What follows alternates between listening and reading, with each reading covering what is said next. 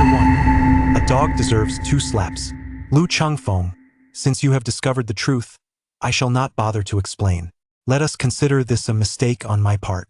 Just sign here and we shall part amicably. Seated between her parents, Luo Zitong bore a look of utter grievance, as if to say, I have merely made the same mistake that any woman might, so do not be so petty. Men should be more magnanimous. Faced with the unkind gazes of her family, Lu Chengfeng found himself questioning whether he was indeed the one who had strayed. He recognized the carrot belonged to Luo Zitong's boss, a corpulent and oily middle-aged man. Upon returning home, he discovered the door was locked.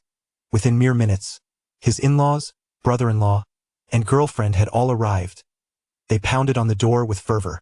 Just as they were about to call the police, the door swung open. Luo Zitong and her greasy superior emerged, disheveled and visibly alarmed. The situation was all too apparent. What shocked Lu Chengfeng was the family's utter lack of shame. Rather than express embarrassment, they immediately assisted their daughter's lover in his escape. Lu Chengfeng did not intervene, his expression devoid of emotion as he watched the man flee. Naturally, Lu Chengfeng was baffled. How could Luo Zitong betray him just 2 months into their marriage? However, when she presented the divorce agreement, clarity dawned upon him. This had all been premeditated. Observing the Luo family's response, it seemed they had long been aware. Lu Chengfeng, setting aside the facts, although Tongtong is married to you, she has the right to pursue her own happiness. Does she not? Hurry and sign. His mother-in-law, Miao Shuqin, plastered in thick makeup and adorned with a string of pearls, had a rotund figure that threatened to burst her floral-patterned qipao. Across the coffee table, Lu Chengfeng could faintly detect the odor of her bad breath. Her jowls quivered as her lifeless fish-like eyes bore down on him, as if to suggest that should he refuse to sign, she would soon throw a fit. His father-in-law Luo Zhengde, with his greasy belly and flamboyant hairstyle, cast a sidelong glance and remarked, regardless, you are all alone in this city, so bullying you is but a trivial matter. Lu, hurry and sign, then vacate the premises. This house will be just right for my wedding. Oh, and leave the car keys behind when you go. His brother-in-law, Luo Wenbin, wrapped an arm around his girlfriend, displaying his tattooed arm while holding a cigarette, exhaling smoke as he issued his command. After all, Lu Chengfeng was a solitary figure in this city, timid by nature, and seldom dared to retort when scolded. Thus, he was easy prey. Just as the family believed they had Lu Chengfeng cornered, a ding-dong rang from his direction. Lu Chengfeng lifted his gaze from the divorce papers and retrieved an old-fashioned phone. Glancing at it as he spoke, please, continue. The screen displayed a string of numbers, unintelligible to outsiders, coded language among assassins. 100 million, who could possibly be worth such a sum? Lu Chengfeng mused. Calculating in his mind, after deducting the shares for headquarters and others, he figured he could pocket 10 million. This line of work was becoming increasingly competitive. With a loud thud, Luo Zhengde slammed his palm on the coffee table. Lu Chengfeng, what is your attitude? Do you even consider me? Lu Chengfeng, maintaining a serene demeanor, deleted the message on his phone and turned to him. No, I wish to flush you down the toilet. The expression on his father-in-law froze, shock evident in his gaze. The others mirrored his astonishment, wondering if Lu Chengfeng had lost his mind to speak so boldly. Luo Wenbin sprang to his feet, viciously discarding his cigarette but, seizing the ashtray from the table, his face twisted with rage. Lu, are you looking for trouble? Lu Chengfeng ignored him entirely. This insignificant thug was hardly worth his time. His attention shifted to Luo Zitong. I have matters to attend to. I shall ask and you will answer. Let's clarify the situation, and then I will sign. Luo Zitong's eyes lit up, and she nodded slightly. First, why did you betray me? Luo Zitong hesitated, fearing that speaking the truth would lead Lu Chengfeng to refuse to sign. Lu Chengfeng was taken aback, incredulous. So, she viewed me merely as a wealthy benefactor. What is wrong with a girl striving for a better life? Who knew your house was mortgaged and your car was financed? Lu Chengfeng, you are a fraud. My daughter has truly been blind. Lu Chengfeng found himself laughing in anger. Striving for a better life equated to chasing after a rich man. He sighed deeply, thinking, Old Luo, I have done my best. It is not that I am unwilling to keep my promises, but your family is simply too vile. Old Luo had introduced him to this line of work. The old rascal had lived a life of freedom and debauchery, amassing countless friendships, only to realize in his old age that he had descendants this family before him. This old rogue had committed numerous wrongs and accumulated many enemies, fearing retaliation, hence the demands he made. Lu Chengfeng had not intended to comply, yet the incentives were simply too enticing. Upon returning home, he had sought an opportunity to meet Luo Zitong, gradually realizing that she was nothing like the nefarious scoundrel old Luo had been. Luo Zitong was pure of appearance, gentle and kind, often rescuing stray cats and dogs, and easily blushing during their month of dating. Even holding hands would cause her to turn crimson. Thus, he had believed that agreeing to old Luo's request was his wisest decision. It was precisely because of this that her betrayal shocked him to the core. Now, he understood it was he who had thought himself the hunter, while Luo Zitong was the true predator, one who masqueraded as the prey. He could discern insects flitting several meters away, yet he had failed to see through this woman's facade. She was a master of deception. No, she was indeed of old Luo's lineage, sharing the same despicable traits that Lu Chengfeng. Are you not a man? Stop stalling and sign quickly. Do you think you can avoid consequences by dragging this out? Let me tell you, my daughter has been with you for 2 months without cost. While the house and car are mortgaged, they still hold value in the millions. All of this belongs to Tong Tong, and you will leave with nothing. Lu Chengfeng tore the divorce agreement into shreds, then hurled the remnants at Miao Shuken's ample face. Leave with nothing? You must be dreaming. Perhaps you are unaware that my favorite pastime is taking advantage of others. And as for setting aside the facts, shall I strike your second uncle's coffin with a tune? The family was rendered speechless. Luo Wenbin reacted swiftly, pointing the ashtray at Lu Chengfeng. Lu, are you tired of living? Lu Chengfeng kicked the coffee table, causing it to slam into his knee. Luo Wenbin shrieked as he toppled over, landing harshly on the table, his head striking the ground with a resounding thud. Lu Chengfeng. You scoundrel, how dare you strike my precious son? With a sharp crack, Miao Shuqin's jowls quivered, her words devolving into a shriek. Lu Chengfeng. You. Luo Zhengde sprang to his feet, rolling up his sleeves, but before he could utter another word, a slap silenced him, sending his dentures flying and causing him to crash back onto the sofa, his head buzzing and his face stinging. Luo Zitong stood frozen in fear, her eyes wide with terror. They had all presumed Lu Chengfeng to be a meek lamb, easily bullied, only to discover he was a fierce tiger. She believed that if she remained silent, Lu Chengfeng would refrain from striking her. To her astonishment, Lu Chengfeng swung his hand with force, causing her to collapse onto the sofa. Did you think I wouldn't hit you? Even a barking dog on the roadside deserves a couple of slaps. Let alone you, this wretched woman. And do you think it's your fault? Truly, like mother, like daughter, both despicable and vile. I pamper you like a fragile glass, but once I release my grip, you shatter into pieces. Lu Chengfeng rose and strode directly to Luo Wenbin's girlfriend, who turned pale with fright, shaking her head in terror. 3 didn't say anything. Lu Chengfeng grinned, raising his hand to deliver a slap. Don't think for a moment that I'm unaware of the fires you're stoking behind my back. Everyone covered their faces, their eyes filled with fear as they gazed at Lu Chengfeng. He pulled out a tissue to wipe his hands, exclaiming, "Ah, what a relief." Chapter 2. Leaving with nothing. Lu Chengfeng glanced at the time. He had an assassination mission that night. He opened the drawer of the coffee table and retrieved a divorce agreement, tossing it along with a pen at Luo Zitong. I've prepared a divorce agreement as well. Sign it quickly and get out. Luo Zitong covered her swollen cheek with one hand while opening the divorce agreement with the other. Upon reading its contents, her eyes were filled with resentment. Her mother, also covering her face, peered over and exclaimed in anger, "How can you make Zitong leave with nothing? Simply because she is worthless. Do you understand what worthless means? Signifies a lack of value. Most importantly, my fists are harder than your words. Do you believe that?" She gazed at Lu Chengfeng with fear, contemplating a scene of chaos and tantrums. Lu Chengfeng, recognizing her intentions, casually picked up a fruit knife from the basket on the coffee table, pierced an apple and sneered, "If you dare to shout or scream, I will slice out your tongue." Seeing the icy glare in Lu Chengfeng's eyes sent a shiver down her spine. Stammering, she said, "Don't scare me. I will sue you for assault. Go ahead. That if you dare to sue me, I will run over your son with my car, set your house ablaze, desecrate your ancestral grave, and tell your neighbors that your foul mouth is due to your nightly indulgence in excrement, and that your daughter is promiscuous. That I did not. Why, you are slandering me. I can sue you for defamation. Indeed, It is slander. But so what? Do you believe anyone cares about the truth? People only believe what they wish to believe. In this age of entertainment, perhaps you will even become famous, a social media sensation, and I have a fitting name for you, the stinking life of a dung beetle. Suddenly, Lu Chengfeng's expression shifted, his eyes cold as he drove the fruit knife into the coffee table with a thud, piercing through the marble surface. Everyone trembled in fear, their faces drained of color. Lu Chengfeng's emotionless gaze fell upon Luo Zitong. My patience is limited.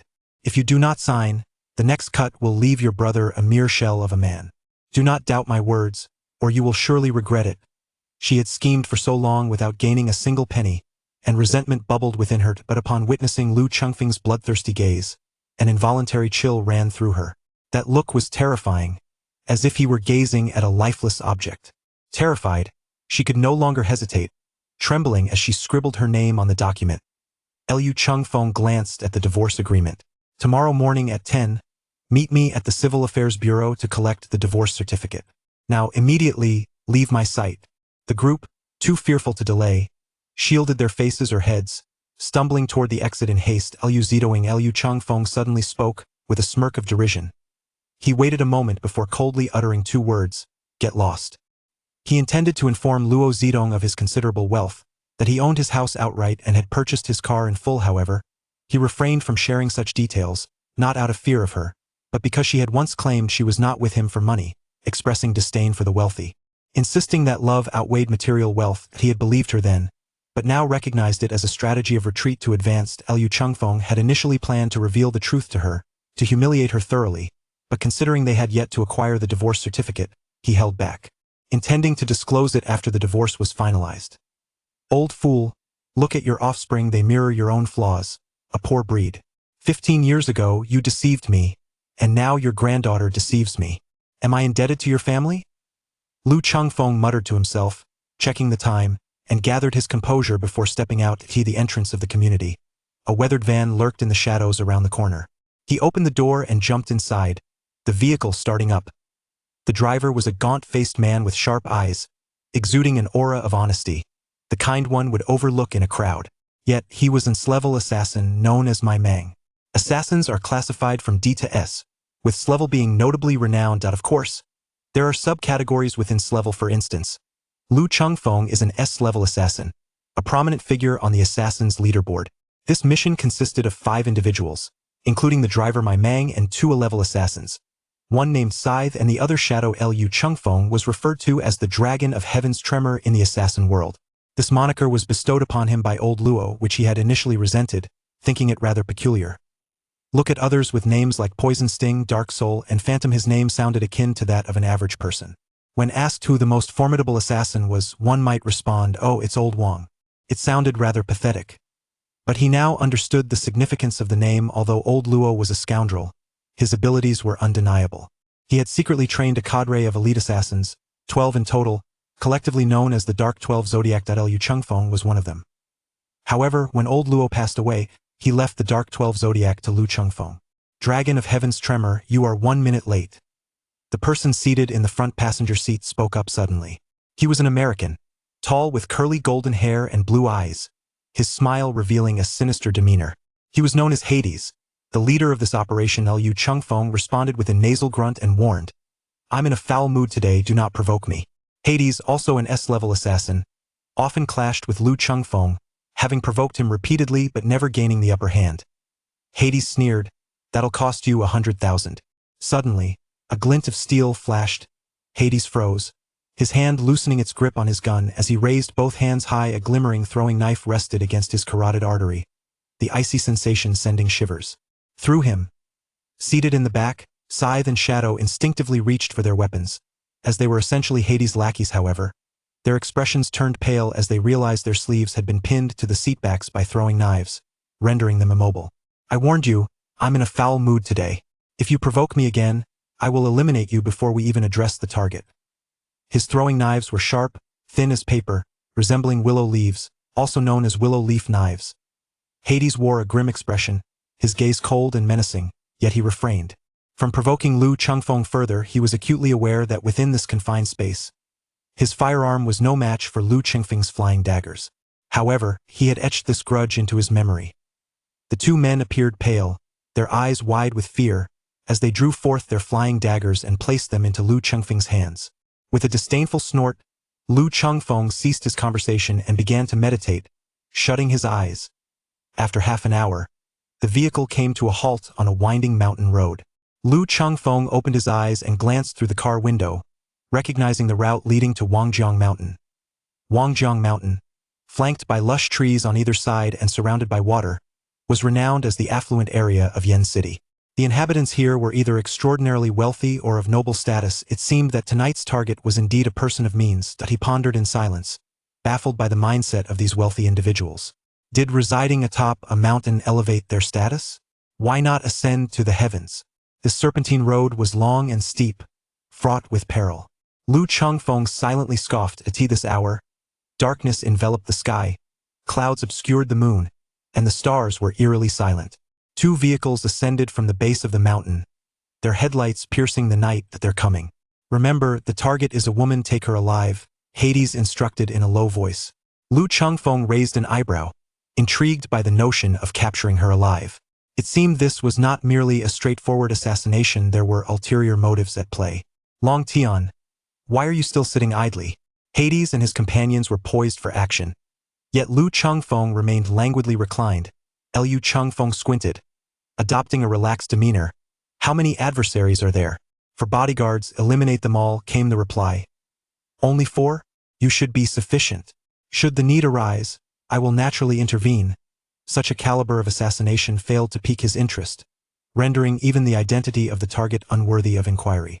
Hades's gaze was as frigid as a venomous serpent in the night. Have you no desire for the reward? Not a single cent of my share will be taken. I would rather exchange your lives for it. Chapter 3. Why can't you learn to behave? In this world, strength reigns supreme. Courtesy serves no purpose, and friendship is but an illusion. It is a mercy not to be struck from behind.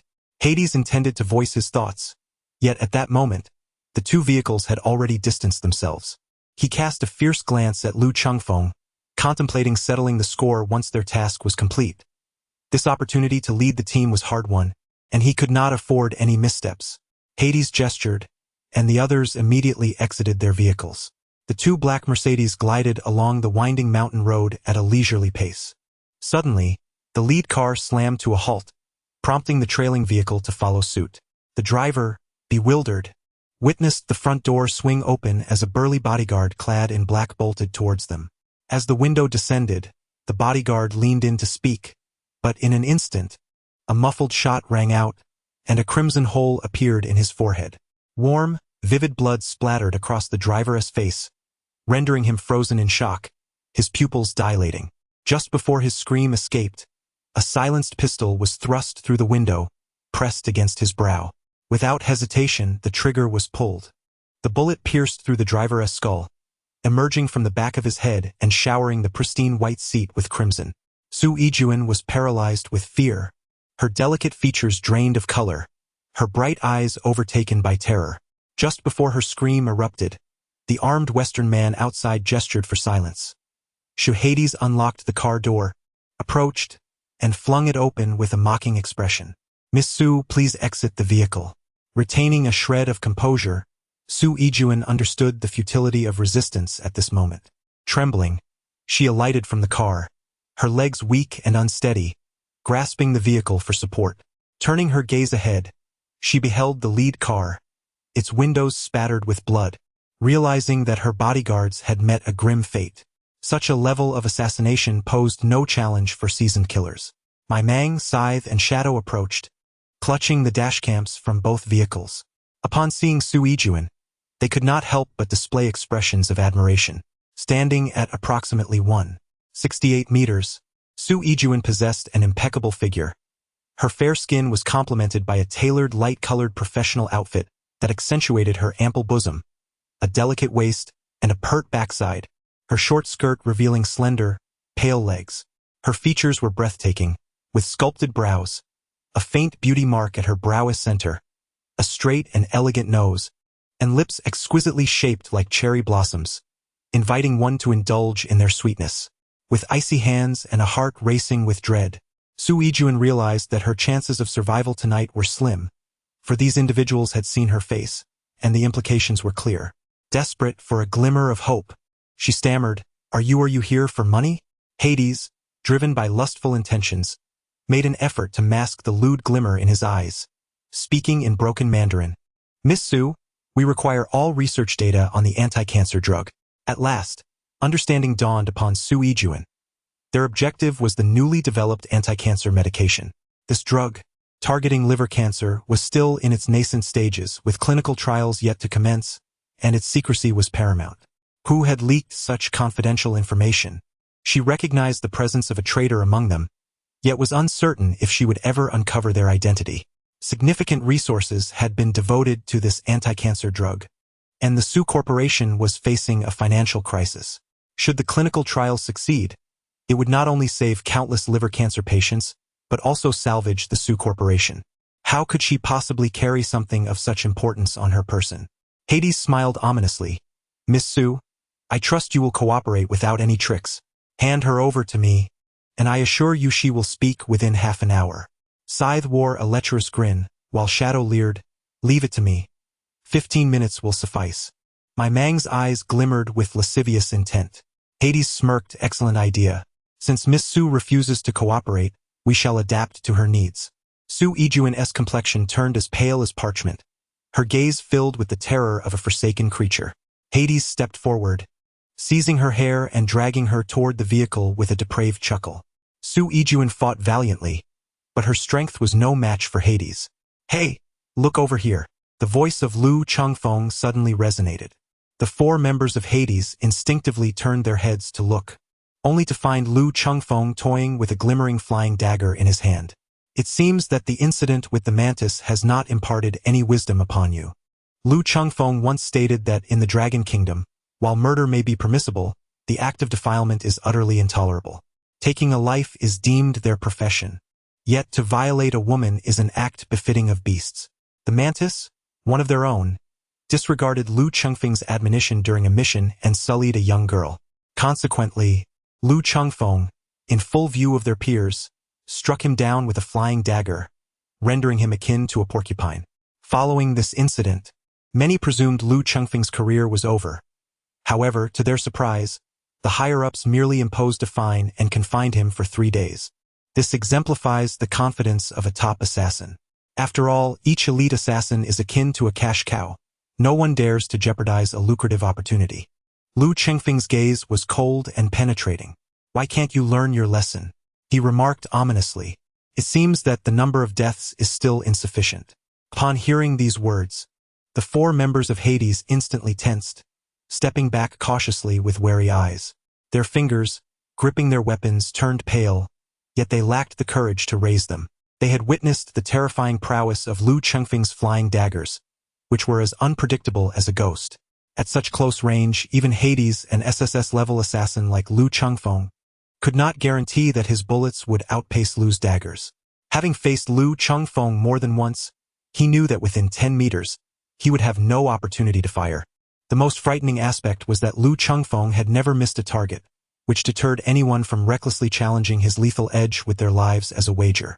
"The mission is of utmost importance," Hades gritted through clenched teeth. "Ha! I assumed you would prioritize women," Lu Chengfeng scoffed.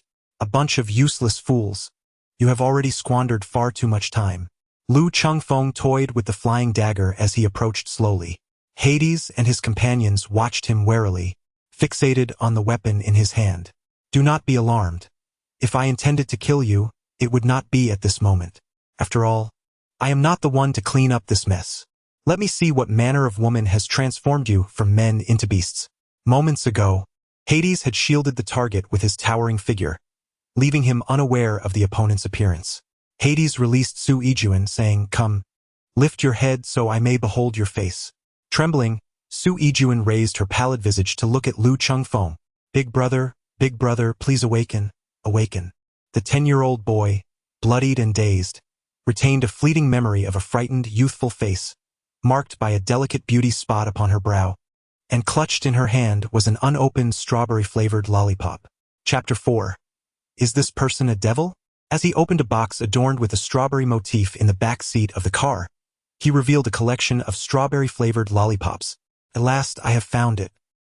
Lu Chengfeng's voice was imbued with delight as he emerged from the vehicle, cradling a box in his hands. The eyes of Hades and his companions brightened with anticipation. However, when Lu Chengfeng opened the box, they were taken aback. It contained not the items they had hoped for, but merely a dozen lollipops. Since when have you taken to indulging in such lollipops? Lu Chengfeng ignored them, his gaze fixed with fervent anticipation upon Su Yijuan. Su Yijuan, slightly puzzled yet hesitant to resist, contemplated for a moment before responding. When I was very young. Such vintage-styled strawberry-flavored lollipops are now exceedingly rare. She had to rely on others to procure them, and this was all that remained. Found it. Found it. Lu Chengfeng gazed at Su Yijuan, muttering this phrase with uncontainable joy. Hades and his companions exchanged bewildered glances, their expressions peculiar. What on earth are you doing? What we seek is. The shadow began, his tone laced with discontent, but before he could finish, his voice abruptly ceased. Clutching his throat, he staggered backward, panic evident in his eyes, as a gleaming throwing knife protruded from his throat. The expression of Scythe shifted drastically. He shared a close bond with the shadow. Witnessing this scene, his pupils constricted in horror, and as he attempted to speak, terror gripped him. Unbeknownst to him, another throwing knife had found its mark in his own throat. Hades and Scythe were stricken with shock, their movements synchronized as they raised their firearms. Yet Lu Chengfeng's speed surpassed theirs, for glimmers of cold light sliced through the darkness. Hades and Scythe simultaneously cried out in agony as a throwing knife embedded itself in each of their hands, causing their guns to clatter helplessly to the ground. Scythe wished to utter something further, but his gaze froze, and he fell backward, his throat pierced by a knife. Hades retreated in disarray, his eyes filled with terror, a gaping wound on his neck from which blood gushed forth. Had he not reacted swiftly to evade with a tilt of his head, he would have already met his demise by a fatal blow. Heaven-shaking dragon, are you betraying the organization? Lu Chengfeng grinned coldly, revealing a sinister smile. Is it for her? Hades was not foolish. Lu Chengfeng had only decided to strike after questioning the girl a few times. What exactly is your relationship with her? She is my savior. Hades fixed his gaze upon him, his eyes filled with caution. Shattering dragon, you better think this through. If you kill us, the organization will not spare you. That is my concern, and I shall not trouble a dying man with it. Lu Chengfeng spoke as he sheathed his flying knife. Haven't you always claimed that without the knife, I am nothing? Before he could finish his words, Lu Chengfeng charged forward. Hades's eyes gleamed with delight. He believed that without the flying knife, the formidable Hanshenlong was merely a shadow of himself. Without the knife, you are nothing. As Hades retreated, he met Lu Chengfeng's advance head-on. His towering figure exuded an overwhelming sense of pressure, and his fist, as large as a sea bowl, whistled through the air as it swung toward Lu Chengfeng's head.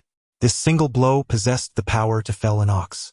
Lu Chengfeng stood resolute, not retreating nor evading, and unleashed a powerful blow of his own, the force of his fist reverberating through the air. With a resounding thud, their fists collided, producing a dull yet resonant sound.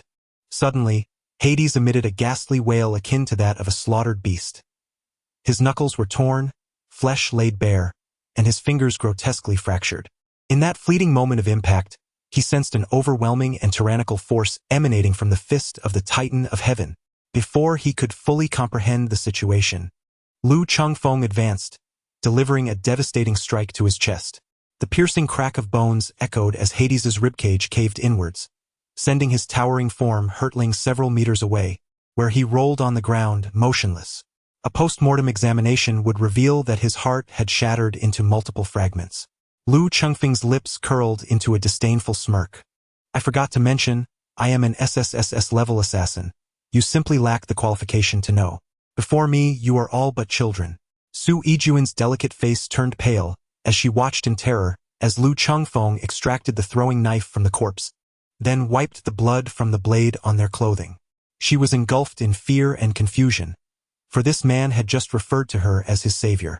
Lu Chengfeng sheathed all his flying knives and turned to face Su Yijuan. Startled, Su Yijuan stumbled back a few steps, her back colliding with the vehicle before she came to a halt. Watching Lu Chengfeng approach her, she felt her spirit nearly leave her body. Why you? Please don't come any closer. I can give you money, a lot of money. This man was ruthless enough to kill his own. How could she not be terrified? Lu Chengfeng regarded her with keen interest. How much can you offer me? How much do you want? Su Yijuan seemed to see a glimmer of hope. The fact that this person was willing to discuss money indicated that there was room for negotiation. Lu Chengfeng scrutinized her from head to toe, observing, you appear quite affluent, but why would I desire your wealth? If I were to marry you, your riches would naturally become mine. Isn't it more advantageous to gain both a partner and fortune? Su Yijuan was momentarily taken aback, her mind racing with disbelief at the proposition. Did he truly intend to wed her?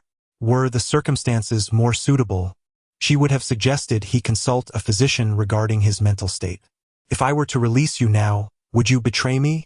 Su Yijuan's eyes sparkled with a sudden realization, and she fervently shook her head, declaring, No, I swear. Spare me your vows. A woman's words are utterly unreliable. I was deceived by a woman resembling a delicate little rabbit, who took advantage of me for 2 months. Lu Chengfeng caressed his chin. You have seen my face. If you report me, I will have no place to stay in Long Country, yet I cannot leave, for I have very important matters to attend to. How about this? I shall take a series of nude photographs for you. Should you dare to expose me, I will release these photographs. Su Yijuan was so frightened that her eyes glazed over. Was this man a devil? Indeed, he was a devil. The sight of him committing murder was utterly terrifying. Is there, perhaps, an alternative? If he were to share those photographs, not only would her reputation be tarnished, but the Su Corporation would also be doomed. An alternative? Allow me a moment to ponder. After a brief period of contemplation, Lu Chengfeng's eyes gleamed with a sudden inspiration. Here's the plan. You will publicly declare that I am your boyfriend. I will accompany you as your bodyguard, thus enabling me to keep watch over you. If you report me, I will kill you and then eliminate your entire family. Su Yijuan's eyes widened in shock. She felt certain that this man's mind was deeply disturbed. Was this the kind of reasoning one would expect from a rational individual? How could she possibly allow such a murderous fiend to remain in her vicinity? Thus, a rather grim decision was made. Lu Chengfeng strode forward with purpose, retrieving his phone and gesturing towards his own face, stating, Come on, this is a favor for you. Su Yijuan stared at him blankly, utterly perplexed. Kiss me. From now on, we shall be in a romantic relationship, and how can we not have a few intimate photographs? He added, we can capture the more private moments later. Let's start with some moderately intimate ones. Noticing Su Yijuan's dazed demeanor, Lu Chengfeng took the initiative, selecting a favorable angle while ensuring to avoid the lifeless bodies strewn across the ground. He snapped several affectionate pictures, cheek to cheek, forehead kisses, and the like. Where is your phone? Let us exchange contact information so I can send you the photos. Remember to save them, and it would be best to set one as your screensaver. Su Yijuan appeared utterly stunned, her expression vacant. With corpses lying around and a murderous fiend beside her, she had not fainted, proving her remarkable fortitude. With a sense of helplessness, Lu Chengfeng resorted to operating Su Yijuan's phone himself. By the way, what is your name? Su Yijuan lifted her head, staring blankly at him. Su Yijuan, your height measurements. Let's skip that. What is your occupation and how many people are there in your family? I am 168 centimeters tall. You are 168 centimeters? Surely you must be exaggerating your height. Su Yijuan couldn't help but feel a surge of anger, yet she dared not show it. With a tone of grievance, she replied, I really am 168 centimeters tall. I am the general manager of Su Group. Wait a moment. You are the general manager of Su Group? A family business, I presume? Su Yijuan felt a sense of being underestimated but dared not protest. Yes, it is a family business. Please, continue. Once Su Yijuan finished speaking, Lu Chengfeng took note of everything and then stated, Now it is your turn to learn about your boyfriend's identity. I am Lu Chengfeng, an orphan, currently a humble employee at Tianxi Group. No, that title is beneath you. I shall also be a general manager, then. Su Yijuan timidly glanced at him, Is that even possible? There is no need for doubt. Within our company, I can choose any position I desire. We pride ourselves on excellence. He was not boasting. Tianxi Group, while ostensibly a subsidiary of a multinational corporation, was merely a facade. When he claimed to be the chairman, no one questioned it. Lu Chengfeng continued, I stand at a height of 1.84 meters. Su Yijuan glanced up once more, only to swiftly lower her gaze again. Lu Chengfeng felt somewhat awkward. This woman held a grudge quite fiercely. Just moments ago, he had doubted her height, and now she was casting suspicion upon him. Ahem. In truth, when I wear shoes, I stand at a height of 1.84 meters. Lu Chengfeng reiterated his identity. Did you remember? Su Yijun gently nodded in acknowledgement. Lu Chengfeng rolled his eyes, expressing disbelief. You need not feel so wronged. The one who should be feeling aggrieved is me. Are you aware of the perilous situation you find yourself in? This time they failed, but they will undoubtedly send someone else to eliminate you. However, fret not. Although this is my first experience as a protector, I assure you of your safety. Lu Chengfeng began to address the situation at hand. Observing his flurry of activity, Su Yijuan stole glances in his direction, hesitating to articulate her thoughts. Ultimately, she could no longer restrain herself and inquired, Why do you not take my life? You are not a man of lewd desires. If you were, you would not have intervened to prevent them from violating me earlier. Moreover, I find myself utterly powerless to resist. You could act upon your whims without consequence, yet you choose not to. Lu Chengfeng's lips curled slightly as he remarked, Did I not mention? I seek both fortune and love. Su Yijuan chose not to pursue the subject further. Instead, she diverted the conversation, asking, You previously stated that I am your savior. Have we met before? Lu Chengfeng's movements momentarily stiffened. I have seen you before, though we were quite young at that time. You appeared to be merely 8 or 9 years old, so I doubt you remember. 8 or 9 years old. He had just questioned himself as to when he began indulging in such lollipops, indicating that when he encountered him, he was indeed enjoying a lollipop while simultaneously rescuing him. A distant memory was stirred, and Su Yijuan's eyes suddenly brightened. I remember now. You are that young man, battered and bloodied, who fainted at the entrance of the store. Chapter 5. Voluntarily jumping into the fire pit. Lu Chengfeng's expression shifted to one of astonishment. You actually remember? It had been 15 years since that incident, and he had presumed that Su Yijuan had long forgotten. Simultaneously, a surge of joy welled within him. This confirmed that he had not mistaken her identity. Su Yijuan was indeed the little girl who had saved him all those years ago, accompanied by a gentle woman, presumably Su Yijuan's mother. Su Yijuan's peach blossom eyes sparkled with realization. So that was it. She finally understood why this man had come to her aid. Curiosity piqued. She inquired, How did you recognize me? Was it because of that box of lollipops? Aren't you concerned that you might have saved the wrong person? Lu Chengfeng smiled faintly. Aside from that box of lollipops, I still remember the beauty mark on your brow. In truth, even if it were not you, I would still come to your rescue. It would matter not even if I were to save the wrong person. The fear in Su Yijuan's eyes dissipated considerably, yet upon seeing the lifeless body of the bodyguard, a profound sorrow enveloped her. Lu Chengfeng sighed.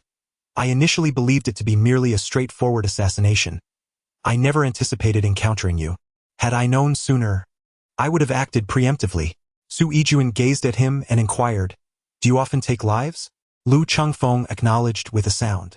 Su Yijuan's already restored rosy complexion turned pale once more. Lu Chengfeng cast a glance at her and remarked, The world I inhabit is markedly different from yours. I do not take the lives of others, for if I did, I would surely become a victim myself. Had it not been for our fateful encounter years ago, I might have long since turned to dust. Su Yijuan found it difficult to fathom what manner of person could inflict such cruelty upon a child of merely a decade or so. I consider myself fortunate to have crossed paths with you, who brought me to the hospital and graciously covered my medical expenses. Yet when I awoke, I could not find you. For all these years, I have yearned to express my heartfelt gratitude. Lu Chengfeng rose to his feet, gazing at Su Yijuan, his eyes no longer cold and fierce, but filled with sincerity. He leaned down and said, Thank you, Su Yijuan. Feeling somewhat flustered, replied Yu. You need not do this. Did you not also save me? We are even. Lu Chengfeng smiled silently, expressing his life motto. Vengeance must be met with vengeance, and kindness must be reciprocated. Su Yijuan, your current predicament is indeed perilous. I shall exert every effort to ensure your safety. Do not fear me, for once the crisis has abated, I shall take my leave.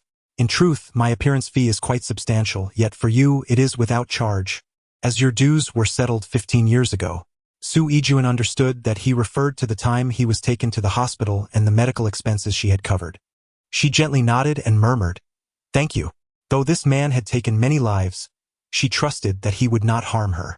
Unbeknownst to her, Lu Chengfeng had willingly plunged into the abyss to protect her, facing the imminent threat of the assassin organization while simultaneously safeguarding her. Lu Chengfeng's actions are a complete betrayal of the entire assassin organization. What awaits him will be an endless pursuit, until one side is utterly annihilated. Lu Chengfeng was undoubtedly aware of this. When he dealt with Hades and the others, he had already prepared himself to confront the entire assassin organization. He meticulously arranged the scene, a task that posed no challenge for him. Shortly thereafter, he dialed the emergency services and simultaneously alerted the Su family. Within a matter of minutes, the police arrived. Upon witnessing the gruesome scene, their faces turned pale. They promptly cordoned off the area and, after locating Lu Chengfeng and Su Yijuan, conducted their routine inquiries. Following Lu Chengfeng's guidance, Su Yijuan recounted the events. She endeavored to maintain her composure, yet her guilt weighed heavily upon her, causing her to instinctively clutch Lu Chengfeng's hand, her knuckles turning white. Lu Chengfeng's acting was commendable. On the surface, he appeared startled, yet within, he remained utterly composed, devoid of any turmoil. Fabricating a scene is a fundamental skill for an assassin, one he had executed countless times, so many that the exact number eluded him. It was only in the early hours of the morning that the two emerged from the police station. The Su family had already gathered outside, and upon their arrival at the scene, they found Lu Chengfeng and Su Yijuan had already been taken to the precinct. Yijuan, a graceful lady clad in a white brocade qipao, exuding charm, staggered towards them, her face etched with concern as she scrutinized Su Yijuan from head to toe, anxious to ascertain if she had sustained any injuries. Other members of the Su family also gathered around, expressing their care for Su Yijuan. Lu Chengfeng gazed upon the graceful and captivating woman, her demeanor gentle and warm.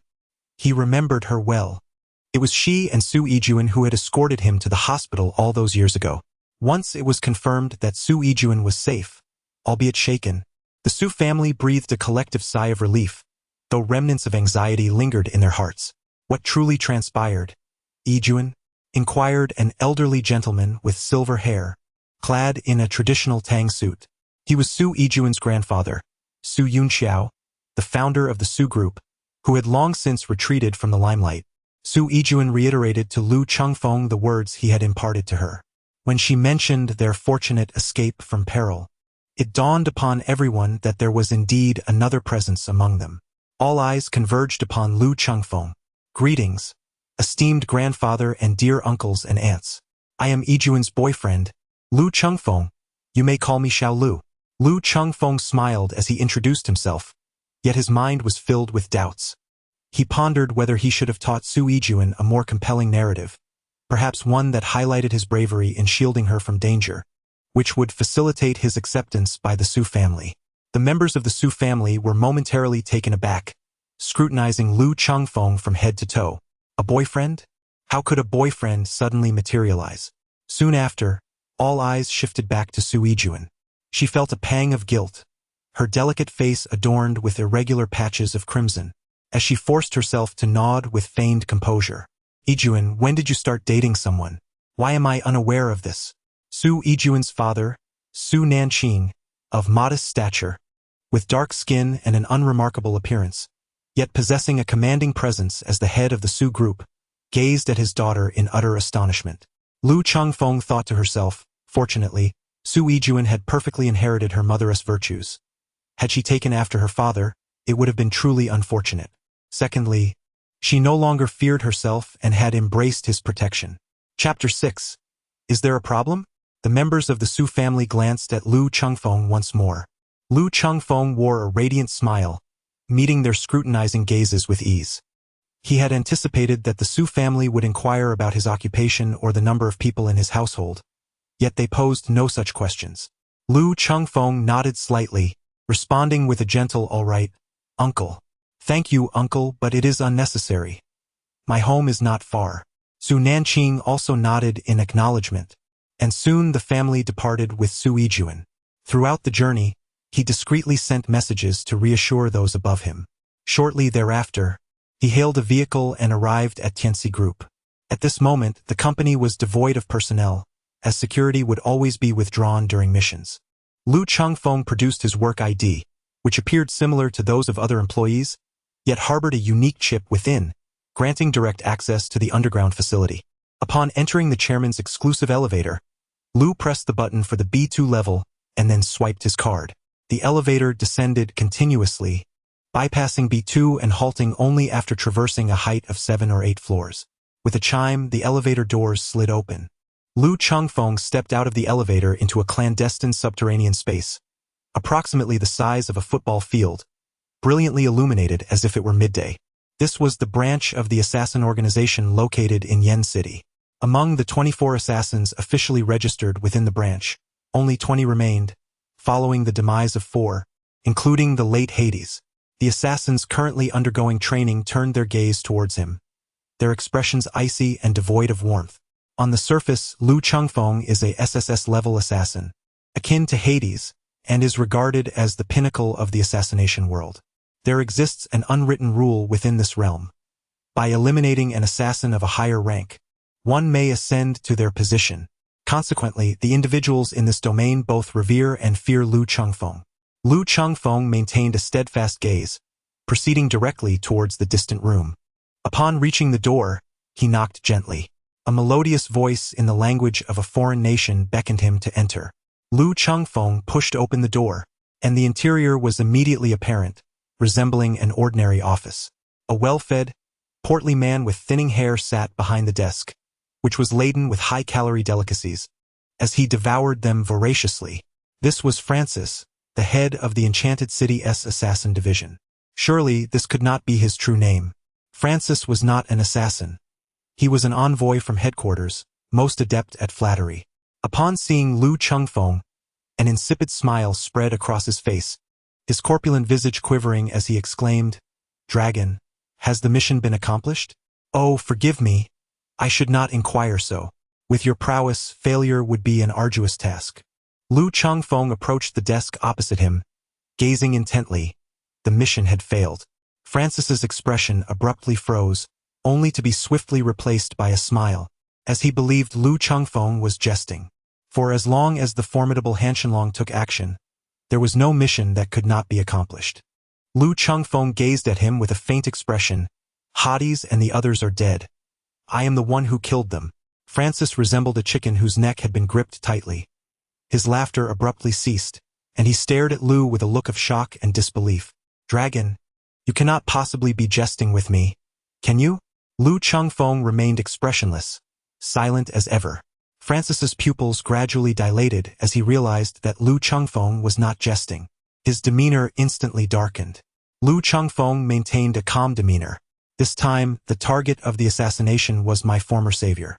I vowed to protect her. Whoever dared to harm her would meet their demise at my hands. I shall take responsibility for the deaths of Hades and his associates, and I will compensate for the losses incurred by headquarters. Name your price. Additionally, I demand to know the identity of this employer." Lu Chengfeng took a bite of the hamburger from the table and mumbled, "Before I finish this hamburger, I must obtain what I wish to know." Francis's pale blue eyes fixed intently upon him, his tone laced with malice. "Long, do you comprehend the gravity of your actions? The headquarters invested immense financial and human resources in cultivating Hades. To eliminate a comrade during a mission is absolutely intolerable. By doing so, you will face the relentless pursuit of the entire organization." "You!" Lu Chengfeng coldly interrupted him, stating, "I have no interest in hearing trivialities. Do you truly comprehend how much I have earned for the headquarters over the years? The sum would suffice to purchase 100 lives of Hades. If the headquarters genuinely intends to eliminate me, Let them come. I am prepared for them, though I doubt they possess the courage. He continued, now, reveal to me the identity of my employer. Francis's gaze turned sinister. Are you threatening me? Threatening the headquarters? Indeed, is there a problem with that? Francis could no longer contain his fury. Long, do you truly believe you can contend with the headquarters? I assure you, once they become aware of this matter, within a fortnight you shall meet your demise. Then let us keep this matter from the headquarters for now. I shall ask one final time, who is the employer? Long, are you intent on breaking the rules? The information regarding the employer is… Swish! Cold glint flashed. Francis's voice was abruptly silenced. Lu Chengfeng had just finished his hamburger. He took a piece of paper from the table to wipe his hands and walked over to remove the throwing knife from Francis's forehead and throat, cleaning the blade of blood on his clothing. Francis was dispatched before he even had the chance to close his eyes. Blood gushed from his forehead and mingled with the crimson flowing from his throat, slowly spreading across his white suit. I told you not to inform headquarters yet, and you keep rambling on. Don't think I am unaware of your sordid intentions with Hades. You have long desired my demise, haven't you? Unfortunately, you shall find no opportunity. Lu Chengfeng wore a cold smile as he removed the necklace from his neck, revealing a bullet the length of his middle finger. Could be twisted open, revealing a USB drive within.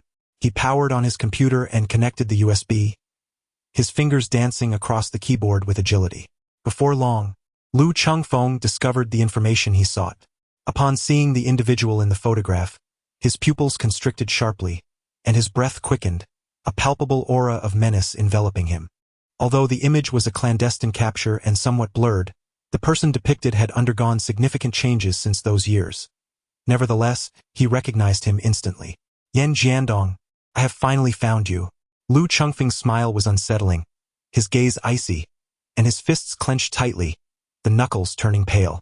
His eyes fell upon the lifeless body of Francis. I entrusted you with the task of locating this individual, yet you have transformed him into an employer, compelling me to assist in the assassination of my savior. I truly should not have allowed your demise to be so swift. Lu Chengfeng emanated an ominous aura of lethal intent as he carefully secured the USB drive, which contained numerous clandestine secrets, undoubtedly useful for the future. Having completed this task, he retrieved a silenced pistol from beneath the desk, an item intended for Francis's self-defense. Regrettably, in the presence of Lu Chengfeng, Francis never even had the chance to lay his hands on the weapon. Lu Chengfeng stepped outside, gripping a handgun. Chapter 7. The Dark 12 Zodiac. Lu Chengfeng struck the side of his leg with a silenced pistol, his gaze fixed upon the assassins outside. The hour was late, and it was time for rest. As his words hung in the air, he raised his firearm. Simultaneously, a glimmering throwing knife appeared in his left hand. With a knife in his left hand and a gun in his right, he unleashed a flurry of strikes. The sound emitted by the silenced pistol was nearly indistinguishable from that of the flying knives. As gunfire erupted, the cold gleam of steel flashed forth. The assassins, caught unawares, fell victim either to bullets piercing their foreheads or to knives slashing their throats. With the magazine emptied and all knives expended, the ground was strewn with lifeless bodies, the air thick with the nauseating stench of blood. This time he had brought just 10 throwing knives. Among the 20 assassins, only 3 managed to escape, finding refuge from the onslaught. Lu Chengfeng darted forth like a swift arrow, deftly retrieving throwing knives from the lifeless bodies as he passed, and concealed himself behind a pillar. A pallid assassin, his countenance stricken with fear, gripped his firearm tightly, cautiously peeking from behind the training equipment to assess the situation. Suddenly, a sharp sound pierced the air. In an instant, a glint of cold light flashed before him, and he collapsed lifelessly, a throwing knife embedded deep in his forehead, its handle completely buried. Han Tianlong, do you intend to betray the headquarters?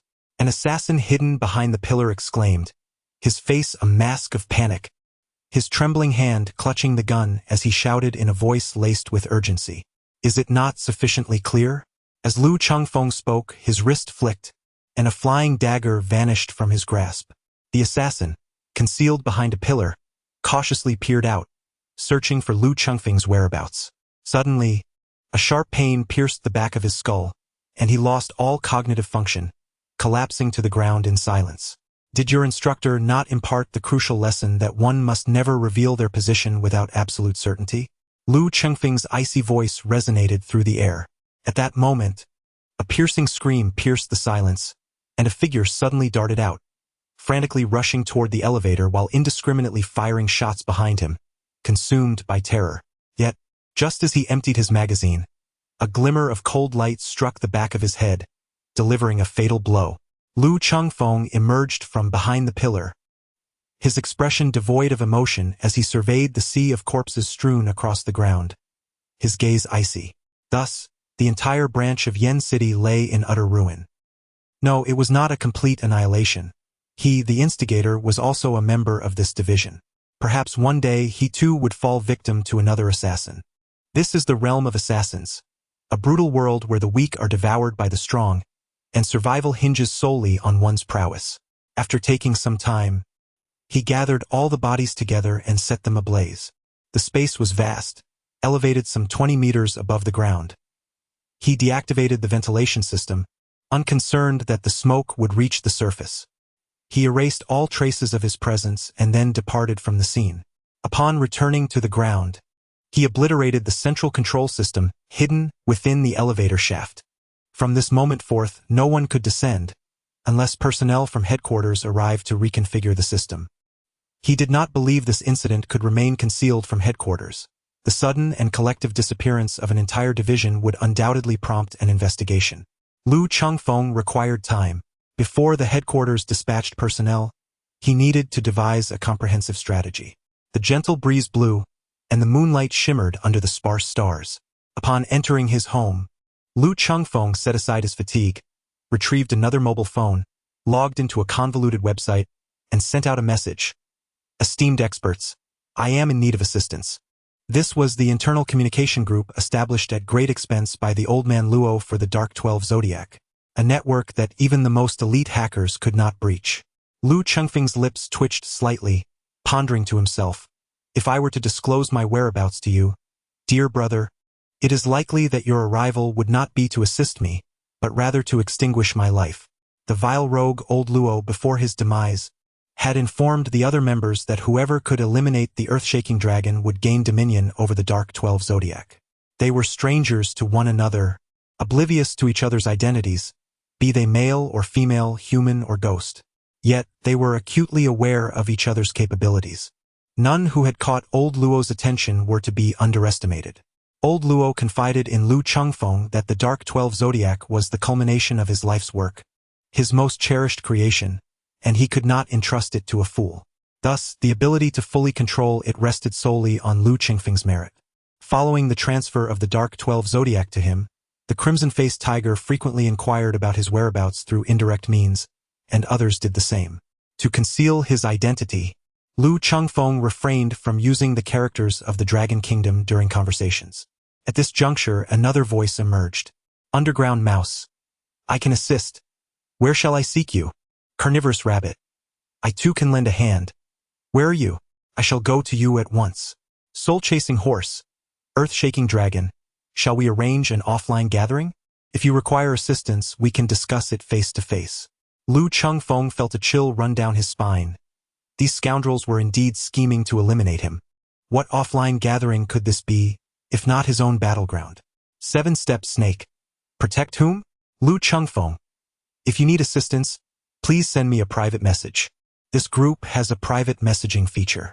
As soon as these words were spoken, Lu Chengfeng was inundated with private messages from everyone almost simultaneously.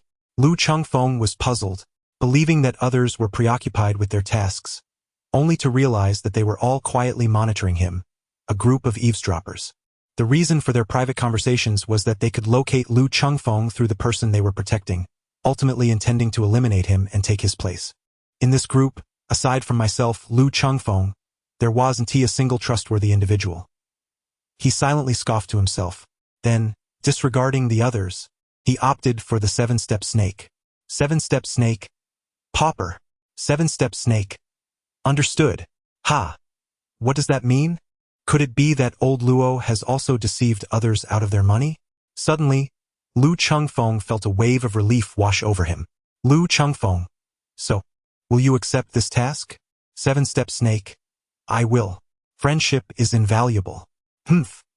Do you take me for a 3-year-old? If this task didn't have the potential to locate me, would you be so agreeable? Upon uttering these words, Lu Chengfeng felt a burning sensation on his face. For the sake of survival, he had no choice but to masquerade as a woman. Lu Chengfeng rolled his eyes, thinking to himself, you haven't even mentioned whether 3 million is acceptable. Observing the reaction of the seven-step snake, it seemed unlikely. Lu Chengfeng hesitated, for the words that were about to escape his lips would unveil much about his identity. Yet, he found himself in dire need of the assistance of the seven-step snake. Each assassination mission necessitated a report to the higher-ups. Should the endeavor falter, reinforcements would be dispatched until the task was accomplished. Although he had eradicated the assassin division in Yen City, the inability to establish contact with headquarters would surely result in the arrival of others. While it is easy to evade a straightforward attack, the subtleties of a concealed strike are much harder to defend against. He was acutely aware of the formidable strength of the headquarters, and as a solitary individual, he could not guarantee his own safety while simultaneously shielding Sui Jun from harm. Chapter 8. The Great Wrongdoer. Lu Chengfeng. Thank you. Seven-step snake. You're welcome. Following this exchange, a lengthy sequence of numbers is appended. Lu Chengfeng's lips twitched slightly. This was the account number for the dark web, which simply conveyed 2 words. Transfer funds. Dark web accounts are virtually untraceable. Lu Chengfeng, utilizing his dark web account, transferred 5 million to the seven-step snake. Shortly thereafter, he announced in the group, the task has been accepted by seven-step snake. Red-faced tiger inquired, Seven-step snake, whom is the dragon shaker that you are tasked with protecting? I shall offer 10 million for this information. Wu Chang Pig interjected, I will bid 20 million. Flesh-eating rabbit declared, I will offer 30 million. Lu Chengfeng felt a shiver run down his spine. Were these individuals truly so affluent? Nevertheless, he was not concerned that the seven-step snake would divulge their conversation. Firstly, it was due to professional ethics. Secondly, if the 7-inch snake were to eliminate him, she would only benefit from it and would not disclose any information she possessed. Lu Chengfeng, with malicious intent, silenced everyone. He now possessed 2 significant powers. The first was to mute all individuals, and the second was to assign tasks that could not be declined, except under circumstances of irresistible force. However, he harbored doubts regarding the efficacy of the latter authority. These individuals were not easily swayed. Whether they heeded his commands was debatable. Otherwise, they would not have bestowed money upon the seven-step snake, but rather issued direct orders. With a heavy heart, Lu Chengfeng closed the chat group, a bitter smile gracing his lips. Surrounded by adversaries, with the assassin headquarters looming outside and the dark organization known as the 12 Zodiac within, he found himself beset by threats from all sides. Lu Chengfeng rose and entered the bathroom, indulging in a refreshing shower. After emerging, instead of succumbing to slumber, he settled on the sofa, adopting a meditative posture with his palms directed toward the heavens. A powerful stream of energy emanated from his dantian, circulating through the meridians and pervading his entire being. As he completed a full cycle of this energy flow, the weariness that had enveloped him dissipated. This technique had been imparted to him by the old man Luo, who had refrained from disclosing its origins, merely stating that it would be immensely beneficial for him. It took Lu 5 years of dedicated practice to cultivate this energy. The old man's words proved to be true. This energy significantly enhanced his endurance, speed, and reflexes. Lu Chengfeng surmised that this must be the legendary inner strength, the essence of qi. He speculated that the old man, Luo, had imparted this knowledge not solely to him, but to all members of the Dark 12 Zodiac, which was precisely why he harbored such apprehension towards others. Otherwise, he would have long since revealed his identity and awaited their arrival to vanquish them effortlessly. Unbeknownst to him, dawn had arrived. Despite having spent the entire night awake, Lu Chengfeng remained remarkably invigorated, a testament to the qi coursing within him. Years ago, during an assassination mission, the headquarters dispatched a cadre of elite assassins, only to witness their failure, as they succumbed against an adversary whose defenses were as impenetrable as an iron fortress. leaving them without the slightest opportunity to strike. Ultimately, the headquarters sent him in, and it was through this very chi that he lay in wait for over 10 days, seizing the moment to fulfill the task. Today, as he prepared to visit the Su family, he took a moment to tidy himself. Standing before the mirror, Lu Chengfeng felt a profound confidence in his appearance. His tall, slender frame, coupled with his sharp eyebrows and bright eyes, rendered him strikingly handsome. The tousled hairstyle, a result of his own hasty trimming, not only lacked any semblance of unattractiveness but also lent him an air of nonchalant charm. He grabbed his car keys and stepped outside, making his way to the underground parking garage. Lu Chengfeng's vehicle may not be opulent, yet it is far from mediocre. It is a Cadillac, powerful and imposing. Cadillacs do not cater to passengers, but rather to technicians and models. Lu Chengfeng felt inadequate as a car owner, even harboring doubts about the authenticity of his vehicle. Remarkably, his car's steering wheel did not veer off course, while others seemed to navigate themselves toward the spa. Moreover, he had never engaged a technician or a model. He had only pursued Luo Zitong, who had expressed disdain, constantly complaining and urging him to acquire a sports car. It was not that he could not afford one. Rather, he found sports cars cramped and low to the ground. He favored the robust power of a formidable vehicle. While he acknowledged that attracting women might be easier with a sports car, he simply preferred his own choice. The car emerged from the garage and came to a halt outside the community. Lu Chengfeng entered a breakfast establishment and ordered 5 baskets of steamed buns, a bowl of tofu pudding, a bowl of millet porridge, and 5 tea eggs. Ever since he cultivated his qi, he discovered that his metabolism had accelerated significantly, leading to frequent hunger and a prodigious appetite. After satisfying his hunger and quenching his thirst, he settled the bill and drove straight to the Civil Affairs Bureau. When Lu Chengfeng arrived, Luo Zitong was already present, accompanied by a stylishly coiffed young man clad in trendy attire. The two stood before a striking red sports car. Lu Chengfeng parked his car and, stepping out, cast a glance at the young man, internally scoffing at the sight of such a naive fool. Luo Zitong's affair was with his superior, and Lu Chengfeng had tampered with the latter's vehicle, leaving him uncertain whether they were now at a crematory or a hospital. He had never encountered this youth before, but it was evident that he, too, was a hapless victim.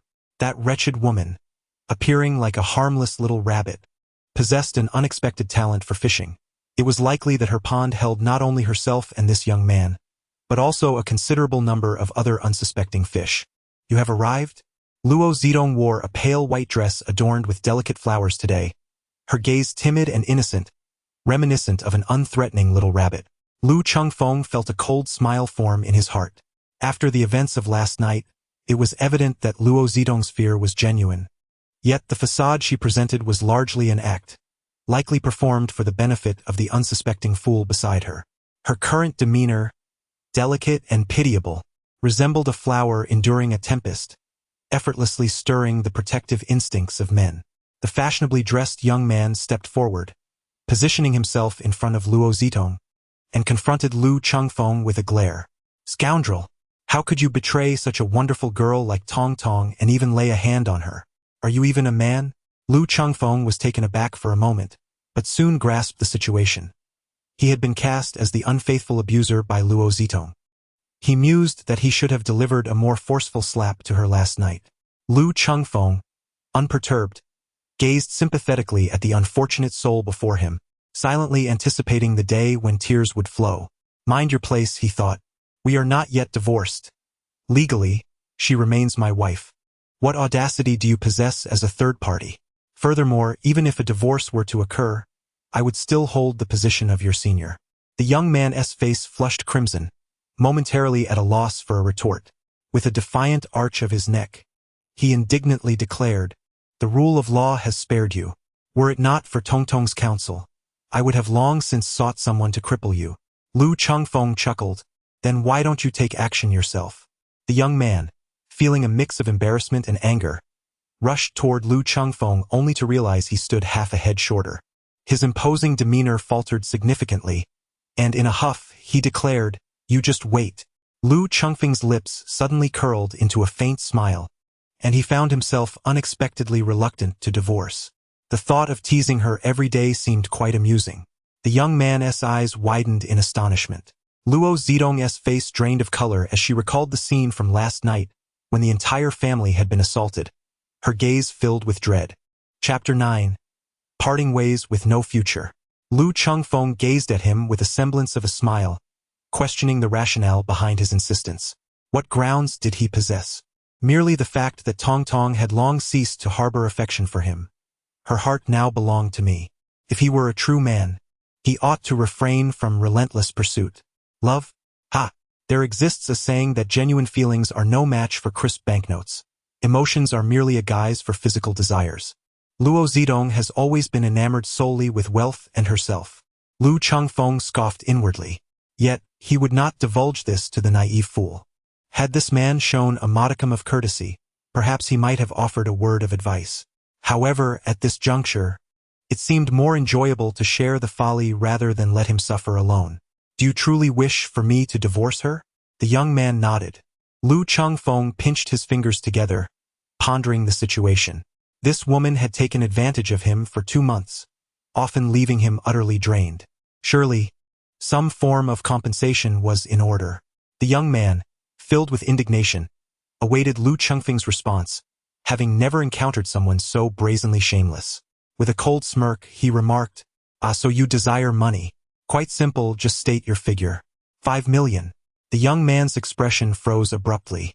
Lu Chengfeng observed the expression on his face and couldn't help but chuckle inwardly. It would be a disservice not to take advantage of you after you labeled me a scoundrel. He intentionally exclaimed with exaggerated disbelief, "Surely not, surely not. You can't possibly be unable to produce 500,000. Can you? That sports car of yours isn't rented, is it?" The young man, his face turning a shade of deep blue, retorted, "Do not spout such nonsense. How could I, a young master, lack funds? I merely find you utterly shameless. You are not worth such a price. At most, I would offer you 500,000. Lu Chengfeng could easily discern that this young man might be a rich second-generation heir, possessing some wealth, albeit not substantial. If the car were not purchased through a loan, it was likely a gift from his family. Producing 500,000 was evidently the extent of his financial capacity. Upon hearing that he was to give Lu Chengfeng 500,000, Luo Zitong immediately felt a surge of reluctance. She had derived no benefits from Lu Chengfeng, and had even found herself in a second marriage. Although divorce was commonplace in this era, she could not bear the thought of losing both wealth and affection. This was a sum of 500,000. If she divorced Lu Chengfeng and followed Feng Zhou, all that money would be hers. However, just as she was about to voice her objections, she caught sight of Lu Chengfeng's cold, piercing gaze, which sent a shiver down her spine, rendering her momentarily speechless. Lu Chengfeng flashed a smile, took out his phone, and entered his account information before handing it over. "All right, 500,000 it is. Let's proceed with the divorce." Feng Zhou accepted the phone, gritted his teeth, and transferred 500,000 to Lu Chengfeng, his heart bleeding. Although he possessed some wealth, that sum was not insignificant. "Very well, let us go through with the divorce." Lu Chengfeng glanced at his phone to confirm the funds had been transferred. He then looked at the young man, a pitiful figure, and smiled, saying, "Let us go. I wish you both a lasting union." "Oh wait, may you enjoy eternal bliss." Feng Zhou's face turned ashen, contemplating how he would ensure that this shameless scoundrel would pay for his actions once he severed ties with Tong Tong. Luo Zitong tugged at Feng Zhou's sleeve, urging him to hurry inside. Having been swindled out of 500,000, his frustration boiled over. He longed to smash Lu Chengfeng's head in but, lacking the capability, could only seethe in silence. "You!" Feng Zhou was too enraged to articulate his thoughts. Luo Zitong understood that Lu Chengfeng was insulting her, yet she remained unconcerned. As long as she could distance herself from this demon, this pauper, what did it matter if she endured a few barbs? "Feng Zhou, I'm so sorry for making you waste 500,000. Rest assured, even if I have to wash dishes for a living, I will repay you," Luo Zitong said, her face filled with guilt and her eyes brimming with tears. Feng Zhou's protective instincts surged.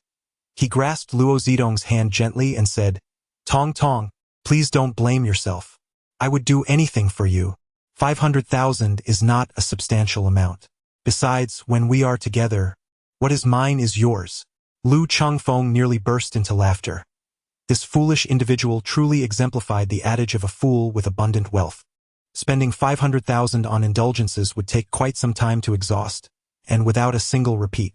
A sycophant, in the end, ends up with nothing. He himself had once been deceived, utterly confused, but fortunately, he lost only his virtue and not his fortune. The trio entered the Civil Affairs Bureau, only to be taken aback during the paperwork process due to new regulations stipulating a 1-month cooling-off period, counting only working days.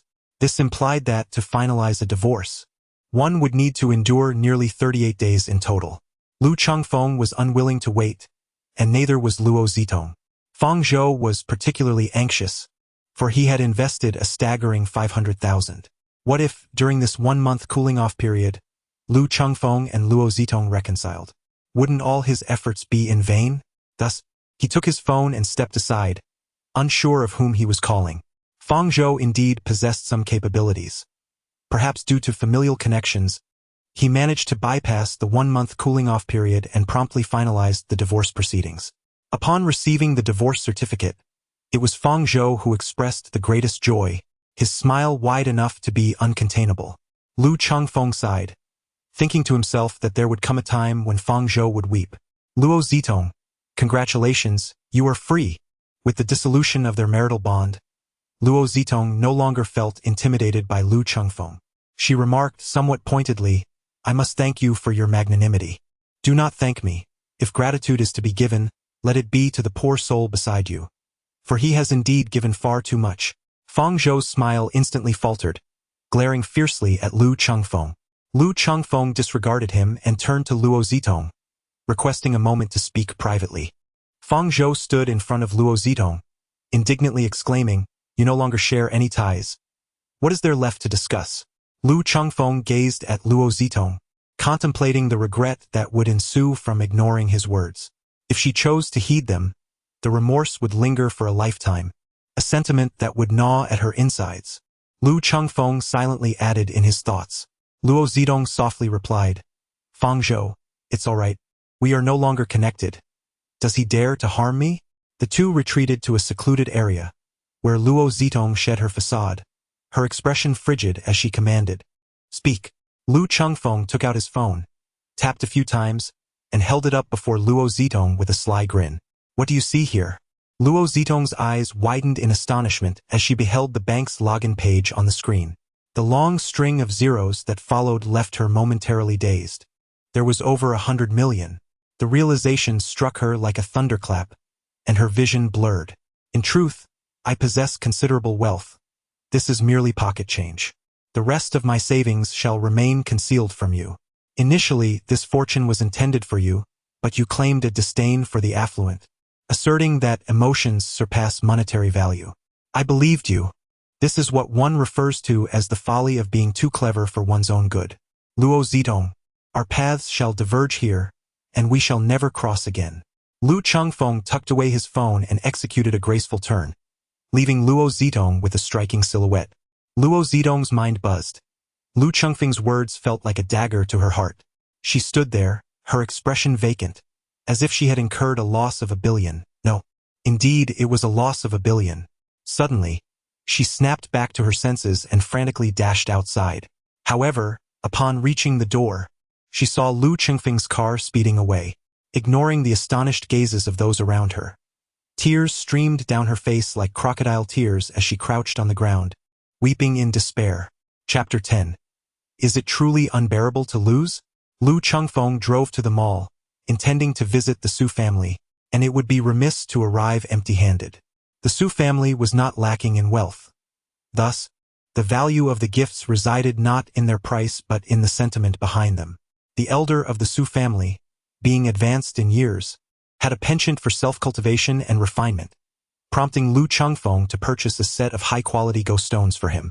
As for Su Nanqing, a selection of fine tea and wine would suffice. Regarding Su Yijuan's mother, acquiring some beauty and health supplements to invigorate her vitality would undoubtedly be appropriate. After procuring these thoughtful gifts, Lu Chengfeng took out his mobile phone to call Su Yijuan, with whom he had exchanged contact information the previous night. Lu Chengfeng drove to the Su residence, where Su Yijuan awaited at the entrance, for she now bore the title of Lu Chengfeng's girlfriend. As she observed him park the car and approach with gifts in hand, a wave of nervousness washed over her. Though she understood that Lu Chengfeng posed no threat to her, the recollection of his decisive ruthlessness from the previous night evoked an undeniable sense of trepidation within her. Xiaojun. Lu Chengfeng approached and affectionately called out. Su Yijuan's fair and delicate face flushed with a rosy hue, feeling somewhat bashful and unaccustomed to such endearing terms. The Su family resided in a grand 4-story villa. Su Yijuan led Lu Chengfeng inside, arriving at the living room where the Su family was gathered. "Hello, grandfather, uncle, aunt." Lu Chengfeng greeted with a demeanor that was neither humble nor arrogant. He placed the gift he held upon the coffee table, remarking, "This is but a token of my appreciation." Su Nanqing gestured towards the adjacent sofa, inviting him to sit. "Thank you, uncle," he replied.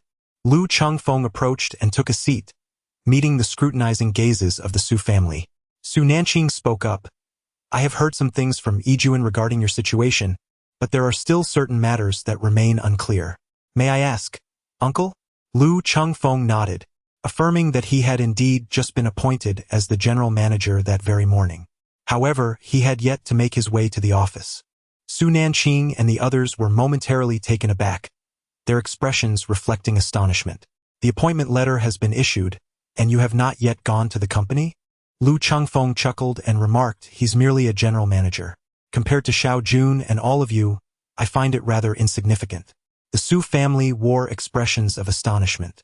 Merely a general manager? This fellow seems a bit arrogant. This is a position that many can only aspire to throughout their lives. An official appointment has been issued, and yet he is absent, choosing instead to meet his girlfriend's parents? While this action demonstrates Lu Chengfeng's regard for Su Yijuan and his respect for them, they cannot help but perceive him as somewhat infatuated. They were uncertain whether to feel pleased or to criticize Lu Chengfeng for his lack of discernment. Lu Chengfeng, with a serious expression, remarked, "The appointment letter cannot be evaded. However, if I do not pay a visit today, I might lose my girlfriend." Subsequently, the couple, Su Nanqing and his wife, inquired further into Lu Chengfeng's background, asking where his home was, who else resided there, and which university he attended abroad. Lu Chengfeng had long prepared answers to these questions. Thus far, they seemed relatively satisfied with him. Of course, this was before they were aware that Lu Chengfeng had recently gone through a divorce. Had they known, the outcome might have been quite different, and he could have been shown the door. After all, the Su family was not just any ordinary household. They were cautious in their dealings. The fact that their daughter's boyfriend had a history of divorce, regardless of the circumstances, would undoubtedly carry a negative connotation. Hence, Lu Chengfeng had no intention of disclosing this matter. He was there to repay a debt of gratitude, and once Su Yijuan was safe, he would take his leave. "Little Lu, please stay for lunch," suddenly interjected Su Yunjiao, Su Yijuan's grandfather, who had remained silent until now. Lu Chengfeng was momentarily taken aback, but soon nodded in agreement. "All right, thank you, grandfather. Do you know how to play chess?" Lu Chengfeng nodded, indicating that he possessed some skill. Old man Luo was an avid chess enthusiast, and in the past he had often accompanied him in matches, thus honing his own abilities. "All right, it's still early for dinner. Shall we engage in a few games?" he remarked with a hint of amusement. Engage in a game? You certainly make it sound rather sophisticated." Lu Chengfeng nodded with a smile. Su Yunqiao led Lu Chengfeng to the study, arranged the Go board, and they sat across from each other, commencing their match with the Go set that Lu Chengfeng had brought. It seemed that his gift had truly delighted old Master Su. Before they began, Su Yunqiao reminded him, "Little Lu, do not hold back. Allow me to witness your skill in the game." Lu Chengfeng smiled and nodded. In the first round, Su Yunqiao suffered a complete defeat. The old man exuded an air of confidence, resembling a master, yet his chess skills were vastly inferior to those of old man Luo. He glanced up and noticed Su Yunqiao's face was filled with displeasure. "You told me not to hold back, yet you sulk after losing. Can you not handle defeat, old man?" Lu Chengfeng silently criticized in his heart. Lu Chengfeng, feeling quite helpless, scratched his head and said, "Grandfather Su, you promised not to hold back. Yet it seems you are deliberately making things difficult for me. Su Yunxiao, with a stern expression, replied, Little Lu, a person's character is reflected in their chess skills. One can discern a person's nature and strategy through the game. Lu Chengfeng wore a perplexed expression, which suggested a lack of moral character.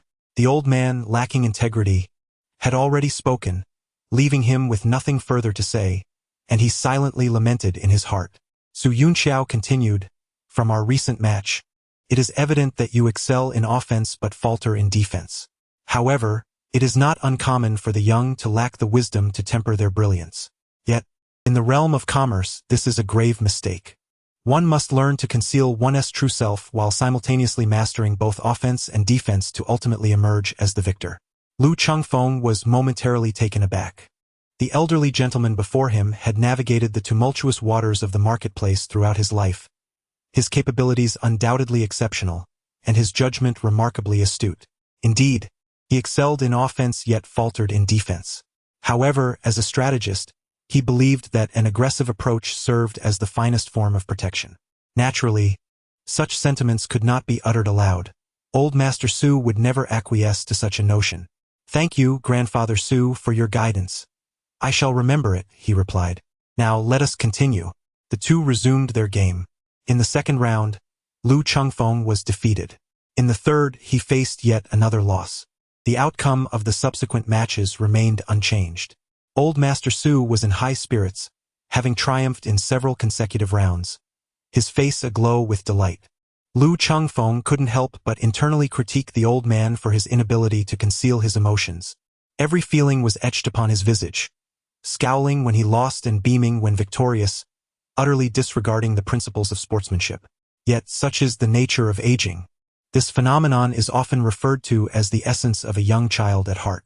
Grandfather Su's extraordinary chess skills left Lu Chengfeng utterly defenseless, and he graciously accepted his defeat. Although Lu Chengfeng possesses a strong personality, he is nonetheless well-versed in the nuances of human relationships. A well-placed compliment elicited a hearty laugh from Old Master Su. Su Yunxiao remarked with a smile, Young people are often swayed by external opinions.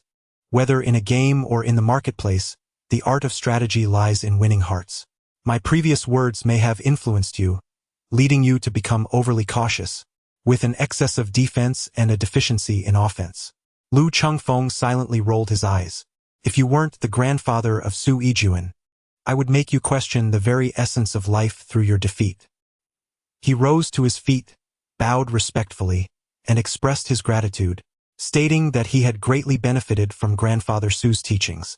Su Yunxiao laughed heartily, his voice resonating with vigor, reflecting his excellent mood. He glanced at the time and declared, All right, let us conclude our session for today. The hour is ripe. Let us descend to dine. Shortly, I shall accompany Grandfather for a drink. Lu Chengfeng let out a faint sigh. At present, it appears that Old Master Su holds a favorable opinion of him. Chapter 11. To undertake it thoroughly.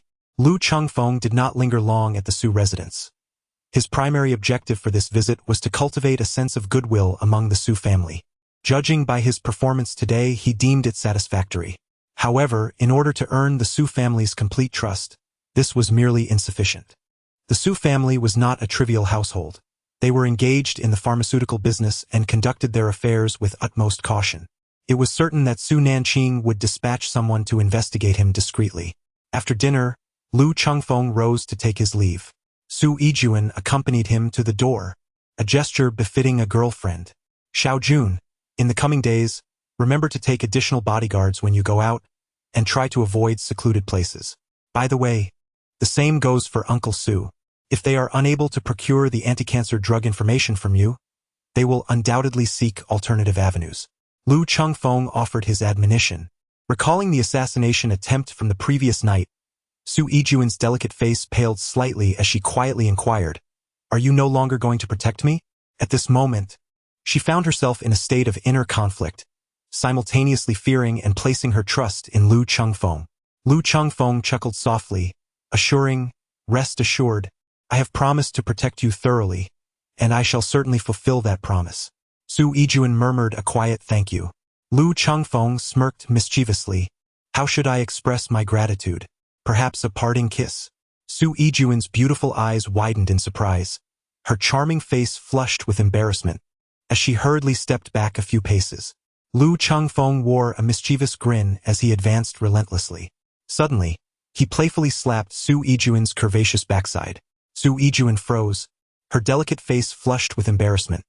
She wished to express her anger yet dared not do so, resorting instead to a pouting glare directed at Lu Chengfeng. We are now a couple after all. We ought to be a bit more intimate, lest our secret be revealed. Let's go. Lu Chengfeng entered the vehicle, ignited the engine, and halted as he passed by Su Yijuan. Lowering the window with a mischievous grin, he remarked with a sense of satisfaction. With that, the car roared away into the distance. Lu Chengfeng arrived at the foot of the TNCI Group building. Upon alighting from his vehicle and preparing to enter, he noticed a man clad in a gray suit, sporting glasses, who emerged from the company's entrance while clutching a cardboard box. As their paths crossed, Lu Chengfeng caught the man muttering angrily under his breath. Damn, a bunch of idle bureaucrats. The company's finances are clearly problematic, and they're all willfully blind, aren't they? Instead of addressing the issues, they're focused on silencing those who raised them. What nonsense? Lu Chengfeng inquired. Are you from the finance department? Not anymore, came the reply as he had just been dismissed. What is your name? The other party regarded Lu Chengfeng with caution, asking, and who might you be? Lu Chengfeng, he answered. The man in the gray suit hesitated, feeling a sense of familiarity with the name. Suddenly, his eyes widened in astonishment. You are Mr. Lu? Earlier that morning, the Human Resources Department had announced a new appointment, designating Lu Chengfeng as the company's general manager. Curiosity swirled among the employees, speculating about the origins of this Lu Chengfeng, as he had not been previously well known. Lu Chengfeng and others merely hold nominal positions within the company. Each time they visit, they head straight to the training base, and few are acquainted with them. Lu Chengfeng nodded slightly, acknowledging his identity, and then inquired, Did you just mention that there are issues with the company's finances? Director Lu, my name is Zhang Wenhai, and I am an employee in the finance department. I must report that the financial manager, Su Liming, is guilty of embezzlement and accepting bribes, Zhang Wenhai said, his face filled with indignation. Lu Chengfeng raised his sword-like brows slightly, inquiring, Do you have any evidence? Indeed, the company's accounts are right there. A simple investigation will reveal the truth. It was precisely because I uncovered discrepancies in the accounts that I was dismissed. Upon further examination, I found that Su Liming has embezzled a considerable sum over the years. Lu Chengfeng let out a cold snort. After all, this was his own money. His decision to appoint himself as the general manager using Francis's computer was not born from any affection for the company, but rather from the substantial value it held. If he did not act swiftly, the headquarters would undoubtedly send someone to take over the company once they caught wind of the situation. Since he had already positioned himself as an adversary to the headquarters, he might as well go all in and leave them with nothing but an empty shell when they finally realized what had transpired. Are you daring enough to confront Su Liming face to face? Zhang Wenhai nodded. Having already been dismissed, he had nothing to fear. Perhaps by implicating Su Liming, he could reverse his dismissal, as his family depended on him for support. He desperately needed this job. Follow me. The two men entered the company and made their way to the top floor, which was designated as Francis's office area. Francis had two great passions: indulgence in food and a proclivity for lust. Consequently, he boasted over 10 attractive secretarial assistants, who, while officially labeled as secretaries, were in fact his intimate companions, effortlessly earning their keep. It was quite pathetic. Francis weighed at least 300 pounds, excessively corpulent and greasy, yet these women seemed to have no qualms, as if they had never savored a decent piece of meat. Lu Chengfeng and Zhang Wenhai had been standing at the entrance of the president's office for quite some time, yet no one seemed to notice their presence. After a few minutes, a woman who was applying her makeup finally spotted them. She set down her mirror and sauntered over, her impatience evident as she inquired, Who are you? This is the president's office, and unauthorized personnel are not permitted to approach. Lu Chengfeng furrowed his brow slightly. I am Lu Chengfeng. The woman was momentarily taken aback, but as if recalling Lu Chengfeng's esteemed identity, her expression transformed into a radiant smile. In a flirtatious tone, she remarked, "So it is Mr. Lu. Truly a young man of remarkable talent and striking appearance. We have already received the appointment letter, and earlier, I was unaware of Mr. Lu's esteemed status. I hope you will forgive my inadvertent offense." Her face was adorned with a charming smile, and her intentions were unmistakably seductive, as if she longed to draw nearer. Lu Chengfeng stood tall, his handsome visage radiating an aura of elegance that rendered Francis, the grotesque figure he was compared to, utterly insignificant. In the absence of Francis, the company was under Lu Chengfeng's dominion. Even a fool could discern the obvious choice. The woman before him was striking, her statuesque form accentuated by alluring curves, and those long legs clad in black stockings were enough to captivate any man's desires. Yet, the thought of her being subjugated beneath that repulsive Francis filled Lu Chengfeng with revulsion. He had no intention of aligning himself with such a creature. Taking a step back, his expression remained impassive as he spoke. Two matters require attention. First, procure the files of the department managers from the HR department. Second, in half an hour, notify all managerial personnel above the level of company executives to convene in the conference room. Upon finishing his words, Lu Chengfeng turned and strode towards the conference room. Zhang Wenhai found himself entranced by the woman's partially exposed bosom, unable to tear his gaze away, completely forgetting to pursue Lu Chengfeng. "What are you staring at? Do you wish to lose your eyes, you cur?" she snapped, her irritation mounting as she realized Lu Chengfeng showed no interest in her.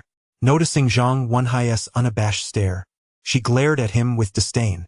Zhang Wenhai's face flushed with embarrassment, and he averted his eyes, hastily jogging to catch up with Lu Chengfeng.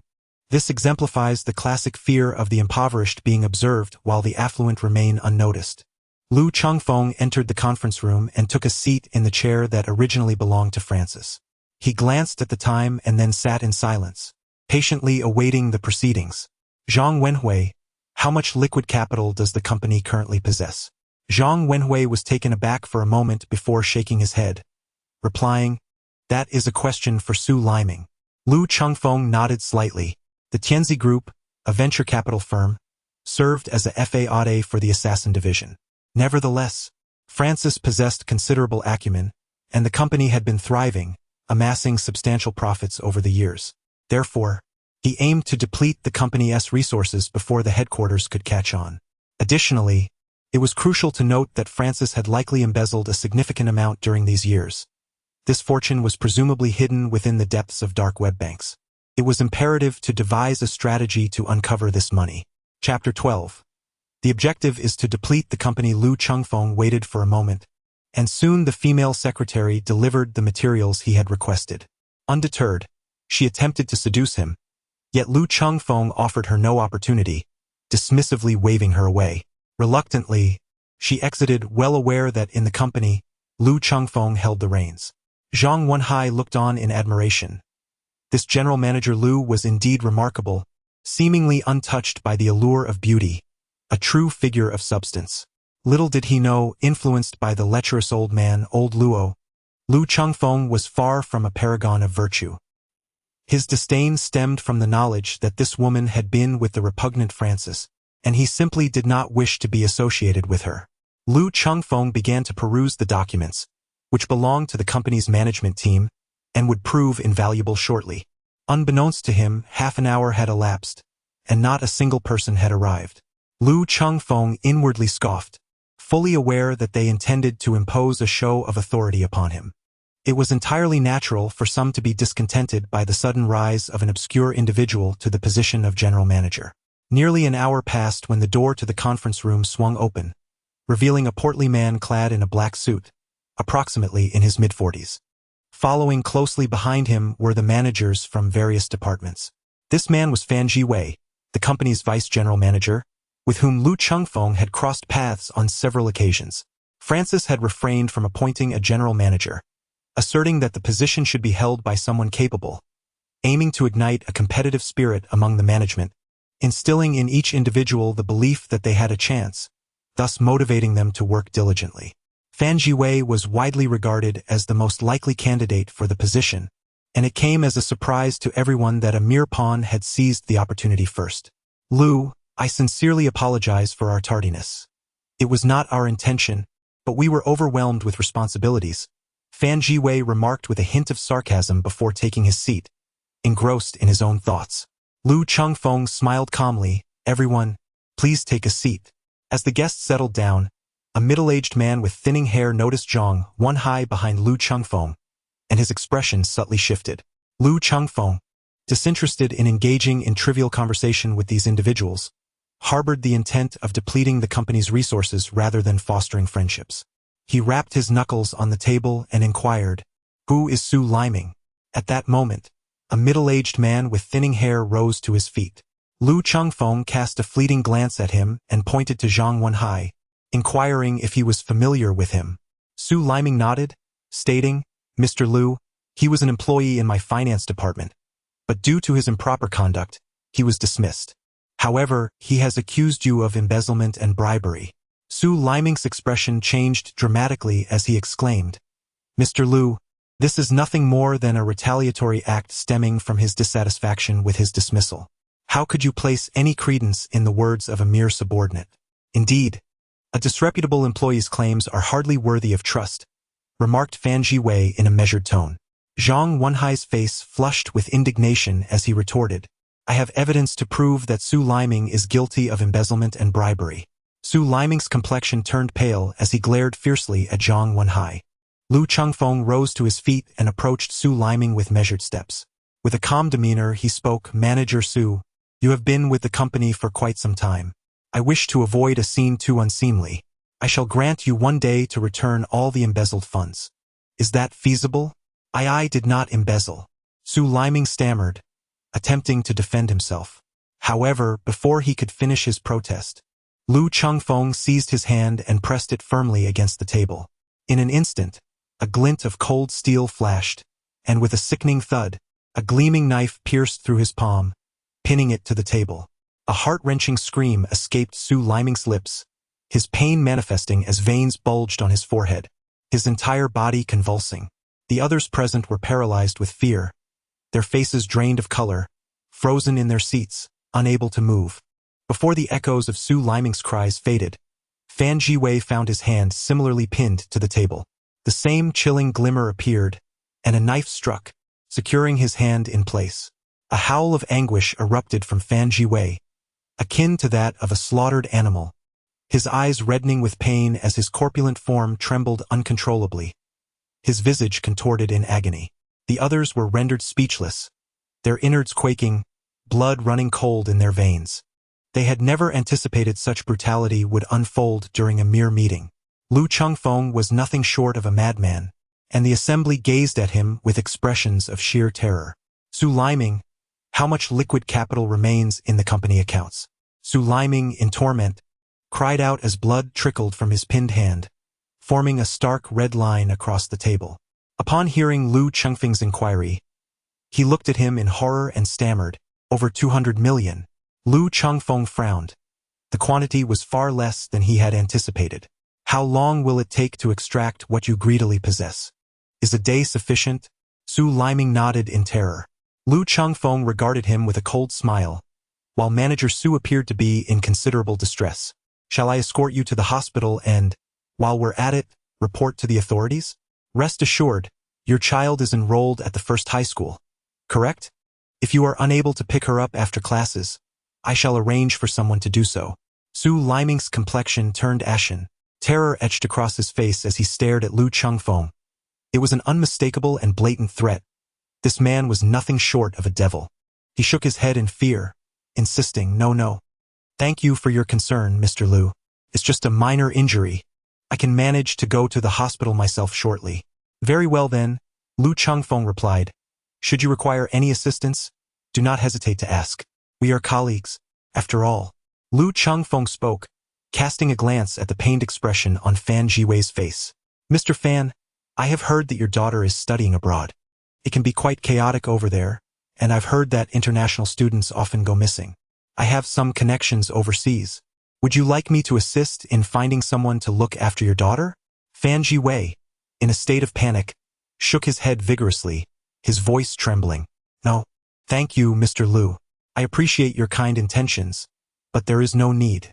Very well, should you require any assistance, please do not hesitate to let me know. We are all colleagues here, so do not feel any reluctance in reaching out. Lu Chengfeng said with a smile, explaining the reason for his demand for the management's information. The crowd was filled with terror. This man was nothing short of a devil. Everyone hurriedly nodded in agreement. Lu Chengfeng's lips curled into a cold smile. Dealing with these seasoned veterans required a firm approach. When one attempts to reason with them, they resort to trickery. When one engages in their games, they invoke the law. Therefore, the only recourse is a brutal suppression, instilling fear and obedience within them. He estimated that within a week, the headquarters would become aware of the events unfolding here. Thus, he must drain the company before the headquarters can react. Chapter 13. He had indeed given too much. Lu Chengfeng stood up and approached Fan Jiwei, extracting the flying knife. Fan Jiwei convulsed in pain, letting out a harrowing scream. Vice President Fan, I shall temporarily conduct my duties from the CEO's office. In 1 hour, I expect to see all recent project documentation from the company, Lu Chengfeng commanded. Fan Jiwei nodded tremulously. Lu Chengfeng patted him on the shoulder, advising him to visit the infirmary for a bandage, emphasizing the importance of taking care of his health after losing so much blood. Having said that, he approached Su Liming, drew a flying dagger, and turned to the already terrified Zhang Wenhai. I have a task for you. Zhang Wenhai jolted awake. Fear etched across his face as he looked at Lu Chengfeng. Mr. Lu, please give your orders. Zhang Wenhai's eyes brightened with determination. Thank you, Mr. Lu. Assure you. I will not disappoint you. Lu Chengfeng responded with a faint The others attended to their respective duties. By the way, when we leave later, please wipe the blood off the table. I have a tendency to faint at the sight of blood. The corners of everyone's mouths twitched. Was this even a human remark? Lu Chengfeng emerged and made his way directly to Francis's office, where he commenced the process of deciphering his computer. Over the years, Francis had undoubtedly embezzled a considerable sum, and it was certain that he had a substantial amount of money stored in the dark web bank. He had examined the underground computer the previous night, yet found nothing of significance. Although Lu Chengfeng's skills may not match those of top-tier hackers, he was still capable of cracking a modest login password. Before long, he successfully deciphered Francis's computer login password and accessed the dark web to trace Francis's activities within that shadowy realm. Suddenly, his eyes brightened as he made a discovery. He had located Francis's dark web bank account. However, without the password, the account was rendered useless. He attempted to crack the password, but the dark web bank security was far more formidable than that of a mere computer login. After toiling for quite some time and exhausting countless attempts, he ultimately faced failure. It appeared that enlisting the expertise of a top hacker was the only viable solution. Lu Chengfeng noted down the account details and subsequently erased all traces related to it. At that moment, his phone vibrated gently. Upon checking, he discovered a string of encrypted numerical messages on the screen. This indicated that someone from the clandestine 12 Zodiac chat group was attempting to contact him. If he had not logged into the chat, he would have received such a notification. Within the internal chat group, Lu Chengfeng discovered that the one seeking him was 7-inch Snake. 7-inch Snake. Dragon. I shall arrive in Longgua's Yen City tomorrow. I am not well acquainted with Longhua. Could you come to fetch me? Damn it. These scoundrels. Their murderous intent remains undeterred. Lu Chengfeng silently scoffed to himself. 7-inch Snake. Rest assured, I harbor no intention of harming you. I am quite the protector of beauty. Do you take me for a mere child easily deceived? Lu Chengfeng mused inwardly. Evidently, his previous ruse of masquerading as a woman proved successful, leading 7-inch Snake to mistakenly believe he was female. However, this also suggested that 7-inch Snake was indeed male. Though Lu Chengfeng could not be entirely certain, perhaps the other party was deliberately attempting to confuse him. 7-inch Snake sent another message. I bear good news. The crimson-faced tiger is also coming to Longhua. 7-inch Snake. Can you guess? 7-inch Snake. Congratulations. You were correct. 7-inch Snake. Initially, there was a proposition, but the offer was exorbitant. He inquired about your location, bidding 50 million. Yet I merely informed him that you were in Longhua, omitting Yen City. 7-inch Snake. Thank you, 7-inch snake. Upon our meeting, everything shall be yours. Lu Chengfeng quietly logged off. He contemplated the situation. The red-faced tiger was aware of his presence in Longwa, while the 7-step snake possessed even more information, knowing he was in Yen City. In his attempt to solicit assistance from the 7-step snake, he had inadvertently disclosed too much information. Nonetheless, it was not a significant concern. As with a population nearing 10 million in Yen City, finding him would be akin to searching for a needle in a haystack. The only way the 7-step snake could locate him was through Su Yijuan. It appeared he needed to have a candid conversation with Su Yijuan to seal off that avenue. Just then, a knock echoed at the door. Lu Chengfeng gathered his thoughts and entered. The door swung open, revealing Fan Jiwei, whose hand was wrapped in white gauze, blood seeping through. He approached with a stack of documents, his expression one of trepidation as he looked at Lu Chengfeng. Mr. Lu, these are the most crucial investment projects for the company. Lu Chengfeng nodded in acknowledgement and began to peruse the documents. Fan Jiwei, hesitant and uncertain, refrained from leaving or taking a seat, patiently awaiting Lu Chengfeng's completion of the review. With a troubled expression, Fan Jiwei remarked, "If this is the case, we stand to incur significant losses." Lu Chengfeng replied, "That is of no consequence. Simply follow my instructions. Remember, this is an order from headquarters, and our role is merely to comply." Fan Jiwei nodded, affirming, "Yes, I shall attend to it immediately." Lu Chengfeng nodded, "Vice President Fan, I am aware that you have accrued quite a fortune over the years. It matters not. I shall not pursue the matter further. Furthermore, should this task be executed splendidly, I shall commend you to the headquarters, which will not overlook your contributions." Fan Jiwei's eyes brightened as he repeatedly nodded, "Thank you, President Lu." At that moment, Lu Chengfeng's phone rang. Lu Chengfeng waved his hand, and Fan Jiwei, understanding the hint, stepped outside. The call was from Su Yijuan. Upon answering, Lu Chengfeng teasingly remarked, "My dear, have you already missed me so soon after our parting? I have a significant collaboration to discuss shortly. Could you accompany me?" Su Yijuan stammered. Lu Chengfeng could imagine that Su Yijuan's cheeks were certainly flushed with embarrassment. It appeared that last night's events had indeed startled her. In truth, she was safe for the time being, as he had completely uprooted the assassin division last night, rendering her free from immediate threats. "Very well. I shall come to find you now." Lu Chengfeng, "Thank you." With a light-hearted jest, Lu Chengfeng concluded the call and rose to make his way outside. Upon exiting the company, he unceremoniously tossed the computer tower into the trunk of his car and proceeded to drive towards the Su residence. Upon arrival, Lu Chengfeng stepped out of the vehicle and, before even crossing the threshold, beheld the venerable Su patriarch, clad in traditional Tang attire, performing Tai Chi with meticulous precision against the backdrop of the setting sun.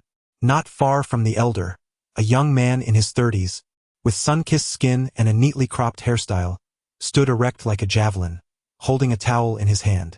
Lu Chengfeng squinted slightly, observing the individual whose temples were subtly bulging. The sharpness in his gaze, filled with vigilance, suggested he was a master of his craft. "Grandfather Su, You seem to be in good spirits." Lu Chengfeng approached with a radiant smile to greet Old Master Su. Chapter 14. Han Yen. Take care.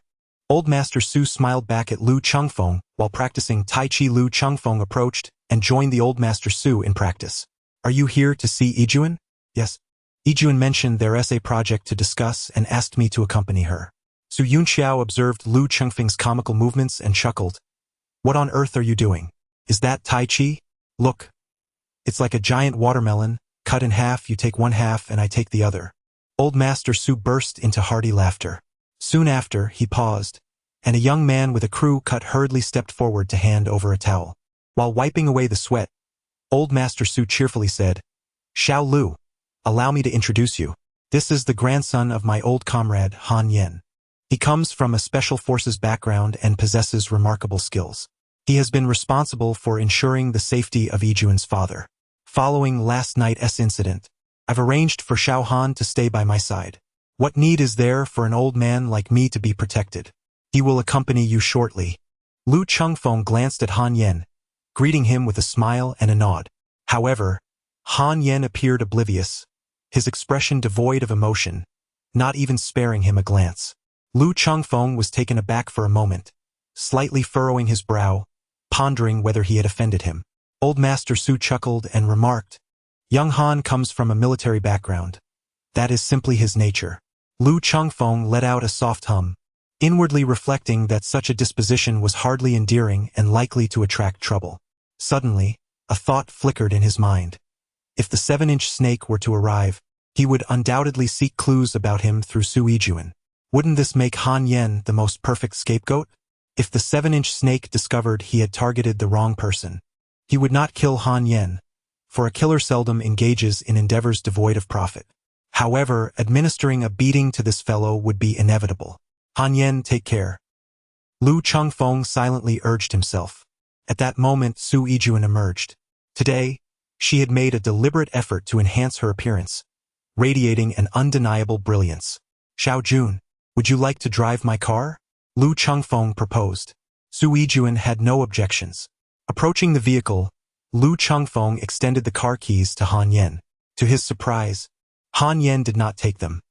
Instead, he opened the rear door, waited for Su Yijuan to enter, closed the door, and then, without a word, circled the car to open the door for himself, settling into the passenger seat.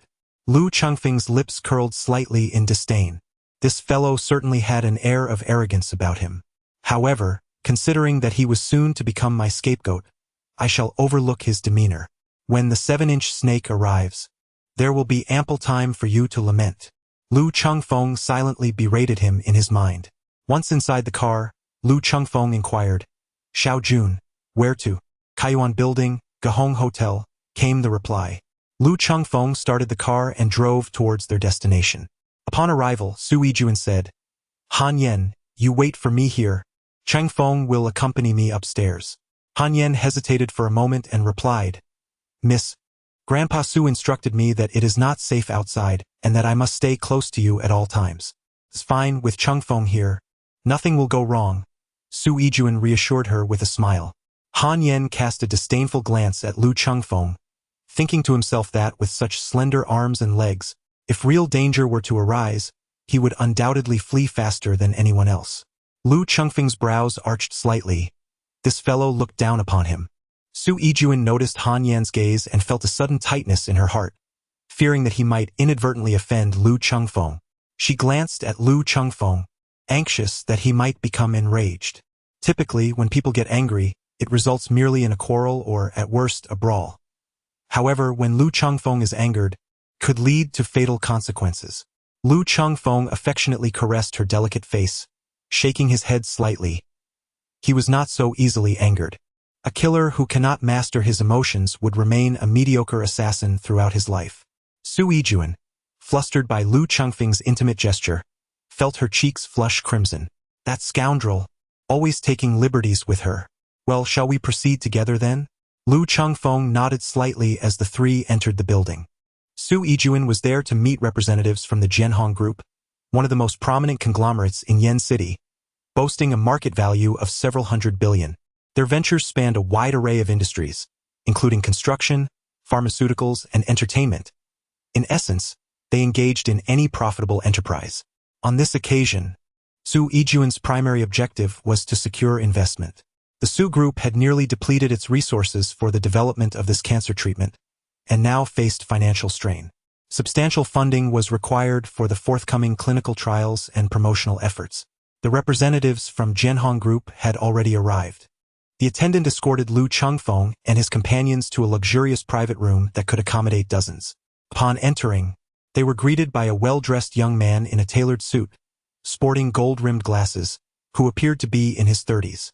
He stood up with a smile and approached them warmly. "President Su, it is a pleasure to see you again.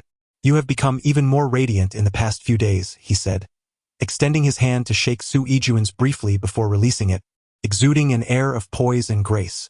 Lu Chengfeng scrutinized the young man, his gaze flickering momentarily. He found the individual somewhat familiar, yet could not recall where they had crossed paths. "Mr. Yen, you flatter me. Have you been waiting long?" The surname Yen ignited a flash of sharpness in Lu Chengfeng's eyes, but it quickly faded, unnoticed by anyone. I have only just arrived. Please, Mr. Lu. The young man gestured politely. Ah, Mr. Yen, allow me to introduce you. This is my boyfriend, Lu Chengfeng. Chengfeng, this is Mr. Yen Yue from Jianhong Group. Yen Yue paused, assessing Lu Chengfeng, his expression darkening slightly as he remarked with a hint of sarcasm. It seems my information has been rather limited. I was unaware that President Su had a boyfriend. Su Yijuan's delicate brows furrowed in discomfort at his words, thinking to herself, what business is it of yours if I have a boyfriend? Yen Yue chuckled mockingly. President Su, you have truly disappointed me. What do you mean, Mr. Yen? Su Yijuan inquired, her frown deepening. Perhaps you are unaware, but my primary reason for being here today is not business. It is to pursue you. Yen Yue sauntered over and took a seat, crossing his legs as he continued. I, Yen Yue, have many women, yet none possess the extraordinary talent and beauty of President Su. Since our last encounter at the banquet, I have been utterly captivated by you, yearning day and night. Yen Yue's arrogance was palpable, yet he had the stature to back it up. Jianhong Group was a prominent enterprise in Yanqing, and as its young and affluent general manager, he commanded respect and influence. Su Yijuan's expression hardened. Mr. Yen, I must insist you maintain your decorum. Yen Yue could not suppress a derisive laugh and then turned his disdainful gaze towards Lu Chengfeng, saying, I cannot bear to see such a remarkable woman like President Su settle for someone so unworthy.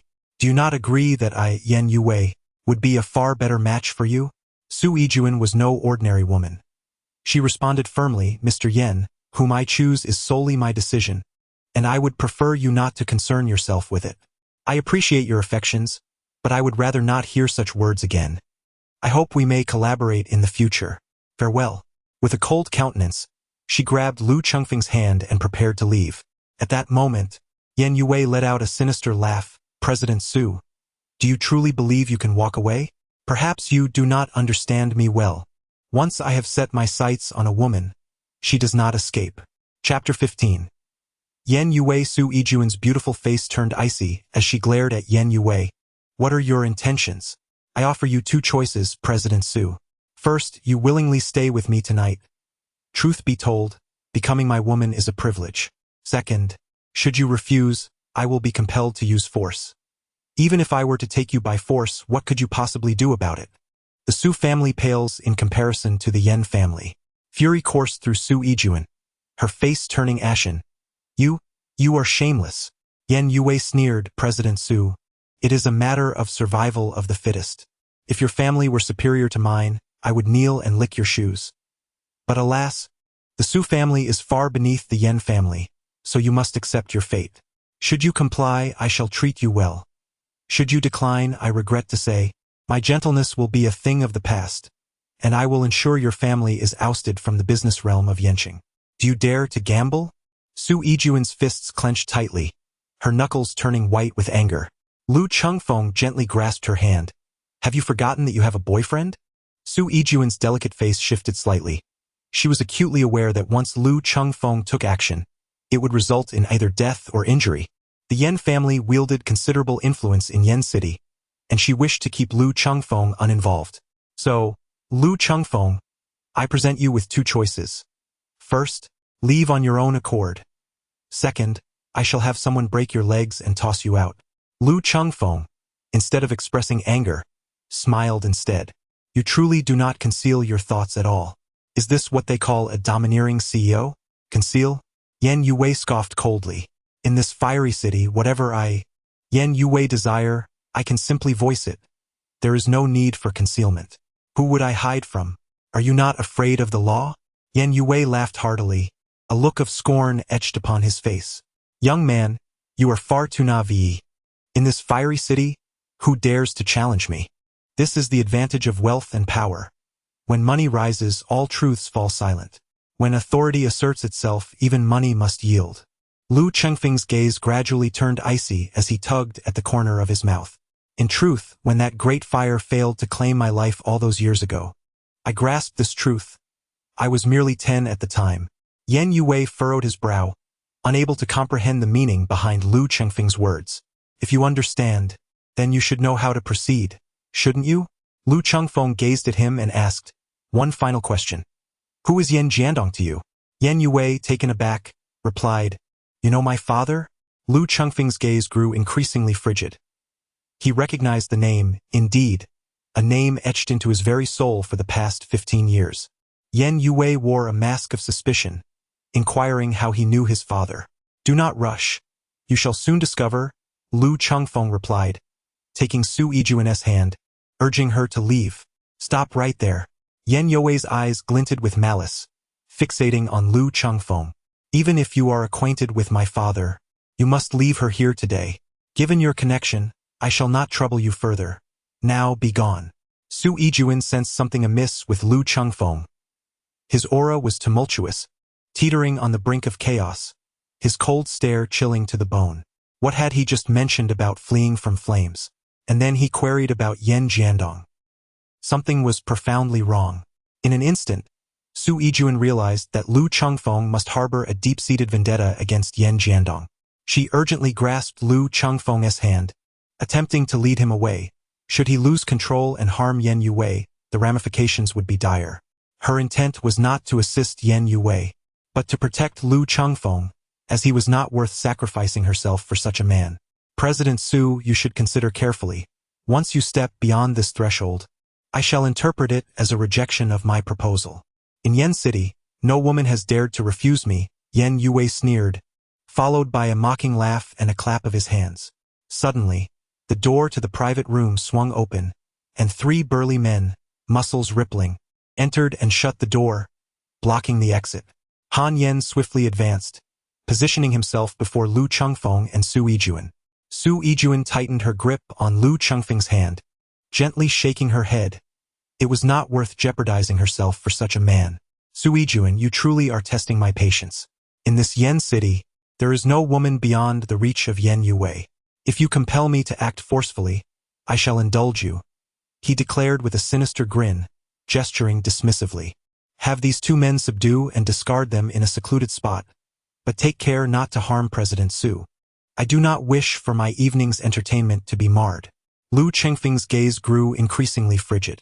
Su Yijuan softly reassured him, urging him not to act impulsively, for Han Yan was capable. The 3 burly men charged toward Han Yan, their strides and movements unmistakably reminiscent of seasoned boxers. Lu Chengfeng's guess was accurate. These 3 individuals were once involved in underground boxing before being recruited by Yan Yue.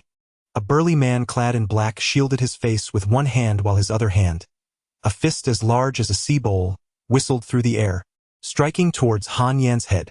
Han Yan, resolute and swift as lightning, reached out to grasp the incoming fist. A thunderous impact ensued as their fists collided, causing Han Yan to grunt and stagger back several steps. Han Yan. Su Yijuan exclaimed in alarm. Do not worry, miss, I am unharmed, he reassured her. At that moment, the burly man grinned widely, his massive frame charging at Han Yan like a raging bull. This time, Han Yan opted for agility over brute force, deftly sidestepping the man's assault and delivering a powerful kick to his knee. The man faltered, collapsing to the ground. The other 2 burly men rushed in to assist. Lu Chengfeng seized the opportunity to pull Su Yijuan towards the exit, urging, Han Yan, find a way to extricate yourself. I have faith in you. Rather than feeling anger, Han Yan was filled with delight. His primary mission was to ensure Su Yijuan's safety. Though Lu Chengfeng's actions were somewhat unrefined, the paramount concern was Su Yijuan's well-being. Quickly, intercept them, Yan Yue bellowed. 2 robust men immediately turned and pursued Lu Chengfeng and Su Yijuan. Han Yan's expression shifted dramatically as he evaded a swinging fist, intent on rushing forward to block the 2 pursuers. The 2 muscular men hesitated upon noticing the fire extinguisher in Lu Chengfeng's grasp, instinctively retreating as they seemed to comprehend his intentions. Han Yan, come here. Han Yan, agile and swift, dashed over with a few quick strides. Lu Chengfeng grasped the fire extinguisher, and a torrent of white powder erupted forth. In an instant, the entire compartment was shrouded in a dense cloud of dust, accompanied by violent coughing sounds. Hurry up! Lu Chengfeng discarded the fire extinguisher and swiftly vanished alongside Han Yan. Su Yijuan stood in the elevator, holding the doors open, awaiting their return. The 2 men rushed into the elevator, The doors closed, and they descended to the first floor. The trio hurried out of the building and drove off in a flash. Han Yen, are you all right? Su Yijuan inquired, her face etched with concern. Miss, I am fine, he replied, then glanced at Lu Chengfeng, hesitating momentarily before adding, Thank you. Your performance today was commendable. Lu Chengfeng glanced at him, a twitch at the corner of his mouth, thinking that the last remark was entirely unnecessary. Lu Chengfeng's lips twitched slightly. Are you perhaps lacking in conversational skills? Are you expressing gratitude? Or are you reprimanding me? Han Yen fell silent. He indeed struggled with the art of conversation, naturally tongue-tied. Chengfeng, is it possible that? Rest assured, nothing untoward will occur. Lu Chengfeng interjected with a smile. He stepped out of the car, approached the rear, and rapped lightly on the window. Once it descended, he inquired, Why did you not inform me about the financial shortfall at the Su Group? My dear girlfriend, might there be a chance for collaboration? Su Yijuan was momentarily taken aback. You intend to invest in the Su Group? Her cheeks flushed with a rosy hue. Lu Chengfeng, you must exercise caution. Lu Chengfeng chuckled softly and nodded. Chapter 16. No one will know it was me. As night deepened, in a hotel room nestled within the towering mountains of Kaiyuan, a woman of commendable stature lay beneath Yen Yuwei.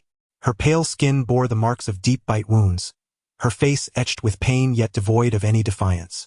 Yen Yuwei resembled a feral beast, panting heavily as he immersed himself in his primal desires. At last, with a low, guttural roar, he concluded his savage act.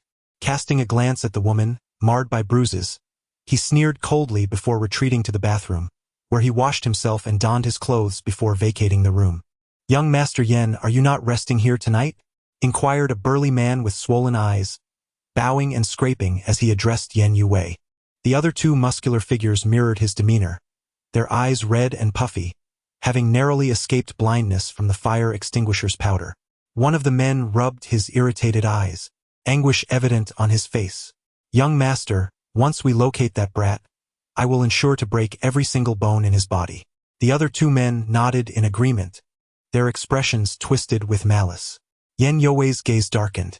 I certainly will not let him off the hook, nor that wretched woman who dared to refuse me. When she falls into my hands, I shall make her wish for death.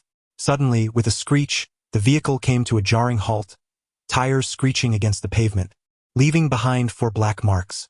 Caught off guard, Yen Yuwei's face slammed into the back of the seat in front of him, eliciting a cry of pain as he felt his nose fracture, tears streaming down his face. What the hell kind of driving is this? He bellowed, kicking the seat back in a fit of fury. Young master, it's that brat who sprayed us with the fire extinguisher today, the driver growled, his eyes narrowing as he fixed his glare on Lu Chengfeng, who stood defiantly in front of their vehicle. Yen Yuwei lifted his head to peer through the windshield, spotting Lu Chengfeng blocking their path.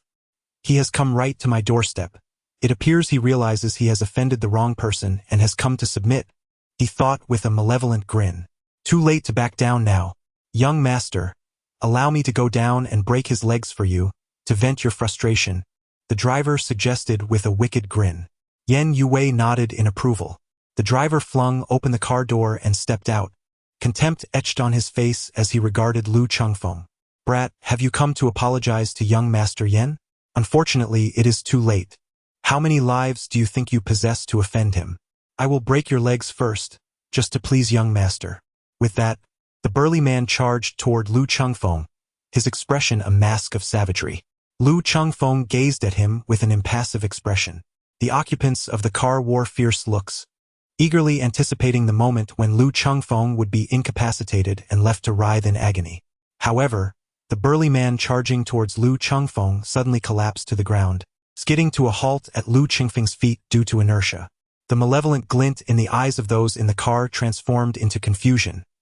What was happening? From their vantage point, they could not see that a gleaming throwing knife was embedded in the man's throat. Yen Yuwei sensed something was amiss and instructed the other two burly men to investigate cautiously. They nodded in acknowledgement and pushed open the car doors to exit.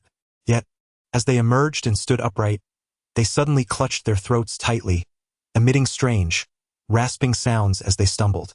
Moments later, Their bodies stiffened, their eyes frozen in terror, and they collapsed heavily to the ground. Yan Yue turned to look, and a wave of dread washed over him, causing every hair on his body to stand on end. His face turned as pale as a sheet, leaving him utterly stunned. Under the faint moonlight, he spotted another burly man's throat pierced by a glimmering knife, blood gushing forth. Yan Yue's soul seemed to flee in terror. Bang! Bang! Bang! The car window was struck, and Yan Yue jolted, his heart momentarily skipping a beat.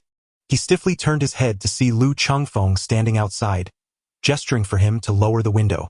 In a panic, Yan Yue let out a shrill scream, no longer sounding human, and frantically attempted to escape from the other side. One kick nearly shattered his neck. However, disregarding everything else, he desperately pleaded for mercy. No. Please don't kill me. I beg you, don't kill me. I'll give you money, whatever you want, I'll give it to you. Luo Chengfeng half immersed himself in the vehicle, executing a swift chop that silenced Yan Yue's pleas for mercy. Subsequently, he stuffed the lifeless bodies of 3 burly men into the car, retrieving a shovel from behind a tree by the roadside, which he also tossed into the vehicle before departing. The entire affair transpired in no more than 3 minutes. It was a narrow path, scarcely frequented even during the day, and at night, not a single vehicle was in sight. Moreover, the roadside cameras had long been rendered inoperative by Luo Chengfeng. The car maneuvered along the secluded route, circumventing all surveillance, heading towards the outskirts of the city. Approximately an hour later, the vehicle came to a halt at the foot of a desolate mountain. Yen City was originally constructed amidst the mountains, with dense forests surrounding it in abundance. Luo Chengfeng parked the car, swung open the door, and, effortlessly hoisting the corpses of 2 robust men, ascended the mountain. Collectively, these men weighed no less than 400 pounds, yet Luo Chengfeng carried them with the ease of a feather, striding forward with remarkable agility. Meanwhile, Yan Yue regained consciousness, the rustling of leaves in the wind filling his ears. To his horror, he realized he was in a dense forest, his hands and feet bound tightly. A chilling breeze swept through, causing every hair on his body to stand on end. Desperate, he struggled against his restraints, but bound as he was, he resembled a large maggot, his efforts utterly futile. Suddenly, he heard the sound of digging. With all his might, he rolled over and widened his eyes in terror. There stood Luo Chengfeng, excavating a pit, his body submerged to the neck, indicating the depth of the hole. The bodies of the 3 bodyguards he had hired at great expense lay discarded nearby, treated like refuse. Luo Chengfeng turned his head to glance and uttered the first words of the night. Awake? Yan Yue, in a state of panic, cried out, "Help! Help!" Yet his desperate pleas for assistance were drowned out by the rustling sound of the wind through the leaves. Luo Chengfeng leapt from the pit and strode over, casting the lifeless bodies of the 3 robust men into the abyss. He then advanced toward Yan Yue, who, stricken with fear, shrieked and instinctively recoiled. What do you intend to do?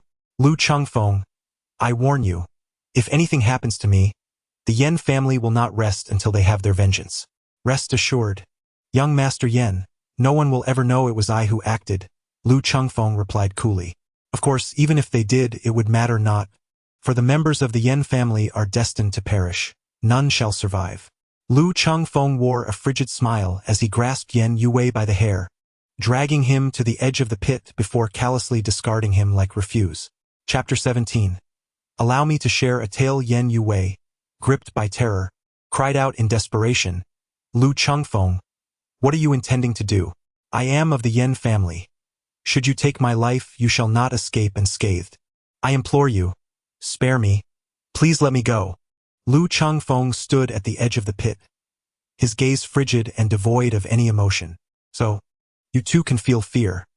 Were you not once so arrogant, proclaiming that no one in the entire Yen city dared to touch you? Yet here I am, and what will you do about it? Luo Chengfeng, spare me. I beseech you, please, spare me. I will give you money, a great deal of it. If only you would release me. Yan Yue, terrified and beside himself, wept and pleaded. Let me tell you a story, Yan Yue. 15 years ago, there was a blissful child, cherished by his loving grandparents and parents, along with a younger sister 2 years his junior. In pursuit of providing this child with a nurturing educational environment, They relocated their entire family from a small village to Yen City in search of a better life. The child's parents were diligent and capable, and after a few years, they established a pig farm on the outskirts of Yen City. Their lives were not affluent, yet the family lived harmoniously and joyfully. However, one fateful day, a wealthy and powerful individual set his sights on that land. Naturally, the small pig farm was the foundation of the boy's family's livelihood, and they were unwilling to part with it at a pittance. The affluent man sent his henchmen to harass them incessantly. The boy's grandfather succumbed to illness from the stress. His father had his leg broken, and his mother was violated, descending into madness. The situation escalated tragically one night when a great fire engulfed the pig farm. The boy was the sole survivor, while everyone else perished in the flames, including his younger sister. Do you know how the boy survived?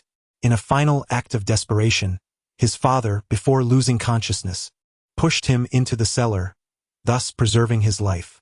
The boy had escaped, yet there was no evidence, and the perpetrator remained unpunished. One day, the boy took a knife and waited at the killer's doorstep. As soon as the assailant appeared, he lunged, stabbing the man. Unfortunately, at merely 10 years of age, he lacked the strength to deliver a fatal blow and nearly lost his life in the process. Fortunately, fate smiled upon him, as a compassionate mother and daughter found him and rushed him to the hospital. Otherwise, he would have perished on the roadside. Yen Yue seemed to recall something, his eyes widening in shock, and he screamed, "Is it you?" Lu Chengfeng lowered his head to gaze at him, his voice icy. "Do you remember now?" Yen Yue's heart raced with trepidation. He recalled the events of 15 years ago, when he was merely a child. On one occasion, his father took him out for a day of fun. Yet, just as they stepped outside, an unknown child suddenly emerged and plunged a knife into his father's abdomen. He remembered it all, every detail flooding back. Yen Yue's complexion turned ashen, his eyes filled with terror, as an icy chill enveloped him, penetrating to his very core. "Lu Chengfeng, please spare me. I implore you, do not kill me." Lu Chengfeng looked at him with a blank expression, then picked up a shovel and began to fill the earth. Yen Yue was terrified, believing Lu Chengfeng intended to bury him alive. "Lu Chengfeng, please don't kill me. It was my father who brought ruin upon your family. I am innocent. Spare me. Go after my father. He is the one responsible." Lu Chengfeng chuckled coldly, remarking on the profound filial piety displayed by the Yen family. "Yen Yue, I have awaited this day for 15 long years. The members of your family shall undoubtedly pay the price. You are the first, yet far from the last." Yen Yue, in a state of sheer terror, screamed as he attempted to claw his way out of the pit, yet his hands and feet were bound, rendering his efforts utterly futile. "Yen Yue, lie down. Your struggles make it difficult for me to bury you properly. Help! Help me!" Realizing that pleading with Lu Chengfeng was in vain, Yen Yue raised his voice in desperation. With a resounding bang, Lu Chengfeng struck him with a shovel upon his head, blood splattering forth as Yen Yue let out a chilling scream, collapsing backward.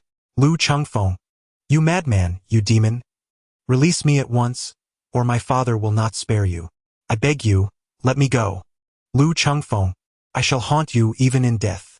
Yen Yue, gripped by terror, descended into madness, uttering nonsensical words.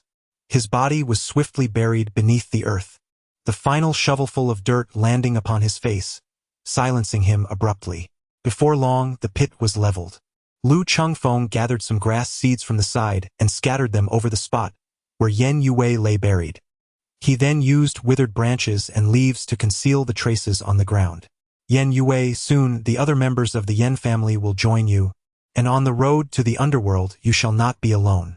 Lu Chengfeng departed with a shovel in hand.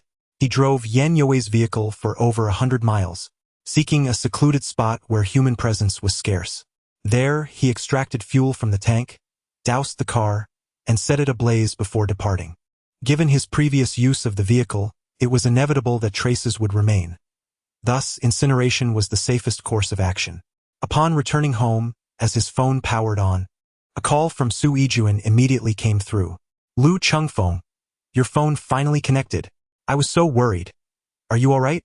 Listening to Su Yijuan's anxious and caring voice, Lu Chengfeng felt his gaze soften. "I'm fine. My phone simply ran out of battery." Su Yijuan was undoubtedly skeptical. After all, his phone had been off for an entire night, and it was hard to believe that he had only just realized the battery was depleted. However, none of that mattered as long as Lu Chengfeng was unharmed. Lu Chengfeng, do you have time right now? Yes, what's the matter? Lu Chengfeng replied with an affirming hum. All right, I shall come to find you now. Please await my return at home. Lu Chengfeng took a shower, changed his clothes, and then set out. Upon arriving at the Su residence, he got into his car and, with Su Yijuan by his side, pressed the accelerator and sped away. Lu Chengfeng gazed at Han Yen, who was pursuing them in the rearview mirror, a wicked smile playing at the corners of his lips as he chuckled softly. This Han Yen was utterly clueless, always wanting to be the third wheel, hindering their romantic escapades. Su Yijuan sat beside him, her cheeks flushed, remaining silent. After a moment, Lu Chengfeng noticed her stealing glances at him, her lips poised as if to speak yet hesitating. Is it appealing? He inquired. Huh? Su Yijuan reacted as though she had been caught in the act, her expression betraying a sense of guilt, her face a lovely shade of crimson. I am your boyfriend now. Feel free to gaze openly. If you desire, I could bear it all for you. Of course, you may also touch. Su Yijuan, both embarrassed and furious, muttered under her breath, that insufferable rogue. Lu Chengfeng winked at her, as if to inquire about Yen Yuwei. Su Yijuan nodded slightly, responding with a soft rest assured. That person will never appear before you again. Su Yijuan was taken aback, gazing at Lu Chengfeng with a hint of trepidation. Did you kill him? Lu Chengfeng did not conceal his thoughts and simply nodded, asking, What's the matter? Are you afraid? Su Yijuan shook her head, then nodded slightly. Are you afraid or not? Lu Chengfeng pressed on. In a soft voice, Su Yijuan admitted, just a little afraid. She had witnessed Lu Chengfeng take a life, and not just one. So while the fear was not as overwhelming as when she had seen it with her own eyes, there remained a lingering sense of trepidation. Lu Chengfeng chuckled, fully comprehending that although Su Yijuan was remarkable, she remained an ordinary girl at heart. It was entirely natural for her to be frightened by the prospect of taking a life. Chapter 18. Lin Jianlu. The two arrived at the airport and parked the car. Su Yijuan glanced at the time, noting that the plane would land in a little over 20 minutes. Let us wait for a while, she suggested. Lu Chengfeng nodded and then inquired, Is this good friend of yours male or female? Female, came the reply. We were college classmates and shared the same dormitory, developing a strong bond. Although she later went abroad, our communication has never ceased. Lu Chengfeng nodded slightly. Is she beautiful? Suddenly, Su Yijuan regarded him with caution. What are you intending to do? Lu Chengfeng wore a serious expression, seemingly lost in thought. Su Yijuan was momentarily taken aback, but suddenly realized the situation, her delicate face flushing with embarrassment. Lu Chengfeng, you rascal. Lu Chengfeng chuckled mischievously. Are you inquiring about me? I must say that seems rather inappropriate. Su Yijuan huffed, turning her head away in disregard. Lu Chengfeng gazed at her, his eyes inevitably drawn to her ample bosom, which appeared as a magnificent mountain range, presenting varying heights and contours from every angle. How splendid! Lu Chengfeng readily agreed and then extended his hand. Su Yijuan was taken aback, asking, What do you intend to do? I want, he replied. Su Yijuan nearly lost her composure, glaring at his outstretched hand. She rephrased her question. What are your intentions? Lu Chengfeng suddenly wore a sorrowful expression. Su Yijuan, you won't let me look, nor will you allow me to touch. How can you be so cruel? Su Yijuan stared at her vacantly, feeling as though her mind was somewhat foggy. You are the scoundrel. Clearly, it is you who is tormenting me. Lu Chengfeng couldn't help but chuckle, reaching out to gently pat her small head. How adorable! Su Yijuan was momentarily taken aback, her cheeks flushing crimson from Lu Chengfeng's affectionate gesture. Summoning her courage, she glared at him and declared, You mustn't bully me in the future, or else I. After pondering for a long while, she realized she had nothing that could possibly threaten Lu Chengfeng. You will have to bear me several sons, so that I may toil away my life like an old ox. When I grow old and can no longer work, they will overturn tables, shatter cups, and demand houses and cars from me. Oh heavens, I cannot bear to think of it.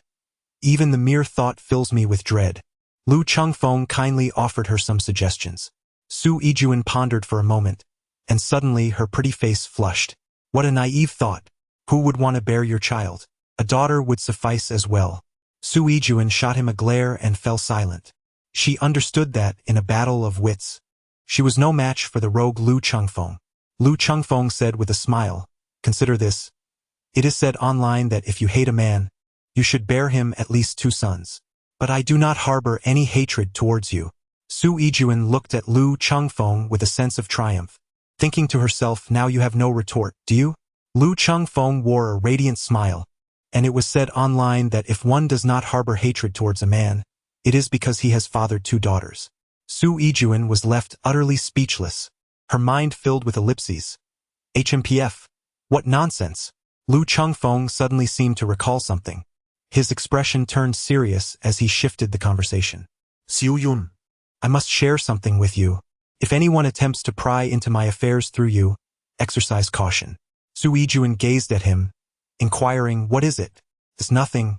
Just be discreet about my information. If someone inquires, simply say that I am an ordinary person with striking looks and considerable abilities. Su Yijuan's lips twitched slightly, thinking to herself how shameless he was. All right, I understand. After speaking, she glanced at the time. Oh dear. It's almost time we should hurry inside. Su Yijuan exited the car, hurrying alongside Lu Chengfeng towards the exit. As they arrived, they noticed passengers already making their way out. Suddenly, Lu Chengfeng's eyes sparkled with a hint of amazement. A tall, graceful woman, with a curvaceous figure and porcelain skin, donned in a red dress, stood out among the crowd like a crane among chickens. Xiao Lu, over here. Su Yijuan joyfully waved her hand. Xiao Lu, you look even more beautiful. The woman in the red dress parted her crimson lips, replying, and you have grown quite a bit. A hint of shyness flickered across Su Yijuan's face.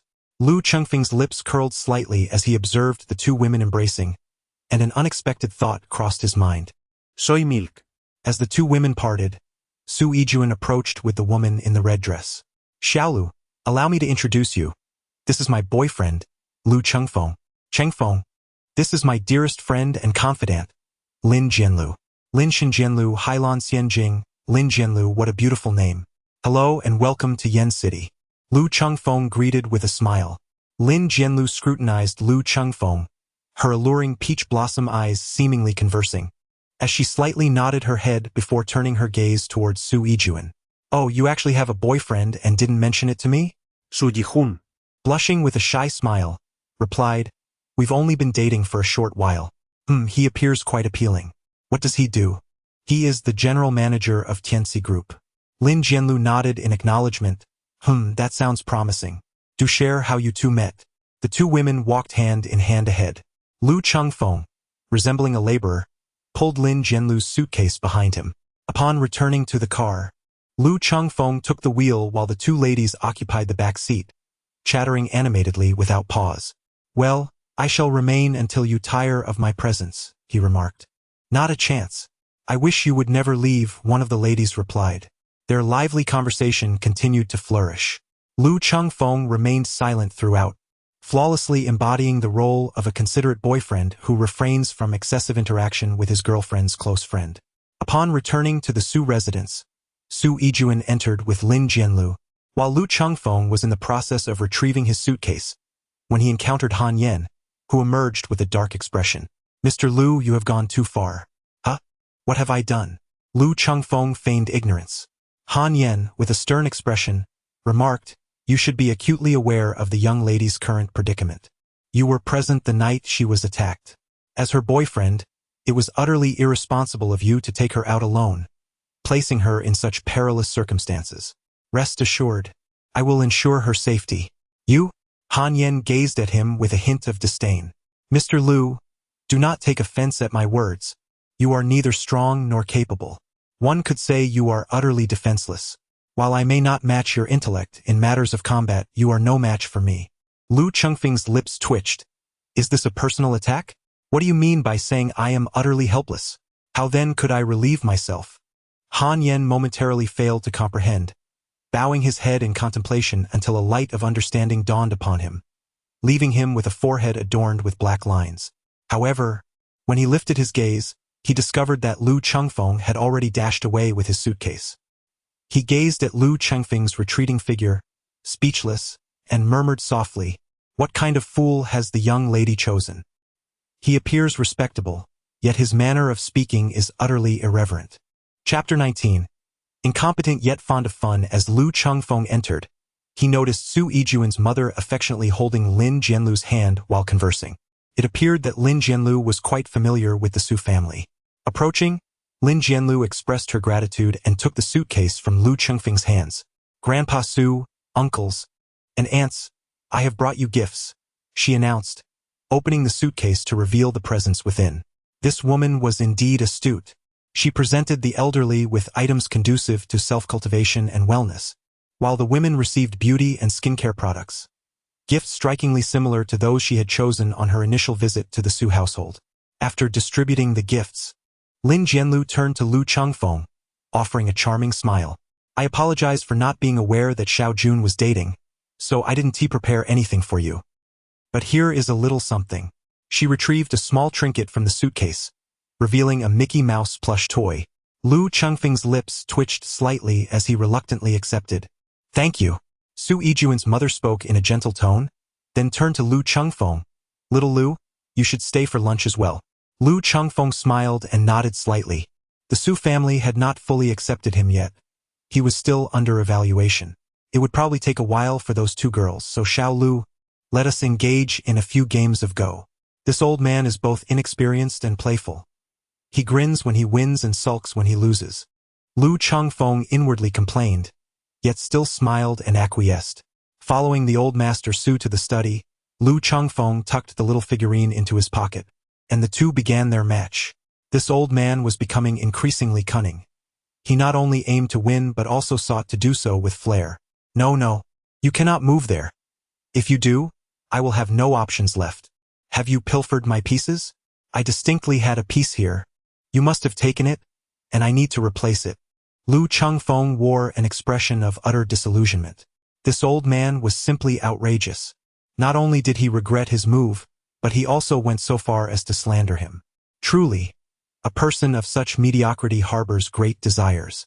Lu Chengfeng had consecutively lost several rounds. Old Master Su beamed with delight. "What expression is that on your face? Are you unable to accept defeat?" Lu Chengfeng, feeling a mix of amusement and exasperation, pondered who among them truly could not afford to lose. Just then, a knock echoed at the door. It was Su Yijuan, calling for them to come down for dinner. Lu Chengfeng had finished his lunch at the Su family residence and took his leave. He drove to the Tianci group, and as soon as he stepped out of the car, his phone vibrated gently. He logged into the internal chat group of the Dark 12 Zodiac. 7-inch snake. Dragon, I am in position. Lu Chengfeng was momentarily taken aback. The speed of the 7-inch snake was astonishing, and he had not anticipated its arrival in Yen City so swiftly. 7-inch snake. Tell me where you are. Lu Chengfeng rolled his eyes, realizing that this fellow harbored an unyielding intent to kill him. The 7-inch snake sent another message. The target is within my sight. If you do not speak, I shall eliminate her at this very moment. The 7-inch snake continued. Do you not believe me? Lu Chengfeng replied. Ensure her safety. Should a single hair be harmed, it will not be you seeking me. Rather, it will be I who seeks you. The 7-inch snake remarked. It seems she holds great significance for you. She is quite attractive. How about I approach her and provide close protection? He added, Dragon, to be honest, I am rather handsome, far more so than her current boyfriend. Perhaps we should meet. If you are a beauty, I shall spare you, for I am one who cherishes delicate flowers. Bah! Can you truly compare to my looks? Furthermore, I am a man. What I seek is a bond of camaraderie, not to be a meddler. Lu Chengfeng thought to himself. After responding, Lu Chengfeng abruptly logged off and made his way towards the company. The 7-inch snake was undoubtedly lurking around the Su residence. If he could locate him first and subdue him, the 7-inch snake would become an asset for his future endeavors. This was also the rule established by Old Man Luo. If a member of the Dark 12 Zodiac failed to assassinate Lu Chengfeng and was instead captured, they would be compelled to submit and obey. The engine roared as he sped towards the vicinity of the Su residence. As Lu Chengfeng surveyed the surroundings of the Su family estate, his mind raced, swiftly determining the most suitable hiding spots. Soon, he identified several potential locations. After parking the vehicle in a discreet area, Lu Chengfeng commenced his search. Yet, despite his efforts, he yielded no results. This was perplexing. As a top-tier assassin, he held considerable confidence in his assessments, believing that the places he had pinpointed were indeed optimal for concealment. After a moment of contemplation, he ascended a tree, retrieved his phone, logged in, and sent a message to 7-inch Snake. Is the target secure? However, the next moment, 7-inch Snake replied, Are you trying to extract information from me, Long? Are you near the Su family residence, seeking to ascertain my location? Damn. This individual is far too vigilant. It appears he had anticipated my search around the Su family estate and had already taken precautions. Lu Chengfeng did not hesitate. He leapt down from the tree, utilizing its cover to approach the vehicle, swiftly jumping in and driving away. The 7-inch Snake lurked in the shadows while he remained in the light, and with the adversary now on guard, staying put could likely result in being outmaneuvered. Meanwhile, Su Yijuan, having changed into comfortable loungewear, was preparing to seek out Lin Jianlu when Lin Jianlu hurriedly entered, clutching a high-powered telescope. She approached the window, peering through the telescope towards the distant dense forest. Little dear, what are you up to? Su Yijuan inquired, her face filled with curiosity. Lin Jianlu continued her observations, responding, I believe I just spotted a wild boar in the woods across the way. My room's angle is poor, so I came here to take a closer look. A wild boar? Su Yijuan's expression turned tense. Wild boars could be dangerous and quite frightening when enraged. How could there be a wild boar? This won't do. I must call the forestry department to prevent any potential harm. Lin Jianlu set down the telescope, a flicker of disappointment crossing her face before she smiled and said, Don't panic. I must have misseen it. It wasn't a wild boar, just a rock. Su Yijuan exhaled in relief, patting her racing heart. Thank goodness. You had me startled with your mention of a wild boar. Chapter 20. We shall meet soon. Su Yijuan shook her head. You'd best not inquire further. I fear the truth may frighten you as well. Lin Jianlu chuckled. You underestimate me. Now tell me, who was it that attacked you? Unable to resist, Su Yijuan recounted the incident, aligning her narrative with what she had shared with the police and her family, all of which had been instructed to her by Lu Chengfeng.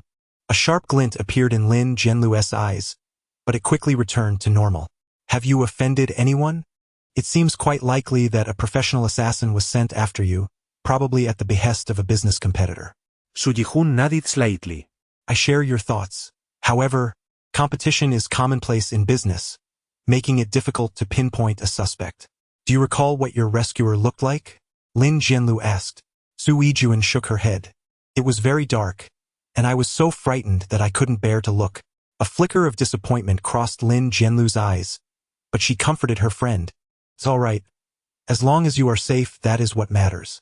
However, the assailant, having failed this time, is unlikely to relent. I must arrange for some skilled bodyguards for you. No need for that. I now take Han Yen with me whenever I go out. He is quite capable. Lin Jianlu's gaze sharpened. Who is Han Yen? The tall one with dark skin whom you met previously. Lin Jianlu pondered for a moment before recalling. Is this Han Yen truly formidable? Yes, he is the grandson of my grandfather's comrade, reportedly a veteran from a special forces unit. Quite impressive. When did he come to your house? Su Yijuan thought for a moment. It's been a few months, I believe. Lin Jianlu's eyes sparkled, lost in contemplation. Seeing this, Su Yijuan teased. Why are you so interested in Han Yen? Do you harbor feelings for him? He is quite a decent person. Perhaps you should. Stop right there. I am merely curious. I have no intention of entering a relationship. I relish my freedom, the ability to live unrestrained and pursue whatever I desire. After saying this, Lin Jianlu asked with curiosity, Now, tell me how you met that Lu Chengfeng. We met at a social gathering. He made his way directly to Fan Jiwei's office. Mr. Lu? Fan Jiwei stood up nervously to greet him, feeling a terror upon seeing Lu Chengfeng that surpassed even the fright of encountering a ghost. Lu Chengfeng pressed down his hand, signaling him to take a seat. How have you progressed with the matter I entrusted to you? Fan Jiwei hurriedly replied. The projects that the company has invested in are certain to be profitable. I mentioned the intention to transfer shares, and several companies have expressed keen interest. I plan to meet with them this evening. Lu Chengfeng nodded slightly, suggesting that if the price were reasonable, he would proceed with the transfer. Fan Jiwei hesitated for a moment and asked, Mr. Lu, there are rumors circulating that the company's actions imply impending bankruptcy. Is that true? Lu Chengfeng gazed at him. This is your own idea, isn't it? Fan Jiwei, with his head bowed, dared not speak. Occupying such a position, he possessed a sense of intuition sharper than that of a hunting dog. It was evident that Lu Chengfeng's actions signaled that the company was in dire straits. Attend to your duties. Even if the company collapses, I shall not treat you unjustly. Fan Jiwei's eyes sparkled with renewed hope.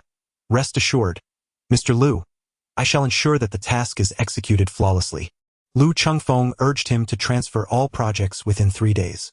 Soon after, he arrived at the finance department, where he found Su Liming and Zhang Wenhai. Su Liming, much like Fan Jiwei, was taken aback by Lu Chengfeng's presence, rising hurriedly to greet him, scarcely daring to breathe. Mr. Lu, I have already returned that money to the company, he said. Lu Chengfeng nodded slightly. How much money is currently in the company's account? Lu Chengfeng cast a glance at Su Liming and let out a cold snort, remarking on the considerable greed displayed. Su Liming shuddered in fear, lowering his head and refraining from uttering a word. Lu Chengfeng approached the computer, swiftly transferring the 400 million from his account to his clandestine bank in the dark web.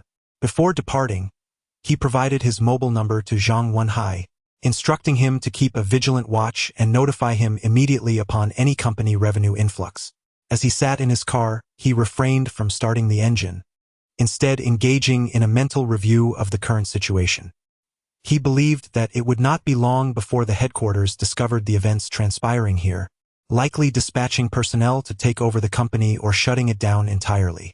From his understanding, there were 3 assassin factions in Longhua, 1 in Yen City, which he had already eradicated, while the locations of the other 2 remained unknown to him. If the headquarters uncovered his betrayal, they would undoubtedly send individuals to pursue him. However, he felt no trepidation on this front, buoyed by his confidence in his own capabilities. The sole source of concern was the Yen family. Their hiring of assassins to eliminate Sui Juan was undoubtedly linked to the cancer medication. Having failed this time, they would not let the matter rest.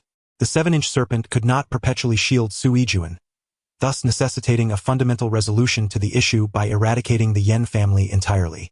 Whether motivated by his deep-seated vendetta or the desire to protect Sui Juan, the Yen family must be extinguished. Tonight would be the night. Lu Chengfeng's gaze was icy and resolute, as he resolved to eradicate the Yen family that very night. He retrieved his phone to check for messages, subsequently logging into the internal chat group of the Dark 12 Zodiac. A message from the 7-Step Snake appeared. 7-Step Snake, Dragon, I have uncovered your true identity. 7-Step Snake, you pervert, it turns out you are a man, having masqueraded as a woman all this time. I am one who cherishes the delicate, but I shall not extend such tenderness to a man. Your fate is sealed. Lu Chengfeng narrowed his eyes slightly, reminding himself not to lose his composure. Perhaps the 7-Step Snake was merely trying to deceive him. The 7-Step Snake warned, do not be hasty. A friendly reminder. Do not close your eyes while sleeping tonight, or you may never open them again. The 7-Step Snake added, at present, you are in the light, and I am in the shadows. Do you understand what this signifies? Lu Chengfeng fell into deep contemplation, acutely aware that he was being targeted by a premier assassin lurking in the shadows. Even he, with his formidable skills, could not confidently assert that he could effortlessly evade the impending assassination. At that moment, the 7-inch snake sent another message. Dragon, we shall meet soon.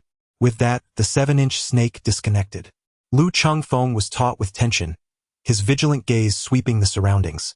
A glimmering dagger was pinched between his fingers, his eyes sharp as a hawk's. The 7-inch serpent might very well be lurking nearby, aiming a gun at his head. This place was not suitable for prolonged stay. Lu Chengfeng started the car and drove towards the outside. As he made a turn, Several young men appeared ahead, causing a momentary tightening in his chest, but he quickly relaxed. These individuals, dressed in a disheveled manner, were clearly nothing more than petty delinquents. Chapter 21. A setup with a loud thud. One of the delinquents fell to the ground, clutching his leg and beginning to wail. A setup? Lu Chengfeng saw through their ruse at a glance. Moreover, his collision was far too deliberate. As a top-notch assassin, how could he possibly be oblivious to such trivial tricks? In less than 3 seconds, he made a swift decision to steer and accelerate. The vehicle maneuvered precisely, rolling over the legs of the young thug before crashing into the adjacent wall. There were surveillance cameras. From the footage, it would appear as though the thug had staged a scam, with Lu Chengfeng startled and evasively swerving, mistakenly pressing the accelerator instead of the brake, a clear demonstration of his panic following the fright. Through the car window, he could hear the ominous sound of bones shattering. Ah! The other thugs were left utterly dumbfounded.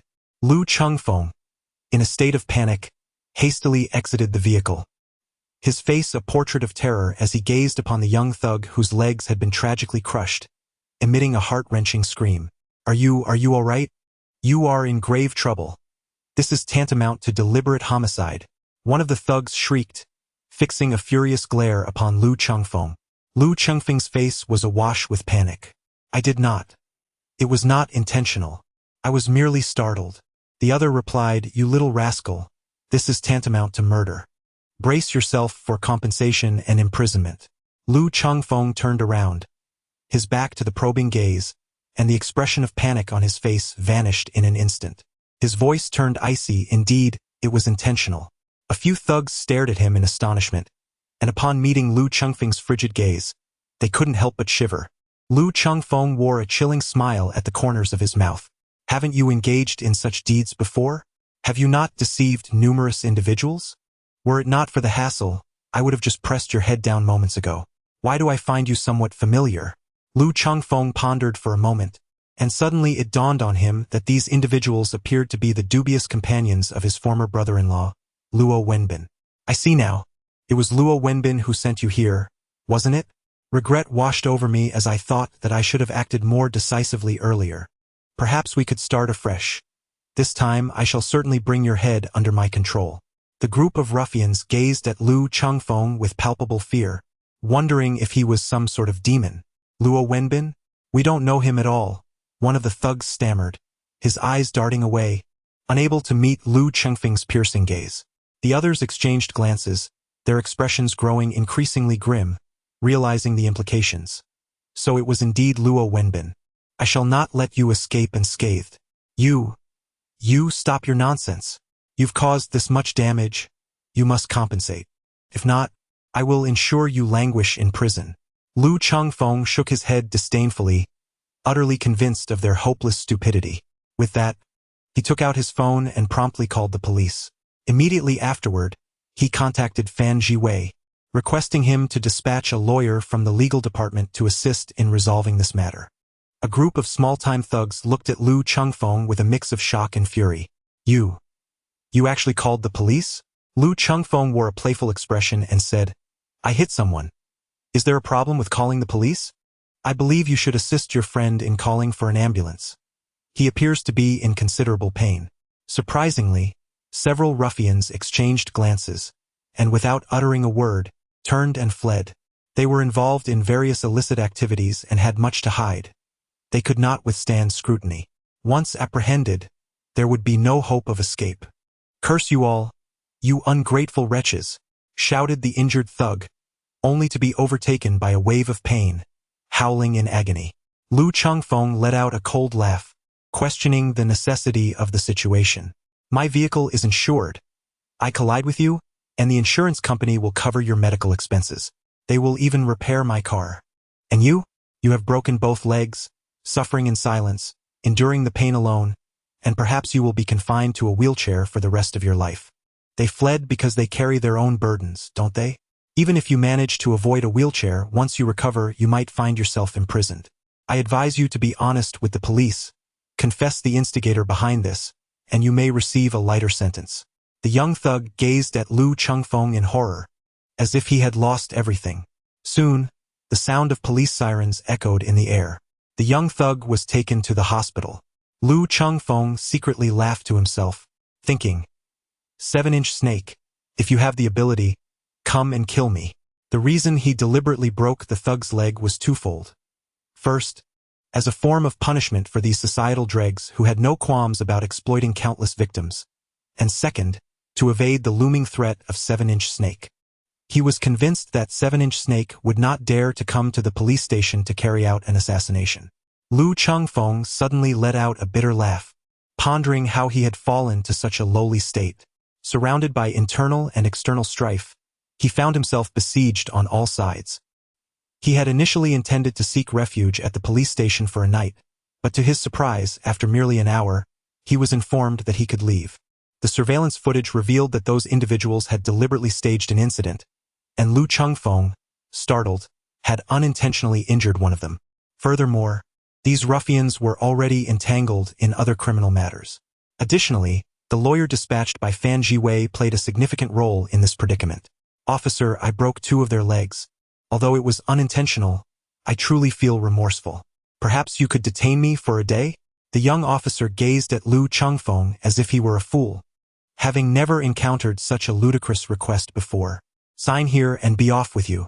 Do not create a disturbance, or I shall have no choice but to detain you. Really? Lu Chengfeng's eyes sparkled with excitement. The young officer felt that Lu Chengfeng was somewhat unwell, watching him sign his name and then swiftly depart. Lu Chengfeng left with a heavy heart. Upon stepping outside, a middle-aged man clad in a gray suit approached him briskly, his face adorned with a sycophantic smile. Mr. Lu, he said, I am from the legal department. My name is Zhang Luochun, and I was sent by Vice President Fan. They haven't caused you any trouble, have they? Lu Chengfeng shook his head and said, It's been arduous. Not at all, not at all. It's merely my duty. Lu Chengfeng glanced at the car beside him and inquired, Is this your vehicle or the company's? It belongs to the company, came the reply. Lu Chengfeng entered the vehicle and pressed the accelerator, swiftly departing. President Lu, please slow down. Zhang Luochun's sycophantic voice was drowned out by the roar of the engine. Along the way, Lu Chengfeng called Su Yijuan to inform her that he had matters to attend to tonight and would visit her tomorrow instead. Upon entering the door, Lu Chengfeng began to strategize. Since evasion was futile, he would confront the situation head-on. Should the 7-inch serpent dare to show itself, it would soon discover who truly reigns as the leader of the Dark 12 Zodiac. Chapter 22. The wrong person. As the night deepened, the room was enveloped in darkness. Lu Chengfeng resembled a ferocious beast hunting in the darkness, clutching a flying dagger tightly in his hand. Concealed behind the sofa, his gaze was as keen as that of a hawk, quietly awaiting the arrival of his prey. Time passed second by second.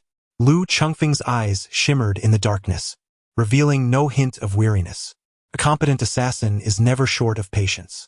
He and the 7-inch snake were both brought out by the old man Luo. Although they had never met, he could surmise that the 7-inch snake was formidable. Hence, he could not afford a moment's relaxation. A hunter strikes decisively when the prey lowers its guard, delivering a fatal blow. Meanwhile, on the periphery of the Su residence, Han Yen was patrolling with 2 others. Ever since Su Yijuan had been attacked, their protective measures had intensified, with someone on night watch at all times. Suddenly, the 2 bodyguards trailing Han Yen touched their necks simultaneously, feeling as if they had been pricked by a mosquito. In the next instant, dizziness enveloped them, and without uttering a sound, they collapsed softly to the ground. Beneath the wall, a shadow approached swiftly, akin to a specter in the night. Only when the figure was within 5 meters did Han Yen realize its presence. Who goes there?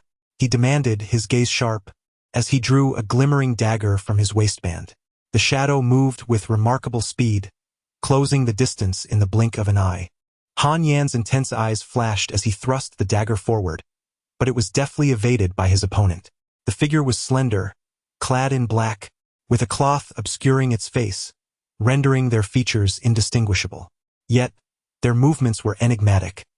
The arms, serpentine in grace, slipped through the gaps of Han Yan's dagger, and 2 fingers struck his chest in a sudden, jarring impact. A wave of excruciating force surged through Han Yan, causing him to grunt in pain and stagger back, half his body numb. Stunned, he stared at his assailant, who offered no respite, closing in like a phantom. Han Yen retaliated, his dagger slicing through the air with lethal intent, yet every strike was skillfully dodged. Suddenly, the onslaught intensified, overwhelming him. In a flash, the assailant's finger jabbed at his wrist, shattering the bone with an unbearable pain that sent the dagger flying from his grip. In the ensuing chaos, he faced a devastating barrage. The opponent's fists rained down like a tempest, leaving him disheveled, his mind buzzing, and his vision fading. With a resounding crash, a powerful knee strike sent him sprawling, and before he could react, the shadow followed suit, delivering a knife-hand strike that rendered him unconscious. "How could you be so weak?" the cloaked figure muttered. When Han Yen regained consciousness, he found himself bound to a tree. He struggled desperately, but the knots were tied with a peculiar technique that tightened with every movement. "Long, you're awake?" A hoarse, low voice echoed from behind him. "Long, stop struggling. This is a pig's knot, and it only gets tighter." Startled and enraged, Han Yen retorted, "What Long? Old Luo said you possess extraordinary talent, yet I find you surprisingly weak. You must be old Luo's blood relative. Otherwise, why would he sing your praises so insincerely? I told you we will meet soon. I always keep my word," the voice continued. Han Yan's mind raced with confusion. He could not comprehend the words being spoken. "Long, although we have never met, we were both nurtured by old Luo. Rest assured, I will not let you suffer. I will grant you a swift end. Do you have any last words?" Han Yan, a mix of shock and fury, demanded, "Who are you? What do you want? Stop pretending. It's pointless at this juncture.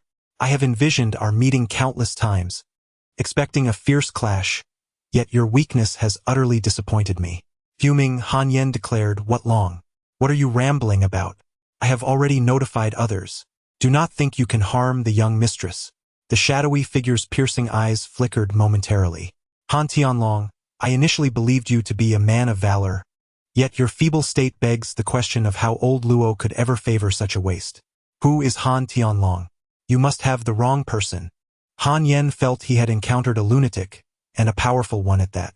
"Still pretending? I have no clue what you were talking about." As he stalled for time, he sought a means of escape. The cloaked figure scrutinized him, eyes flashing, before letting out a cold snort. "Even if you deny it, it matters not. I shall send you off to the afterlife now." In hand, he toyed with a glimmering dagger, Han Yan's own. Just as he prepared to strike, his movements faltered, and he retrieved a phone, glancing at it, his expression freezing. The figure glanced between Han Yen and the phone, anger brewing in his eyes. "You are not Han Tianlong?" Han Yen, exasperated, exclaimed, "What Han Tianlong? I have no idea what you are saying. If you are not Han Tianlong, then why are you causing a ruckus here?" Despite the perilous situation, Han Yen felt an urge to unleash a barrage of curses. Is this even coherent? When did I ever claim to be Han Tianlong? With a resounding thud, the hilt of the dagger struck Han Yen's neck, and he fell into unconsciousness without a sound. The cloaked figure removed the black cloth from her face, revealing a stunningly beautiful visage. Yet her eyes were filled with a deadly glint, and her delicate lips were pressed tightly together, signifying her displeasure. Had Han Yen been awake at that moment, he would have been astounded to recognize her as Lin Jianlu, the 7-inch snake and a member of the Dark 12 Zodiac. Damn it! Damn it! Lin Jianlu cursed vehemently, delivering several kicks to the unconscious Han Yen. She had long sensed something amiss. Old Luo had claimed Han Tianlong to be the most gifted among them, so how could he be so inept? Su Yijuan had asserted that Han Yen was exceptionally skilled, which misled her, combined with other factors, into believing Han Yen was indeed Han Tianlong. Suddenly, she broke into a radiant smile. "Thank goodness you are not Han Tianlong. Otherwise, you would have been a grave disappointment." With a huff, she mused that Han Tianlong must be anxiously awaiting her return, allowing Han Yen to endure a night of tension. Chapter 23. The unfortunate one. Daylight broke. Lu Chengfeng let out a bitter smile, realizing that he had been outmaneuvered by the 7-inch snake, who might not even know his own identity. He took out his phone, logged in, and messaged the 7-inch snake. "Where are you?" "In a room of the Su family, Lin Jianlu." clad in a delicate silk nightgown that revealed large swathes of her fair skin and delicate bosom, lazily turned over. She reached beneath her pillow to retrieve her phone and glanced at it, the corners of her exquisitely sculpted lips curling up slightly. 7-inch snake. What a coincidence. I am too. Luo Chengfeng. You have no idea who I am. 7-inch snake. Are you familiar with the concept of a cat playing with a mouse? The cat does not devour the mouse in one swift bite. It toys with its prey until it grows weary, and only then does it consume it. Dragon, be prepared. I shall seek you out tonight. Luo Chengfeng was now almost certain that the 7-inch snake had no idea who she truly was. After speaking, she logged off immediately. Soon after, she settled onto the sofa, assuming a meditative posture, channeling her energy to swiftly restore her mental state to its peak. Meanwhile, at the Su residence, the 7-inch snake scrutinized her chat history with Han Shenlong, engaging in silent analysis. Referring to herself as old woman, it was evident that Han Shenlong was indeed a woman. She began to quietly assess the women surrounding Su Yijuan, attempting to pinpoint her target. Rising to her feet, she approached the door of Su Yijuan's room and knocked gently. Who is it? Came Su Yijuan's sweet and innocent voice from within. It's me. Come in. The door's unlocked. Lin Jianlu pushed the door open and found Su Yijuan lying on her bed, gazing at her drowsily. Xiaolu, what is wrong? Nothing, I couldn't sleep alone, so I came to keep you company. Lin Jianlu nestled under the covers. Suddenly, Su Yijuan let out a soft exclamation. Xiaojun, yours seems to be a bit bigger than mine. Su Yijuan's cheeks flushed with embarrassment. Stop teasing. What's so great about being bigger? Feels heavy. Even walking is exhausting. Now that's a bit of a humble brag. But you're right, no matter how grand, it's not truly yours. Lin Jianlu changed the subject. Xiaojun, let's go out today. Invite all your friends. The more, the merrier. I only have you as a friend, and there's Chengfeng. Shall I ask Chengfeng to join us? Lin Jianlu was taken aback. You're a well-known heiress in Yanqing, and you don't have more than a few close friends? Su Yijun smiled dryly. Besides work, I spend all my time in the laboratory. When would I have the time to make friends? None at all? Su Yijuan shook her head. Lin Jianlu felt perplexed. That wretched Han Shenlong had hidden herself well indeed. Luo Chengfeng had been recuperating for several weeks, and his spirits had returned to an optimal state. Luo Chengfeng drove swiftly towards the Su residence. Upon arrival, he parked the car and encountered Han Yen in the courtyard. Upon seeing him, Han Yen turned away, attempting to conceal himself. Luo Chengfeng curled his lips, aware that this fellow held a disdain for him. Yet the display of such animosity was rather overt, was it not? Chengfeng? Su Yijuan and Lin Jianlu emerged from the villa. Luo Chengfeng's eyes sparkled as he beheld the captivating beauty of the two women before him. One exuded an air of innocence, while the other radiated an alluring charm, together forming a breathtaking tableau.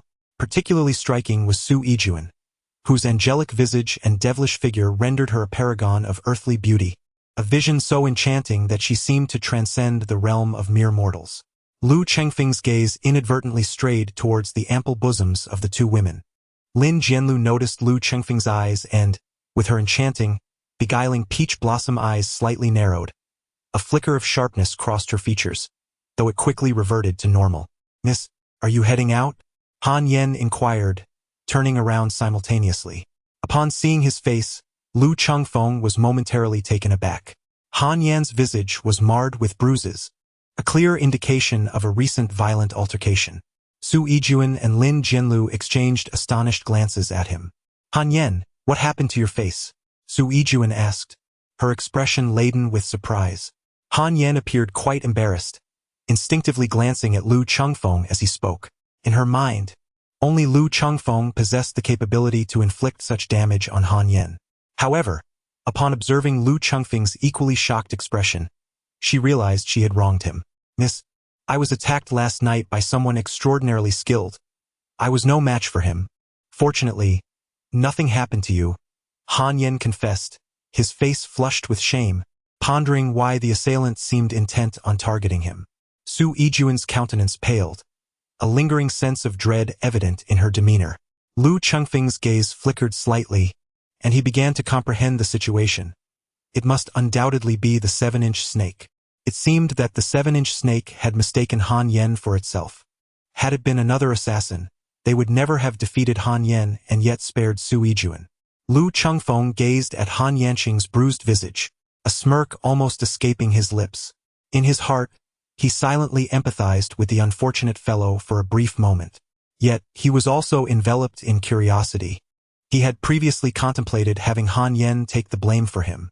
However, during his conversation with the 7-inch snake, he had not yet had the opportunity to divert the blame. How, then, did the 7-inch snake pinpoint Han Yen as the culprit?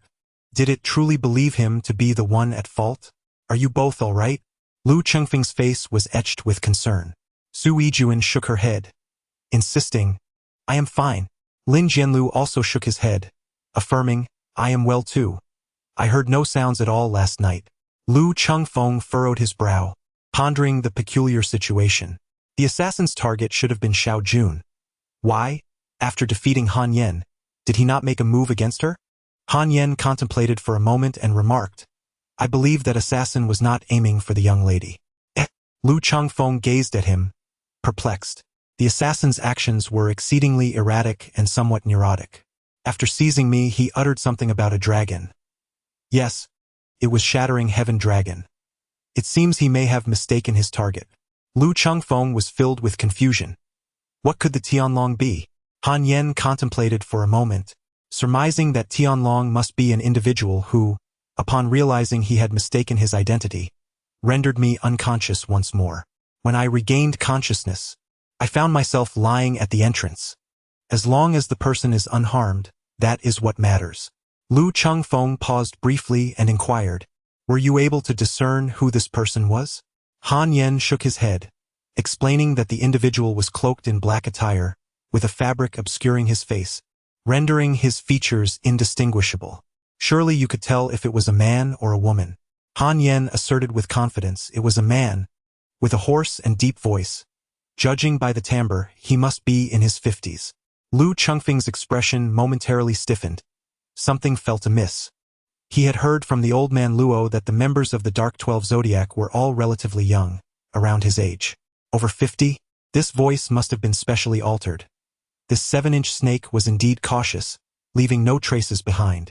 Fortunately, the person was unharmed. What was this assassin seeking regarding the trembling dragon? Such an unusual name. Xiao Jun. Do you know anyone by that name? Lin Jianlu inquired with curiosity. Su Yijuan pondered for a moment and shook her head. No, that name is quite peculiar. If someone like that existed, I would surely remember. What about names that include the character for dragon? Su Yijuan shook her head again.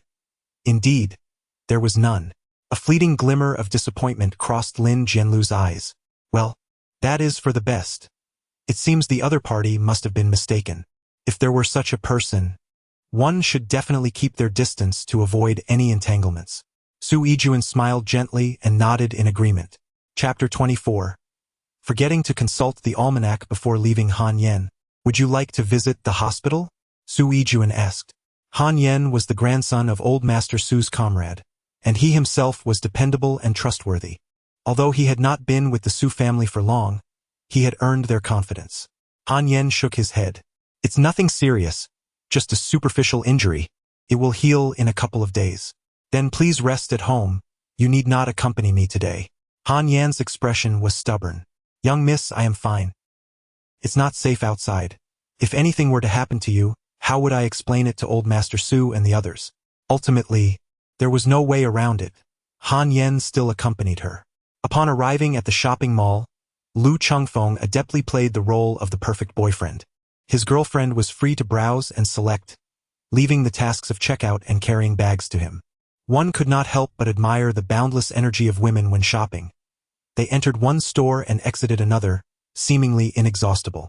Lu Chengfeng's feet ached, yet the two women showed no signs of stopping. Lu Chengfeng and Han Yen, burdened with numerous bags, wore expressions of helplessness as they followed Su Yijuan and Han Yen into a shop. However, they soon retreated, realizing it was an intimate apparel store. The two stood at the entrance, waiting. Lu Chengfeng? Suddenly, a woman's voice called from behind. It was Luo Zitong, who, having forgotten to consult the almanac before leaving home, was dismayed to encounter this bothersome woman. Dressed in a white dress, she exuded an innocence reminiscent of a naive flower untouched by the world. Yet, Lu Chengfeng understood that she was far from innocent. She was a scheming beauty. From a distance, she exclaimed, "I saw you from afar and could hardly believe it was truly you." Her face radiated delight. Lu Chengfeng gazed at her with palpable disdain.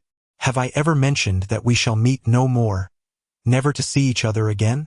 Luo Zitong seemed oblivious to the contempt reflected in his eyes. With a pitiful expression, she implored softly, "Chengfeng, please don't be this way. They say a day as husband and wife is worth 100 days of kindness. I was in the wrong before. I beg for your forgiveness. Shall we start anew?"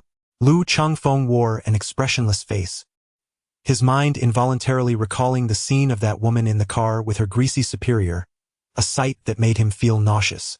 Were it not for the kindness of old Luo, he would have long since made this repugnant woman vanish without a trace. Now, she approached him seeking reconciliation, but it was not out of genuine remorse. Rather, she was drawn to him for his newfound wealth. A glint of fierce intensity flickered in Lu Chengfeng's eyes. Should this woman dare to repulse her again, regardless of her being the granddaughter of the old Lord Luo, he would not hesitate to strike her down. Han Yen glanced at Luo Zitong and then at Lu Chengfeng, a slight frown creasing his brow. A day as husband and wife brings 100 days of affection. Could it be that Lu Chengfeng had once been wed? Lu Chengfeng's face darkened as he gazed at Luo Zitong, coldly uttering a single word. "Leave." Luo Zitong, with a heart full of sorrow, pleaded, "Chengfeng, I truly regret my mistakes. Can't you grant me another chance? If you had not kept secrets from me in the first place, we would not have ended in divorce." Lu Chengfeng, in a fit of rage, laughed scornfully. The implication of Luo Zitong's words was that had he not concealed his financial situation, she would have refrained from straying with affluent men had she known of his wealth. This woman is utterly shameless, provoking a sense of revulsion within him. As Lu Chengfeng was about to speak, Su Yijuan and Lin Jianlu emerged from the shop. Upon seeing a pitiful woman standing before Lu Chengfeng, the two women were momentarily taken aback, then approached with curiosity. "Chengfeng, have you encountered a friend?" Su Yijuan inquired, her gaze fixed on Luo Zitong. Luo Zitong, in turn, scrutinized Su Yijuan, a flicker of intense jealousy passing through her eyes. In both beauty and figure, Su Yijuan was truly exceptional, and her noble lineage only heightened her extraordinary poise. This made Luo Zitong feel an overwhelming sense of inadequacy. Lu Chengfeng smiled indifferently, claiming not to recognize the person asking for directions. "Let us be on our way." "Chengfeng, must you be so heartless?" Luo Zitong implored, her eyes glistening with unshed tears. Su Yijuan and Lin Jianlu cast a glance at Lu Chengfeng, while Han Yen wore a stern expression, having already deemed Lu Chengfeng a callous scoundrel who had forsaken his responsibilities. Lin Jianlu, her brows knitted in concern, spoke with an icy tone. "Lu Chengfeng? Who is she? Xiao Jun is my dearest friend, and should anyone dare to harm her, I shall not hesitate to take action." Her words were not to be taken lightly. If Lu Chengfeng were to betray Su Yijuan, she vowed that he would not witness the dawn of another day. Luo Zitong lowered her head, her voice trembling softly. "Please do not blame him. It is all my fault. I was unaware that he had a girlfriend, and I should not have intruded upon his life." Lu Chengfeng's expression darkened. If this were not a bustling shopping mall filled with people, he would swiftly rid himself of this wretched woman with a single throw of his knife. "Chengfeng, may I have a word with you? I implore you, just let me say one thing, will you?" Luo Zitong pleaded with a face full of desperation. Lu Chengfeng exhaled a deep breath, forcefully suppressing the urge to commit murder, and strode to the side. Luo Zitong followed closely behind. Before she could speak, Lu Chengfeng's tone turned frigid. "Luo Zitong, tread carefully. If you seek death, I can certainly accommodate you. Chengfeng, I truly recognize my mistakes. Please, can you find it in your heart to forgive me?" Lu Chengfeng gazed at her with an expressionless face and asked, "Have you finished?" Noting the unmasked disdain he held for her, Luo Zitong realized that reconciliation was an impossibility. Her previously pitiful demeanor vanished in an instant as she took a direct approach. "Lu Chengfeng, my brother is in trouble. I need money, give me 10 million, no 20 million. I assure you, I will never bother you again. Lu Chengfeng could not help but emit a cold laugh. Has your head been crushed by a man's thigh? 20 million. Shall I burn it for you? Luo Zitong scoffed. The woman you've recently found appears to be quite affluent. Judging by her earlier reaction, she seems unaware of our past connection. If you wish to avoid me sabotaging your endeavors, you ought to know how to choose wisely. Lu Chengfeng, with your wealth, 20 million should be a trifling sum for you. Should you refuse, I will engage in a candid conversation with your lady. If I happen to utter some indiscreet remarks that tarnish your prospects, do not hold it against me. Lu Chengfeng gazed calmly at her, though his heart had long been consumed by murderous intent. Luo Zitong, since you seek death, I shall oblige. Tong tong, tong tong. At that moment, a middle-aged man in his 40s, with a plump visage and large ears, approached, laden with numerous bags. Luo Zitong turned to Lu Chengfeng, saying, I give you a day to contemplate. If by this time tomorrow I do not see the money, I will pay a visit to your woman for a more thorough discussion. With that, she pivoted and strode towards the rotund man. Tong tong, who is he? The middle-aged man inquired. A high school classmate, we just happened to run into each other. Let us chat for a moment. Come, let us go. Luo Zitong affectionately wrapped her arm around the man's, and they departed. Lu Chengfeng couldn't help but feel a wave of nausea. This woman was utterly repugnant. How many backup partners did she possess? He had lived with such a woman for several months, and the thought made him want to vomit. Tonight, he would send this wretched creature to her next life. Lu Chengfeng suppressed the murderous intent that flickered in his eyes, shaking his head in resignation, pondering how to explain the situation to Su Yijuan. Chapter 25. Throughout history, betrayal leads to death. The woman from earlier was named Luo Zitong. She was my ex-wife. Lu Chengfeng approached, meeting the gazes of Su Yijuan and the others, opting for candor. Su Yijuan's bright eyes dimmed, yet she remained silent. After all, her relationship with Lu Chengfeng was but a facade. Lu Chengfeng pretended to be her boyfriend solely to protect her, intending to depart once he ensured his own safety. She had no grounds to reproach Lu Chengfeng. Yet, inexplicably, she felt a twinge of discomfort, and her mood soured in an instant. Lin Jianlu gazed intently at Lu Chengfeng and inquired, Then why did you not inform Xiao Jun? Lu Chengfeng let out a bitter laugh and said, I apologize. This is truly not a matter of pride. Lu Chengfeng, if you have not severed ties with your ex-wife, you should not provoke Xiao Jun. It is evident that she still harbors feelings for you. Lu Chengfeng let out a deep sigh, exclaiming that they did not truly understand her. She only loved herself and money. Lin Jianlu scoffed, questioning whether it was appropriate to malign his ex-wife in such a manner. It seemed that in Lin Jianlu's eyes, he was merely a scoundrel who had abandoned his wife for another. Observing Han Yan's expression, it was likely he held a similar opinion of himself. After all, Luo Zitong was a master of theatrics. Anyone who witnessed her performance would inevitably perceive him as the villain. However, the opinions of these two were of little consequence. He turned his gaze toward Su Yijuan, poised to make an introduction, when suddenly, a cacophony of piercing screams erupted from downstairs. Murder! Murder! Security! Security! Call the police! There has been a murder! The scene below descended into chaos.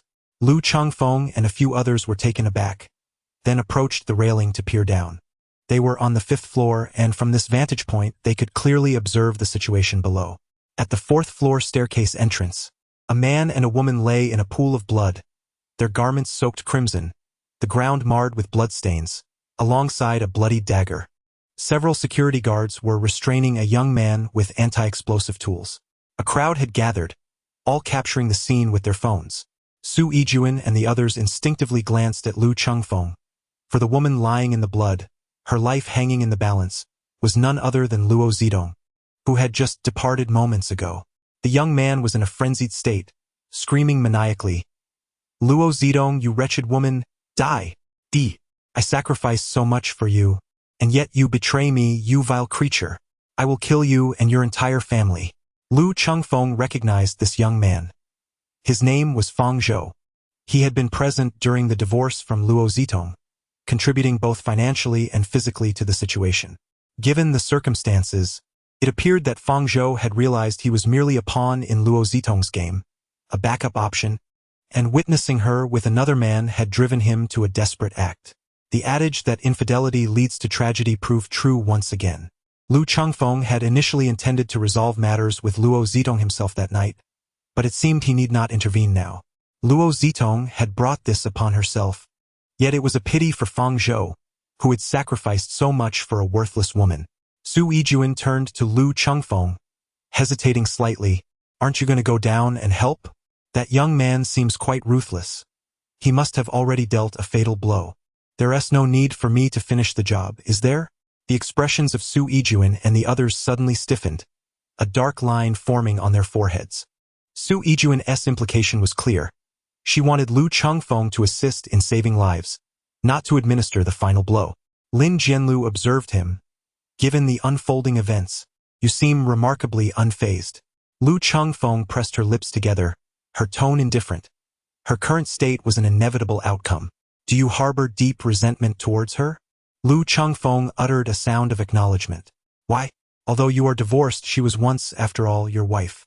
Lu Chengfeng gazed at her, reflecting on how, merely 2 months into our marriage, she had been unfaithful, and I had witnessed it firsthand in the underground garage of our home. While she appeared innocuous and harmless, she was, in truth, an adept angler, and I, too, had once been but a fish in her pond. After Lu Chengfeng finished speaking, he let out a bitter smile and then picked up his belongings and departed. Su Yijuan and the others were left in a state of astonishment, exchanging glances with one another. It appeared that we had misunderstood him.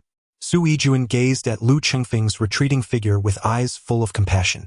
Lin Jianlu glanced downstairs and noticed that the medical personnel and police had arrived. She spat disdainfully, muttering that he deserved it. Lu Chengfeng arrived at the underground parking garage, where Su Yijuan and the others had yet to descend.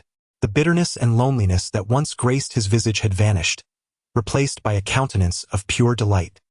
He was not a magnanimous individual. Rather, he possessed a vengeful spirit, hardened by years in the assassin's trade, which had rendered him cold and unfeeling. How long could a tender-hearted person survive in the world of assassins? He relished the cyclical nature of fate, delighting in its merciless twists and turns.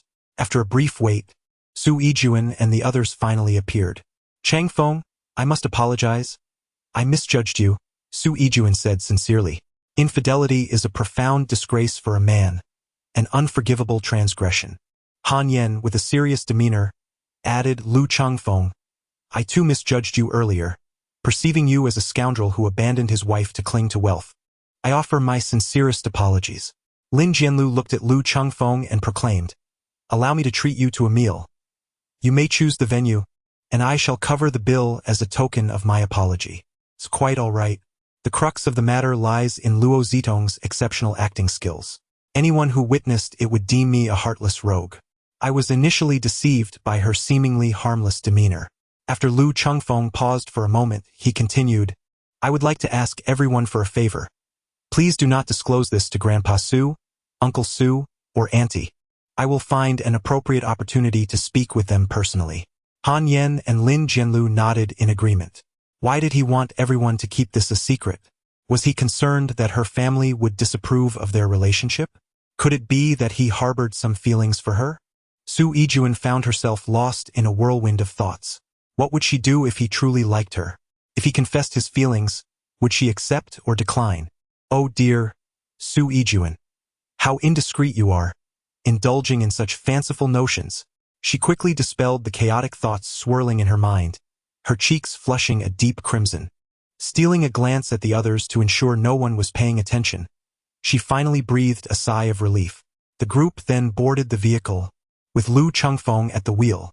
Chengfeng, what would you like to eat? Lu Chengfeng pondered for a moment and thought, I know a splendid place. Let us go there. Su Yijuan chuckled and remarked, since Xiao Lu is treating, we must choose a rather upscale venue.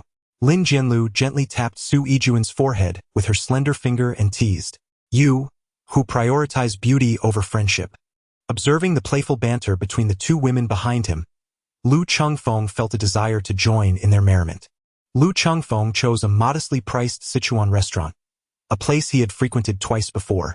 Although the establishment was not large, the flavors it offered were delightful.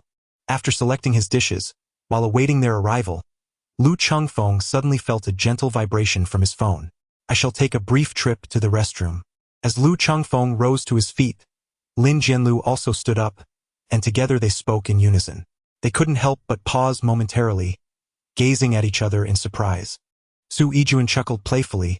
Is it really necessary for you both to be so in sync? Lu Chengfeng smiled, having consumed too much water. After speaking, he hastily made his way to the restroom. Upon entering, he immediately retrieved his phone. It was a message from the internal group of the Dark Zodiac, and the speaker was the ever-changing monkey. Lu Chengfeng's expression subtly shifted upon hearing the words of the transformative monkey. Ladies and gentlemen, I possess information regarding the Han Tianlong. Would you like to know? Chapter 26. There are always malicious individuals who wish to harm me. As soon as the transformative monkey uttered these words, the group erupted in excitement. The red-faced tiger exclaimed, quickly, speak. What news do you have? The ever-obstinate pig inquired. Is it true that Han Tianlong has perished? Where lies his grave? I wish to dance atop it. The 7-inch snake countered, that is impossible. I had just conversed with Han Tianlong. Lu Chengfeng's lips twitched, a torrent of expletives racing through his mind, leaving him speechless. The shape-shifting monkey declared, this information is of utmost importance. I have expended considerable financial and human resources to acquire it. Instantly, everyone grasped the implication. This unscrupulous monkey was quite clear. To obtain news regarding the Titan dragon, one must part with their riches. The capricious pig chimed in, I shall offer 5 million. Even the typically reclusive dreamy chicken made an appearance, boldly proclaiming, I will contribute 10 million. The 7-inch snake then declared, 20 million. Although Lu Chengfeng had never encountered the chameleon monkey, he could easily envision a face with a sharp nose and cheeky grin lurking behind the screen, clutching the phone with an expression of lewd delight. He silently disabled the private messaging feature. The crimson-faced tiger inquired, why can't we send private messages anymore? The chameleon monkey, in a fit of exasperation, retorted, it must be that Han Tianlong's doing. He is undoubtedly peering at the screen. Han Tianlong, come out. To obstruct a person's path to wealth is akin to slaying their parents. Lu Chengfeng, I have always regarded you as dear friends in our collective.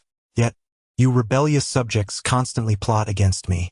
Bian Bian Ho, hasten, Han Shenlong, and open the private chat.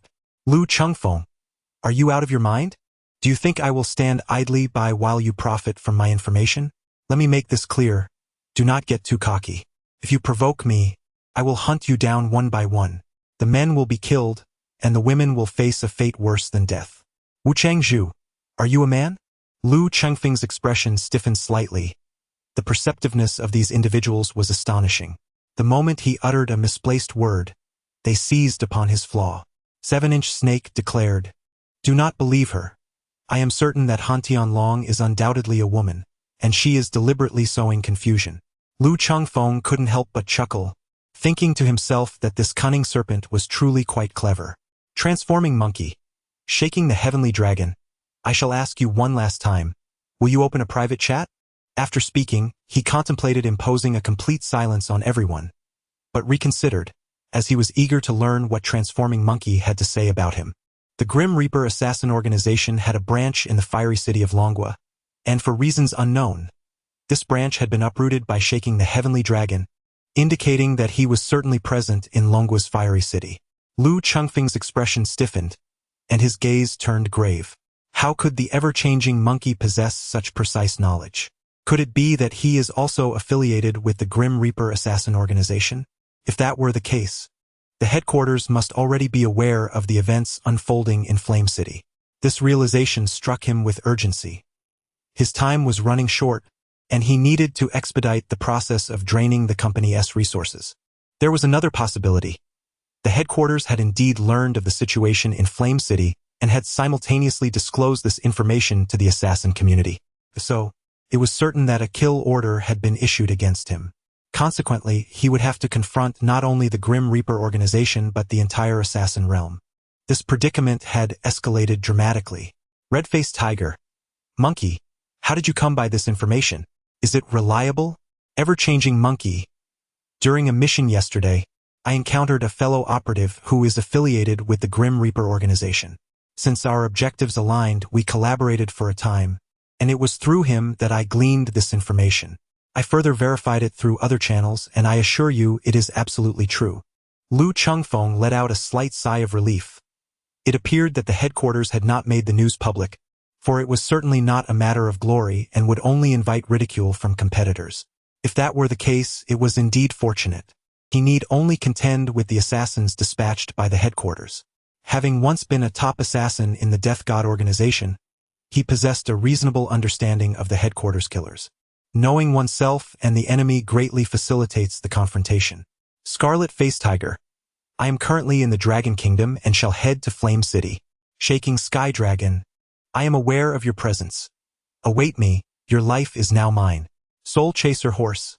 I shall set off immediately. Let us see whose speed prevails. Dreamlike Chicken. I have another task at hand, but once completed, I will proceed to Flame City in the Dragon Kingdom. Old Man Luo has remarked that Shaking Sky Dragon possesses the finest talent and strongest skills among us. Shall we consider joining forces? Lu Chengfeng felt a chill run down his spine as he silently activated the group mute function. Goodness, none of these individuals were easy to handle. Even one was a formidable opponent. If they joined forces, he feared for his very life. Lu Chengfeng logged off and quietly tucked away his phone. In a city with a population nearing 10 million, it would not be easy for anyone to locate him, especially considering that they believed Han Tianlong to be a woman. He absolutely could not allow them to discover his true identity. Should they find out he was a crossdresser, he would suffer social embarrassment without any need for them to intervene. Lost in thought, he approached the sink to wash his hands. After completing this task, he exited the restroom but suddenly paused, raising his hand to inspect it, unable to suppress a bitter smile. In his preoccupation, he had squeezed out hand soap and forgotten to rinse his hands before leaving. Both he and another individual were momentarily taken aback. Having entered the restroom together and now emerging simultaneously, the coincidence seemed rather uncanny. However, Lin Jianlu's gaze fell upon his hand, her delicate brows knitting together before her expression shifted to one of playful mockery. You seem quite energetic. Is little June unable to satisfy you? Forcing you to seek solace in the restroom? Lu Chengfeng was momentarily taken aback, but then suddenly understood. The corner of his mouth twitched. It was indeed hand sanitizer. Go ahead, smell it, he said. Lin Jianlu instinctively took 2 steps back, her cheeks flushing slightly. With a huff, she swayed her slender waist and gracefully departed, her figure accentuated by her pert posterior. It truly was hand sanitizer. Lu Chengfeng was on the verge of tears, yet found himself unable to weep. Lu Chengfeng's forehead was adorned with a series of ellipses, as he pondered the absurdity of the situation. Do you even understand a yo-yo? He thought. This is truly just hand soap. With a resigned smile, he shook his head in disbelief, questioning the ridiculousness of it all. Lu Chengfeng picked up his chopsticks, poised to indulge in his meal, when Lin Jianlu silently extended a damp tissue towards him, saying, Here, you've just finished with your son. Wipe your wife. Lu Chengfeng was nearly choked by his own saliva, utterly bewildered by the ferocious words exchanged. Su Yijuan, with a face full of curiosity, inquired about their conversation. Oh, it's nothing, came the reply, just a reminder for him to wash his hands before meals, lest he unwittingly consume something unsavory. Lin Jianlu, with a radiant smile, offered a pair of chopsticks laden with food to Su Yijuan. Are you hungry? Do indulge. Lu Chengfeng, in a fit of indignation, wiped his hands with a damp tissue and cast a silent glance at Lin Jianlu. As his gaze fell upon her luscious, crimson lips, a bold and wicked thought suddenly invaded his mind. He resolved to empty the company before the personnel from headquarters arrived. He first made his way to the repair shop, retrieved his car, and then proceeded directly to the company. Chapter 27. Using a Knife to Kill. Lu Chengfeng arrived at the company and proceeded directly to the finance department. Lu Chengfeng nodded slightly, transferring all the funds from the account to his dark web bank. Before leaving the company, he instructed Zhang Wenhai to inform him immediately upon any new deposits. Su Yijuan was currently under the covert protection of a 7-inch snake, Ensuring his safety was not a concern. Upon returning home, he took a shower, changed into comfortable loungewear, and reclined on the sofa with half-closed eyes, contemplating his present predicament.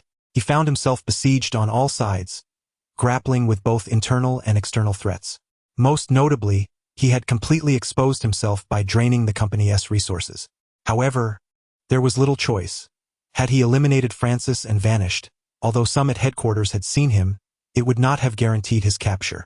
Of course, that was merely a possibility, as many at headquarters were familiar with his visage, and a thorough investigation could indeed unveil his true identity. In balancing the risks, he opted for the lesser evil. After all, exposure was inevitable, so it was more prudent to deplete the company's assets and secure a substantial sum openly. His current concern was that the Death God assassination organization might turn against him, potentially revealing his identity to the Dragon Country government. Yet, he speculated that headquarters would refrain from such actions. Purging traitors through official channels would be met with disdain across the entire underworld. Assassination organizations thrive in the shadows, and any entanglement with governmental entities would render them targets of collective ire from their peers. This was akin to two thieves planning a heist, only to discover one was closely associated with law enforcement. The other would surely question whether he was an undercover informant, fearing betrayal. The outcome could range from mere distancing to fatal consequences, silencing him for good.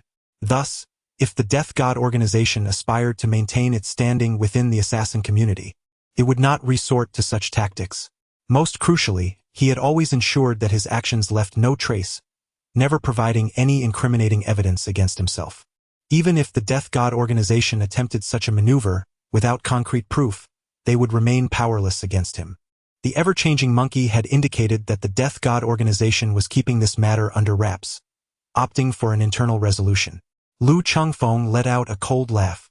If that were the case, he had no reason to worry at all. No matter how many came, he would take them down. Now, there remained one pressing matter: the Yen family. By a stroke of fate, he had encountered Su Yijuan, and he was determined to repay kindness as well as seek vengeance. Once he dealt with the Yen family, his vendetta would be avenged, and Su Yijuan would be completely safe. The one who had hired assassins to eliminate Su Yijuan was none other than Yen Jiandong. He had originally planned to eradicate the Yen family last night, but the plan fell through due to the 7-inch snake's absence. So, tonight it shall be. Yen Jiandong, that knife of yours that failed to claim my life all those years ago has merely granted you an extra 15 years of existence. How fortunate for you. Lu Chengfeng's gaze was piercing, and he whispered in a voice as cold as that which might emanate from the depths of hell. Suddenly, a glint flashed in his eyes, and he sat up abruptly, a wicked grin spreading across his face. Just moments before, an epiphany had struck him, unveiling a brilliant scheme of using another's weapon to achieve his own ends. Lu Chengfeng picked up his phone and logged into the internal chat group of the Dark 12 Zodiac, lifting the ban on all members. The shape-shifting monkey exclaimed, "Shattering dragon, you scoundrel! You've cost me a fortune of 100 million. The shape-shifting monkey was the first to leap forward, unleashing a torrent of invective. Originally, he could have profited significantly from the intelligence he had acquired. However, with Lu Chengfeng prohibiting private conversations, he was so incensed that he chose to disclose the information freely to everyone. Lu Chengfeng, are you a devil? You profit from my information, no, from my very life, and you still feel aggrieved? Bien ho, I don't care. You owe me 100 million. Lu Chengfeng, very well. Should the day come when we meet, I shall present you with 100 million in cash, albeit exclusively for use at Tiandi Bank. Red-faced tiger, I have already arrived in Longhua in the city of Yen. Lu Chengfeng's expression stiffened, filled with disbelief. How absurd. Are you so frantic to kill me that you resemble a rabid dog? The red-faced tiger replied, Dragon, shall we arrange a meeting at a designated location? Lu Chengfeng, I cannot meet. My boyfriend would surely feel jealous. Upon uttering these words, Lu Chengfeng covered her face, feeling a flush of heat envelop her cheeks. She fervently hoped that there would never be a day when they would meet, for otherwise, he would undoubtedly suffer a social demise right then and there. The dream chicken suddenly appeared and exclaimed, You actually have a boyfriend. I advise you to break up quickly. Otherwise, Another soul will be added to the tiger's collection. The red-faced tiger nonchalantly replied, "It matters not. Whether it is 1 or 2, a kill is a kill, and it requires no extra effort." Lu Chengfeng raised an eyebrow, sensing the man's intense murderous intent. The crimson-faced tiger spoke. "Speak." Lu Chengfeng. The Yen family of Yen City is not difficult to inquire about. If you were to take the life of a member of the Yen family, I would provide you with a piece of information regarding myself. What say you? Lu Chengfeng wore an expression of anticipation. For these individuals appeared as ephemeral as shadows, leaving no trace behind, and with a murder committed, no one would be able to trace it back. Moreover, free labor should never be wasted. The red-faced tiger responded, "I refuse." Huh? Lu Chengfeng was taken aback. This was not what he had envisioned. The red-faced tiger continued, "As long as I locate the branch of the death god assassins hidden within Yen City, I will be able to find you." Ah, so this was the true intention at play. Lu Chengfeng, then you are merely dreaming. Do you really think I would leave any flaws in my work? Red-faced tiger, all right, it's a deal. 1 life for 5 million plus a piece of information about you, one that is intimately connected to you. Red-faced tiger, it's settled. Lu Chengfeng's lips twitched slightly, questioning whether he had perhaps been too generous. Dreamlike Chicken inquired, "Dragon, if I were to slay a member of the Yen family, would I receive the same treatment?" Lu Chengfeng, "Everyone is the same. A life is worth 500,000, plus a piece of information about me." The group was instantly ablaze with excitement, each person eager to take action. Lu Chengfeng silently covered his face, feeling utterly exasperated. How absurd. You went to such lengths to find me, only to end my life, and yet you all seem to revel in this like it's a festive celebration? He paused, pondering, but wait, why hasn't he, the 7-inch serpent, reacted? Logically, being in Yen City, it should have been the first to make an appearance. A smirk crept onto his face as he mused, perhaps that fellow is secretly eavesdropping. Lu Chengfeng logged off, a sinister smile curling at the corners of his mouth. Yen Jiandong, it would be too merciful to simply eliminate you. From this day forth, I shall ensure that you live in perpetual fear, restless and tormented. Lu Chengfeng believed that his strategy was exceedingly brilliant. In the future, he could employ this tactic against the assassins sent by the Death God organization. You, who are devoid of humanity, wish to take my life. With merely half a mind, I could lead you in circles. Lu Chengfeng felt a swell of pride within himself, commending his own cleverness. As the night deepened, the moon shone brightly amidst the sparse stars. Lu Chengfeng sat cross-legged on the sofa, his breath deep and rhythmic, as a powerful current of energy coursed through his body, traversing the meridians and flowing through his limbs and bones. With each rhythmic inhalation and exhalation, this energy grew increasingly robust and potent. Suddenly, the mobile phone resting beside him vibrated. Lu Chengfeng opened his eyes and glanced at his phone, his expression instantly turning cold. It was a message from the 7-inch serpent, informing him that Su Yijuan and the woman in the red dress had encountered trouble. Chapter 28. You shouldn't have involved her. Lu Chengfeng felt a sense of urgency brewing within him, yet he refrained from acting impulsively. He suspected that this might be a trap orchestrated by the 7-inch serpent, designed to lure him into the open.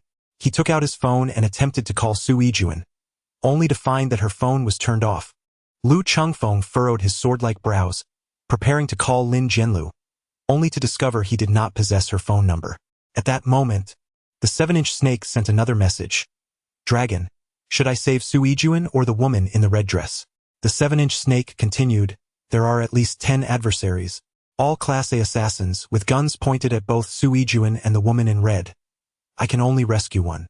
The 7-inch snake added, it's at an abandoned factory in the northern suburbs. The 7-inch snake confirmed, understood. Approximately 10 minutes later, Lu Chengfeng's phone vibrated. It was a message from the 7-inch snake. Dragon, I apologize. There were additional hidden enemies. I failed. Su Yijuan and the woman in red perished under a hail of gunfire.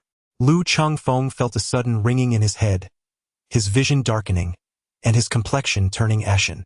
The 7-inch serpent sent another message. Dragon, I apologize, the mission has failed. I will return the money to you. Moreover, I vow to cease my pursuit of you and will depart from Dragon Country immediately. Lu Chengfeng could no longer maintain his composure, yet he still retained a semblance of reason. He donned a complete outfit of pure black casual wear, adorned a hat and mask, and then seized the car keys, rushing out the door to the underground garage. The engine roared ferociously as the vehicle shot forth like an arrow. Speeding along the road, he arrived at the northern suburbs. Originally designated as an industrial park, the northern suburbs had seen a flurry of factories established, but due to excessive pollution, the plans were abruptly halted, leaving numerous abandoned factories in their wake. Lu Chengfeng parked his vehicle in the shadows and, upon exiting, hurried towards the distant abandoned factory. He sent a message to Chichu and Shi. "Where are you?" He could only search one by one. Finally, after several arduous minutes, he stumbled upon Su Yijuan and Lin Jianlu lying in a pool of blood within the forsaken factory. Bathed in the dim moonlight, Lu Chengfeng could distinctly see that Su Yijuan's white dress had been stained crimson, while Lin Jianlu, already clad in a red gown, appeared to blend seamlessly with the blood. Lu Chengfeng's heart felt as though it were being tightly grasped by an unseen hand, causing him to breathe rapidly, beads of sweat forming on his brow. His legs felt as heavy as lead, laboriously propelling him forward towards Su Yijuan and Lin Jiandu. Yet, when he was still 10 meters away from the two women, Lu Chengfeng's steps faltered, his gaze narrowing with intensity. He had fallen into a trap. Even though the assailants who had kidnapped Su Yijuan and Lin Jiandu had retreated, the absence of bullet holes in the walls and the lack of a bloody scent in the air confirmed his suspicions. This was a ruse. Concern had led him astray. He had been outmaneuvered. A cold glint flashed in his hand as a dagger appeared, and he began to slowly retreat, his ears subtly twitching to capture every minuscule sound around him. At this moment, the 7-inch snake was likely lurking in the shadows, aiming a gun at him. Suddenly, he darted away, moving with the swiftness of a specter, seeking refuge behind a column. "Dragon, you have greatly disappointed me," a voice rasped from the darkness. Lu Chengfeng's eyes sparkled with fury as he deliberately lowered his voice, which bore a slight rasp. 7-inch serpent, as a member of the Dark 12 Zodiac, how could you use our employer as bait? Your actions are utterly excessive. My duty is to ensure the safety of our employer, and now that they are unharmed, I have not neglected my responsibilities. Lu Chengfeng leaned in attentively, striving to discern the position of his adversary. He dared not peek out, for anyone chosen by the old man Luo was no mere trifler. A 7-inch serpent was not among the ranks of inconsequential assassins. Should he venture to expose himself, the likelihood of receiving a fatal shot to the head was exceedingly high. Lu Chengfeng stealthily extended the flying dagger in his hand, using the gleaming blade to survey his surroundings. Suddenly, his eyes narrowed slightly. He spotted a lithe figure leaping down from the second floor, landing with barely a sound. "Long, come out. I am unarmed." Lu Chengfeng let out a cold laugh, deftly gripping the flying dagger in the palm of his hand, and then emerged from behind the pillar. The two stood facing each other. Lu Chengfeng scrutinized his counterpart, the 7-inch snake, who exuded an unrestrained bravado, offering no pretense to conceal his true nature. Standing nearly at the same height, the 7-inch snake possessed a robust physique, his black t-shirt clinging to well-defined muscles.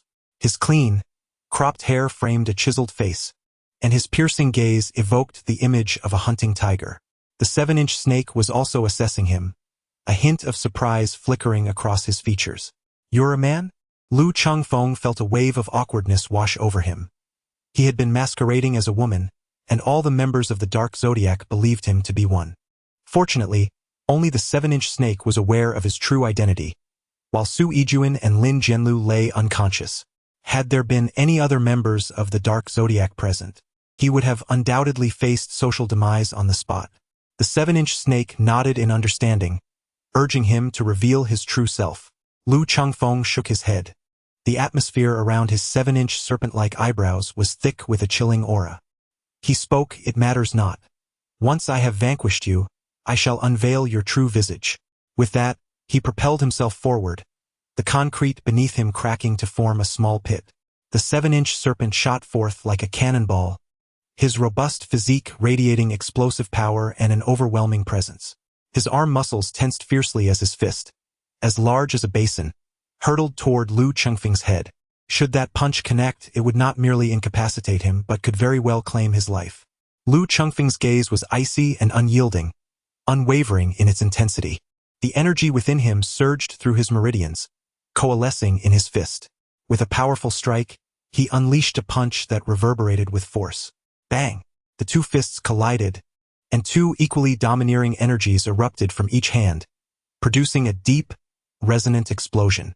A visible wave of energy radiated outward in all directions. The 7-inch snake was jolted backward, stumbling more than 10 steps, his arms trembling violently, and the flesh of his palm split open, crimson blood gushing forth. He stared at Lu Chengfeng in shock, his fierce gaze narrowing slightly. Lu Chengfeng retreated only 2 steps, yet the recent collision left his arm numb, his fingers trembling ever so slightly. He coldly fixed his gaze upon the 7-inch snake, realizing his suspicions were correct. This individual had indeed cultivated their qi. If the 7-inch snake had trained, then it was certain that the other members had as well, for they would not have caught the attention of old man Luo otherwise. The 7-inch snake flicked his wrist, his eyes ablaze with fighting spirit. You have not disappointed me. It seems old man Luo spoke the truth. Your skills are truly formidable. Lu Chengfeng's gaze was sharp, and a surge of combat spirit emanated from him. Yet, I find myself deeply disappointed. You should not have targeted her, using the employer as bait. Chapter 29. The Crimson-Faced Tiger. Lu Chengfeng's eyes blazed with fury, his entire being resembling a specter as he charged towards the 7-inch snake. Undeterred, the 7-inch snake, with its robust physique exuding an overwhelming sense of pressure, unleashed a fierce whip kick accompanied by a piercing sound that sliced through the air, aimed squarely at Lu Chengfeng. Lu Chengfeng moved with remarkable agility, his feet firmly planted as he leaned backward, his back nearly grazing the ground, evading the powerful strike of the 7-inch snake. In an instant, he sprang forward like a coiled spring, colliding directly into the snake's embrace, his shoulder crashing against the latter's chest. With a resounding thud, the robust form of the 7-inch snake was propelled backward, crashing against the pillar behind him. Lu Chengfeng moved like a shadow, delivering a powerful punch aimed at the head of the 7-inch snake. The 7-inch snake swiftly turned his head to evade the attack, causing Lu's punch to shatter the concrete pillar behind him into a myriad of fragments. In that moment, the 7-inch snake grasped the terrifying might of Lu Chengfeng. His fists descended upon him like a tempest, each strike imbued with tremendous force. The 7-inch snake crossed his arms to shield his chest and face, utterly defenseless against the onslaught. With a resounding thud, a heavy punch landed squarely on the 7-inch snake's abdomen, eliciting a muffled groan as he felt his insides twist painfully, his body trembling, face flushed, and veins bulging at his temples. Almost immediately, Lu Chengfeng seized his head, thrusting a fierce knee strike toward his face. Yet, just as the 7-inch snake's visage was about to meet Lu's knee, Lu suddenly darted to the side with lightning speed. A glimmer of cold steel, accompanied by a chilling whistling sound, grazed the back of his neck, sending a shiver down Lu Chengfeng's spine and raising the hairs on his body. He swiftly turned his head, his eyes narrowing instinctively. There stood Lin Jianlu, clad in a seductive red dress, wielding a tang knife radiating an aura of icy menace. How could it be her? Was she also a member of the Dark 12 Zodiac? Lu Chengfeng endeavored to suppress the astonishment within him and, with a slightly husky voice, inquired, "Who are you?" Lin Jianlu elegantly twirled a knife, her smile enchanting, and replied, "I am the true 7-inch snake." Lu Chengfeng's eyes widened in disbelief. Lin Jianlu was actually a 7-inch snake? This was something he had never even imagined. He had always believed that the 7-inch snake was male. Lu Chengfeng's gaze fell upon the man with whom he had just engaged in combat. "And who might you be?" The burly man, shifting his stance and wiping the blood from the corner of his mouth, replied, "I am the red-faced tiger." Lu Chengfeng shook his head and chuckled. The red-faced tiger had mentioned his arrival in Yen City, yet he never anticipated that he would join forces with the 7-inch snake. Lin Jianlu pointed the Tang Dao in his hand at Lu Chengfeng and said, "Dragon, remove your hat and mask. Let me see if you are handsome. If you are, perhaps I might show you some mercy later. Are you curious?" Lu Chengfeng let out a cold laugh, replying, "That depends on whether you possess the ability." Dragon, do not be overly confident. In a 1 against 2, how certain are you of your success? Lu Chengfeng's gaze was devoid of emotion. If I were to kill you, I possess absolute certainty. If I were to defeat you, my confidence stands at 90%. Lin Jianlu and Qi Mianhu's expressions froze slightly, exchanging glances as their eyes grew solemn. Such arrogance. Qi Mianhu, his face filled with defiance, moved his limbs and charged directly towards Lu Chengfeng. After a moment's hesitation, Lin Jianlu followed closely behind. Qi Mianhu's fists, like a tempest, rained down upon Lu Chengfeng. Lu Chengfeng's movements were remarkably agile, effortlessly evading his barrage of punches. Whoosh! A cold glimmer suddenly appeared. Lin Jianlu's tang knife sliced through the air with a piercing sound, aiming directly at Lu Chengfeng. With a resounding clang, metal clashed, and the tang knife was forcefully deflected. Startled, Lin Jianlu glanced at Lu Chengfeng's hand, realizing he was wielding a small flying dagger. Tiger, be cautious of his dagger. The red-faced tiger's assault quickened, yet Lu Chengfeng's elusive maneuvers rendered his every strike futile. Lu Chengfeng let out a cold snort, deftly evading the blows of the crimson-faced tiger. In a sudden maneuver, he collided into the latter's embrace, transforming his fists, shoulders, elbows, and knees into lethal weapons. The crimson-faced tiger was forced to retreat, caught entirely off guard. Observing this, Lin Jianlu wielded her Tang Dao, which shimmered like a cold light, slicing through the air with a hissing sound directed at Lu Chengfeng. The glimmer of steel clashed with metal, producing a deafening clang as sparks flew. The sheer force of the impact nearly sent Lin Jianlu's blade spiraling from her grasp, causing her to stagger back, her arm tingling from the shock. At that moment, a resounding thud echoed as Lu Chengfeng delivered a fierce knee strike, sending the crimson-faced tiger hurtling backward, rolling several times on the ground before coming to a halt. Lin Jianlu's once charming gaze turned steely as she prepared to strike Lu Chengfeng with her Tang Dao. However, she suddenly felt a chill on her shoulder and turned to see her strap had been severed by a flying dagger, exposing her smooth, fair skin. In that brief moment of distraction, a shiver ran down her spine as Lu Chengfeng appeared like a specter behind her. Reacting swiftly, she twisted her wrist and aimed her Tang Dao at him. Yet she struck nothing but air. Abruptly, her body stiffened as a sharp dagger pressed against her throat, while a large hand audaciously kneaded her pert backside. My dear, you should not play with knives. You ought to wield a gun instead. Flushed with indignation, Lin Jianlu retorted playfully, are you referring to this gun? As she spoke, her delicate hand ventured toward his groin. Lu Chengfeng instinctively recoiled, for being caught in this place would truly mean being grasped by a fatal weakness. Yet at that moment, Lin Jianlu seemed to transform, becoming as supple as a serpent, effortlessly slipping from his grasp, while the Tang Dao in her hand swept across his neck with a lightning speed. Lu Chengfeng swiftly retreated several steps, narrowly evading the lethal strike. Lin Jianlu's gaze was sharp, yet her tone was laced with a charming allure. You vile man, she declared, dare to touch my backside, and I shall certainly sever your hand. Lu Chengfeng shrugged nonchalantly, a mischievous smile playing on his lips as he remarked, apologies. I was unaware that your posterior was off-limits. Perhaps next time I shall venture to touch your chest instead. Lin Jianlu responded with a playful laugh. How would you manage that without hands? With that, she launched a fierce offensive against Lu Chengfeng.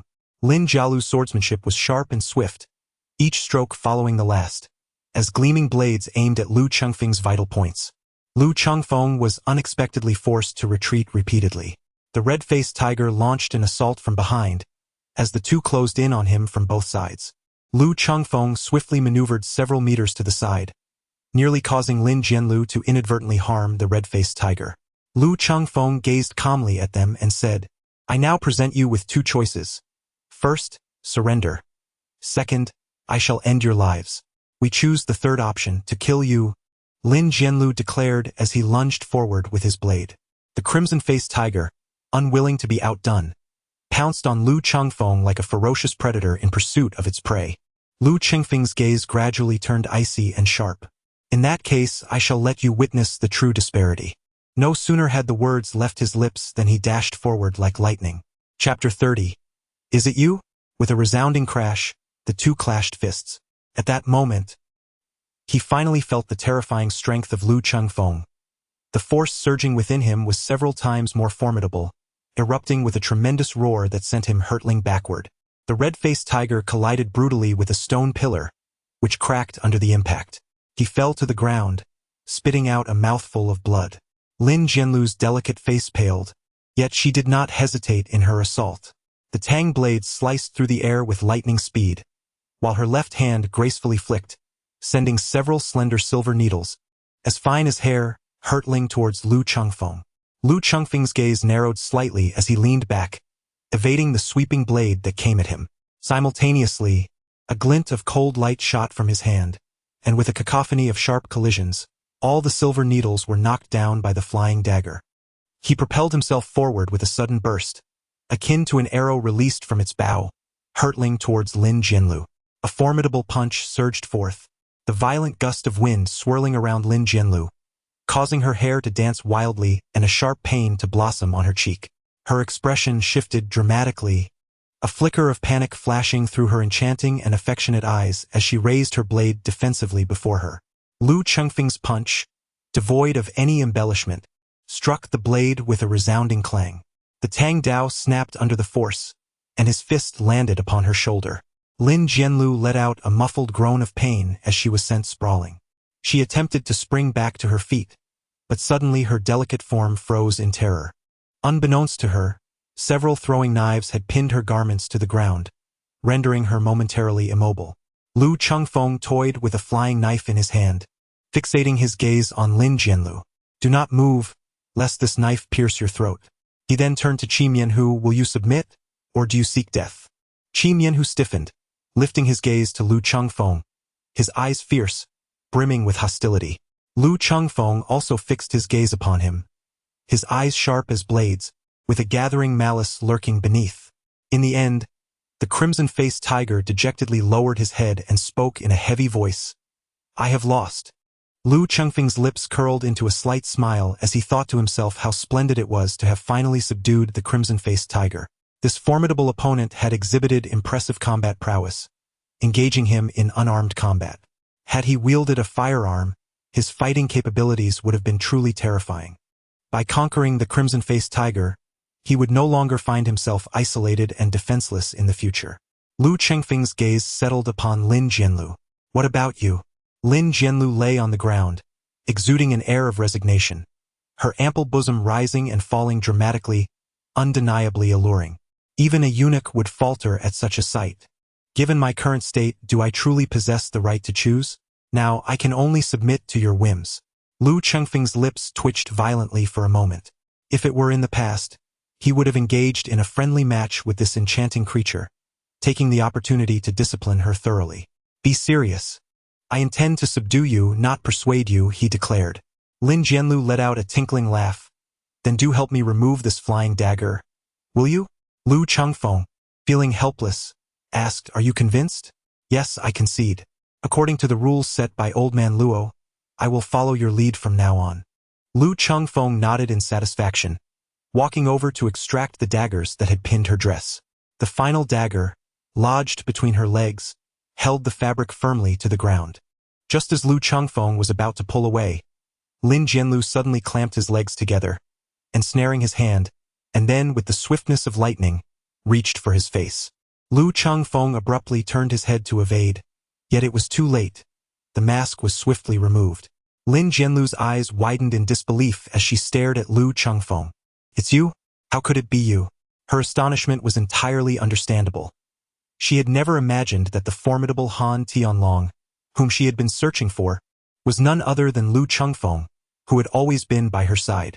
She had always perceived Lu Chengfeng as a mere office-bound commercial elite, utterly lacking in physical prowess, never suspecting that he was indeed the Han Tianlong she sought. Lu Chengfeng felt somewhat helpless and reluctantly revealed, "It's me. However, I never anticipated that you would be the 7-inch snake. Moreover, could you please release me? I am on the verge of losing control over my hand." Lin Jianlu glanced down and realized that her legs were tightly clasping Lu Chengfeng's hand, causing her to blush involuntarily. She hastily loosened her grip. Lu Chengfeng flicked his wrist, thinking to himself what a stroke of luck that it was merely his hand that was caught. Had it been his waist, it might have been crushed. Lin Jianlu rose to his feet, gazing intently at Lu Chengfeng, exclaiming, "How can you possibly be the heavenly dragon? If you can be the 7-inch snake, why can't I be the heavenly dragon?" Still reeling from the shock, Lin Jianlu thought, that insufferable man. "I have questioned even the cleaning lady of the Su family, yet I never once doubted you." Lu Chengfeng rolled his eyes. "Does Xiao Jun know your true identity?" Lin Jianlu shook his head. "She knows that I possess remarkable skills, but she is unaware of my actual identity." Lin Jianlu, with her enchanting peach blossom eyes, retorted, "Oh, you sly Su Yijuan. Despite my numerous indirect inquiries, you have revealed not a whisper." She turned her gaze to Lu Chengfeng. "You previously mentioned that Xiao Jun saved your life. How could an ordinary girl possibly be connected to you in such a significant way and even save your life?" Lu Chengfeng briefly recounted the situation. It was only then that Lin Jianlu realized the entanglement between Lu Chengfeng and Su Yijuan. "So that was the case. No wonder you completely uprooted the Death God Organization's branch in Yen City." Lu Chengfeng inquired with curiosity. "Xiao Jun mentioned that you were high school classmates? How did you come to meet Old Man Luo?" From that moment, I began to covertly follow Old Man Luo to learn from him, only to later discover that he had been observing me for quite some time, claiming that I possessed spiritual roots suitable for cultivation. Naturally, I did not disappoint him. The true intention was to pay a visit to Xiao Jun. I had initially planned to eliminate you as well. However, I did not anticipate your cunning nature, remaining so close to me that I was completely oblivious. Lu Chengfeng raised an eyebrow with a sense of triumph. "Do you think Old Man Luo entrusted the Dark 12 Zodiac to me for no reason? It is because he is well aware that I surpass all of you." "Humph. You might as well have said you possess a thicker skin than any of us," came the retort. "In what aspect do you excel? In bed, perhaps?" Lin Jianlu replied, her face adorned with a flirtatious smile, her alluring gaze laced with provocation. Lu Chengfeng was taken aback, a dark line appearing on his forehead. Suddenly, he playfully slapped his pert backside and said with a mischievous smile, "It's not impossible." Lin Jianlu's fair and delicate face flushed with a hint of embarrassment as she shot him a charming glare. "Can you? I've noticed that Xiao Jun is still a maiden. Are you perhaps incapable?" Lu Chengfeng felt offended. "You'll know sooner or later," he said. The red-faced tiger, expressionless, thought to himself, "Perhaps I should just leave these two despicable individuals." Chapter 31. An inevitable event on the road. Lu Chengfeng glanced back at the silent red-faced tiger. "Should I take you to the hospital first?" "No need, it's just a minor injury." Lu Chengfeng's lips twitched slightly as he observed the bruised and battered visage before him, confirming that all was well. The red-faced tiger nodded affirmatively, responding with a muffled grunt. Lu Chengfeng no longer pressed the matter, diverting the conversation. "Foolish tiger, how did you come to know Old Man Luo?" The red-faced tiger shot him a glare, evidently displeased with this moniker. Lu Chengfeng cast a sidelong glance at him and questioned, "What are you staring at? If you're unconvinced, shall we engage in another bout?" "Very well." Lu Chengfeng was rendered speechless. Despite his own battered state, he had yet to learn his lesson. "Forget it, I shall deal with you another day. Now, tell me, how did you come to know the Old Man Luo?" The red-faced tiger fell into a contemplative silence before he spoke slowly. "I am an orphan, having roamed the streets since my teenage years, often engaging in brawls. Eventually, due to a girl, I accidentally took the life of a wealthy heir who sought to bully her. In my moment of desperation, I encountered the Old Man Luo. He facilitated my clandestine passage abroad. Since then, I have been by his side, learning skills and undertaking various assignments." Lu Chengfeng felt a twinge of sympathy for him, for after the age of 10, he too had become an orphan and understood the profound sorrow of solitude. Suddenly, he recalled Lin Jianlu's words. "Foolish tiger, has Old Man Luo ever mentioned whether you possess any spiritual roots?" The crimson-faced tiger silently nodded in response. Lu Chengfeng's gaze flickered momentarily. The Old Man Luo had uttered similar words to him before, which he had never taken to heart. It seemed necessary to delve into the nature of spiritual roots. They must be connected to the energy within their bodies. Have you encountered the girl you were protecting since then? The crimson-faced tiger nodded slightly. Yes, I have. She is married now, and I have slain her husband. Lu Chengfeng's expression suddenly froze, staring at him in astonishment. Do you believe she has betrayed you? So, you should have killed her. Why then do you intend to slay her husband? Lu Chengfeng let out a sigh. Indeed, the hemp rope tends to break at its thinnest point, and misfortune seems to cling to those who are already suffering. I have slain that scoundrel and left her a sum of money. She is now living a life of happiness. Lu Chengfeng sighed and once again diverted the conversation, inquiring whether he had encountered any other members. The red-faced tiger shook his head, indicating that he had not. Lu Chengfeng's eyebrows subtly arched, and a mischievous smile involuntarily graced his lips as a brilliant idea dawned upon him. He could employ the red-faced tiger and the 7-inch snake to lure the other members out, subsequently subduing them one by one. Foolish tiger, choose any room you desire. Consider it your own abode. The red-faced tiger extended a finger, indicating that one will suffice. Lu Chengfeng was momentarily taken aback. You wish to reside with me? The crimson-faced tiger cast a wary and vigilant glance in his direction. Lu Chengfeng felt offended and retorted, That is my room.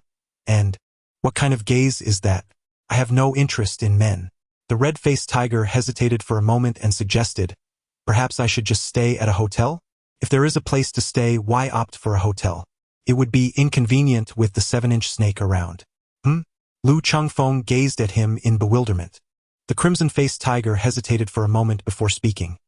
As long as I am here, it would be inconvenient for you to share a bed. Lu Chengfeng's expression stiffened. What on earth is occupying your mind? When did I ever say I wanted to share a bed with a 7-inch snake? Sooner or later it will happen. Lu Chengfeng felt a peculiar sense of annoyance, perceiving the red-faced tiger as somewhat repressed. Ultimately, the red-faced tiger chose the room furthest to the side. Just as he had stripped himself bare, the red-faced tiger entered through the door. Lu Chengfeng hastily grabbed his clothes to shield his vital parts, his expression darkening. Do you not know to knock before entering someone else's room? I do not possess such a habit. Typically, when I enter another's chamber, it is with the intent to kill. Lu Chengfeng was utterly speechless. Next time you enter my room, be sure to knock first. The red-faced tiger nodded and replied, I'll do my best. Lu Chengfeng nearly lost his restraint and considered shoving him into the toilet, sending him off to the Pacific Ocean. What do you want from me? I need to borrow some clothes. During their previous confrontation, he had been pressed and rubbed against by Lu Chengfeng, leaving his garments tattered and resembling those of a beggar. Lu Chengfeng gritted his teeth and retrieved it from the wardrobe himself. The red-faced tiger nodded slightly. As he was leaving, he suddenly turned to look at him and gestured with his hand, forming a circle with his thumb and index finger. Lu Chengfeng was momentarily taken aback, but quickly grasped the situation, his anger flaring. What on earth are you flailing about for? Are you merely envious and insecure, unwilling to accept the challenge? Bah! Are you afraid of revealing your own shortcomings? The red-faced tiger scoffed. Even my underwear is 2 sizes larger than yours. Lu Chengfeng's lips twitched. What else can this prove? Other than that you are fatter than I am? It seems that the red-faced tiger still harbors great dissatisfaction with himself. Lu Chengfeng wrapped a towel around his waist and rushed out. Immediately, a series of dull thuds echoed, accompanied by the muffled groans of the red-faced tiger. In the end, the red-faced tiger was unceremoniously thrown out of the room, resembling a lifeless dog. If you dare provoke me again, I shall stuff your head where the sun doesn't shine. After delivering a thorough beating to the red-faced tiger, Lu Chengfeng felt an immense sense of relief. He took a delightful shower and changed into a comfortable set of loungewear, only to find the red-faced tiger absent from the living room. He poured himself 2 bottles of wine, awaiting the return of the red-faced tiger. I speak the truth. Come and see for yourself. Lu Chengfeng, let us reschedule. 7-inch snake. All right, then you come find me. A dark line appeared on Lu Chengfeng's forehead, pondering the outrageous words he had just heard. This woman was simply unbelievable. He quietly disconnected. If it weren't for Su Yijuan, he wouldn't mind engaging in something with Lin Jianlu. Having followed old man Luo for too long, Lu Chengfeng had inevitably picked up many of his bad habits. Although his relationship with Su Yijuan was merely a facade, Lin Jianlu was Su Yijuan's close friend and a member of the Dark Zodiac, thus a peer of sorts. The prospect of cultivating a close friendship with her felt rather inappropriate. Chapter 32. A grudge has been established just as Lu Chengfeng set his phone down. It vibrated slightly. He assumed it was another message from Lin Jianlu, but upon checking, he discovered it was a private message from the ever-changing monkey. The message read, "Dragon, I have some crucial information here. I wonder if you might be interested? Lu Chengfeng. Speak plainly if you have something to say. Bien Bien Ho 5 million. Bien Bien Ho. Latest news, the Death God organization is preparing to take action against you. Would you like to know who is behind this? Bien Bien Ho. The price has now increased. This information costs 10 million. Bien Bien Ho. Zhu Beiji, stop pretending. You have drained the resources of the Death God organization S branch in Yen City. Don't think I'm unaware. Bien Bien Ho is undoubtedly affiliated with the Death God organization. Perhaps he has always known his true identity. Otherwise, he could not possess such intimate knowledge. It appears the headquarters has long been well informed about the events transpiring in Yen City. The reason they have yet to act against him is that the higher-ups are aware of his capabilities and have yet to find someone capable of dealing with him. Bien Bien Ho sends another message. 10 million. Following is a string of numbers, an account on the dark web bank. Lu Chengfeng clenched his jaw, pinching his nose in acknowledgement, musing to himself that the cunning Monkey King was seizing the opportunity to exploit him. Just wait, he thought, when we cross paths again. I shall ensure you are reduced to a mere fool. If I do not make you regret this, I shall no longer bear the surname Lu. This enmity is now established. He promptly transferred 10 million through the dark web bank. The Monkey King replied, "Thank you, Beiji." Lu Chengfeng. Enough with the trivialities. Swiftly reveal the identity of the one sent by the Grim Reaper to take my life. Bien Bien Ho, Blood Demon, Scarlet. Lu Chengfeng's expression changed completely. The transformative monkey remarked, "They have already entered the borders of the Dragon Kingdom. Perhaps they have even reached Flame City. Dragon, may you seek your own fortune and hope your demise is not too tragic." Lu Chengfeng's expression was grave. "I must know their whereabouts." The ever-changing monkey replied, "Do you take me for a deity? This information was obtained only after I exerted tremendous effort." Lu Chengfeng. "You dead monkey? You know who I am, don't you?" Transforming monkey. "Care to take a guess?" Transforming monkey. "Dragon, are you afraid? From the moment you betrayed the Death God organization, you should have realized they would not let you off easily. He is merely concerned that Blood Demon and Scarlet will target the Su family. Assassins do not rise early without profit. They will not squander time and energy on those who offer no gain. Yet Blood Demon and Scarlet are different. They will stop at nothing to achieve their objectives. Transforming monkey. "Well, I wish you luck. Should I receive any news, I will inform you and offer you a friendly price." Lu Chengfeng promptly sent a message to the 7-inch serpent. "The Blood Demon and the Scarlet which may have arrived in Flame City. Exercise utmost caution. Lu Chengfeng. Take care of Xiao Jun and safeguard yourself as well. I will find a way to uncover them and eliminate the threat." 7-inch snake. Long, are you concerned for me? How touching. The door to the room opened, and the red-faced tiger emerged, his expression filled with discomfort. Lu Chengfeng let out a chuckle upon seeing the scene. The red-faced tiger was significantly more robust than him, and the trousers he wore on the red-faced tiger had transformed into leggings, while the shirt was likely too small for him, leaving him bare-chested. Lu Chengfeng suppressed his smile and spoke in a grave tone. "The Blood Demon and the Crimson have arrived in Flame City." The expression of the red-faced tiger shifted slightly. "Are they coming for you?" Lu Chengfeng nodded slightly. The crimson-faced tiger's gaze gradually became bloodthirsty. The moment had arrived, for I had long desired to eliminate these two perverts. Do you harbor a grudge against them?" The crimson-faced tiger shook his head, indicating no personal vendetta, yet he was consumed with the urge to kill them. "Why?" A flicker of murderous intent glimmered in his eyes, reminiscent of a beast poised to devour its prey, as he slowly spoke. "A year ago, I undertook the same mission as they did on the dark web, targeting a wealthy individual. Did they get to him before you?" The crimson-faced tiger nodded. "By the time I arrived, the mansion had transformed into a hellish scene. devoid of any survivors. The wealthy man had 3 children, 2 daughters, one just over 10, and the other around 13 or 14, along with a son still in his cradle. Those 2 little girls had been brutally violated, their tiny bodies so tortured that it was impossible to recognize them as human. As for the infant in the cradle, he had been submerged in a toilet, drowning in a horrific fate. The crimson-faced tiger clenched his fists tightly, his knuckles turning white.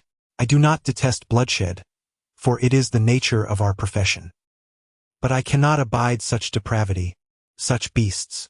In that moment, I swore to the heavens that I would eradicate these 2 fiends, yet their erratic movements have eluded me for a year.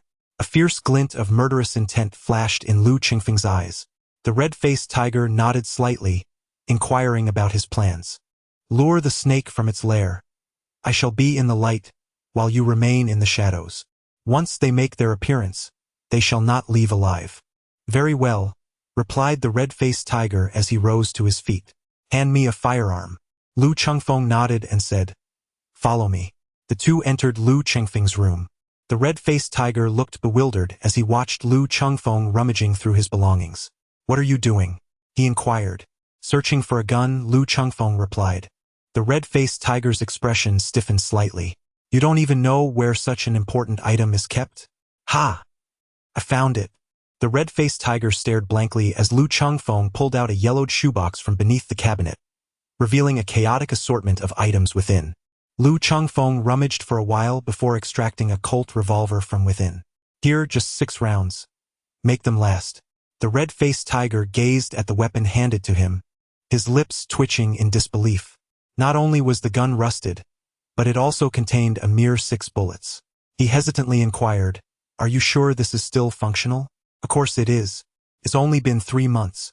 I might have accidentally dampened the shoebox while mopping the floor, hence the rust. But rest assured, it will fire without fail. The red-faced tiger's expression darkened.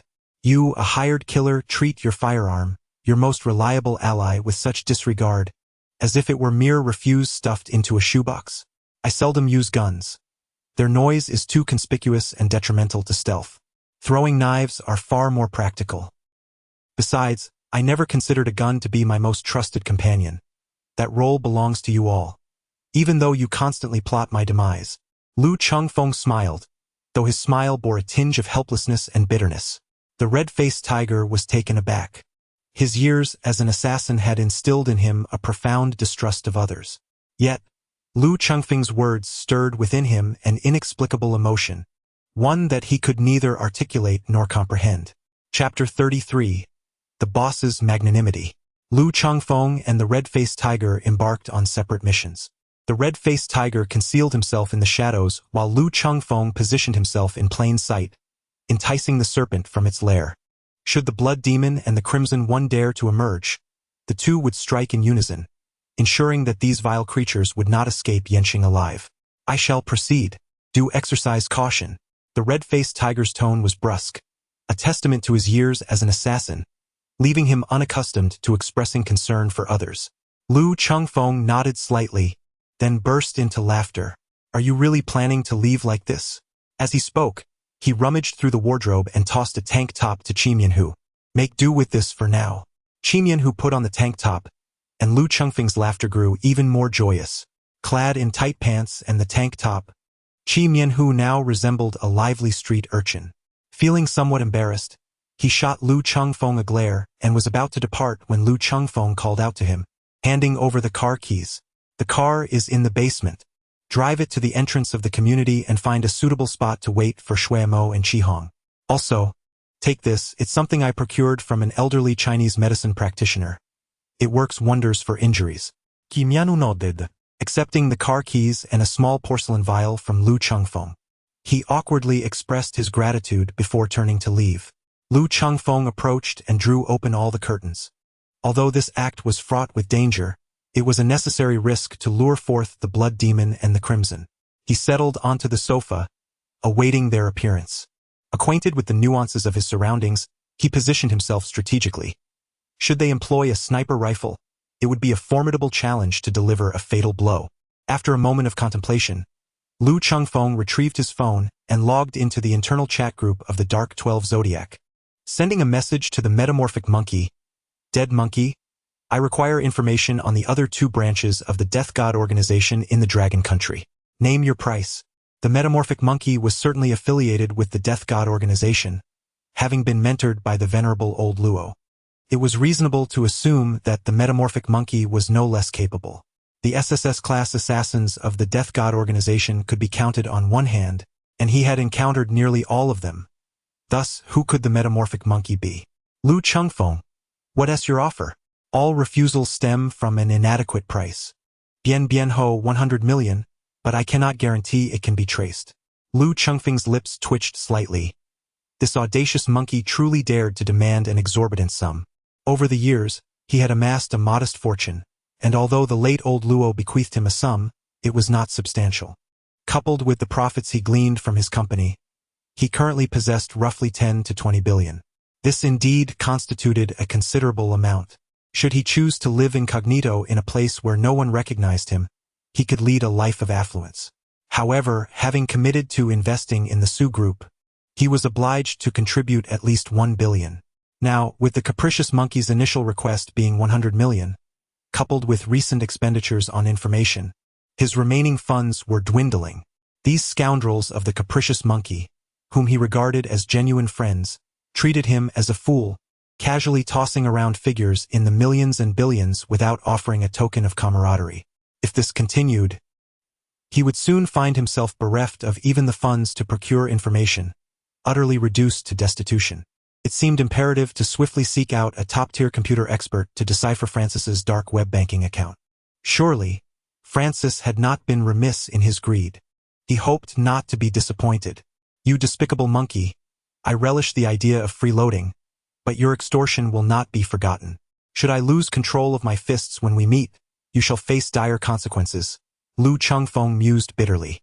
The capricious monkey declared, "No money? Then be gone. Damn it, is this how you repay kindness? Have I earned the title of monkey brother for nothing?" Lu Chengfeng cursed inwardly. Lu Chengfeng assumed a commanding presence. The ever-changing monkey remarked, "This person is deceased. For trivial matters we burn paper. For minor issues we summon the soul, and for significant matters we excavate the grave." Lu Chengfeng's expression abruptly froze. This wretched monkey was audaciously feigning death before him. Lu Chengfeng, "Oh, foolish monkey, one should always leave a thread for future encounters. There shall come a day when we meet again, and I trust you do not wish for me to reduce you to a mere fool. Bien ho, greetings. I am Bien ho, the elder brother of Bien ho. May I inquire what matter brings you to seek my brother?" Lu Chengfeng's eye muscles twitched. This scoundrel truly remained impervious to reason. "Just wait, you shall have your moment of sorrow." Previously, he had transferred a sum of 100 million to the shape-shifting monkey, using his dark web bank account, feeling a pang of regret as he completed the transaction. "Lu Chengfeng, the money has been transferred, and within a month, I demand to know the whereabouts of the two other branches of the Death God organization in Longua. Bien ho, there is still a shortfall of 50 million. Bien ho, I shall not wallow in filth. Why should I endure such degradation? 100 million is the price set for my brother. My own price is distinctly different." Lu Chengfeng swore that if the ever-changing monkey were to appear before him at that moment, he would make him unrecognizable. With a pained expression, he transferred another 50 million.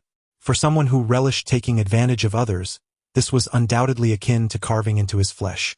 Nevertheless, it was all right. He reassured himself that there would come a day when they would meet again. At that time, the manner in which the ever-changing monkey had taken the money would be precisely how it would be returned. Lu Chengfeng comforted himself with these thoughts. The ever-changing monkey replied, "Thank you, boss. You are magnanimous, and your generosity is remarkable. I will do my utmost to investigate." Lu Chengfeng squinted his eyes thoughtfully. This deceased monkey likely knew who he was. Aside from the crimson-faced tiger and the 7-inch snake, no one was aware of his masculinity. However, the words of the shape-shifting monkey indicated that he had long been cognizant of his identity as a man. Just as Lu Chengfeng was immersed in speculating about the shape-shifting monkey's identity, a message arrived from the 7-inch snake. Upon opening it, He discovered that it was a location pin situated near the Su family residence. Lu Chengfeng's eyes suddenly narrowed. Something was amiss. He leapt to his feet and rushed outside. Upon reaching the vicinity of the neighborhood, he cast a swift glance and darted towards the vehicle concealed in the shadows. Lu Chengfeng jumped into the vehicle, urging the driver to depart swiftly, as a significant incident had occurred involving the 7-inch serpent. With the engine roaring to life, Qi Mian, who steered the car in the direction of the Su family estate, following Lu Chengfeng's guidance.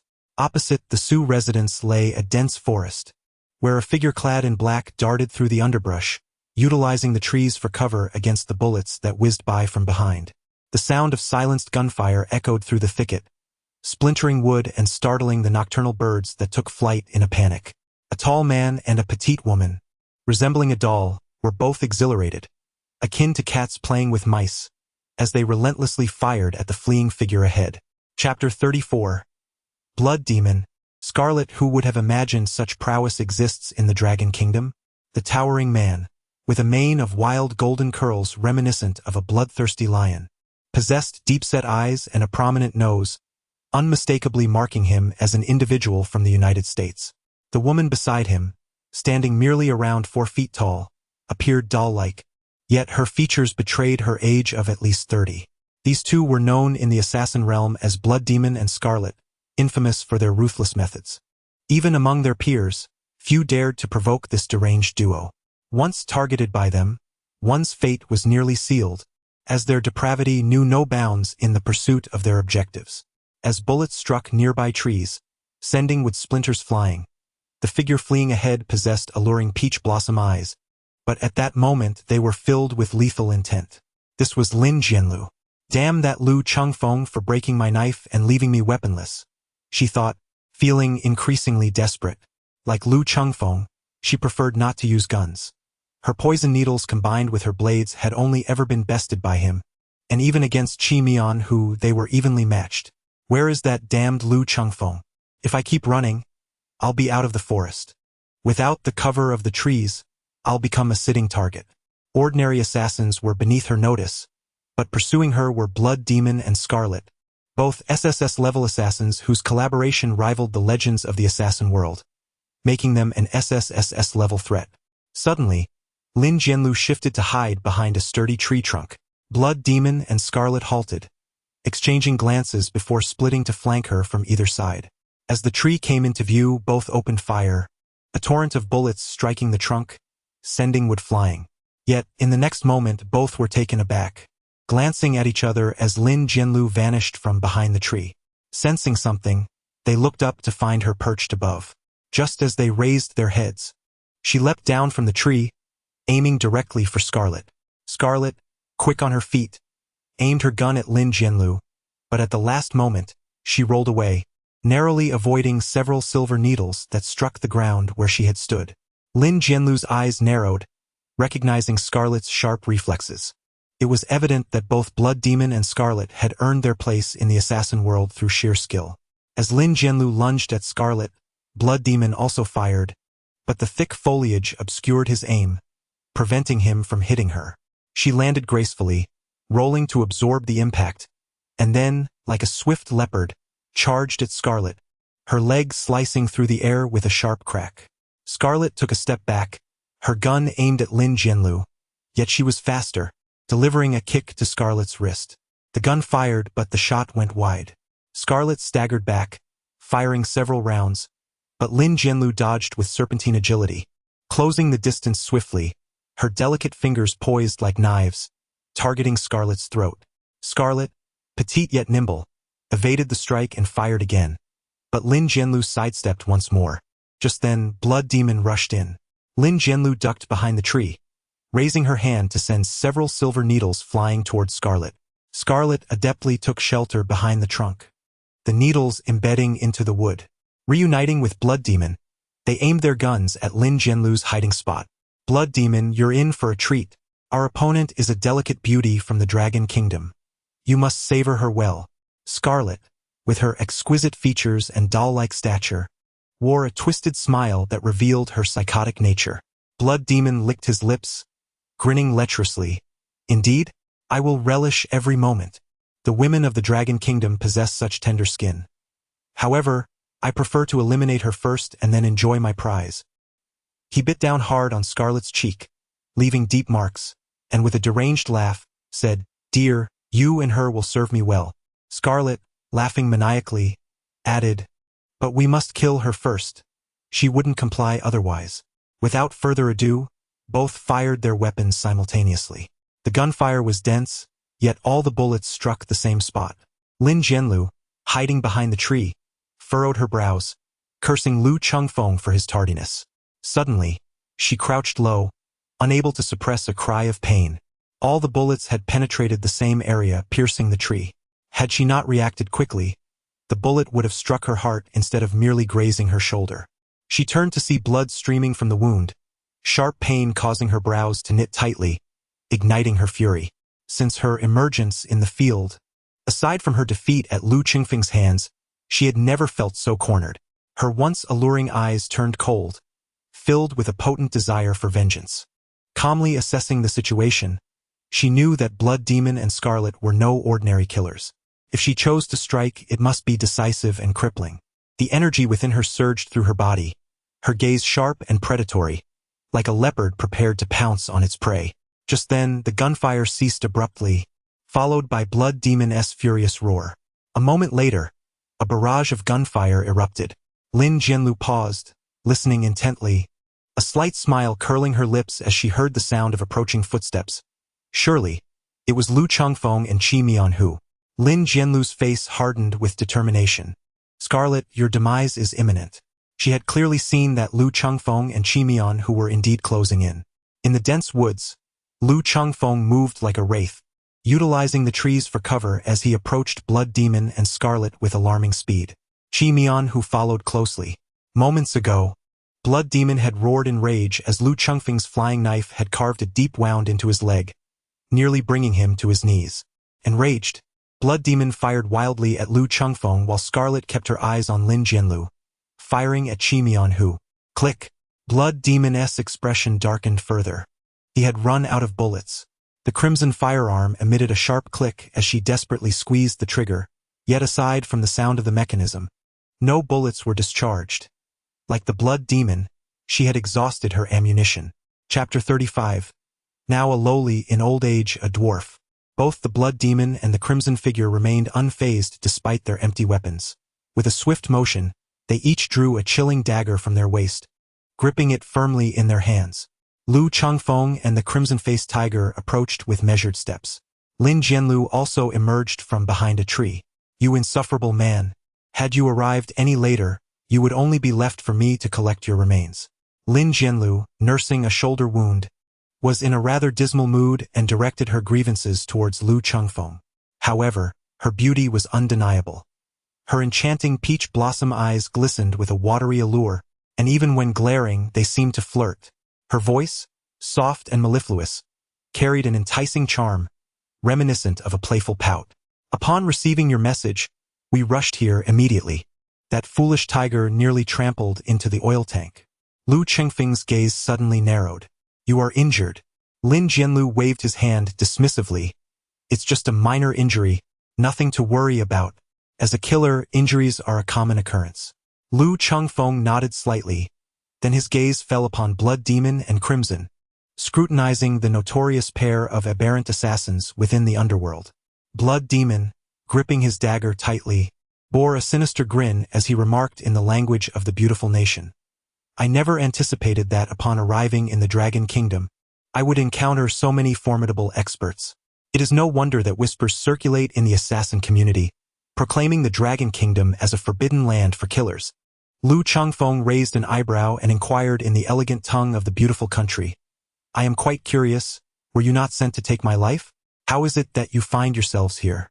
The Blood Demon and Scarlet's expressions froze momentarily, their gazes fixed intently upon Lu Chengfeng.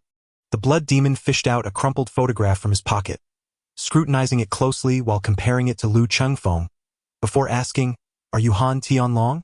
You come to kill me yet do not recognize me. Is it arrogance on your part or a mere disregard for my existence? The Blood Demon wore a sinister expression, muttering under his breath, Damn those dragon country people. They all look the same. Damn it. Your people from the beautiful country seem as if they have yet to fully evolve, and yet you dare to criticize us? Lu Chengfeng could not help but voice his frustration. They were targeting Xiao Jun. Had it not been for your warning, I would have been more vigilant, and several members of the Su family would surely have perished tonight. After Lin Jianlu finished speaking, she pouted her red lips in displeasure and continued, Wretched man, you owe me a knife. Were it not for you, would I have been forced into such a dire predicament? Lu Chengfeng rolled his eyes. Though he lacked a knife, he possessed a gun that surpassed even a Gatling gun in ammunition. Would you care for it? Lin Jianlu's cheeks flushed slightly, though the darkness concealed it well. In a sultry tone, she inquired, Would you be willing to let me play with your gun? Lu Chengfeng cleared his throat awkwardly, pondering whether this woman was oblivious to the very concept of modesty. If both of you are consumed by desire, perhaps you might seek a private corner for a more profound exchange. May I inquire if I am permitted to take action now? The Crimson Tiger fixed his gaze upon the Blood Demon and the Scarlet Maiden, his brown eyes radiating an astonishing aura of menace. Hold on. I must ascertain why they have appeared here. Sir, you are rather fierce. It frightens me. She quipped, her expression betraying a feigned terror as she clutched her flat chest in an exaggerated manner. Lu Chengfeng displayed a mocking expression, bluntly stating, to speak plainly, you are indeed flat. Once the lights are extinguished, who can distinguish front from back? Furthermore, your appearance resembles that of a monkey. To put it more delicately, you might be described as a lowly, but in time you will simply be a dwarf. Lin Jianlu could not suppress a chuckle, admitting that Lu Chengfeng's tongue was indeed sharp. The crimson glint in her eyes gradually transformed into a chilling gaze, fixated intently on Lu Chengfeng, with a flicker of murderous intent in her depths. I shall inquire one final time. You are here to kill me, so why do you find yourselves in this place? The Blood Demon grinned malevolently, revealing a menacing smile. Your demise is our primary objective, while the elimination of the woman from the Dragon Kingdom named Su Yijuan is merely a secondary aim. The members of the Death God organization informed me that your last mission was to assassinate this woman, Su Yijuan. Subsequently, you betrayed the Death God organization, indicating a connection between you and her. Once Su Yijuan is slain, you are bound to appear. Lu Chengfeng's eyelids drooped, concealing the brilliance within his gaze. Indeed, he fixed his stare upon the Blood Demon, acknowledging a truth in his words. The Dragon Kingdom is a forbidden land for assassins, and Flame City is the most forbidden of all. With that, he turned his attention to the crimson-faced tiger. Choose one, he commanded, as the tiger's fierce eyes remained locked on the Blood Demon. Lu Chengfeng stretched lazily. All right, you choose the Blood Demon. Then I shall be left with no choice but to strike with ruthless precision. The crimson-faced tiger let out a furious roar, propelling itself forcefully against the ground, creating a small crater beneath its feet. In a single bound, it leapt several meters, reminiscent of a ferocious tiger poised to devour its prey. The Blood Demon emitted a chilling, sinister laugh as the dagger in his hand was flung away, hurtling towards the advancing crimson-faced tiger. The Blood Demon, towering and imposing, attempted to sidestep the incoming dagger, but it was too late. The blade grazed his arm, slicing through flesh with a chilling hiss, leaving a 10-centimeter-long gash from which blood gushed forth uncontrollably. The dagger embedded itself in a tree several meters away, penetrating deeply into the wood, causing dry branches and leaves to tumble down in a cascade, a testament to the crimson-faced tiger's formidable strength, rivaling even that of a bullet. Lu Chengfeng nodded slightly. Indeed, the prowess of the crimson-faced tiger was formidable. The crimson-faced tiger engaged in a fierce battle with the Blood Demon, their fists and feet colliding, producing a resounding echo that reverberated through the forest. The surroundings were quite favorable for a burial, don't you think? Before the words had fully escaped his lips, a spectral figure darted towards the scarlet form with remarkable speed. The petite and agile Scarlet executed a swift slide, deftly slipping beneath Lu Chengfeng's legs. A sudden sound pierced the air, and a chilling sensation enveloped his lower body. As Scarlet glided past him, she swiftly sprang up like a carp leaping from the water, her dagger striking towards Lu Chengfeng's vulnerable back with lightning speed. The clash rang out, sparks flying in all directions. Lu Chengfeng abruptly turned, deflecting the dagger with a flying knife, and in an instant, the knife in his hand vanished. A piercing scream echoed as Qi Hong, clutching her thigh, stumbled backward with a painful hop, a flying knife embedded in her leg up to the hilt. Lu Chengfeng lowered his gaze and was dismayed to find that his trousers had transformed into an open-crotch design. A wave of trepidation washed over him. This little imp was exceedingly malicious, nearly rendering him a eunuch. TSK, TSK. Dragon, that woman almost snatched away your weapon, and I haven't even had my turn yet. You must safeguard it well. Furthermore, you are wearing cartoon-themed underwear. How adorable. Is your weapon as charming as your undergarments? Lin Jianlu spoke in a sultry tone, her eyes sparkling with mischief, a look of gleeful malice adorning her face. Lu Chengfeng felt a surge of embarrassment, his forehead adorned with a frown as he hastily pressed his legs together, casting a reproachful glare in her direction. However, Lin Jianlu merely responded with a flirtatious smile, winking playfully at him. Chapter 36. The Forbidden Grounds of Assassins. Lu Chengfeng gazed intently at Lin Jianlu, her alluring figure swaying before him, and thought to himself, "Ah, enchantress, I, old Lu, shall inevitably subdue you with my golden staff." He suppressed his frivolous thoughts, for this was not the moment for such distractions. His gaze shifted to Qi Hong, and a surge of murderous intent welled up in his eyes. With a swift motion, 3 flying daggers transformed into cold flashes, hurtling towards her. Qi Hong reacted with remarkable speed, enduring the pain from her wounded leg as she rolled to the ground, seeking refuge behind a tree as thick as a bowl, narrowly evading Lu Chengfeng's daggers. Lu Chengfeng let out a soft exclamation, a flicker of surprise crossing his face. This woman's perception is remarkably acute, and her response is exceedingly swift. She managed to make an accurate judgment even before he made his move. It seems that her ability to thrive in the world of assassins for such an extended period is indeed indicative of her considerable skill. Lu Chengfeng's lips curled into a faint, icy smile. He had never shown mercy to his foes, regardless of their gender. The energy within him erupted instantaneously, coursing throughout his entire being. Lu Chengfeng surged forth like a cannonball, delivering a powerful punch that reverberated through the air. With a resounding thud, his fist struck the trunk where Qi Hong was concealed, shattering the tree with a sickening crack.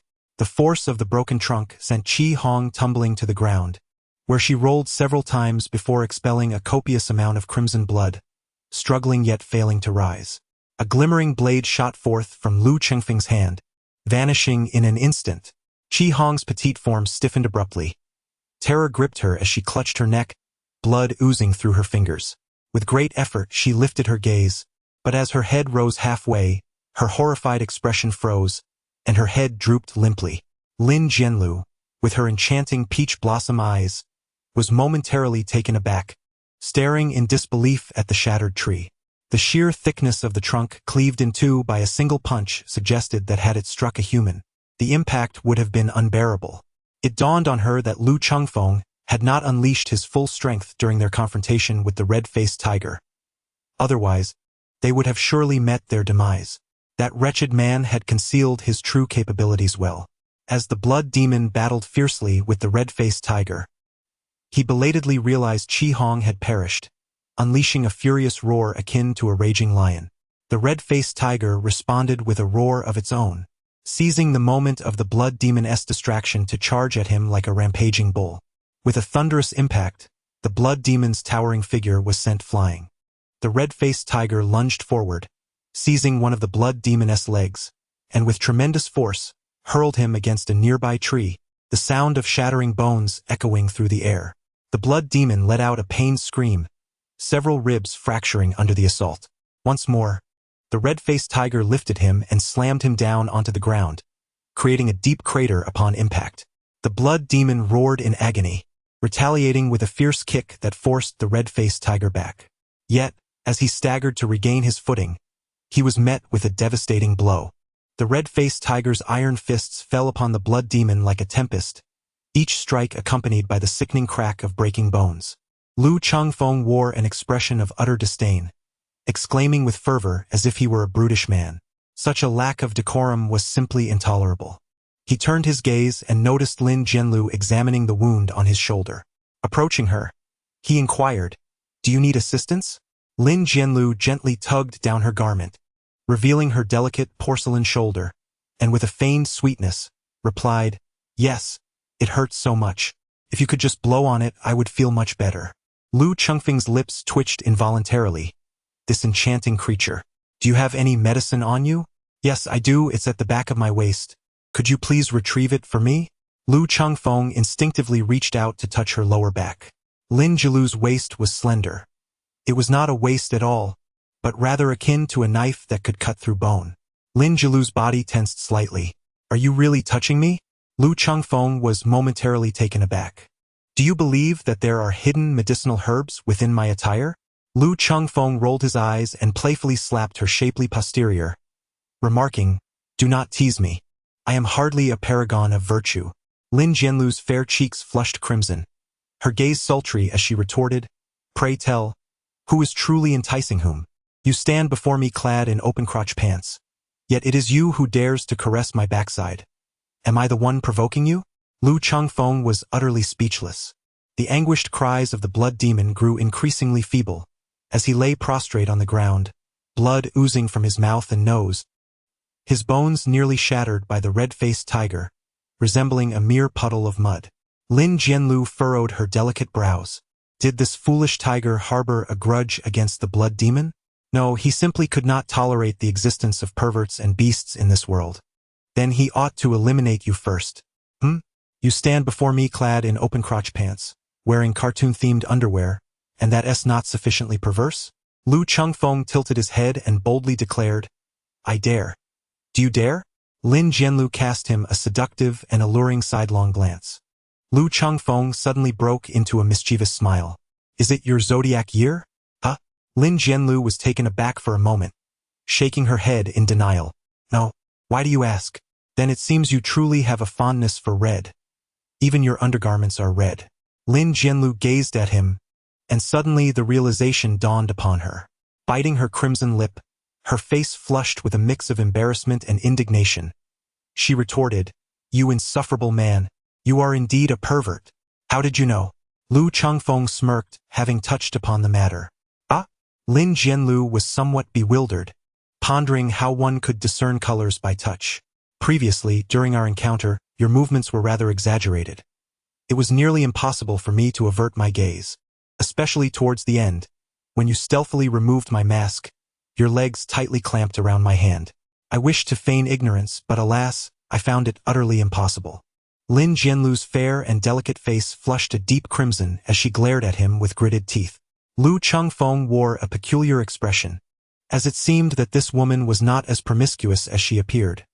Her heart remained quite conservative. "You filthy man, having gazed upon my body, you must take responsibility for me." Lu Chengfeng was utterly astonished. "Hey, this is all in jest. We shouldn't resort to such underhanded tactics. What do you mean by claiming I gazed at your figure? I merely caught a glimpse of your undergarment. And did you not see mine as well? We are even." Lin Jianlu suddenly assumed a flirtatious demeanor, her gaze enticing. "So, do you wish to see more? What on earth? What kind of creature is this woman? Her ability to change her expressions is swifter than turning the pages of a book. One moment she is bashful, the next she is seductively alluring. Is this not a recipe for mental disarray? Or perhaps she has always been afflicted with such a condition." Lu Chengfeng shook his head, expressing his reluctance. Lin Jianlu's expression suddenly shifted, as she glared at him fiercely. "You despicable man, what do you mean by that? Are you implying that you find me undesirable? Is it my appearance that fails to please you, or perhaps my figure is insufficiently alluring?" Lu Chengfeng was utterly bewildered, thinking to himself, "You seem to be acting like a lunatic. If I were to express my desire to watch, you might very well threaten me with a knife. In essence, no matter what I say, it would be wrong. It is not that I do not wish to see. Rather, I am simply too afraid," Lu Chengfeng lamented inwardly. Chapter 37. Earning your money brings me joy. The infamous and nefarious assassins, Blood Demon and Scarlet, have finally met their end, concluding their lives of wickedness. Blood Demon, in particular, met a gruesome fate, reduced nearly to a mere puddle of flesh. The red-faced tiger dug a grave, interring the bodies of the two, and subsequently erased all traces of the scene. Lin Jianlu let out a peal of delicate laughter, for the Death God organization remained oblivious to the demise of Blood Demon and Scarlet. For the time being, it seemed there would be no more assassins dispatched. Allowing for a brief respite, Lu Chengfeng let out a cold snort, expressing a wish that they were aware of the demise of Blood Demon and Crimson, so they could comprehend the price one pays for opposing him. If top assassins like Blood Demon and Crimson have fallen, one must ponder whether they would feel fear upon receiving such news. Suddenly, Lu Chengfeng slapped his forehead, realizing the significant loss incurred. Lin Jianlu, with a puzzled expression, inquired, "What's the matter? Blood Demon and Crimson have thrived in the assassination world for so long. Surely, they amassed a considerable fortune and should have drained their wealth before their demise." Curiously, Lin Jianlu asked, "Are you in dire need of money?" "Indeed, I am in desperate need," Lu Chengfeng replied. "I am so impoverished that I might as well sell my blood. That unscrupulous shapeshifter just deceived me out of 150 million. Lin Jianlu looked astonished. "He deceived you?" "I asked him to assist in investigating the Death God organization in the other two assassin branches within Longua, and he took the opportunity to extort me." Lin Jianlu tilted her head, her smile enchanting, suggesting, "How about I take care of you?" Lu Chengfeng chuckled. "Rich lady, I've long ceased to desire the struggle." Lin Jianlu tittered playfully, "Not a problem. I shall support you from now on. Young man, would you care to learn about steel wool?" Lu Chengfeng clasped his legs together and shook his head repeatedly, declaring that it was best to forego the matter, for the price was far too steep. He merely wished to indulge without cost. At that moment, the red-faced tiger approached. Lu Chengfeng inquired with a smile, "Are you feeling comfortable now?" The crimson-faced tiger nodded slightly. Lu Chengfeng surveyed his surroundings, ensuring that no traces were left behind, and then said, "Let us depart." The three individuals exited the dense forest. The following day, in the morning, the Tianci group had been thoroughly drained of its resources. He allocated 10 million to Fan Jiwei and 1 million to Zhang Wenhai before taking his leave. He had no intentions of returning to the Tianci group thereafter. It was anticipated that within a couple of days, the headquarters would either sell the Tianci group or declare it bankrupt. Yet, none of this concerned him any longer. He drove to a shopping mall, purchasing several outfits for the red-faced tiger. Upon returning home, he tossed the garments to the red-faced tiger, remarking that they were all handcrafted and amounted to 5 million in total, requesting the transfer to his account shortly. The red-faced tiger remained expressionless, as if he had not heard him. "Come on, I've already given you a taste before. Asking for 5 million is not excessive, is it?" At last, the red-faced tiger reacted, casting a disdainful glance in his direction. Lu Chengfeng said earnestly, "This is the first time in my life that I have bought clothes for someone." The red-faced tiger gazed at him, then inquired, "And what happened next?" Lu Chengfeng lamented, "And it turned out to be a purchase for a man. How unfortunate! Hurry up and transfer the funds. I am out of money." Lu Chengfeng twitched the corner of his mouth. "So, you fancy playing the rogue, do you? I present you with two choices. First, you send me some money. Second, if you refuse, I shall take your life." "I choose the latter," came the reply. "What the? Are you truly a fool, valuing money over your own existence?" The red-faced tiger, with utmost seriousness, replied, "Not quite. It is simply that I genuinely lack funds. I might just kill you then." However, he swiftly changed the subject. "Do you know any top-notch hackers?" The red-faced tiger nodded slightly. "I do." Lu Chengfeng's eyes brightened. "How skilled is he? I hope he isn't just a mediocre hacker." Qi Mianhu cast a disdainful glance at him. "You inquired about a top-tier hacker. Do you not comprehend the significance of the term top-tier?" Lu Chengfeng was momentarily taken aback. "Please introduce him to me. I require his assistance." Qi Mianhu extended 5 fingers.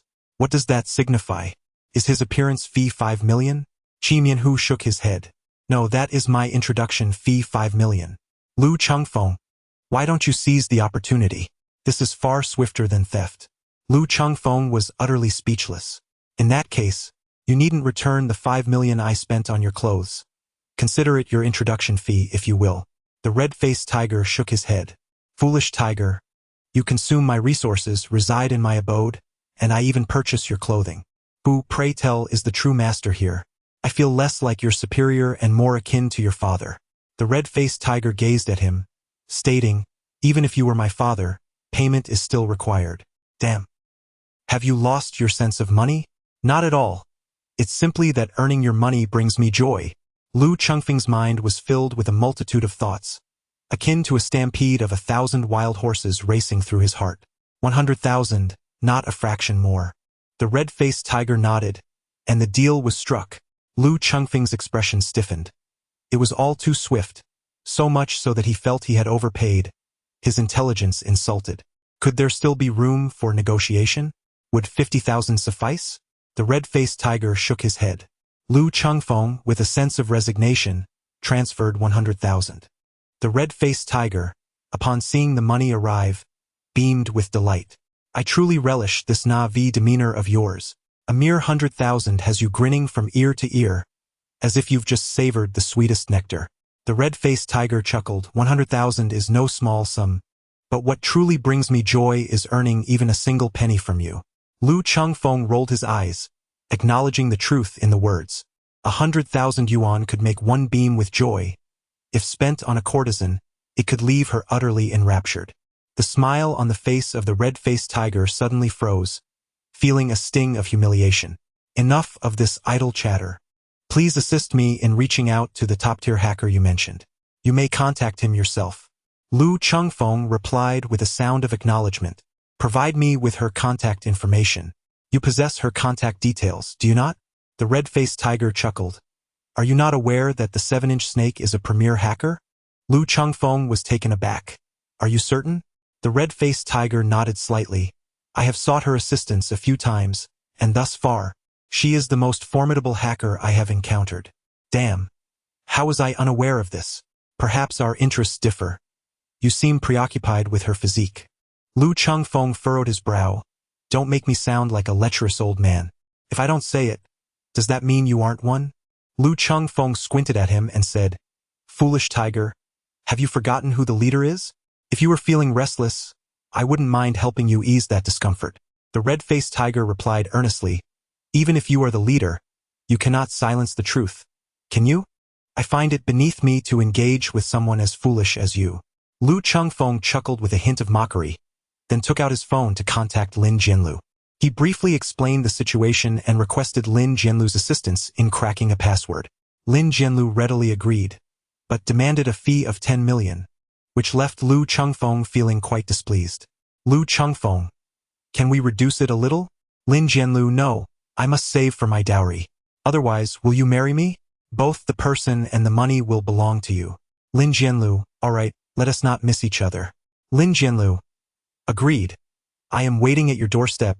Please open the door. Lu Chengfeng was taken aback and rushed to open the door, only to find no one at the entrance. He realized he had been played by Lin Jianlu. Chapter 38. Yan Jiandong. In the end, Lu Chengfeng succumbed to Lin Jianlu's extortion of 10 million. However, Lu Chengfeng had one stipulation.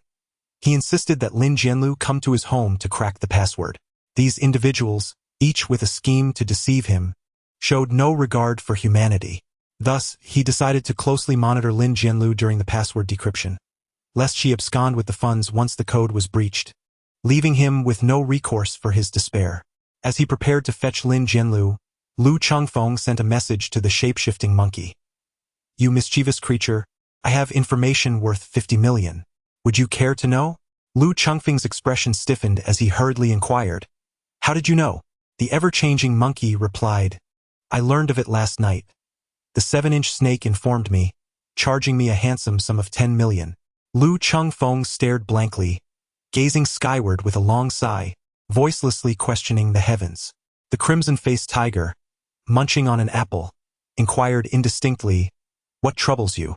Lu Chengfeng was on the verge of tears, exclaiming, The news of Lin Jianlu's demise by blood magic and crimson has been relayed to me, with a sum of 10 million transferred from the ever-changing monkey. The red-faced tiger responded with an acknowledgement. Ah, I see. Lu Chengfeng widened his eyes in astonishment. You are aware? The red-faced tiger nodded slightly. She even allocated 5 million to me. Lu Chengfeng was bewildered. What about my share? The red-faced tiger gazed at him, perplexed. What does this have to do with you? You are being unreasonable. The Crimson One was slain by me. Why should I not receive my portion? The red-faced tiger regarded him with sympathy. Dragon, in matters of profit, those who act swiftly reap the rewards, while the laggards are left with nothing. It is too late for you to realize this. Even consuming leftovers cannot compare to the warmth of fresh offerings. Lu Chengfeng seized an apple and hurled it, demanding, "Return the 100,000 you deceived me out of, and remove the clothes I purchased." The crimson-faced tiger effortlessly caught the apple thrown at him, took a crisp bite, and grinned foolishly. Lu Chengfeng collapsed weakly onto the sofa, feeling as though he were an unfortunate victim of fate. Be confident, he reminded himself, cast aside these feelings. Lu Chengfeng shot him a glare, picked up the car keys, and strode towards the exit. Where are you going? On a date. Are you still entangled with Su Yijuan? Lu Chengfeng retorted with irritation. What concern is it of yours? Can't I do both? The crimson-faced tiger gave a thumbs up. Excellent, but be cautious not to capsize. Get lost. Lu Chengfeng chuckled and jested as he stepped out to drive towards the Su residence. His visit to the Su family was motivated by two principal intentions. Firstly, to escort Lin Jianlu, and secondly, to invest in the Su group. This commitment was made to Su Yijuan, as the Su group was currently grappling with a strained financial situation and desperately in need of funds. Upon arriving at the Su residence, Lu Chengfeng alighted from his vehicle and cast a glance at several luxury cars parked nearby, indicating that there were guests at the Su household. Just as he was about to enter, he noticed Su Nanqing bidding farewell to a group of people at the door. Lu Chengfeng fixed his gaze upon a figure, his pupils instantly narrowing to a shape reminiscent of a wheat awn. Yan Jiandong. He had not anticipated encountering Yan Jiandong in this place. Yan Jiandong possessed an elegant demeanor. Despite being in his 50s, he maintained a robust physique and appeared exceptionally well preserved. As if sensing something, he turned his attention towards Lu Chengfeng, his brow slightly furrowing. Lu Chengfeng has been striving to conceal the murderous intent lurking in his eyes, yet a trace of overwhelming hatred still managed to seep through. Mr. Su, may I ask who this is? Su Nanqing inquired, turning towards Lu Chengfeng with a smile. This is Lu Chengfeng, the general manager of Tianxi Group, whom we just spoke of, and he is also my daughter Su Yijuan's boyfriend. Chengfeng, could you please come here for a moment? Lu Chengfeng exhaled a deep, heavy breath, calming the surging tide of murderous intent within him as he approached. Chengfeng, allow me to introduce you to Mr. Yan, the chairman of Jianhong Group. Yan Jiandong scrutinized Lu Chengfeng and suddenly broke into a smile. He then turned to Su Nanqing, saying, Su, your future son-in-law is quite remarkable. Su Nanqing was momentarily taken aback, surprised that Mr. Yan knew Chengfeng. Yan Jiandong shook his head, clarifying, I do not know him personally, but I have heard of him. Coincidentally, this morning I acquired a company also named Tianxi Group, and their general manager is also named Lu Chengfeng. Su Nanqing's expression was one of astonishment. Mr. Yan had not mentioned this connection when he had previously referred to Lu Chengfeng. Lu Chengfeng's gaze flickered slightly. He anticipated two possible outcomes for Tianxi Group. Either it would be acquired by someone or it would declare bankruptcy. However, he did not foresee that the individual acquiring Tianxi Group would be Yan Jiandong. The very person who had hired assassins to kidnap and eliminate Su Yijuan was now the one procuring Tianxi Group, which rendered the situation quite intriguing.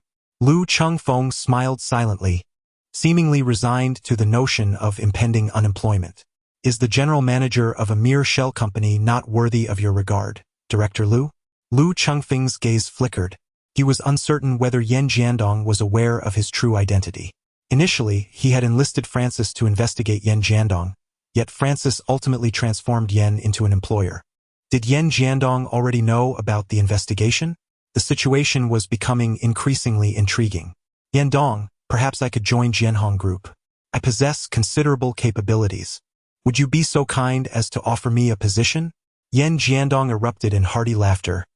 Oh, I cannot afford such a talent as you, Mr. Lu. Moreover, if you were to join Jianhong Group, Director Su would certainly object. Su Nanqing, a seasoned player in the business arena, astutely sensed the unusual tension between Yan Jiandong and Lu Chengfeng.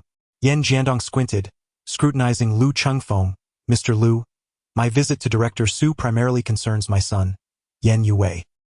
Ever since his last encounter with Miss Su, he has vanished without a trace. I understand you were present at that meeting. Do you happen to know his whereabouts? Lu Chengfeng's gaze flickered momentarily, indicating that Yen Jiandong was indeed aware of his true identity. However, it was evident that this knowledge had not been acquired for long, for otherwise, he would not have remained passive for so long. He could surmise how Yen Jiandong had come by this information. He had instructed Francis to investigate Yen Jiandong, and it was certain that Francis had reported this matter to the higher-ups at the Death God headquarters. Such matters would not have been scrutinized by the headquarters previously, especially considering that he had once been one of their most exceptional assassins, a veritable cash cow. Yet now, having uprooted the assassin division in Yen City, the Death God organization would undoubtedly seek every possible means to deal with him, and it would be entirely plausible for them to disclose this information to Yen Jiandong, employing him as a pawn to eliminate Lu Chengfeng. Yen Jiandong likely recognized his identity as an assassin, though it remained uncertain whether he was aware that Lu Chengfeng was the very child who had once stabbed him. After all, he had not gone by the name Lu Chengfeng back then. Perhaps he had already deduced this, although he was not known as Lu Chengfeng in his youth. A simple inquiry at the household registry office would reveal the truth of his name change. Lu Chengfeng gazed at him with a lackluster expression, uncertain. Yen City was not vast. With Chairman Yan's influence, it was only a matter of time before he was located. Lu Chengfeng smiled, offering a vague response. Chapter 39. A Change in the Weather. Lu Chengfeng's gaze was indifferent, a slight, chilling arc gracing the corners of his lips. He slowly lifted his head and spoke softly. Director Yen, a change in the weather is imminent. Yen Jiandong glanced up at the clear blue sky, letting out a cold laugh, declaring that as long as the Yen family existed, the weather in Yen City would remain unchanged.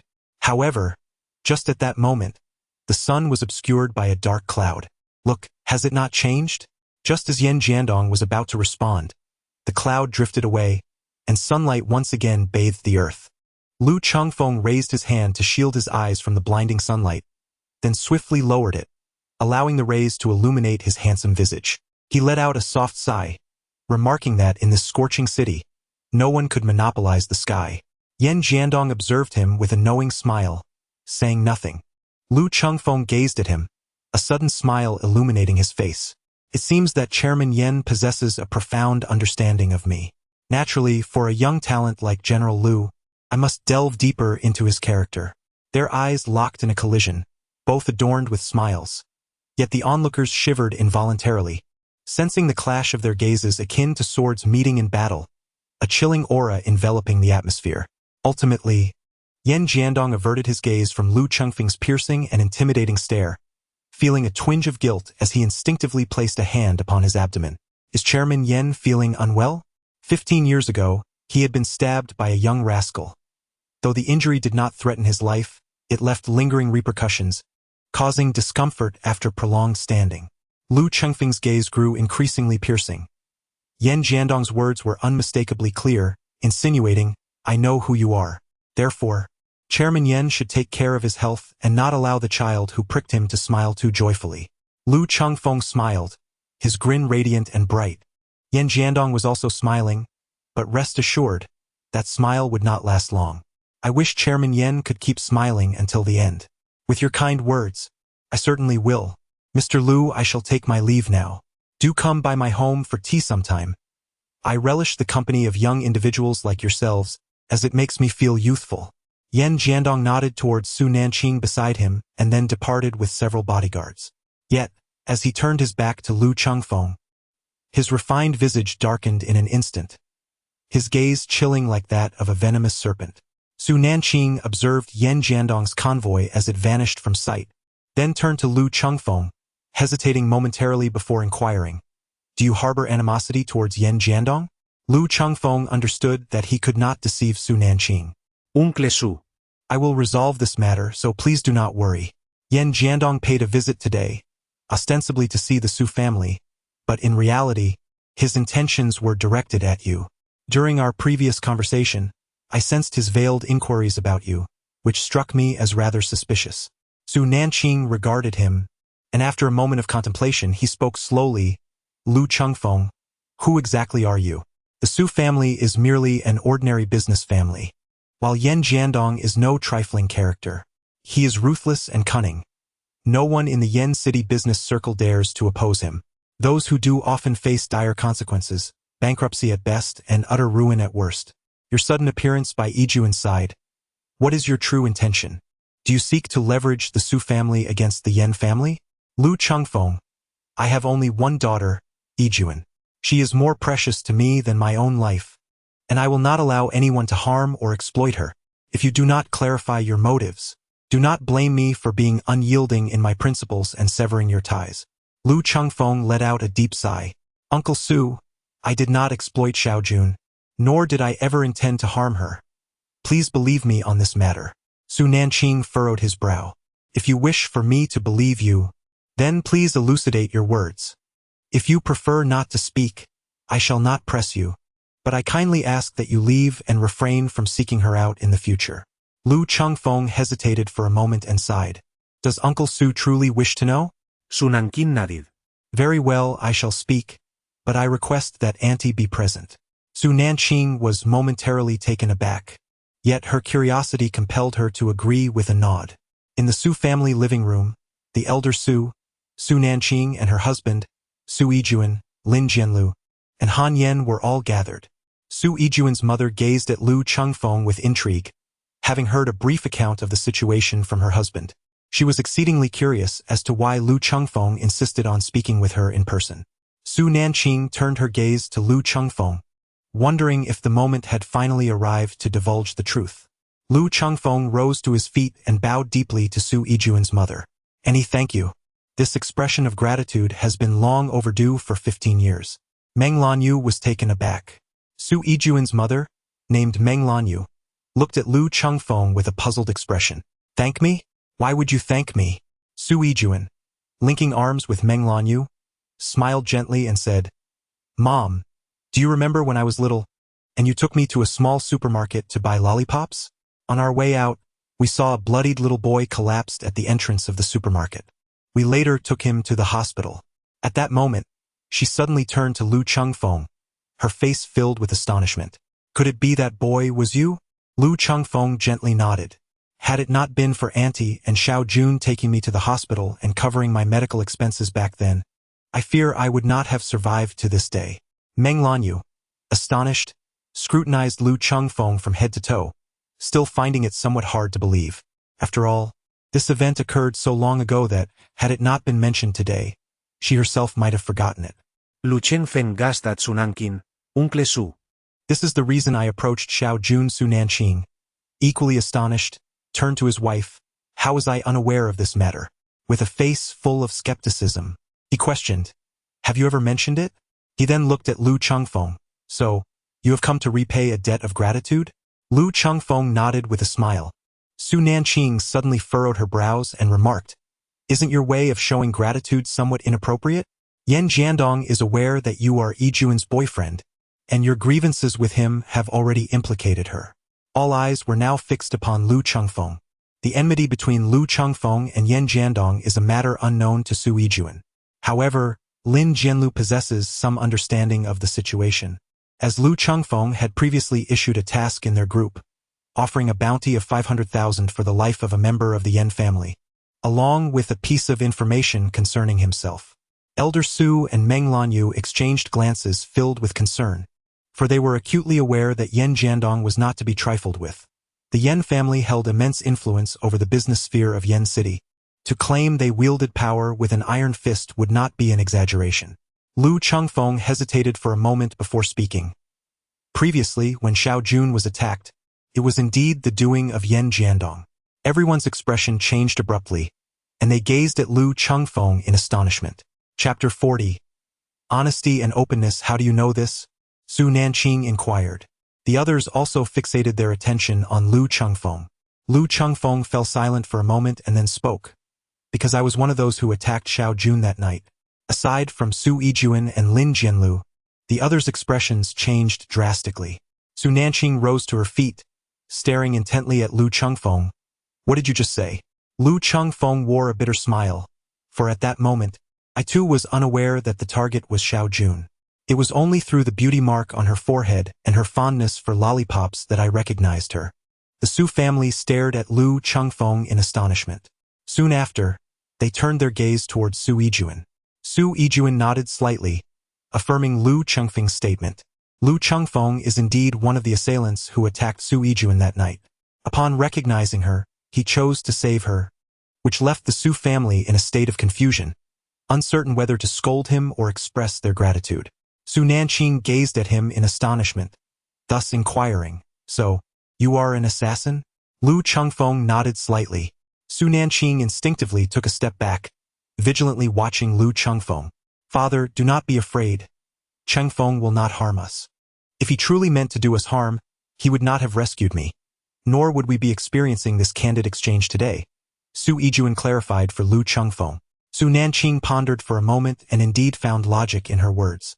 Lu Chengfeng, however, understood him well.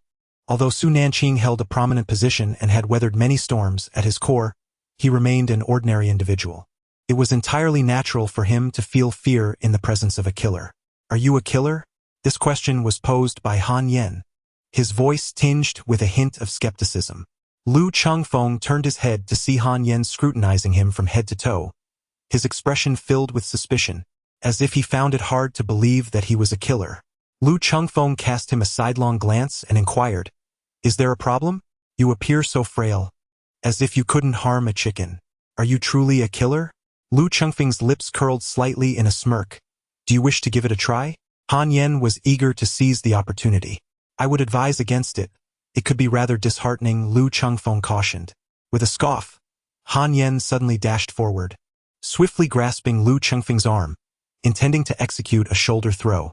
Lu Chengfeng's body moved with grace, effortlessly evading the attack, appearing like a specter behind him. Then, as if soaring through the air, he shot back several meters in a flash, his gaze fixed on the rigid figure of Han Yen, a faint smile playing on his lips. Han Yen's face turned ashen, his eyes wide with terror.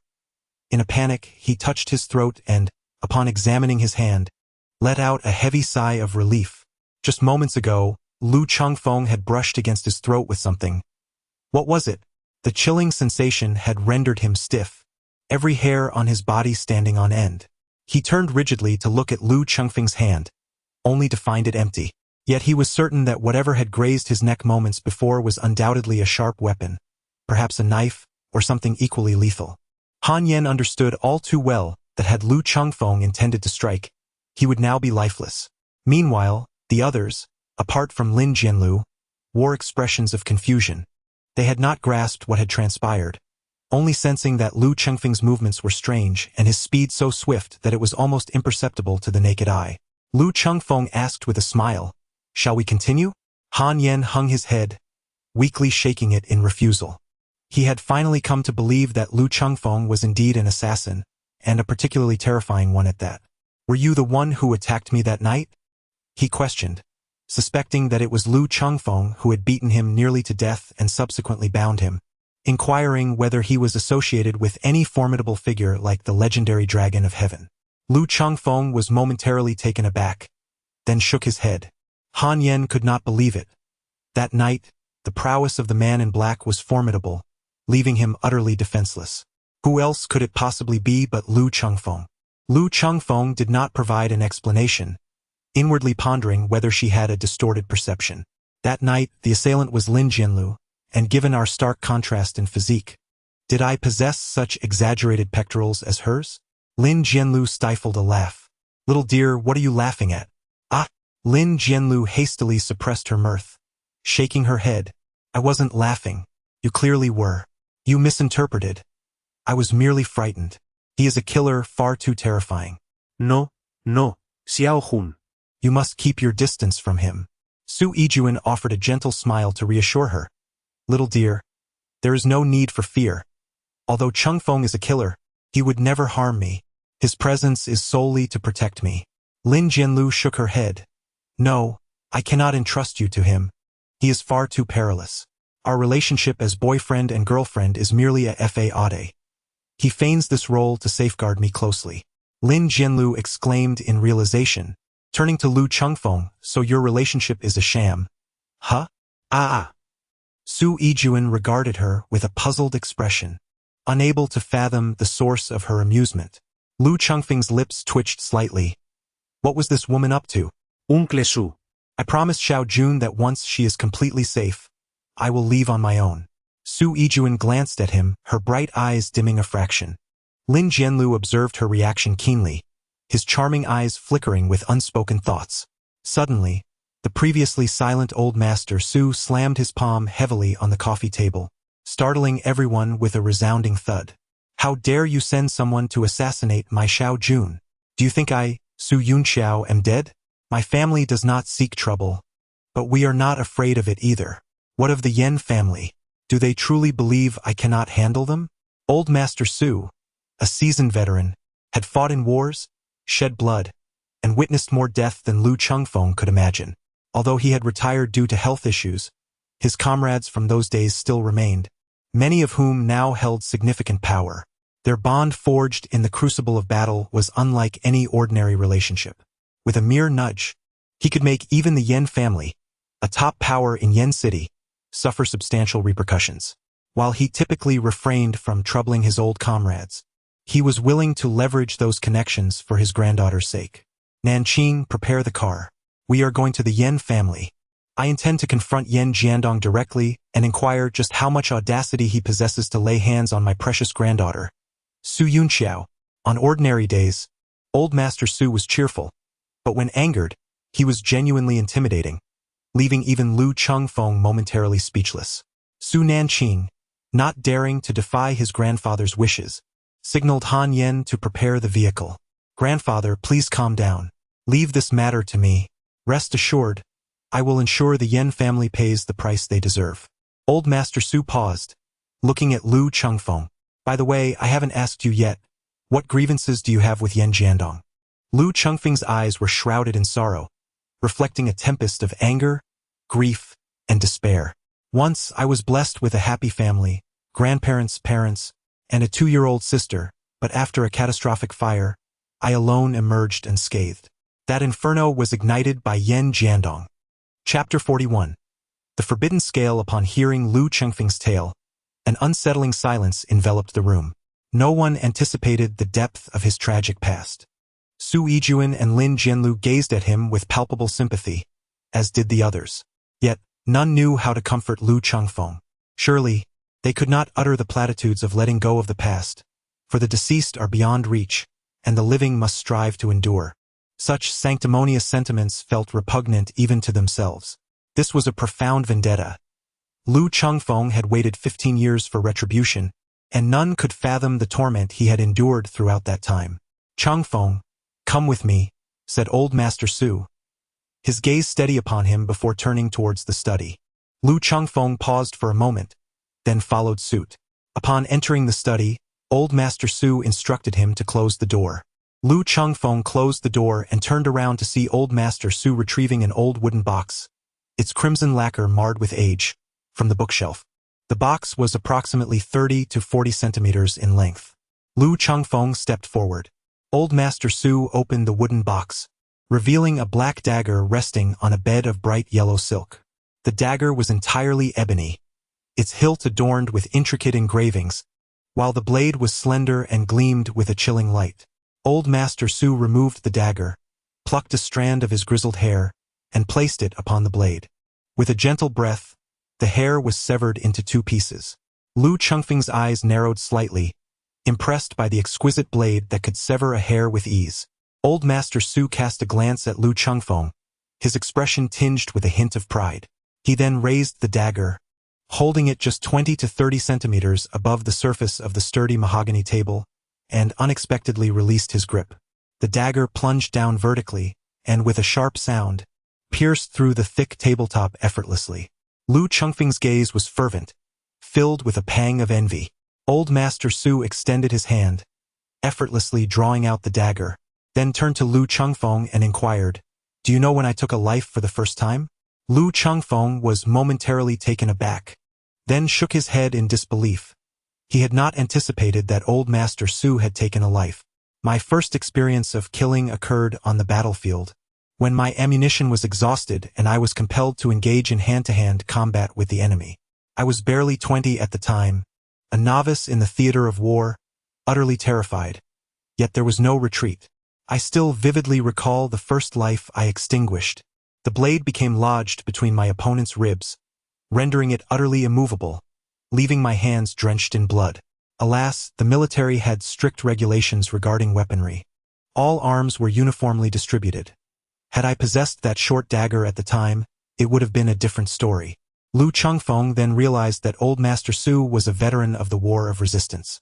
Old Master Su gently caressed the blade, which was not a dagger but a short sword known as reverse scale, a treasured heirloom passed down through the generations of the Su family. Do you comprehend the significance of reverse scale? Lu Chengfeng pondered for a moment. The dragon's reverse scale. To touch it is to invite death? Old Master Su chuckled lightly. In truth, I am uncertain, yet it seems to convey that meaning. However, the dragon's reverse scale also signifies protection. This divine weapon, in my possession, remains a gem cloaked in dust, failing to realize its inherent worth. It was destined to be passed on to Nanqing, but just observe him. Is he a person suited for wielding swords and spears? Lu Chengfeng smiled faintly. In times of peace, unless absolutely necessary, no one wishes to engage with death and bloodshed. This reverse scale is now entrusted to you. It is not a mere gift. Do you remember its other significance? Protection. Precisely. I implore you to use this reverse scale to safeguard Xiaojun. She is my sole granddaughter, and that scoundrel Yan Jiandong dares to lay a hand on her. Were it not for my old age, I would personally send him to meet the King of Hell. Old Master Su exuded an aura of formidable authority. Here, take it. This. Lu Chengfeng hesitated. After all, this was a treasured heirloom of the Su family, and it felt inappropriate for him to take it. Old Master Su furrowed his brow and remarked, "It seems your standing in the assassin world is rather unimpressive. Is it not?" Lu Chengfeng gazed at him in confusion. Assassins and courtesans are the two most ancient professions. While I am not an assassin myself, I possess some understanding of the craft. An assassin should maintain composure in the face of challenges, exhibit decisive action, and execute their tasks with precision and efficiency. Your indecisiveness and reluctance render you inferior even to my dear June. It is evident that you are not thriving in the realm of assassins. Lu Chengfeng's lips twitched in indignation, feeling a profound sense of humiliation.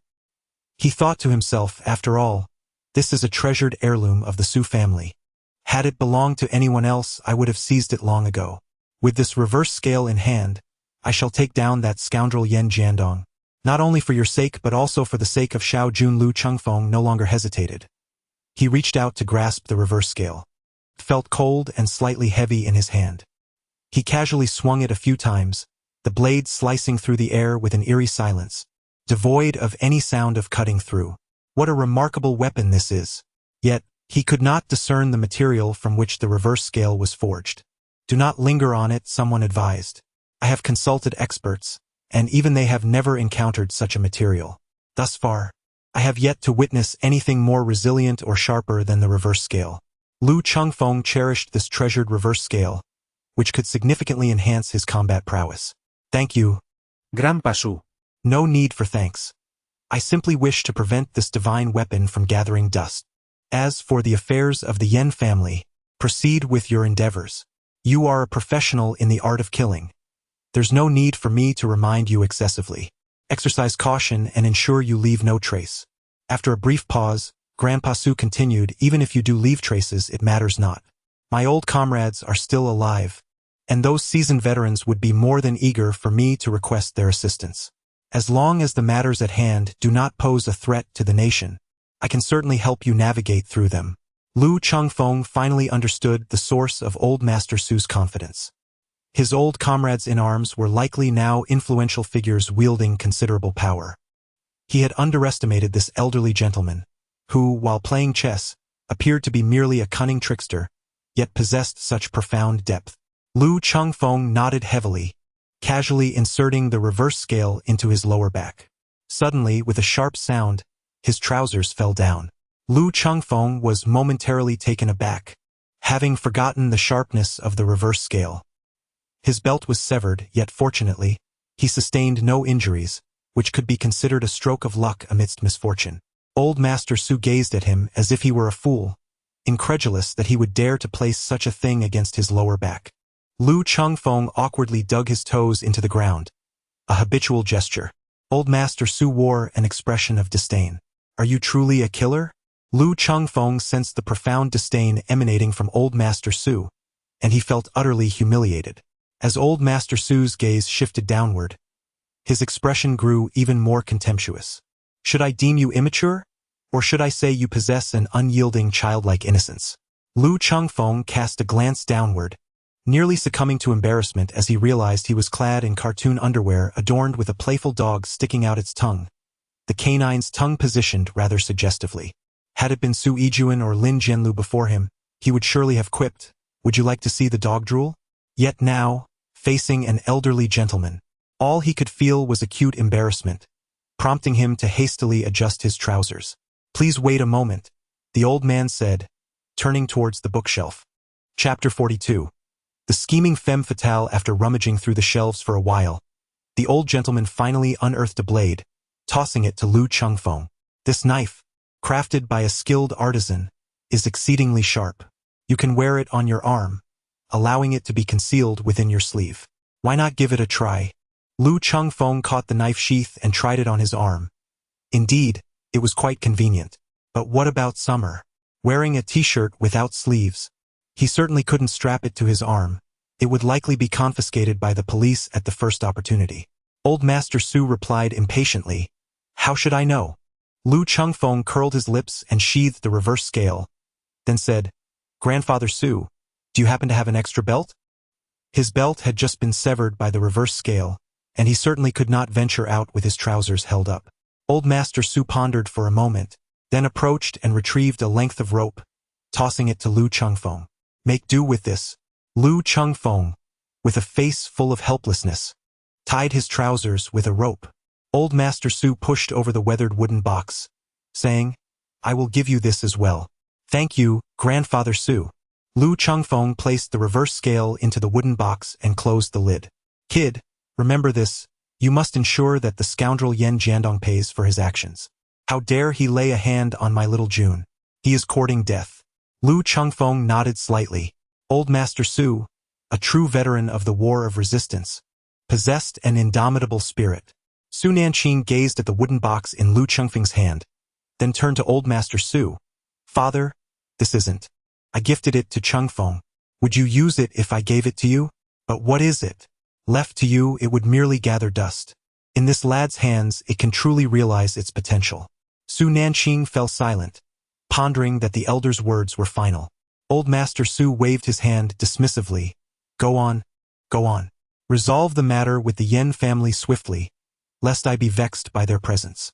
Chengfeng, do visit my home when you have the time. Let's play a game of chess together." Lu Chengfeng nodded with a smile, just as he was about to depart when suddenly his steps faltered, nearly causing him to forget the matter at hand. "Ah?" Su Yijuan looked at him in confusion. "Isn't the Su group in need of funds? Just tell me how much is lacking." Su Yijuan was taken aback. Previously, Lu Chengfeng had mentioned providing capital to the Su group, and she had assumed he was jesting. To her surprise, he was indeed serious. Su Nanqing gazed at Lu Chengfeng in astonishment, for the deficit faced by the Su group was no trifling sum. In truth, securing investment for this newly developed cancer-fighting drug was not particularly challenging. Numerous enterprises had already extended olive branches with intentions to invest. However, the significance of this drug was paramount. A misstep in selecting an investor could undoubtedly lead to unforeseen consequences, which is why he had been in a state of indecision. If Lu Chengfeng truly could provide the necessary funds for investment, his worries would be alleviated. Although Lu Chengfeng is an assassin, he is grateful and trustworthy.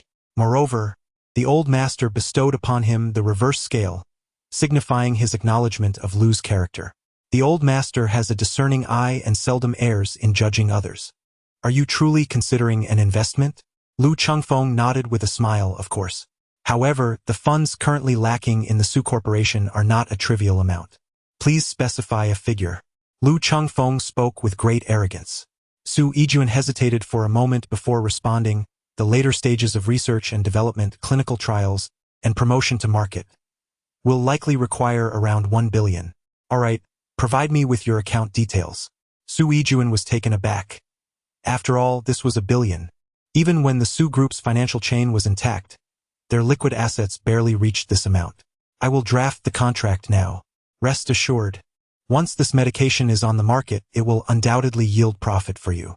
With the financial matter resolved, and with Lu Chengfeng's investment, a smile crept onto her face, and she felt a flutter of excitement in her heart. From now on, they would be partners, allowing her to use this as an excuse to approach Lu Chengfeng whenever she pleased. Do assassins earn this much? Sunankin murmured quietly. Old Master Su snorted. Don't just look at his outward success. Only he knows the suffering he endures in private. A trade that involves bloodshed and risk to one's life is not as easy as it seems. It is all earned at the cost of one's life. Sunankin awkwardly chuckled. As Lu Chengfeng nodded to the crowd, preparing to depart, Lin Jianlu stood up and said, I wish to visit a friend. Lu Chengfeng, may I accompany you in your vehicle? Lu Chengfeng's lips curled into a slight smile, of course. Lin Jianlu turned to Su Yijuan. Little June, would you care to join me? Su Yijuan shook her head apologetically. I'm sorry, little dear. I have a contract to draft and a multitude of tasks still pending. I cannot accompany you. That's perfectly fine. I shall go alone. Do take care not to overexert yourself, Lin Jianlu replied. Be careful, she cautioned as Lin Jianlu nodded, bidding farewell to Old Master Su and the others before departing with Lu Chengfeng. Once outside and settled in the car, Lu Chengfeng inquired, Where is your friend? I could take you there. Lin Jianlu cast him a disdainful glance. To your house. Lu Chengfeng suddenly understood. So, you were deceiving them all along? Obviously, as a delicate and enchanting beauty, I cannot simply follow you without reason. Can I? Lu Chengfeng couldn't help but roll his eyes, thinking to himself, what a scheming woman. She must be well aware that Su Yijuan was occupied and still chose to extend the invitation deliberately. Lin Jianlu suddenly turned to him, her voice dripping with sarcasm. How impressive. You're always lamenting your financial struggles. Yet for the sake of a beautiful smile, you readily offer 10 billion without a flicker of hesitation. Of course, Lu Chengfeng thought bitterly. If I didn't feign poverty, you all would have swindled me out of my money long ago. Earning money isn't a simple task. He mentally grumbled. You've benefited from my so-called poverty as well. Just the other day you managed to con me out of 10 million. Lin Jianlu shot him a fierce glare with her enchanting eyes. Lu, could you please speak with a shred of conscience? What do you mean by con? She retorted. If you have the capability, why not crack the code yourself? 10 million is already a friend's rate. Given my skills, you've certainly received a bargain. Lu Chengfeng suddenly sported a mischievous grin. Is your skill set genuinely legitimate? Lin Jianlu gazed at her, a smile gradually transforming into an alluring expression.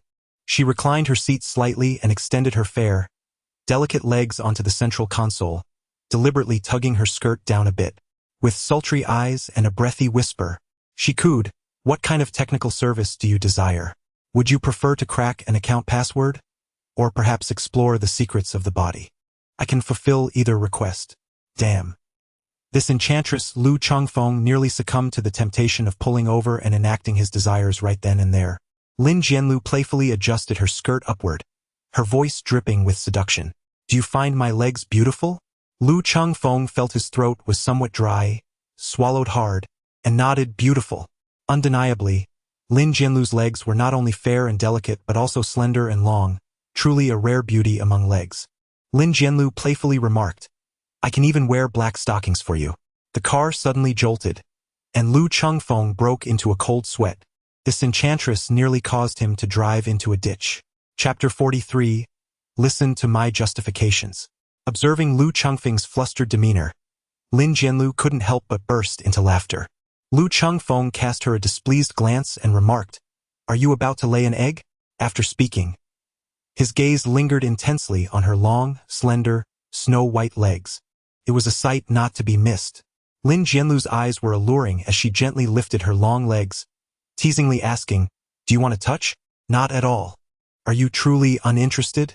Lu Chengfeng solemnly proclaimed, Desire is a poison that brings suffering.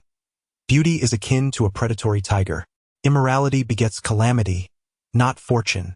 A true man must rein himself in at the edge of the abyss. Lin Jianlu, with a seductive glance, responded, "To speak plainly is to acknowledge my poverty. I dare not touch, for I cannot afford it." The affluent pursue their paths, nourishing their roots, while the impoverished admire their countenance and labor with their hands and feet. Lu Chengfeng wore a sly smile at the corner of his lips, which essentially conveyed the notion that the affluent were toiling and sweating while the less fortunate merely liked posts on their phones. Lin Jianlu's expression suddenly darkened. Her alluring eyes brimmed with fury as she commanded in a sharp tone, "Stop the car." Lu Chengfeng was taken aback and turned to look, only to find Lin Jianlu's delicate face filled with anger. He immediately realized that his previous remark had been excessive. Dech. "I was merely jesting," he stammered. "I said to stop." Lin Jianlu enunciated each word distinctly. Lu Chengfeng forced a bitter smile and said, "I apologize, I'm truly sorry." Lin Jianlu promptly rolled down the car window, leaning halfway out, poised to leap from the vehicle. Lu Chengfeng was taken aback and hastily slammed on the brakes. Lin Jianlu, with a swift push of her foot against the seat, prepared to leap through the window. Given her agility, it would have been a simple feat, however. As Lu Chengfeng abruptly braked, her body swayed, causing her foot to miss its mark and become ensnared in the window frame. The resulting position was rather undignified, with her upper body outside while her lower half remained inside, presenting her rounded and pert backside towards Lu Chengfeng. To make matters worse, the wind billowed her skirt, revealing the snug red leggings that clung to her shapely form. In Lu Chengfeng's mind, images from the island films he had seen flashed vividly, particularly the Stuck series, where the female protagonist found herself ensnared, her hair caught, or her body immobilized while attempting to fix a pipe. It was precisely at such moments that the male protagonist would make his entrance. Who could possibly withstand such a scenario? Lu Chengfeng, being a vigorous and robust young man, certainly should have had some reaction. Otherwise, it would be a disservice to Lin Jianlu. Just as Lu Chengfeng was about to reach out and draw her in, Lin Jianlu pushed off with both hands, her delicate figure sliding out of the car window like a serpent.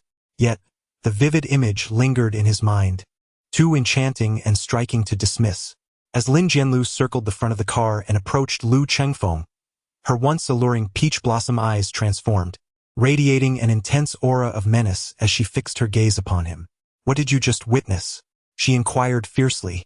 "I saw a secluded path leading to tranquil waters, with banks flanking a meandering stream."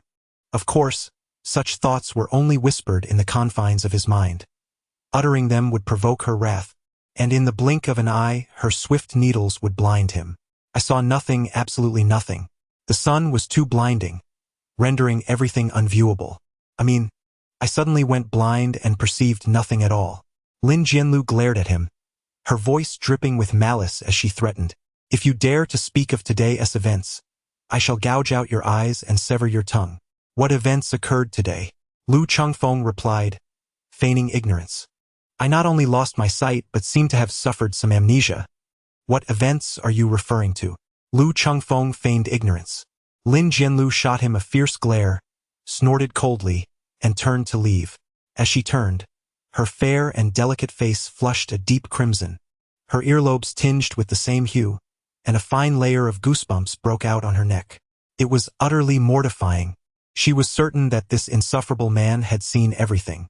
Lu Chengfeng hastily exited the vehicle and said, "Hey, I sincerely apologize for my previous remarks. They were spoken thoughtlessly." Lu Chengfeng was utterly dumbfounded. His trousers had fallen down. His belt had been severed by the reverse scale, and old Master Su had provided him with a makeshift rope, which perhaps was not tied securely enough, causing his trousers to slide down to his ankles. Lin Jianlu fixated on the little dog that was playfully sticking its tongue out at her, her delicate face growing increasingly flushed, while the menace in her eyes intensified. "Lu Chengfeng, do you dare to act lewdly towards me?" Lu Chengfeng was on the verge of tears. Today had been fraught with mishaps. He truly did not intend for any of this to happen. It was merely a coincidence, a mere stroke of fate. "Allow me to explain." Before he could finish his sentence, Lin Jianlu, seething with rage, charged towards him. Lu Chengfeng hastily pulled up his trousers, clutching them with both hands as he turned to flee. Listen to my defense. No, allow me to explain. I truly did not intend for this to happen. It was an accident. You scoundrel. I won't let you wriggle out of this. I will not let you evade responsibility. Lin Jianlu caught up to Lu Chengfeng, unleashing a flurry of punches and kicks. Lu Chengfeng, trousers in hand, circled the car. A bitter smile etched upon his face. What on earth is happening? Please stop. I truly did not mean to. My belt broke and old Master Su provided me with a makeshift rope, which unfortunately came loose. I assure you, you can verify it for yourself. Lin Jianlu unleashed a flurry of punches upon his back. What are you staring at? Are you admiring the little dog sticking out its tongue at me? What did you say? Do you think you are worthy? Do you possess a trunk as long as an elephant's? Lu Chengfeng was on the verge of tears. If that's the case, then I won't wear it. What? You still want to leave it in neutral? How convenient for you to act mischievously, isn't it? Lu Chengfeng, with a furrowed brow, hastily clarified. What I meant was that I shall never wear cartoon underwear again. Please stop. I was wrong. I was wrong. Lu Chengfeng, fatigued from running, and Lin Jianlu, weary from the exertion, finally ceased their activities. Lu Chengfeng wore a bitter smile and asked, Have you calmed down? Lin Jianlu snorted, raising her head with an air of arrogance, embodying the demeanor of a lady who was still quite upset and not easily appeased.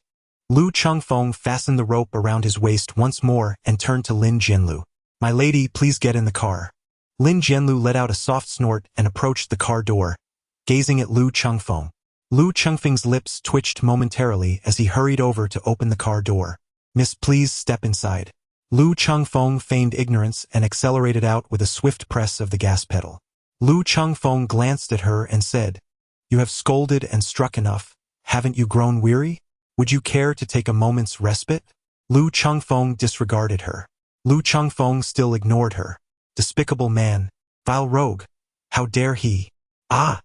Lin Jianlu suddenly let out a piercing scream, goosebumps rising on her skin as she glared at Lu Chengfeng with fury. How could he dare to touch her thigh? Lu Chengfeng wore a wicked smile and retorted, Silence. If you continue to chatter, I shall wager something else against your tongue. Chapter 44. A profound awakening. Lin Jianlu scrutinized Lu Chengfeng from head to toe, then rolled her beautiful eyes. What do you mean by something else? If it's merely your little toothpick, I'd rather not engage in dental hygiene. Her words bore little injury but were laced with profound insult. Lu Chengfeng's lips twitched violently for a moment as he feigned ignorance. Damn it, one day I will subject you to a gastroscopy, so you can truly understand what it means to take a step into the stomach. Lin Jialu refrained from further provoking him. The two of them maintained a peaceful coexistence as they made their way to Lu Chengfeng's home. Upon entering, they were greeted by the sight of the red-faced tiger lounging on the sofa, feet propped up on the coffee table, sipping a cold beverage while engrossed in the television, exuding an air of utter relaxation. Please make yourself comfortable. I'll just fetch a belt and be right back. The red-faced tiger glanced at Lu Chengfeng, then at Lin Jialu, observing the latter's seemingly insatiable demeanor. What have you two been up to? Lost the belt in the process? The red-faced tiger's expression stiffened. Is it that intense? Lin Jialu shot him a sidelong glance. What, are you envious? You two could join in. Let Lu Chengfeng tie you up. A shiver ran down the red-faced tiger's spine at the suggestion, and he thought to himself, perhaps it would be best if I left. This is quite terrifying. At that moment, Lu Chengfeng emerged from the room with a laptop in hand. He logged into the dark web bank, entered his account details, and handed the notebook over to Lin Jialu. Upon receiving the computer, Lin Jialu glanced at it briefly before her fingers danced swiftly across the keyboard. Lu Chengfeng approached the water dispenser to fill a cup of water for her. The red-faced tiger leaned in, curiously gazing at the computer screen.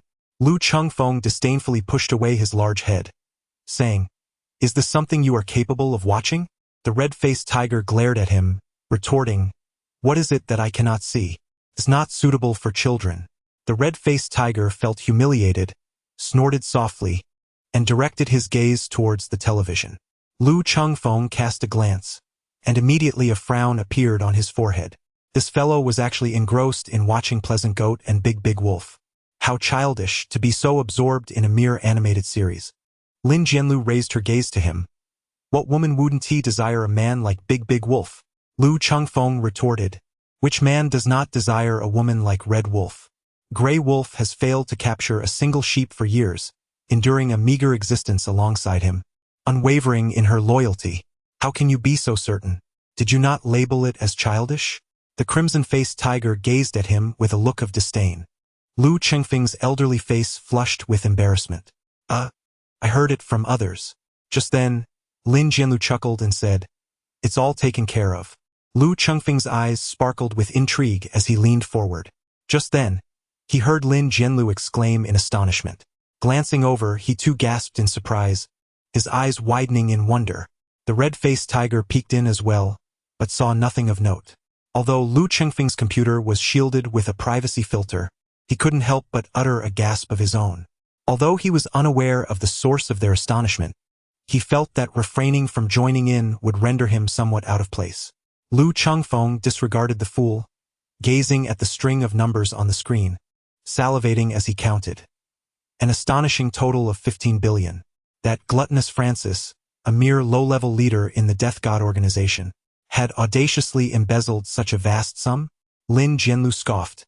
The higher-ups were scrutinized by countless eyes, forced to exercise restraint, while those lower-tier leaders were the true gluttons, insatiably greedy. Lu Chengfeng, brimming with excitement, was poised to retrieve the computer, only for Lin Jianlu to snap it shut with a decisive sound. Lu Chengfeng gazed at him, an unsettling premonition arising within his heart. Lin Jianlu wore a charming smile, captivating yet elusive. Lu Chengfeng certainly would not be willing. Why should he? After all, apart from myself, no one else knows the password. Why don't you go and seize it? Lin Jianlu looked at him in astonishment. Am I not seizing it right now? Lu Chengfeng twitched the corner of his mouth, questioning the integrity of his profession. I have already compensated you for your services. I was unaware that you intended to breach the account password of a dark web bank. I will refund you 10 million. We can split the amount equally. You must be out of your mind. That's impossible. Lin Jianlu straightened up, moving closer to Lu Chengfeng, her breath fragrant and soft. Fool, with the money in my possession. Once you handle the situation, both the funds and the person will belong to you. Lin Jianlu's exquisite features, her lips as rosy as cherries, seemed to beckon him for a kiss, and he nearly succumbed to the temptation. Just as their lips were a mere millimeter apart, Lu Chengfeng abruptly straightened up, creating distance between them. A flicker of surprise crossed Lin Jianlu's eyes. He actually resisted? This left her questioning her own allure. Lu Chengfeng stood with his hands on his hips, gazing down at her. Do you take me for a fool? The art of seduction holds no sway over me. If you were to share half, that would amount to 750 million. With such a vast fortune, I could easily assemble an extravagant harem. What manner of beauty could I not procure? Even if I were to indulge in fleeting encounters, I could traverse from the south to the north, and from the north to the west, experiencing the world's allure. Surely, such a life would be enticing. Now, take a moment to reflect upon yourself. Aside from your striking beauty, your temperament is quite brash. You are neither gentle nor considerate. Should I choose to be with you, I would find myself catering to you as if you were royalty, bearing the weight of responsibility. If ever you were displeased, I would have to expend effort to appease you, only to be subjected to your whims. What benefit would that bring me? With the wealth I possess, I could seek companionship of a different sort. Those women would not only welcome me with open arms, but also provide tenderness and satisfaction without exhausting me. When I grow weary, they would take charge, allowing me to rest in their embrace. Chimyantager applauded enthusiastically, giving Lu Chengfeng a thumbs up. Well said. I shall refer to you as the great awakener of the world. Lin Jianlu's face turned a shade of green with anger as she shot a glare at Chimyantager. Silence. Do you believe I wouldn't dare to drug you into silence? Chimyantager recoiled slightly, retreating to a corner to doodle, feeling aggrieved. What does this have to do with me? It was Lu Chengfeng who said that, yet his words hold a peculiar truth. Lin Jianlu glared at Lu Chengfeng. Are you implying that I am not gentle, not considerate, and that I lack in other qualities? Lu Chengfeng glanced at the computer in her hand and quickly shook his head. I did not, he said. I think you are gentle, gracious, and stunningly beautiful. Really? Do you truly believe I am gentle, gracious, and stunningly beautiful? Lin Jianlu slowly raised the computer in her hand, causing Lu Chengfeng to tremble with fear, anxious that she might drop it. After all, it was quite expensive. Lu Chengfeng nodded repeatedly. Indeed, more genuine than pearls. Then marry me. Huh? Lu Chengfeng was taken aback. What's the matter, unwilling? No, it's not that, he replied. I simply feel unworthy. I am but an ordinary person. How could I possibly be deserving of someone as stunningly beautiful and elegantly noble as you? Lu Chengfeng spoke while cautiously reaching for the computer. Lin Jianlu took a step back, evading Lu Chengfeng's hand. I present you with two choices. First, marry me. Second, share half of this money with me. Are you trying to put me in a difficult position, Pang Hu? Lin Jianlu smiled radiantly. Indeed, I am making it challenging for you. So hurry up and decide, don't dawdle. With a firm resolve, Lu Chengfeng clenched his teeth and stamped his foot, straightening his back with determination. It is only children who make choices. I desire both wealth and you. Chapter 45.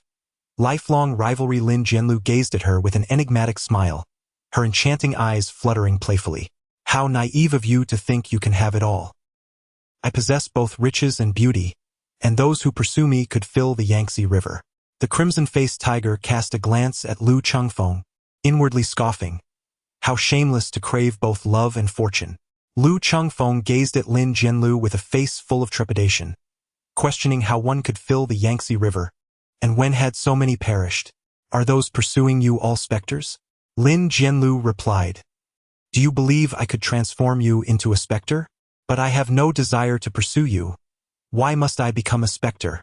Lin Jianlu, with lips as delicately sculpted as porcelain, pressed them tightly together, emitting a soft huff before turning on her computer, entering her password, and then tossing the device to Lu Chengfeng. Lu Chengfeng clumsily caught the money, his face beaming with joy as he transferred it into his account. He let out a long sigh. Indeed, money is the finest balm for the soul, bestowing an immense sense of security. Lin Jianlu, observing his smug demeanor, couldn't resist teasing him. Why not share some of that soothing balm with me? Lu Chengfeng.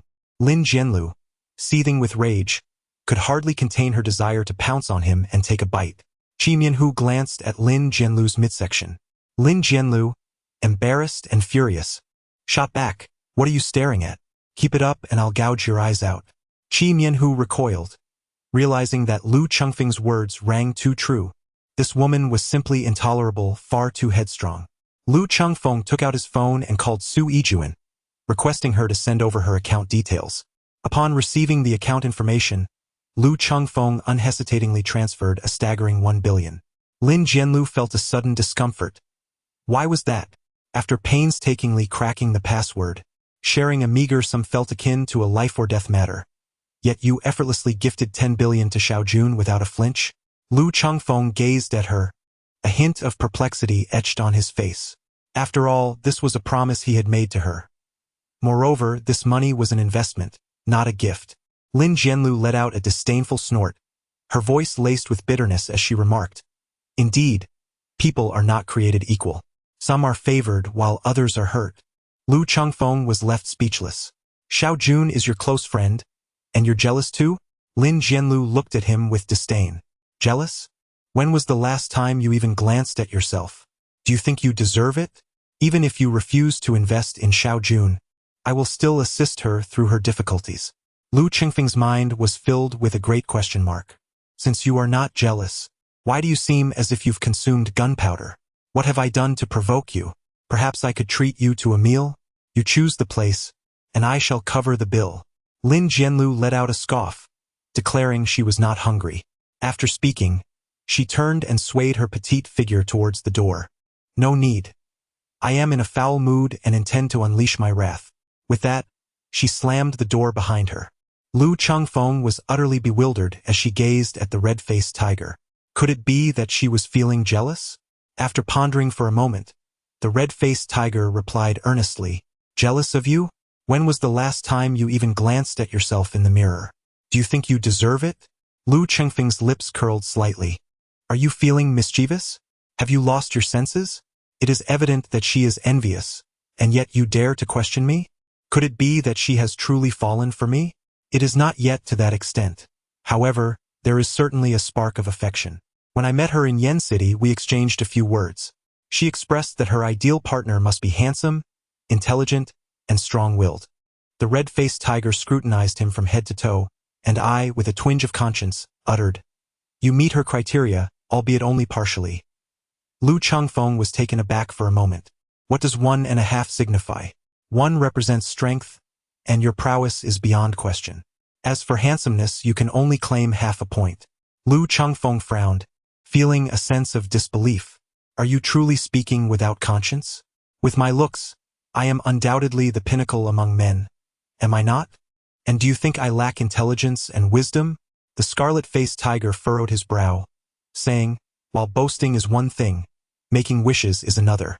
To call yourself the pinnacle of attractiveness is quite audacious. I find it hard to listen. Having a thick skin is no longer within her criteria for a partner. Furthermore, when they refer to intelligence and wisdom, they do not mean foolishness. Damn it! Today, I shall demonstrate that strength surpasses all. Lu Chengfeng lunged forward, pinning the red-faced tiger onto the sofa, unleashing a flurry of punches that elicited cries of distress. After delivering a thorough beating, Lu Chengfeng felt a sense of exhilaration wash over him. He approached the mirror, caressing his handsome visage, yet a hint of melancholy shadowed his expression. Alas, this accursed charm of mine. I yearn to be a solitary wanderer, drifting through the world, yet my brilliance shines too fiercely, akin to a resplendent moon illuminating the darkness, impossible to overlook suddenly. A wave of retching interrupted Lu Chengfeng's self-adoration. He turned to see the red-faced tiger, his countenance twisted in disgust. Brother, even if you were to beat me to a pulp, I must confess you've splattered oil all over my face. I feel as though I've ingested a hefty chunk of mutton fat. It's utterly revolting. Ugh, even the 7-inch snake hasn't feasted on anything as vile as this. Lu Chengfeng's face was as dark as a soot-covered pot. A mere fade he donned. Was it truly necessary for him to be ridiculed to such an extent? This fellow stood as the greatest stumbling block on his path of pretentiousness, his lifelong adversary. Had he not witnessed the scarlet-faced, bruised visage of the red-faced tiger, he might have found it difficult to restrain himself from delivering another thrashing. At that moment his phone rang. It was a call from Su Yijuan. Lu Chengfeng answered the call. Chengfeng, do you have time this evening? Yes, is there something you need? Indeed, the funds have been transferred. If you are available tonight, I would like you to come over for dinner and to sign the contract. Lu Chengfeng smiled in agreement. After hanging up the phone, he cast a glance at the red-faced tiger and remarked, I have an appointment with a charming lady this evening, so you'll have to manage dinner on your own. An appointment with a charming lady? Shan't that just a lavish meal bought for 10 billion? Foolish and rich, the red-faced tiger quickly altered his tone upon receiving a glare from Lu Chengfeng, complaining, your kitchen is cleaner than my face. Even a rat would cry upon entering. How am I supposed to prepare dinner? Can't you order takeout? Also, there's instant noodles in the cupboard. What? You plan to eat that? The greenery downstairs will suffice, but remember to wash it thoroughly first. It has been fertilized with manure. Observing the red-faced tiger's darkened expression, Lu Chengfeng felt an immense sense of joy. As evening descended, Lu Chengfeng drove to the Su family residence. The Su family was present, adhering to the elder Su's decree that, barring significant events, the family must gather for dinner every night. Perhaps it was the weight of age that made companionship all the more necessary. Chengfeng, please wait a moment. Do you have a pen? Su Yijuan offered him the pen she held. Lu Chengfeng opened the contract and swiftly signed his name. Su Yijuan, visibly anxious, exclaimed, Aren't you even going to take a glance? I trust you. Su Yijuan was momentarily taken aback, but then her face broke into a sweet smile, her bright eyes curving into crescent shapes. Lu Chengfeng glanced around, but where was Lin Jianlu? Lu Chengfeng furrowed his brows slightly, for only he understood that Lin Jianlu's claim of meeting friends was merely a pretext. Could it be that this woman was genuinely angry and avoiding him? Chapter 46. Miao Zhenchuan in the deep of night, at the Yen residence. Given the Yen family's influence in Yen City, Their abode was undoubtedly of high caliber, an open-style manner reflecting the elegance of Su-style gardens. The luxurious villa was surrounded by tight security. In Yan Jiandong's study, he perused a thick stack of documents, growing increasingly grave as he read. At the tea table beside him sat a middle-aged man in his 40s, sipping tea with a calm and dignified demeanor. Yan Jiandong stole a glance at him, a flicker of envy flashing in his eyes, for he knew the man was over 60 yet retained the appearance of middle age, with hair as dark as night and no sign of aging. "Mr. Miao, take a look at this," Yan Jiandong said, rising to bring the documents to the middle-aged man. Miao Zhenchuan cast a fleeting glance at the top of the documents, where the name Lu Chengfeng was inscribed, before diverting his gaze. Yan Jiandong observed him. "Mr. Miao, do you have confidence?" Miao Zhenchuan took a sip of tea and replied nonchalantly, "To kill him would be as effortless as plucking a flower." He was indeed a top-tier assassin, with a completion rate of 100% and never having failed in his missions. Miao Zhenchuan scoffed dismissively, "What is a top assassin to me? In my eyes, he is merely a slightly formidable insect, easily crushed." Yan Jiandong's eyes brightened. "Mr. Miao, I need him alive. 500 million. Miao Zhenchuan remained silent. A flicker of displeasure crossed Yan Jiandong's face. He was aware that the man was dissatisfied with this price. Over the years, Miao Zhenchuan's appetite had grown insatiable, and Yan Jiandong dared not offend him. Miao Zhenchuan was backed by a mysterious and formidable force. They had known each other for over a decade.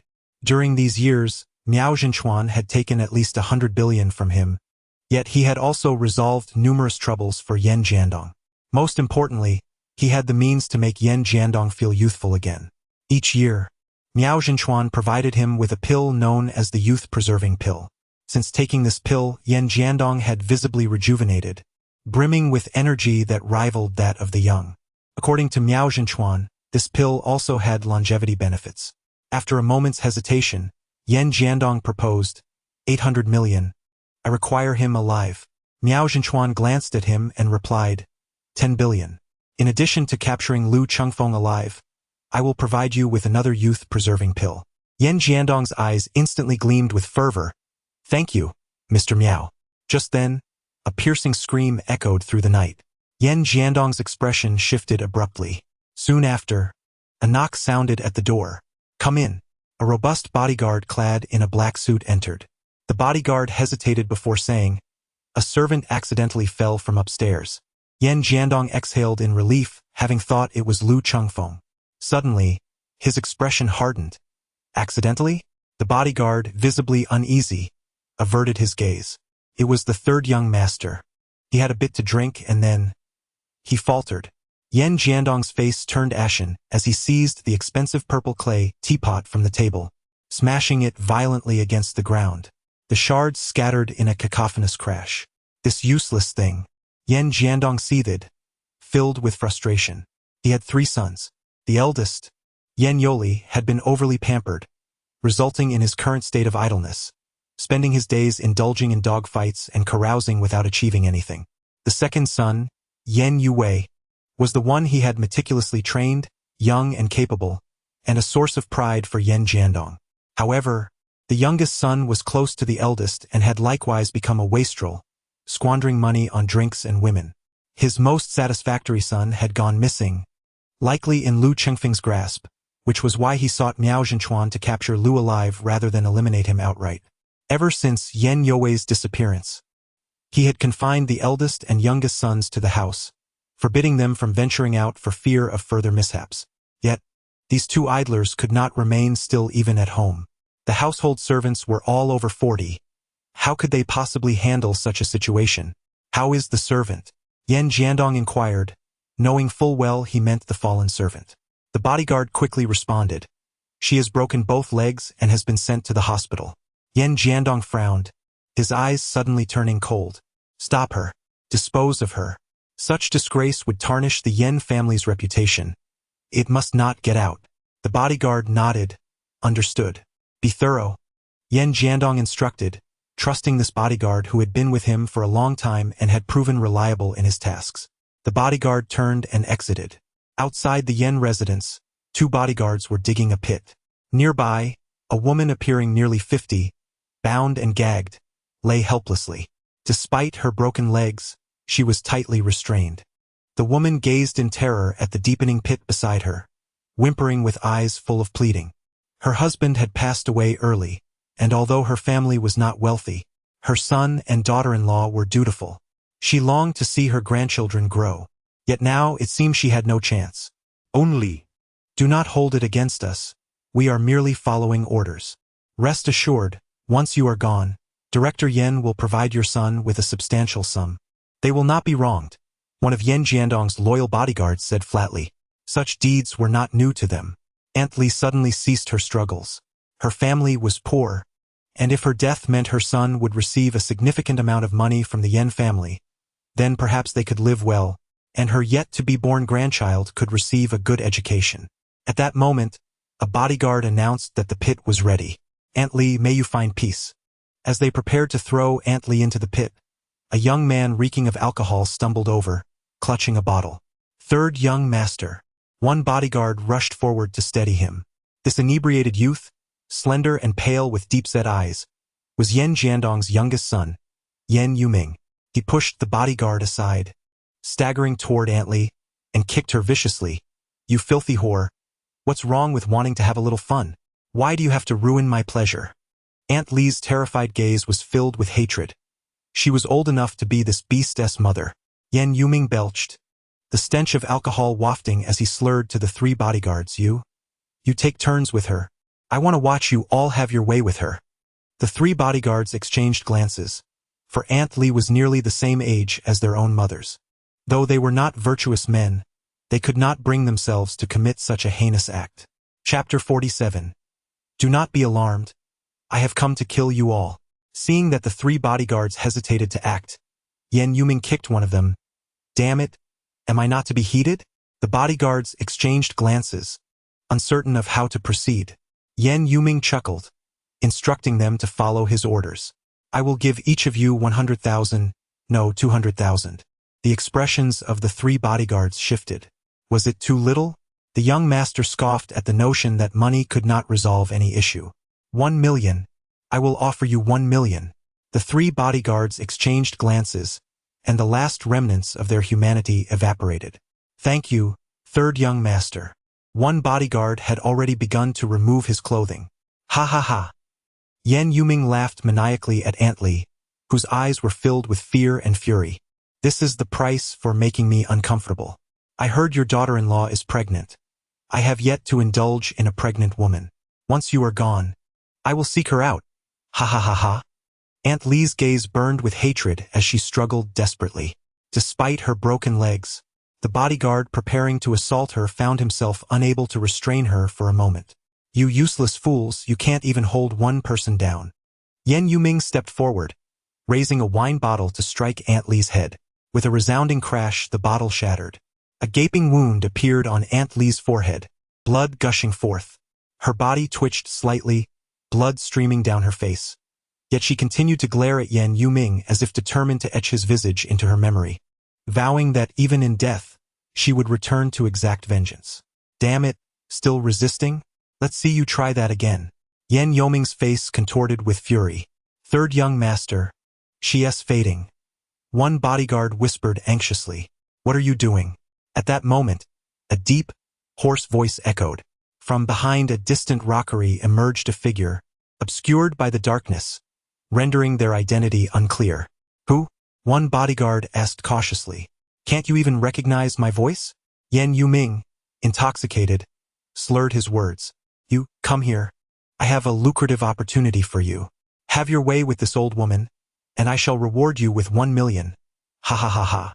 But the expressions of the three bodyguards shifted to alarm as they beheld the approaching figure, clad in black, nearly blending into the night, wearing a black cap and mask, with their heads slightly bowed, making it impossible to discern their features. The figure surveyed the struggling woman on the ground, hatred evident in her eyes, then glanced at the nearby pit. In a low, gravelly tone they remarked, So, you're burying someone? Quite the professionals, aren't you? Indeed, we bury them here. Lay some sod over it, and no one will ever know. Ha ha ha ha. Yen Yuming boasted, still oblivious to the change in atmosphere. Third young master. This person is not one of us. A bodyguard warned in hushed tones. Third young master? What relation do you have to Yen Jiandong? One bodyguard demanded, voice sharp. Who are you? Don't be alarmed. I'm here to kill you. The bodyguards' faces paled, hands instinctively reaching for their weapons. But suddenly one froze, feeling a fine silver needle pierce his neck, collapsing to the ground. The other two bodyguards, caught off guard, quickly followed suit, their bodies rendered weak and immobile. Only then did Yen Yuming grasp the severity of the situation, his intoxication lifting as he attempted to scream, but found himself devoid of strength, collapsing to the floor. The figure approached, observing the barely alive Aunt Li, and tore away the tape from her mouth. Who are you? Why did they want to kill you? Aunt Li's gaze was vacant, murmuring incoherently. The figure leaned closer, finally hearing her words. Beasts, may you die a wretched death. I will haunt you as a vengeful spirit. Her voice diminished until it was barely audible. The figure sighed softly. Her injuries were grave, and she had lost too much blood to survive. Rest assured. They will not live, they declared, producing an ordinary fruit knife. Meanwhile, at Lu Chengfeng's residence, the red-faced tiger searched frantically for a fruit knife, muttering in frustration. I distinctly remember it being here earlier. Lu Chengfeng. You wretch. Are you so stingy over a few apples that you would hide the knife? Just let me eat it unpeeled. Back at the Yen residence, the figure approached one of the bodyguards, still conscious but utterly powerless. Fear and helplessness reflected in his eyes. Without hesitation, the figure swiftly sliced through his throat with the knife. The other two bodyguards met a similar fate, silenced in an instant. From his fallen position, Yen Yuming beheld this horrific scene, terror etched across his face. Third young master, you must be Yen Jiandong's son? The figure crouched before him, the bloodied knife poised as if contemplating where to strike. Though I am unaware of the circumstances, it matters not, for it does not hinder my resolve to eliminate you. A foul odor began to permeate the air, and Yen Yuming, paralyzed by fear, soiled himself. Yen Jiandong was a formidable figure, yet how could his son be so inept? I had planned to harvest your kidney for profit, but alas, it is too messy now. The figure's voice dripped with disdain and disgust, and with a swift motion, they severed his throat, blood spraying forth. At that moment, a dog barked in the distance. The figure turned to see a large black dog standing afar, drawn by the scent of blood, yet sensing the figure's murderous intent, it dared not approach, barking from a distance. The barking escalated, and in the next instant, the entire Yen estate was awash with light as numerous floodlights illuminated the expansive lawn, exposing the figure's presence. The sound of approaching footsteps grew louder. What bad luck. I shall visit another time, the figure muttered, shrugging in resignation before turning to leave. As a killer, she was flesh and blood, not invulnerable like Iron Man. While she possessed the skill to evade bullets, the sheer number of approaching footsteps, at least dozens, implied that if armed, she would be overwhelmed in a hail of gunfire. A true assassin thrived on surprise, striking swiftly and decisively, not recklessly engaging in a head-on confrontation. Yen Jiandong and a throng of bodyguards rushed over. Upon seeing Yen Yoming's lifeless body, his face contorted with rage, nearly losing his balance. A bodyguard quickly steadied him. Yen Jiandong shrugged them off, stumbling forward to embrace Yen Yoming's corpse, letting out a wail of despair. Though Yen Yuming was a disappointment, he was still Yen Jiandong's own flesh and blood. It must be Lu Chengfeng. It has to be him. Mr. Miao, help me kill him. Kill him. I will pay any price. Clutching Yen Yoming's lifeless form, his eyes blazing with fury, Yen Jiandong screamed in hysteria. Mr. Miao nodded, setting off in pursuit of the departing figure. Chapter 48. Who are you? The figure departed the Yen household, traversing a narrow path ahead. Then, she arrived at a secluded spot and discovered a phone concealed within the branches of a tree. She activated the device, accessed a chat group, and privately messaged Han Tianlong, simply inquiring where. He let out a resigned chuckle, reflecting on the old man, clumsy yet insatiable in his pursuits, and even if one were to triumph, he would still turn his back in disdain. Suddenly, the phone buzzed. He picked it up and glanced at the screen, a faint smile curling at the corners of his mouth. He had thought this woman would never engage with him again. 7-inch snake. Near the Yen family. Come and get me. 7-inch snake. No need to ask, of course it's about killing. Lu Chengfeng recalled that during the day, when Lin Jianlu left his home, she had uttered a remark about her mother being unhappy and her intention to commit murder. At that moment, he had assumed it was merely a figure of speech, never anticipating that she would actually go to the Yen family to carry out such an act. Lu Chengfeng. Activate real-time location. I will arrive shortly. This group has a particularly useful feature, allowing both parties to share their real-time locations for precise tracking. Lin Jianlu enabled her location and perched on a tree trunk, swinging her long legs in the air like a child awaiting Lu Chengfeng's arrival. Suddenly, an instinct compelled her to glance down, and her beautiful eyes widened in surprise. A figure stood about 20 to 30 meters away, gazing up at her. Lin Jianlu focused intently on the stranger. In her conversation with Lu Chengfeng, she had failed to notice someone approaching. The individual was a middle-aged man, unremarkable in appearance but with piercing, sharp eyes. Lu Chengfeng, as an assassin, you have been exceedingly careless. Are you unaware that the glow of your phone can reveal your position? Such a lapse is unbecoming of a top-tier assassin. Or perhaps you simply don't care about exposure. Lin Jianlu paused, realizing that this man was likely from the Yen family and had mistaken her for that loathsome man. Lu Chengfeng. She lowered her voice, adopting a gravelly tone, surprised that someone from the Yen family would dare pursue her. Or do you possess such confidence in your abilities? Lin Jianlu tucked away her phone and leapt down from the tree, sizing up her opponent. With a soft huff, she mused that while confidence is commendable, blind overconfidence is quite irksome. Miao Zhenchuan scoffed derisively. Lin Jianlu nearly laughed aloud, extending her gloved hand and beckoning him with a finger. Miao Zhenchuan's expression darkened. Youngster, do not think that having taken a few lives makes you formidable. The number I have claimed is beyond your reach. You foolish insect, do you truly believe you can shake the foundations of a giant? Before he finished speaking, Miao Zhenchuan charged forward. Lin Jianlu scoffed, astonished to encounter someone so eager for death. Unexpectedly, Miao Zhenchuan's speed surged, and in the blink of an eye, he was upon her, his hand clawing toward her shoulder with lightning speed. Lin Jianlu was taken aback but reacted swiftly, slashing her ordinary fruit knife toward his wrist. With a cold grunt, she summoned her inner energy, delivering a punch in return. Bang! Their fists collided with no embellishment, unleashing a potent force that reverberated through the air, sending a visible shockwave outward. Miao Zhenchuan stumbled back a step, while Lin Jianlu was forced to slide back 7 or 8 meters. Her arms trembled, and pain shot through her palms, likely from the impact. Lin Jianlu stared, astonished, at Miao Zhenchuan, who also appeared taken aback. Who are you really? She asked with a frown, suspecting he might belong to the Dark 12 Zodiac. Aside from Lu Chengfeng and the red-faced tiger, she had never encountered an adversary who had also cultivated such energy. Yet, members of the Dark 12 Zodiac should be roughly her age. This man's evident maturity left her puzzled. Miao Zhenchuan scrutinized her intently. Lu Chengfeng, you are no ordinary assassin. Who are you, and from which sect do you hail? Huh? Which sect?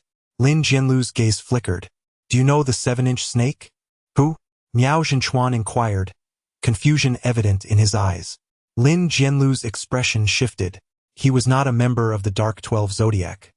But why did he possess that energy? Seeing her silence, Miao Zhenchuan's expression hardened. If I am not mistaken, you are the gatekeeper. The gatekeeper? Lin Jianlu was bewildered. What did that entail? Seems I was right. Since you are the gatekeeper, you must die, Miao Zhenchuan declared, radiating murderous intent, and charged at her. Lin Jianlu swiftly unleashed a barrage of silver needles toward him. He dodged with agility and then closed in like a flash, striking at her throat with ruthless precision. Lin Jianlu thrust her fruit knife toward his arm, but he skillfully seized her wrist, applying pressure that nearly crushed it. Yet, her arm suddenly became serpentine, slipping from his grip, and the knife transformed into a streak of cold light aimed at his throat. Miao Zhenchuan reacted in an instant, grasping the knife's handle and throwing it back at her. Lin Jianlu was startled, twisting sharply to evade the incoming blade. However, Miao Zhenchuan seized the opportunity to deliver a powerful palm strike. With no means to evade, she met his strike head-on. A resounding thud echoed. Lin Jianlu emitted a muffled grunt, her body flipping backward, landing unevenly, trembling slightly as blood surged to her throat, nearly causing her to cough up blood. Miao Zhenchuan laughed maliciously and lunged at her once more. Just then, a flash of cold light appeared, and his expression shifted as he sensed a chilling presence. In a moment of urgency, he sidestepped and emitted a pained groan.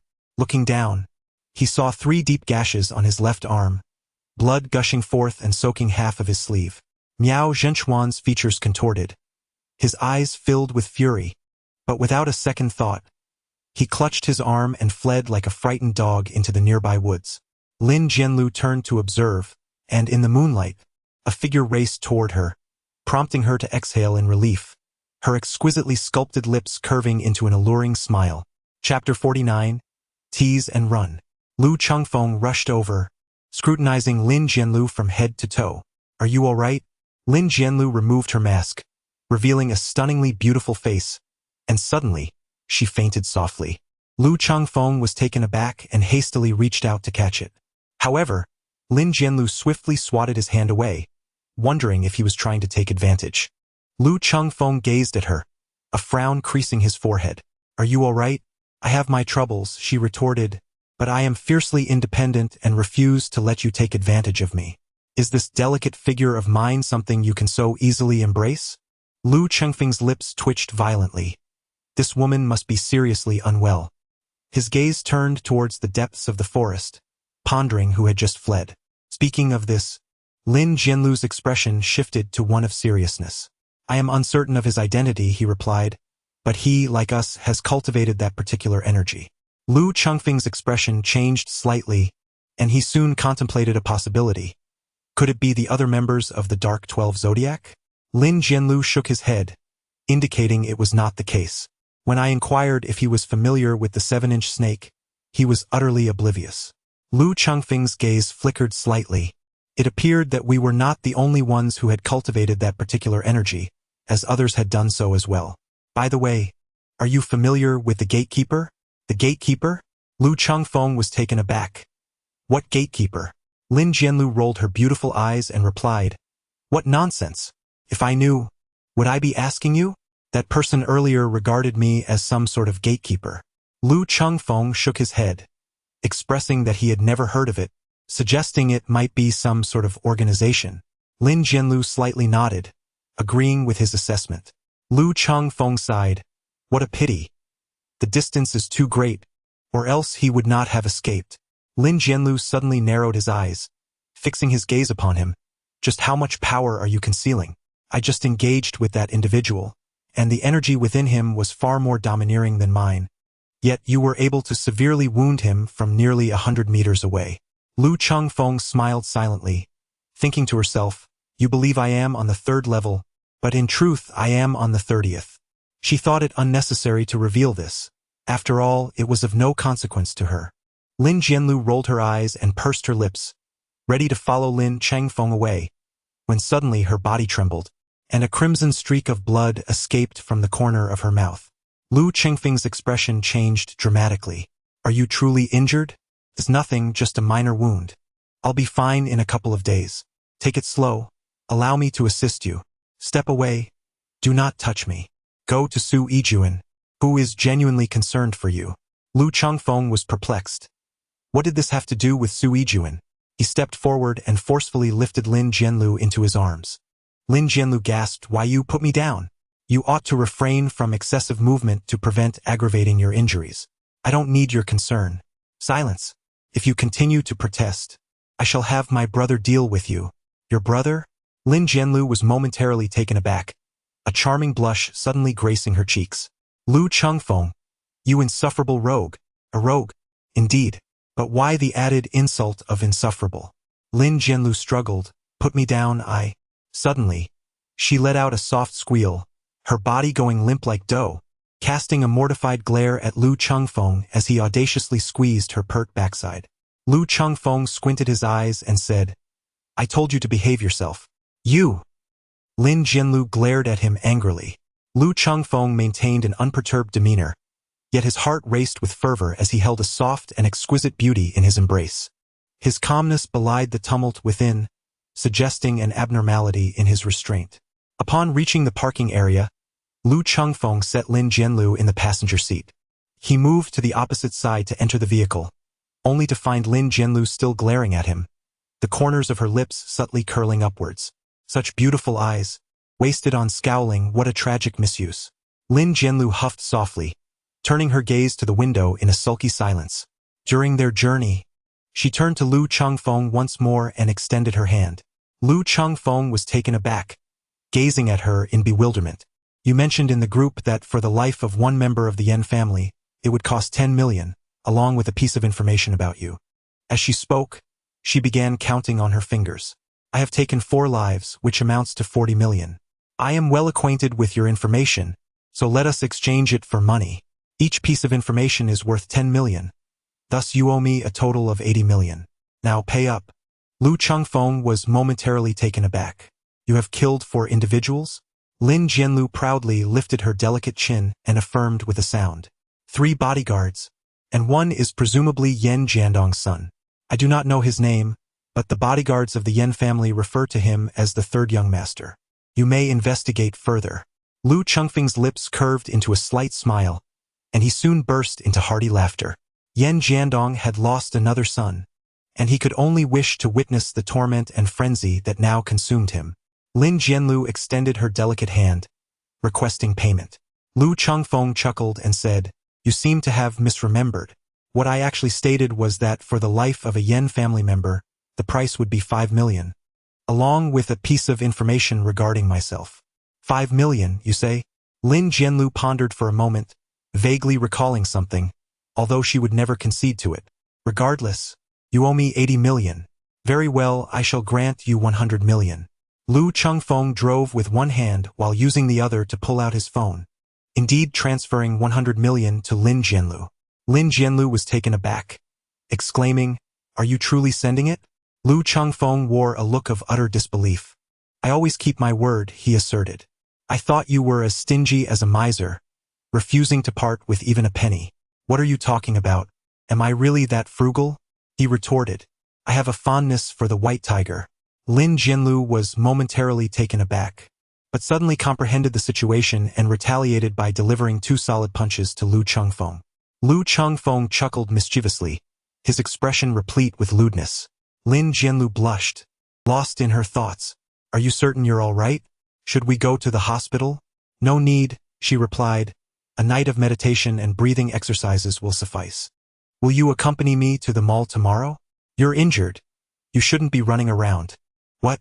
Just make a list for me, and I shall procure it for you. Suddenly, Lin Jianlu flashed a charming smile. I wish to purchase a hair removal device. Lu Chengfeng was momentarily stunned, and then suddenly jolted awake, gazing at her with a speechless expression. Lin Jianlu playfully extended her pink tongue to moisten her rosy lips, arching her full bosom, and gazed at him with sultry eyes. Who could possibly withstand such temptation? Lu Chengfeng felt a dryness in his throat and couldn't help but swallow. Lin Jianlu twisted her supple body, her voice enchanting. The interior of the car was quite spacious, and the seats were exceedingly soft. Would you like to? Yes. In an instant, Lin Jianlu's alluring expression vanished, replaced by a look of confusion as she gazed at him. What do you want? Lu Chengfeng awkwardly dug his toes into the ground. I inquired whether he would prefer to switch to a firmer chair, as a soft seat is detrimental to one's back. What thoughts occupy your mind? Lu Chengfeng observed the glint of cunning flickering in her eyes, realizing he had been outmaneuvered. With a triumphant expression, she swayed her petite hips and departed, leaving him in her wake a teasing encounter followed by her swift retreat. Chapter 50. Your head smells delightful. Lu Chengfeng gave a slight acknowledgement, casting a glance at the television, where yet another animated series was playing. How childish, he thought. Nevertheless, he approached and joined the red-faced tiger in watching. The animation was indeed captivating. Lu Chengfeng felt a sense of disdain directed towards him. He cast a glare, thinking to himself, hurry up and leave. What makes you think you are worthy of watching the same animated series as I do? After a while, the red-faced tiger emerged once more, extending his phone towards Luo Chengfeng. "What is it?" Luo Chengfeng received the phone with a perplexed expression, but his countenance swiftly darkened. The screen displayed a web page from the dark web featuring a bounty for assassins. Members of the Su family were all listed on the task page, including the venerable Su patriarch with a bounty of 100 million for each individual. When did this occur? The crimson-faced tiger, munching on an apple, replied indistinctly, "About an hour ago. I intended to accept a task to earn some pocket money and stumbled upon the Su family members listed there. With a reward of 100 million for each head, I believe many would be intrigued." Luo Chengfeng's gaze was icy, clearly indicating that it was the work of Yan Jiandong. The red-faced tiger glanced at him and remarked, "There is something even more intriguing. Take a look at the SSS-level mission page." Luo Chengfeng clicked open the list, his expression darkening further as he found his name prominently displayed, occupying the top position. Even more infuriating was the fact that someone had accepted the mission to assassinate him. 1 billion, indeed an extravagant sum. Luo Chengfeng chuckled coldly, realizing that Yan Jiandong, this old hound, had begun his counterattack. It was only natural for him to react this way after his son was slain by Lin Jianlu. The crimson-faced tiger gazed intently at Luo Chengfeng's head. This treasure was worth 1 billion, truly enticing. Luo Chengfeng felt a sudden pang of frustration but couldn't help but chuckle. "Don't mention it. I also find my head quite appealing, to the extent that I contemplate plucking it off to present to Yan Jiandong." The red-faced tiger squinted his eyes. "Yan Jiandong? Is this his doing?" The 7-inch snake had visited the Yan household that night, eliminating 4 individuals, one of whom was Yan Jiandong's son, and he had extracted 1 billion from me. The red-faced tiger abruptly stood up, striding towards the door. "What are you doing?" "I am heading to the Yan residence. There's another matter. A mysterious expert has emerged from the Yan family, someone who, like us, has cultivated that particular aura. The 7-inch snake is no match for him." "Not so," Luo Chengfeng shook his head. "We have entertained similar thoughts, suspecting him to be a member of the Dark 12 Zodiac. The 7-inch snake has probed, and he is definitely not." "Unclear." Luo Chengfeng spoke as he picked up his phone, accepting the task of assassinating those who targeted the Su family. The crimson-faced tiger observed him and remarked, "Your approach is futile. Each task is not exclusive. Just because you accept it does not preclude other assassins from doing the same. Anyone can participate. It all depends on who strikes swiftly." Luo Chengfeng let out a bitter smile.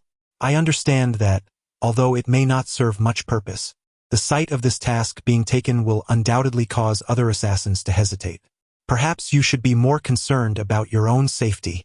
The Su family has a deadly viper in their ranks, and typically, assassins merely serve as fodder. However, the assignment to eliminate you is classified as SSS level. Only those of equal caliber are capable of undertaking such a task. Yan Jiandong is quite treacherous. If he were to claim that the target was Han Tianlong, few would dare to accept the challenge. Yet, he speaks of Luo Chengfeng, and no one knows that Luo Chengfeng is indeed Han Tianlong. A bounty of 1 billion is sufficient to entice those elite SSS-level assassins. Those who have reached this echelon are not ordinary individuals. While your skills are formidable, one must remember that while a direct attack can be evaded, a hidden strike is far more insidious. Exercise utmost caution." Luo Chengfeng couldn't help but smile. This was indeed a fortuitous turn of events. Yan Jiandong's intent to speak of the formidable Han Tianlong would undoubtedly attract others to undertake this task. The lure of wealth often leads individuals to their demise, and the rewards offered were exceedingly generous, enough to tempt even myself.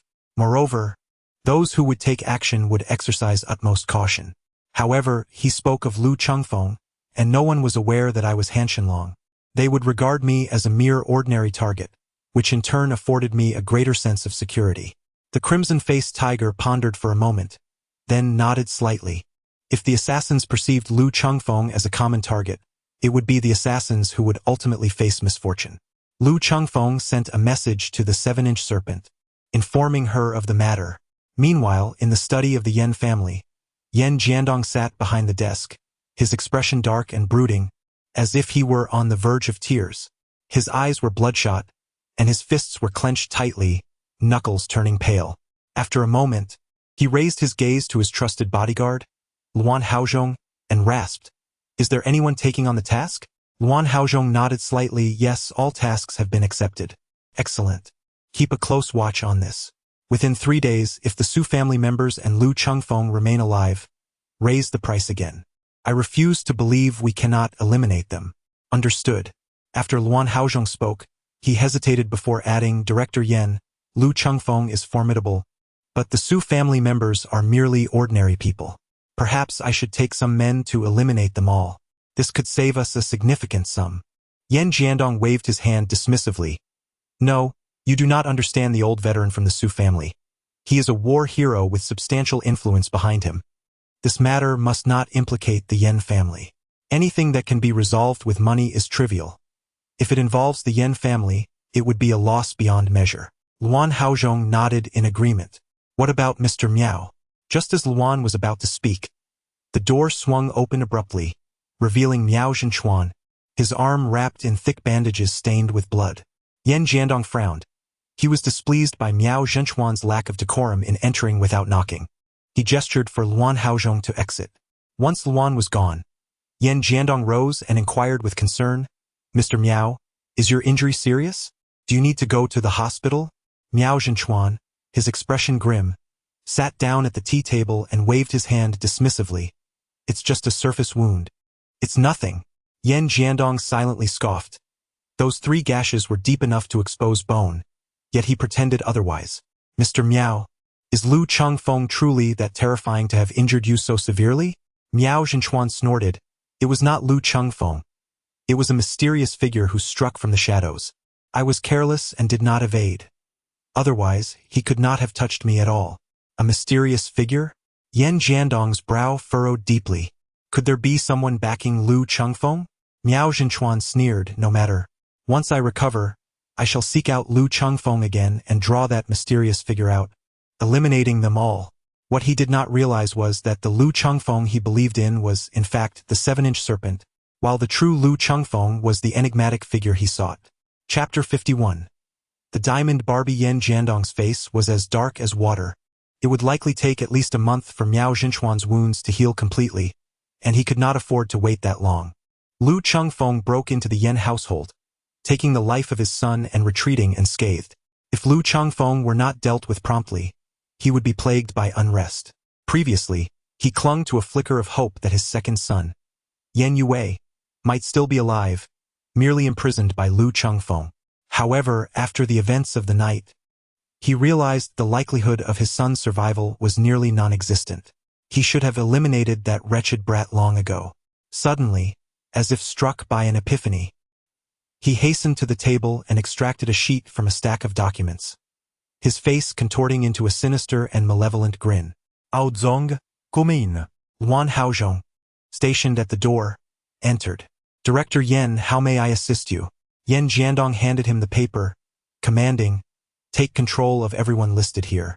Luan Haozhong glanced at the document and replied, Understood, Director Yen. I will attend to it immediately. Yen Jiandong waved his hand dismissively, and Luan Haozhong exited. Miao Zhenchuan regarded Yen Jiandong and inquired, Have you devised a method to confront Lu Chengfeng? With a ferocious glint in his eyes, Yen Jiandong nodded slightly. Miao Zhenchuan spoke coolly, No matter how you intend to deal with Lu Chengfeng, the payment you promised me must remain intact. Yen Jiandong's expression darkened a shade, yet he still murmured in agreement. In the deep of night, Lu Chengfeng was engrossed in meditation when an abrupt and jarring ringtone pierced the silence. He opened his eyes and glanced at his phone. It was an unfamiliar number. Lu Chengfeng answered the phone with a simple hello. Good day. May I inquire if you are the owner of the vehicle with the license plate Yen A? The voice on the other end was soft and sweet, reminiscent of a charming young lady. I sincerely apologize. I accidentally collided with your car while driving. Would you be so kind as to come and address this matter? The gentle tone was imbued with a sense of regret. Lu Chengfeng's expression was one of displeasure as he lightly responded with an indicating his agreement to descend shortly. He rose, donned his attire, and seized the car keys before exiting. Upon arriving at the underground parking garage, he caught sight of a white van that had collided with his vehicle's headlight, causing him a pang of sympathy. Beside the car stood a slender young man with an elongated face, accompanied by a cherubic girl in a pink princess dress, embodying the essence of a lowly as commonly referred to. The girl possessed all the attributes of youth, delicate and easily swayed. It was a pity, however, that the young man was rather unremarkable in appearance. Such a fine prize had unfortunately found itself in the hands of an unworthy suitor. Lu Chengfeng silently entertained himself with this age-old jest, indulging in a moment of light-hearted critique. As he approached, both individuals wore expressions of sincere apology. "Hello, may I inquire if you are the owner of this vehicle?" Lu Chengfeng nodded slightly. "I sincerely apologize. Please rest assured, I take full responsibility. How much will the repairs cost?" The young man looked quite embarrassed, feeling somewhat awkward, as Lu Chengfeng's car could be considered a luxury vehicle for an ordinary person. "Did you not purchase insurance? Or have you been drinking?" Lu Chengfeng inquired while stepping forward to inspect the damaged headlight. "I am not the owner of the vehicle. It is stolen." The young man with a horse-like face suddenly shifted his gaze, which turned ominously cold. Alarm bells rang within Lu Chengfeng's mind as he pressed himself against the front of the car and swiftly turned around. A cold glimmer sliced through the air, barely grazing his neck and causing the hairs on his body to stand on end. He retreated several steps in a flash, creating distance, and then narrowed his eyes to scrutinize the pair before him. The young man with a horse-like face looked at him in astonishment. "Oh, you actually missed?" The soft, melodic voice of the big-eyed girl beside him dripped with a hint of mockery. The young man with the horse-like face fixed a piercing gaze on Lu Chengfeng, astonished to discover that he was indeed a formidable opponent. No wonder he was valued at 10 billion. Lu Chengfeng harbored suspicions. It should not be so. Yan Jiandong had issued the task merely a few hours ago, and logically, the assassin should not have found him so swiftly. Moreover, the task directed at him was classified as SSS level, which necessitated that the assassin undertaking it must also be of SSS caliber. The sudden emergence of 2 SSS-level assassins in Yen City astonished him. The only plausible explanation was that these 2 individuals had been dispatched by the Death God organization to eliminate him and had long arrived in Yen City, biding their time for an opportunity. However, this notion was flawed as well. They had just claimed their worth to be 1 billion, indicating they had recently accepted the task. Furthermore, if they were indeed sent by the Death God organization, they should have been aware of his capabilities.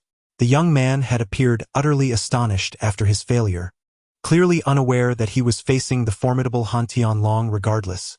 It was of little consequence. No matter who they were, the priority was to eliminate them first.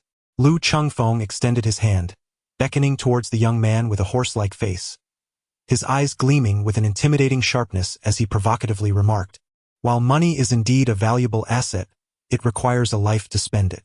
Allow me to take the lead, and I shall share the proceeds with you." The big-eyed, adorable girl rose onto her tiptoes to gently pat the horse-faced youth on the shoulder before turning to stride towards the rear of the van. She opened the back door and retrieved a bow that was nearly as tall as she was.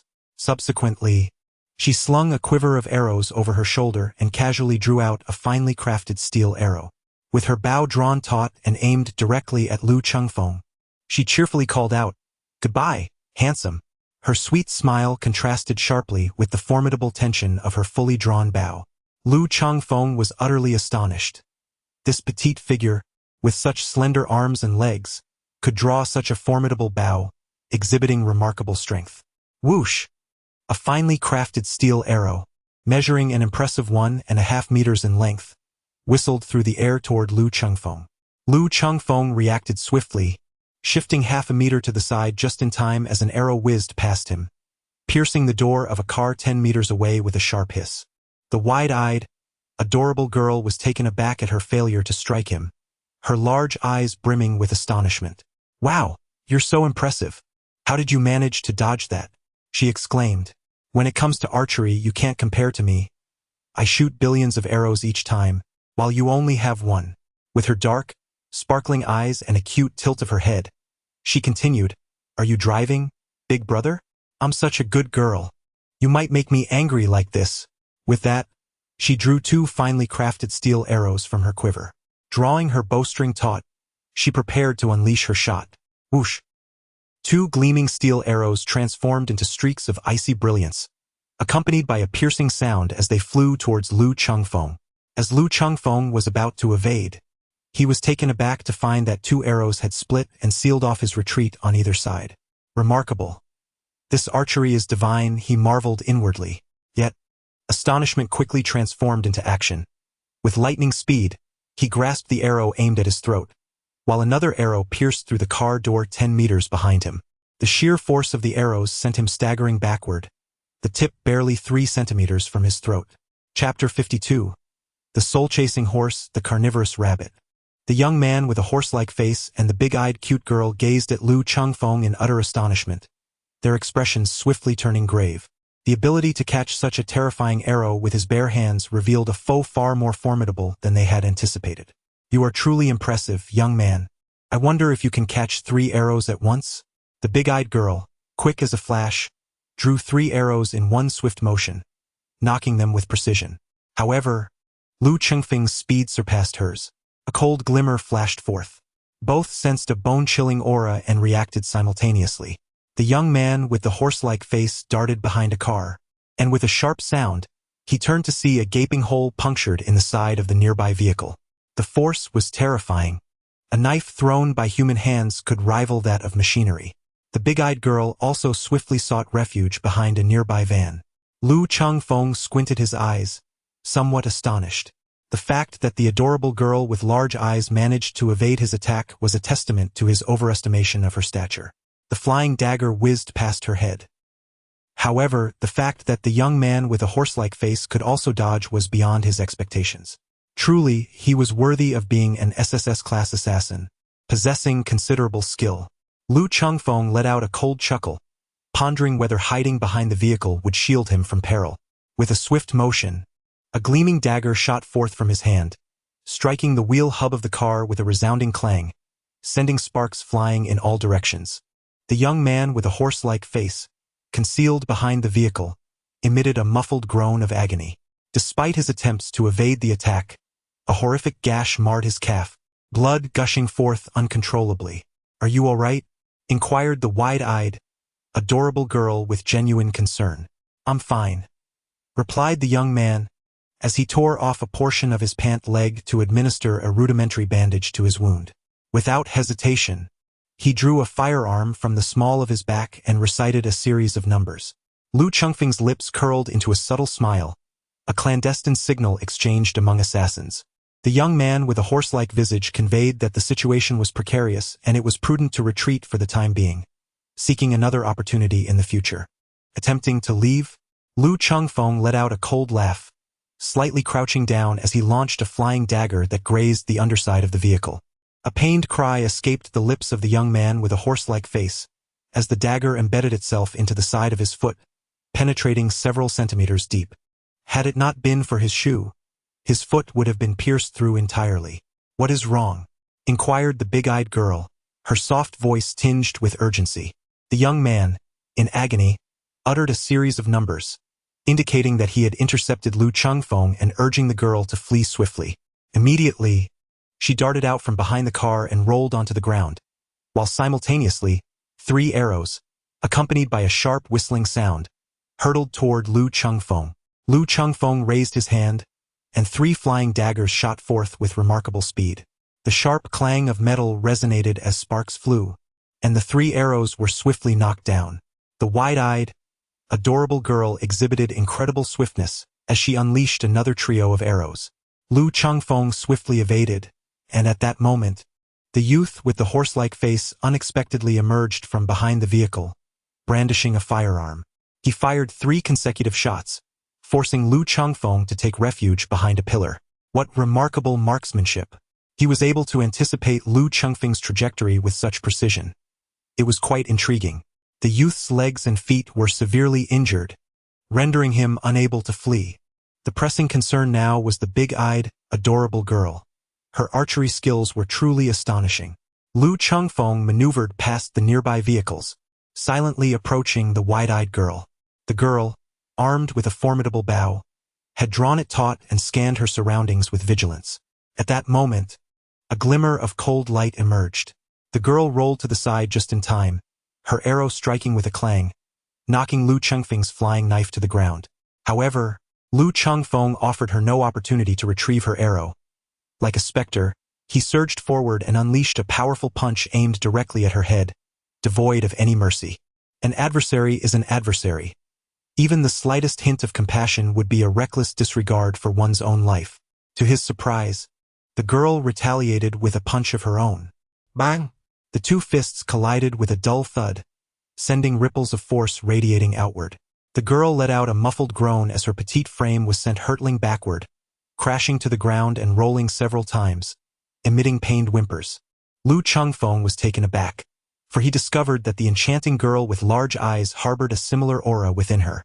Yet, in the next instant, he swiftly darted behind a nearby vehicle, just as a bullet struck the very spot where he had stood moments before. The young man with the horse-like face raised his gun, his gaze fixed warily on Lu Chengfeng's hiding place. "How are you?" he demanded. "It hurts so much," the big-eyed girl exclaimed, her expression one of pain, on the verge of tears. Suddenly, she turned her gaze towards Lu Chengfeng's concealed location, her voice soft and quivering. "Mister, who exactly are you?" Lu Chengfeng's gaze flickered slightly. "Are you familiar with the Dark 12 Zodiac?" The horse-faced youth and the big-eyed girl were taken aback, their expressions transforming in an instant, filled with astonishment. "Who are you? How do you know about the Dark 12 Zodiac?" the horse-faced youth asked, his face brimming with caution. Lu Chengfeng was momentarily taken aback, then a bitter smile crept upon his face. It seemed he had correctly surmised that these two individuals were members of the Dark 12 Zodiac. "I am the Crimson-Faced Tiger," Lu Chengfeng spoke. The young man with a horse-like face and the big-eyed cute girl looked astonished, exclaiming in unison, "Are you the red-faced tiger?" "Indeed," replied Lu Chengfeng. The young man with the horse-like face, filled with excitement, declared, "I am the soul-chasing horse. I am the flesh-eating rabbit." The big-eyed cute girl followed suit. Lu Chengfeng's lips twitched uncontrollably, a surge of frustration coursing through him. It was as if a deluge had swept through the Dragon King Temple. Nevertheless, these two individuals had brought this upon themselves. Their appearance in Yen City could only signify one intention, to take his life. He pivoted and emerged from behind the vehicle. The soul-chasing horse also lowered its weapon. The carnivorous rabbit rose from the ground, rubbing its pert little backside, its large eyes glaring fiercely at Lu Chengfeng. "Why didn't you reveal sooner that you are the red-faced tiger?" Lu Chengfeng was left in a state of bewilderment. "Though I, the red-faced tiger, may not possess the sharpest intellect, it does not imply that I am unwell. I announce my identity as the red-faced tiger to all I encounter." A charming girl with large, expressive eyes approached, her curiosity piqued as she surveyed Lu Chengfeng. Suddenly, her face lit up with joy. Who would have thought that the red-faced tiger was, in fact, a strikingly handsome gentleman?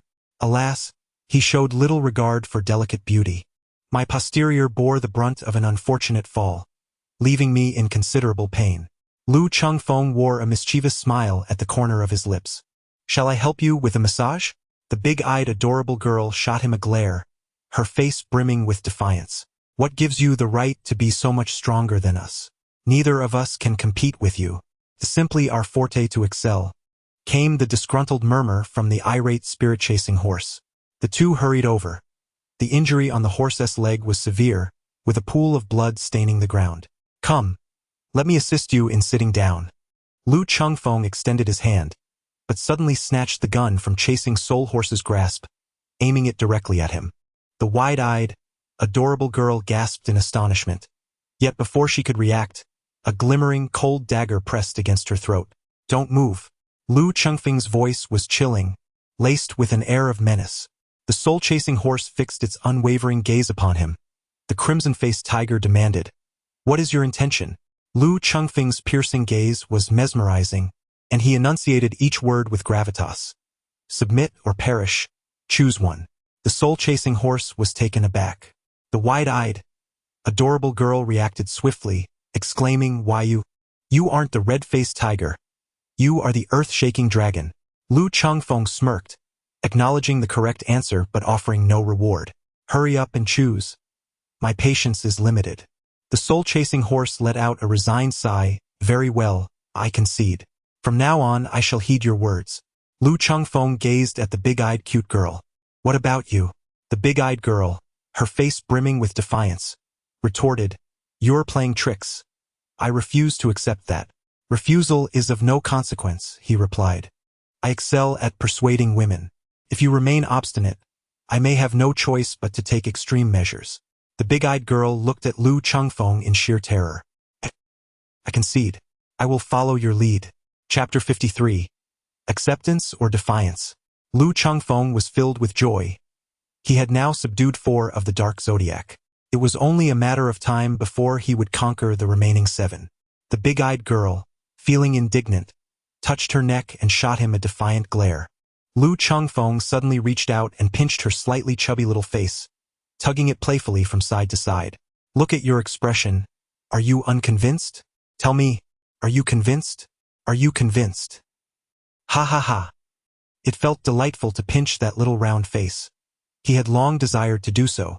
The big-eyed, adorable girl was desperately swatting at Lu Chengfeng's hand, exclaiming, I'm convinced. Isn't that enough?" Lu Chengfeng rubbed and pinched until he was finally satisfied and released his grip.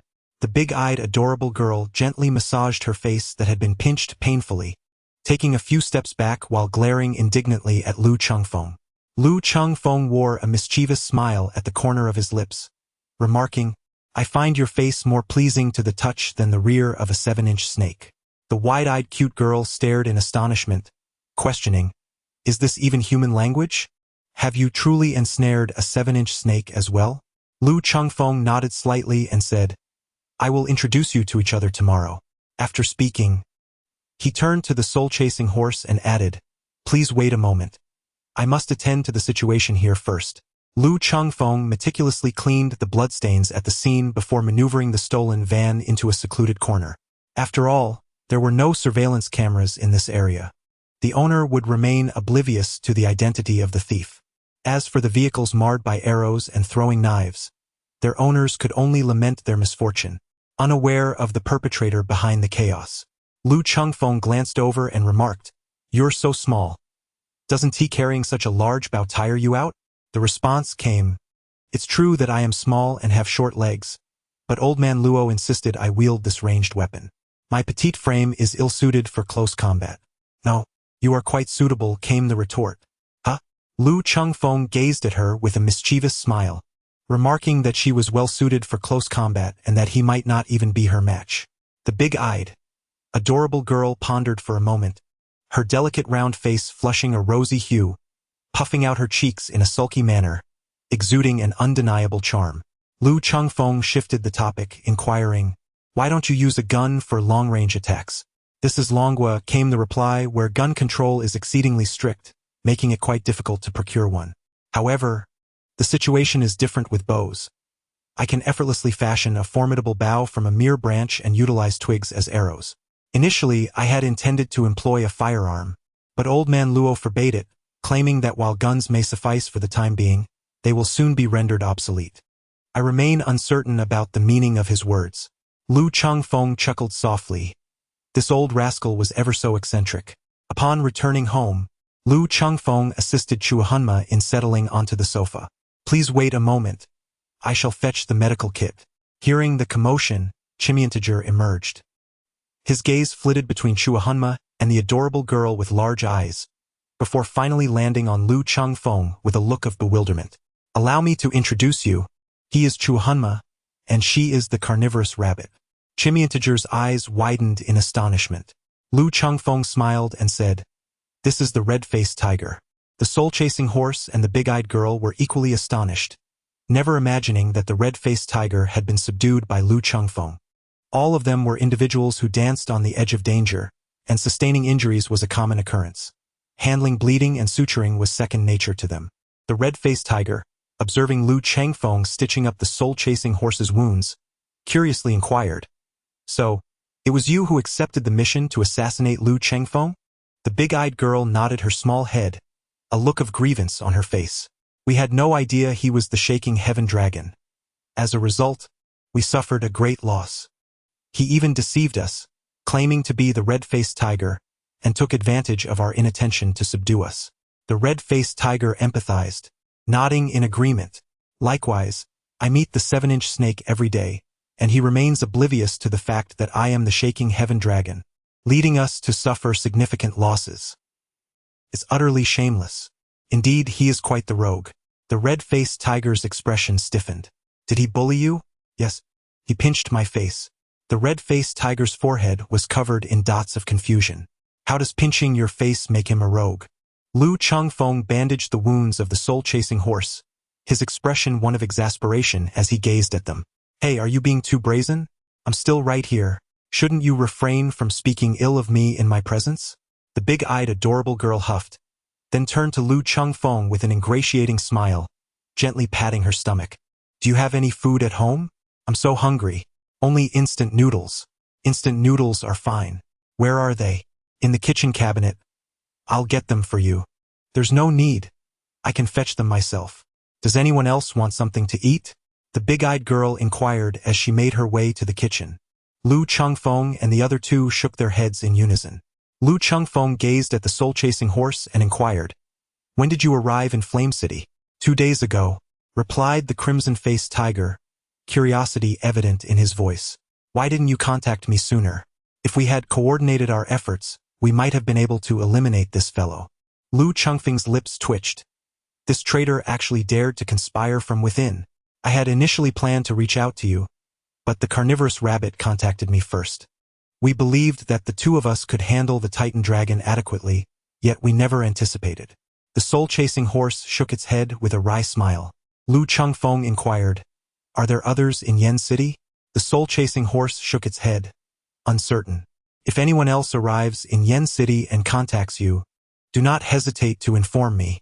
This is an order. Having chosen to submit, you must heed my command.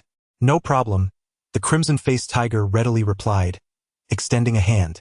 500,000 as a hush fee, for otherwise, we cannot guarantee that your affairs will remain undisclosed to others. Lu Chengfeng silently drew a flying knife and placed it in the hands of the red-faced tiger. Squinting, he inquired, I believe that if we are to seal a secret, it should be done thoroughly. Who, in your opinion, is the best at keeping secrets? The red-faced tiger's expression momentarily stiffened, as the most adept at safeguarding secrets are indeed the deceased. His demeanor swiftly transformed into one of obsequiousness as he picked up an apple, deftly peeling it with the flying knife, and offered it to Lu Chengfeng, saying, Boss, I was merely jesting. Please enjoy this apple. The soul-chasing horse cast a disdainful glance at the red-faced tiger, his expression revealing his discontent. Lu Chengfeng chuckled, saying, We have already stated that we shall not partake. The wide-eyed, adorable girl gazed at him and replied, I never mentioned it was for you. This is all for myself. Lu Chengfeng's expression stiffened as he gazed in astonishment at the big-eyed girl who eagerly devoured an entire bucket, slurping up the soup before reaching for another.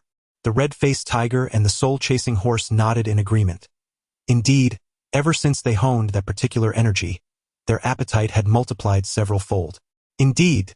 The big-eyed girl lifted her head, slurping a few strands of noodles into her mouth, and mumbled indistinctly, I've turned into a glutton.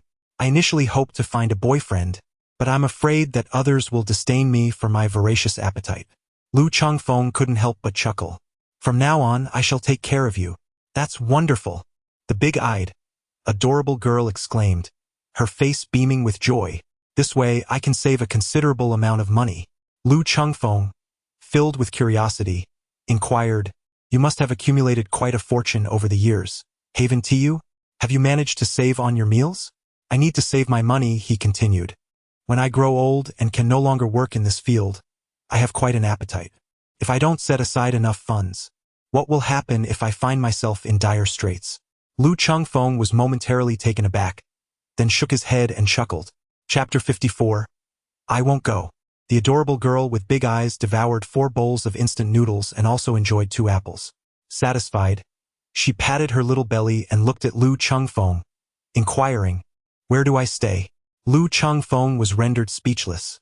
Her lack of courtesy was truly astonishing. There aren't enough rooms. Perhaps you could share with me? The soul-chasing horse and the red-faced tiger simultaneously cast disdainful glances in his direction, their eyes brimming with contempt. What a shameless suggestion. The wide-eyed, adorable girl kept a vigilant watch on Lu Chengfeng. As soon as Lu Chengfeng finished speaking, his phone suddenly rang. He glanced at the screen and noticed an unfamiliar number, his expression shifting to one of intrigue. Could it be that someone was plotting against him once more? He answered the call, uttering a tentative hello. On the other end, a chilling voice responded, "Is this Luo Chengfeng?" Luo Chengfeng raised his, a hint of familiarity emerging from the voice. Suddenly, his gaze sharpened, an intimidating glint igniting in his eyes. Yan Jiandong? A wave of perplexity washed over him. Why would Yan Jiandong call him at such a late hour? Luo Chengfeng, come to the abandoned steel mill in the northern suburbs, alone. Luo Chengfeng was momentarily taken aback, then let out a cold laugh. What could have roused Chairman Yan from his slumber on this late evening, causing him to speak so brazenly? Should you choose not to come, do not lament your decision. Luo Chengfeng frowned and inquired, "What do you mean by regret?" "Luo Zhengde is in my grasp." Who? For a moment, Luo Chengfeng could not recall, but eventually realized whom he was referring to: Luo Zhengde, his former father-in-law. Yan Jiandong's voice was chilling. "Luo Chengfeng, do not feign ignorance. The entire Luo family is under my control. If you do not appear within an hour, I shall ensure they accompany my son to the grave." Luo Chengfeng was utterly bewildered. Yan Jiandong had taken the Luo family's lives as leverage against him? This was utterly absurd. What concern did he have for the fate of that family? Was Yan Jiandong out of his mind? "Luo Chengfeng, you have but 1 hour, and you must come alone." "I refuse to go." "What did you say?" Yan Jiandong's voice was laced with disbelief. "Luo Chengfeng, do you think I am jesting? If you do not come, I will ensure they pay the ultimate price alongside my son." Luo Chengfeng leaned back against the sofa, crossing his legs casually, and even yawned with nonchalance before saying, "I simply cannot believe that you would truly dare to kill them." To which the response was, "Luo Chengfeng, do not feign composure. Do you genuinely think I lack the resolve to end their lives?" Luo Chengfeng curled his lips into a cold smile, addressing his opponent with disdain. "Grandson, I bet you lack the courage. Do you possess the audacity to take a life? Spare me the tiresome chatter, for I am weary and wish to sleep." With that, he abruptly ended the call and powered off his device. The red-faced tiger observed him, perplexed by the turn of events. "What transpired?" he inquired. "Oh, it's nothing. That old curmudgeon is merely having a fit in the dead of night. Pay him no mind." Rising from his seat, he stretched languidly before turning his gaze toward the wide-eyed girl. "Are you truly not going to join me in slumber?" The girl, with a huff, retorted, "Do not presume to take advantage of me." Luo Chengfeng rolled his eyes. It is often said that delicate and soft young girls are easy to conquer, yet this one proves to be quite the challenge. Perhaps I shall attempt to woo Lin Jianlu another day. Conveniently, there are 2 rooms available. You two may divide them as you wish. I am off to sleep, for late nights do not favor one's beauty. In the Yen residence, within the study, Yan Jiandong's eyes burned with fury as he panted heavily, gripping his phone as though he might crush it. "Luo Chengfeng, how dare you power off your phone?" "Very well. You truly believe I lack the resolve to eliminate them? This is your own doing. Do not lament the consequences." His face contorted in rage. He growled in a fit of impotent fury. After a moment, he dialed a number.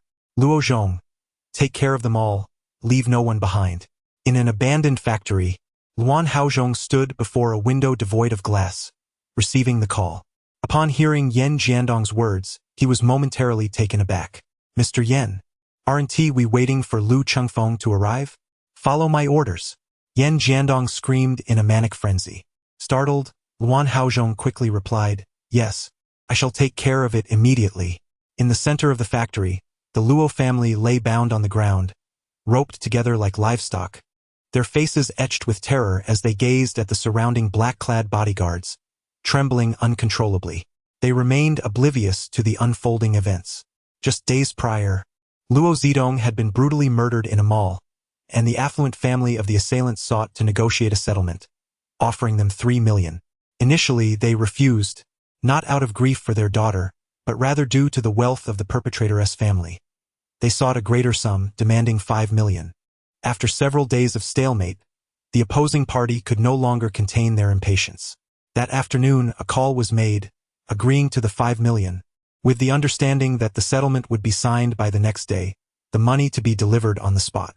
This news elated the family, prompting them to prepare an extravagant feast to celebrate.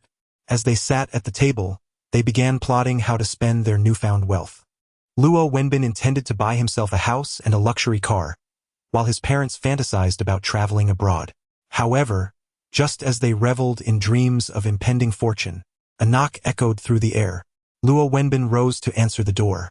The moment he opened it, a swarm of black-clad figures surged in, swiftly subduing them and binding them like animals, before whisking them away to this grim location. Upon arrival, these assailants wasted no time, delivering a brutal beating to the Luo family. Terrified and bewildered, they dared not utter a sound, paralyzed by fear. Casting a glance at the Luo family, Luan Haozhong spoke coolly. Have they all been dealt with? Dealt with? The Luo family gasped in horror, their spirits crushed. Who are you? Have you mistaken us for someone else? We have never wronged you. Trembling uncontrollably, Luo Zhengde stammered. We have done nothing to offend you. Luan Haozhong sneered. Do you know Lu Chengfeng? The Luo family was momentarily stunned. Luo Wenbin suddenly shouted. Did Lu Chengfeng offend you? We have no connection to him. He is divorced from my sister. That is of no consequence. What matters is that because of him, you all must die in truth. If he merely showed up, you might have a chance at survival, but he has chosen to remain at home, sleeping soundly. This scoundrel, I have long suspected he was no good if he has provoked you. Seek him out. I can lead you to him. I know his whereabouts. Yes, we can guide you to him. It would be best if you kill this bastard. He is doing this deliberately. He wants us dead. That scoundrel. Luan Haozhong continued to smirk mockingly. There is no need for your assistance. I already know where he resides. Yet it appears you fools are utterly ignorant of his true terror. With that, he drew a gun from his waist. Luo Zhengde, upon seeing the dark muzzle of the firearm, screamed in terror, losing control of his bowels. The gunfire rang out, and soon silence enveloped the room.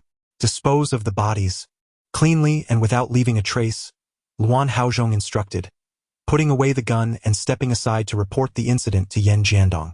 Chapter 55. Heartbroken and speechless the following morning, dawn broke. Lu Chengfeng awakened from his meditation, rising to his feet and stretching his limbs, feeling invigorated. After freshening up, he stepped outside, only to be momentarily taken aback. The dining table was laden with an array of delectable treats, including steamed buns and fried dough sticks. A wide-eyed, charming girl peeked out from behind the mountain of food, her cheeks puffed up adorably, resembling a little hamster.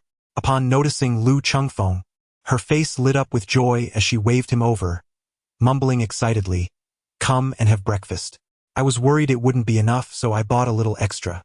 The shopkeeper was very kind and even gifted us 2 tea eggs. Lu Chengfeng rolled his eyes. This child was easily satisfied. The big-eyed, adorable girl stuffed half of a bun into her mouth and then handed Lu Chengfeng a slip of paper. What is this? Lu Chengfeng took a glance and was left speechless. It was the receipt for their breakfast, totaling over 300 yuan. Spending over 300 on a meal seemed rather extravagant. Can you possibly finish all this? The big-eyed girl patted her plump chest, reassuringly declaring, "Don't worry, I can consume half of it on my own. Nothing will go to waste. Also, you promised to take care of me, so no shirking of responsibilities, all right? The breakfast expenses must be reimbursed." As Lu Chengfeng observed her movements, his gaze fell upon her ample bosom, pondering how such a petite figure could possess such fullness. Damn, he thought, feeling a pang of hunger. He reached for the milk beside him and took a few sips. While drinking, he stood up and walked over to knock on the door, calling for the red-faced tiger and the soul-chaser horse to join him for breakfast. It was only during breakfast that Lu Chengfeng turned on his phone, having switched it off the previous night to avoid the late-night harassment from that old pervert, Yan Jiandong. He sent a message to Lin Jianlu, inviting her to come over. Just then, his phone rang. He glanced at it, his brow furrowing slightly. It was that old dog Yan Jiandong again. Who on earth is disturbing my sleep at such an early hour? Is there someone missing from your household register? Have you no sense of decency? As Lu Chengfeng answered the call, he was met with an outpouring of words. Lu Chengfeng? On the other end, Yan Jiandong's voice erupted, laced with exasperation and fatigue. Who the hell are you? Oh, Mr. Yan, my apologies. It seems my tongue has betrayed me, forgetting how few names grace your household registry. Lu Chengfeng, do not let your arrogance cloud your judgment. Soon enough you shall have your share of sorrow. Have you heard about the Luo family? Lu Chengfeng raised his sword-like brows slightly, a cunning smile playing on his lips, yet he feigned a look of panic. Yan Laogo, you wouldn't truly have killed them, would you? Yan Jiandong let out a sinister laugh. Lu Chengfeng, you shall never see them again in your lifetime. This is the consequence of opposing me. Is that so? Splendid. No, I mean, you wretched beast, your cruelty knows no bounds. My dear father-in-law, mother-in-law, and brother-in-law, your deaths are too tragic. Oh, in the study of the Yan family, Yan Jiandong clutched his phone, his eyes bloodshot. To exact revenge on Lu Chengfeng, he had spent the entire night awake, making relentless calls, all for this moment. Listening to Lu Chengfeng's anguished cries, a satisfied smile finally graced Yan Jiandong's face. Lu Chengfeng, this is merely the beginning. You dare to challenge me? I shall ensure that you do not even comprehend the manner of your demise. First, it is the Luo family, and next, those closest to you.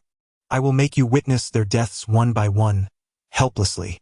Yan Jiandong's face twisted with malice, his gaze as venomous as a serpent poised to strike.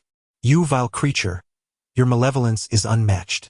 As Lu Chengfeng wept uncontrollably, he suddenly broke into a violent cough, flailing his arms in the air, his eyes rolling back. Yan Jiandong burst into hearty laughter, finding immense relief in the moment. The red-faced tiger, the soul-chasing horse, and the big-eyed cute girl looked at Lu Chengfeng, who was grasping at the air and rolling his eyes, all wearing expressions of bewilderment. Was he joyful or sorrowful? If one were to say he was happy, he was too heartbroken to utter a word. If one were to claim he was sorrowful, he had just been laughing like a fool amidst his tears. Lu Chengfeng frantically grasped at the air, his throat emitting a parched sound. Water, water. I was choked by the egg yolk. The trio was momentarily stunned, and the big-eyed girl hastily handed him the soy milk beside her. On the other side, Yan Jiandong heard this and felt his smile abruptly freeze on his face.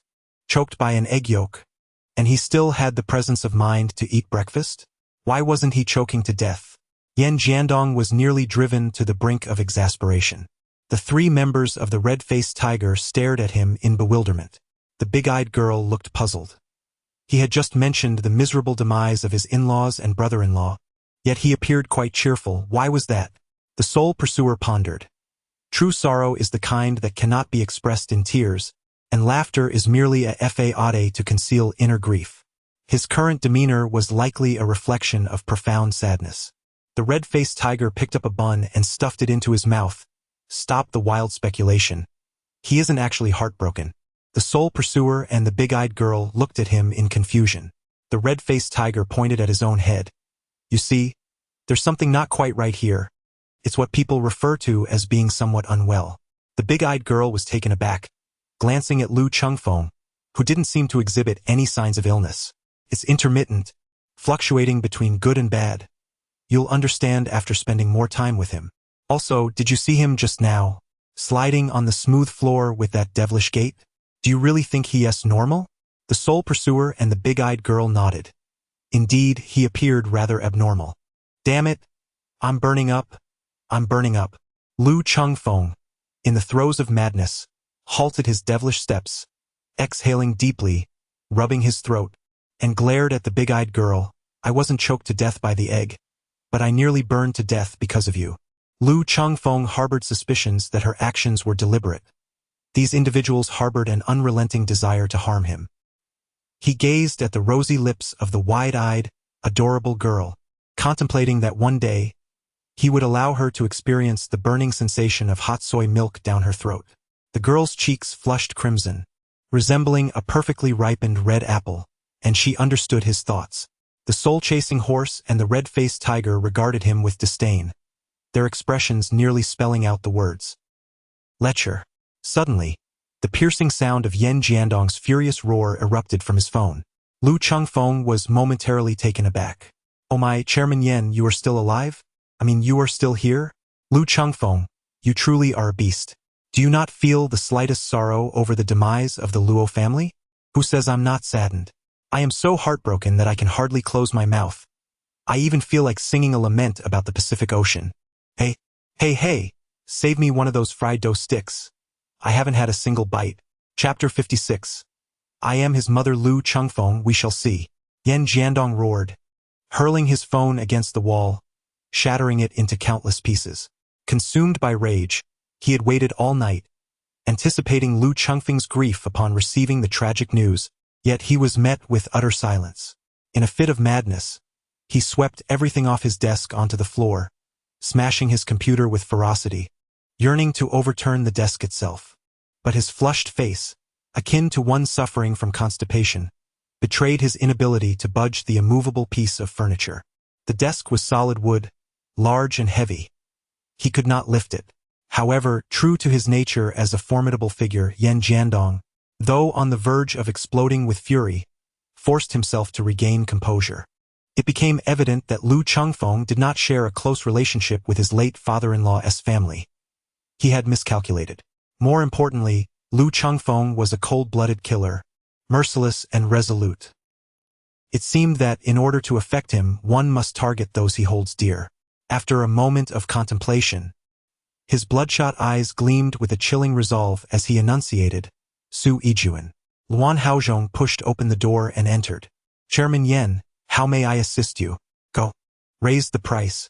For Su Yijuan of the Su family, if she is eliminated, I will pay 200 million. Luan Haozhong was taken aback for a moment, then quickly nodded in agreement, understood. Meanwhile, Lu Chengfeng was engaged in a fierce tug-of-war for the last fried dough stick with a big-eyed, adorable girl. Give it to me. I haven't had a single piece. The girl immediately took action. Her eyes fixated on the dough stick about to be torn apart, her round face filled with anxious determination. Ready to fight for her precious snack. Lu Chengfeng's lips twitched momentarily before a mischievous grin spread across his face. If you let me have this youtiao, I'll give you a sausage in return. The big-eyed, adorable girl blushed deeply and, with an innocent expression, suddenly inquired, do we eat it by biting? Lu Chengfeng suddenly jolted. No, he could lick it or slurp it down, but he simply could not bite it. The red-faced tiger and the soul-chasing horse exchanged glances, conveying their disdain for Lu Chengfeng. This fellow was even more shameless than old man Luo. At that moment, the doorbell rang unexpectedly. Lu Chengfeng gazed at the big-eyed adorable girl and said, You go and open the door. She replied, I won't go. You wish to deceive me with your fried dough sticks, but I am not so easily fooled. He assured her, I will keep an eye on them. I promise not to eat. Suddenly, the big-eyed girl leaned in closer, facing the fried dough sticks, and exclaimed, Tue. Lu Chengfeng felt a vain throb on his forehead. All right, I shall go open the door. The adorable girl with big eyes released her grip and skipped joyfully towards the door. Lu Chengfeng's lips twitched slightly as he placed the youtiao in the plate of the big-eyed cute girl. Lu Chengfeng, there is a very beautiful sister looking for you. The big-eyed girl gazed outside at the woman in the stunning red dress, her enchanting beauty filling her large eyes with envy. She was so tall, towering over her, her legs nearly reaching her chest, and her bosom seemed smaller than her own, which made the big-eyed girl feel she still had her merits. Lin Jianlu scrutinized the big-eyed girl before her, her beautiful eyes narrowing slightly as she looked down upon her. Who are you? The big-eyed girl sensed hostility in the other's tone and huffed in defiance, thinking, is being beautiful really that impressive? Is being tall truly remarkable? She stood on her tiptoes and retorted, and who might you be? The exquisitely carved corners of Lin Jianlu's mouth curled slightly upward. I am Lu Chengfeng's mother. Ah! The big-eyed girl was taken aback, staring at her in a daze. Wait, that doesn't make sense. She is so young. How could she possibly be Lu Chengfeng's mother? Could she be a stepmother? Lu Chengfeng, your mother has arrived. Lu Chengfeng's lips twitched involuntarily several times. He had long since heard Lin Jianlu's voice. With an expression of resignation, he gestured for her to come in. Lu Chengfeng nodded earnestly. The red-faced tiger's expression stiffened as he gazed at Lu Chengfeng in astonishment. Lin Jianlu entered and, upon hearing Lu Chengfeng's unexpected admission, was momentarily taken aback. The wide-eyed and adorable girl whispered, Your mother is quite young. Surely, she cannot be your biological mother? The individuals present froze in unison, their expressions filled with disbelief as they stared at Lu Chengfeng. The red-faced tiger, with admiration etched on his face, remarked, "Indeed, Lu Chengfeng, when it comes to shamelessness, you rank second. No one dares to claim the first position." Lin Jianlu's cheeks turned crimson, her eyes radiating a mix of embarrassment and anger. "Lu Chengfeng, are you trying to get yourself killed?" Lu Chengfeng laughed heartily and then deftly changed the subject. "Have you had breakfast?" "No. I rushed over as soon as I saw your message after waking up. I was worried something had happened to you." Lu Chengfeng raised his eyebrows in curiosity and said, "Come, sit down and eat with us." He almost forgot to introduce. "This is the soul-chasing horse and the carnivorous rabbit." Lin Jianlu's eyes widened in astonishment, his face a picture of shock. Lu Chengfeng smiled as he gazed at Lin Jianlu, the stunningly beautiful woman known as the 7-inch snake. The soul-chasing horse gaped in astonishment, while the wide-eyed adorable girl also looked at Lin Jianlu in disbelief. Could it be that the 7-inch snake was indeed a beautiful sister? The soul-chasing horse recounted the events in brief. This rogue was exceedingly cunning. He deceived us by claiming to be the red-faced tiger, and we fell for his trickery. Seizing the moment, the wide-eyed girl accused Lu Chengfeng of his misdeeds. Lin Jianlu cast a glance at Lu Chengfeng, her eyes gradually turning perilous. "This rogue? Has he bullied you?" she inquired. "Indeed," the wide-eyed girl nodded vigorously, akin to a chick pecking at grains. Lu Chengfeng twitched the corner of his mouth. "When have I ever bullied you?" the big-eyed cute girl lamented. "You pinched my face, and you pinched it hard. It hurt so much." Lin Jianlu was left bewildered. "Is that it?" The big-eyed girl felt even more wronged. "Isn't that enough? He even claimed that my face feels better to pinch than your backside." Lu Chengfeng covered his face, pondering the foolishness of the child. Was this something that could be spoken aloud? Such words would hardly bring him any pride. Fortunately, she refrained from mentioning the incident of deceiving her into sharing a bed. Lin Jianlu shot a fierce glare at Lu Chengfeng before suddenly turning to pinch the adorable girl's face, tugging, kneading, and rubbing it playfully. How delightful! The little round face felt so pleasing to the touch. Lu Chengfeng's forehead was adorned with a few dark lines. The big-eyed, adorable girl playfully swatted Lin Jianlu's hand, exclaiming, "Stop pinching! My face is already round. If you keep this up, it will turn into a pancake." Lin Jianlu released her grip and affectionately ruffled her little head. He had always assumed that the carnivorous rabbit was a rugged figure akin to a red-faced tiger, but to his surprise, she turned out to be an endearing little girl. Chapter 57. Social Death. Lin Jianlu found herself quite fond of this cute, soft little fairy. "Little bunny, why don't you come with me? Living with these few smelly men is far too inconvenient." She believed that with the big-eyed girl around, given her adorably naive nature, it was only a matter of time before Lu Chengfeng would take advantage of her. Moreover, having the big-eyed girl by her side would significantly alleviate the pressure Lin felt in protecting Suijuan. Lin Jianlu was well aware that although the big-eyed girl appeared innocent, her skills were undeniably formidable.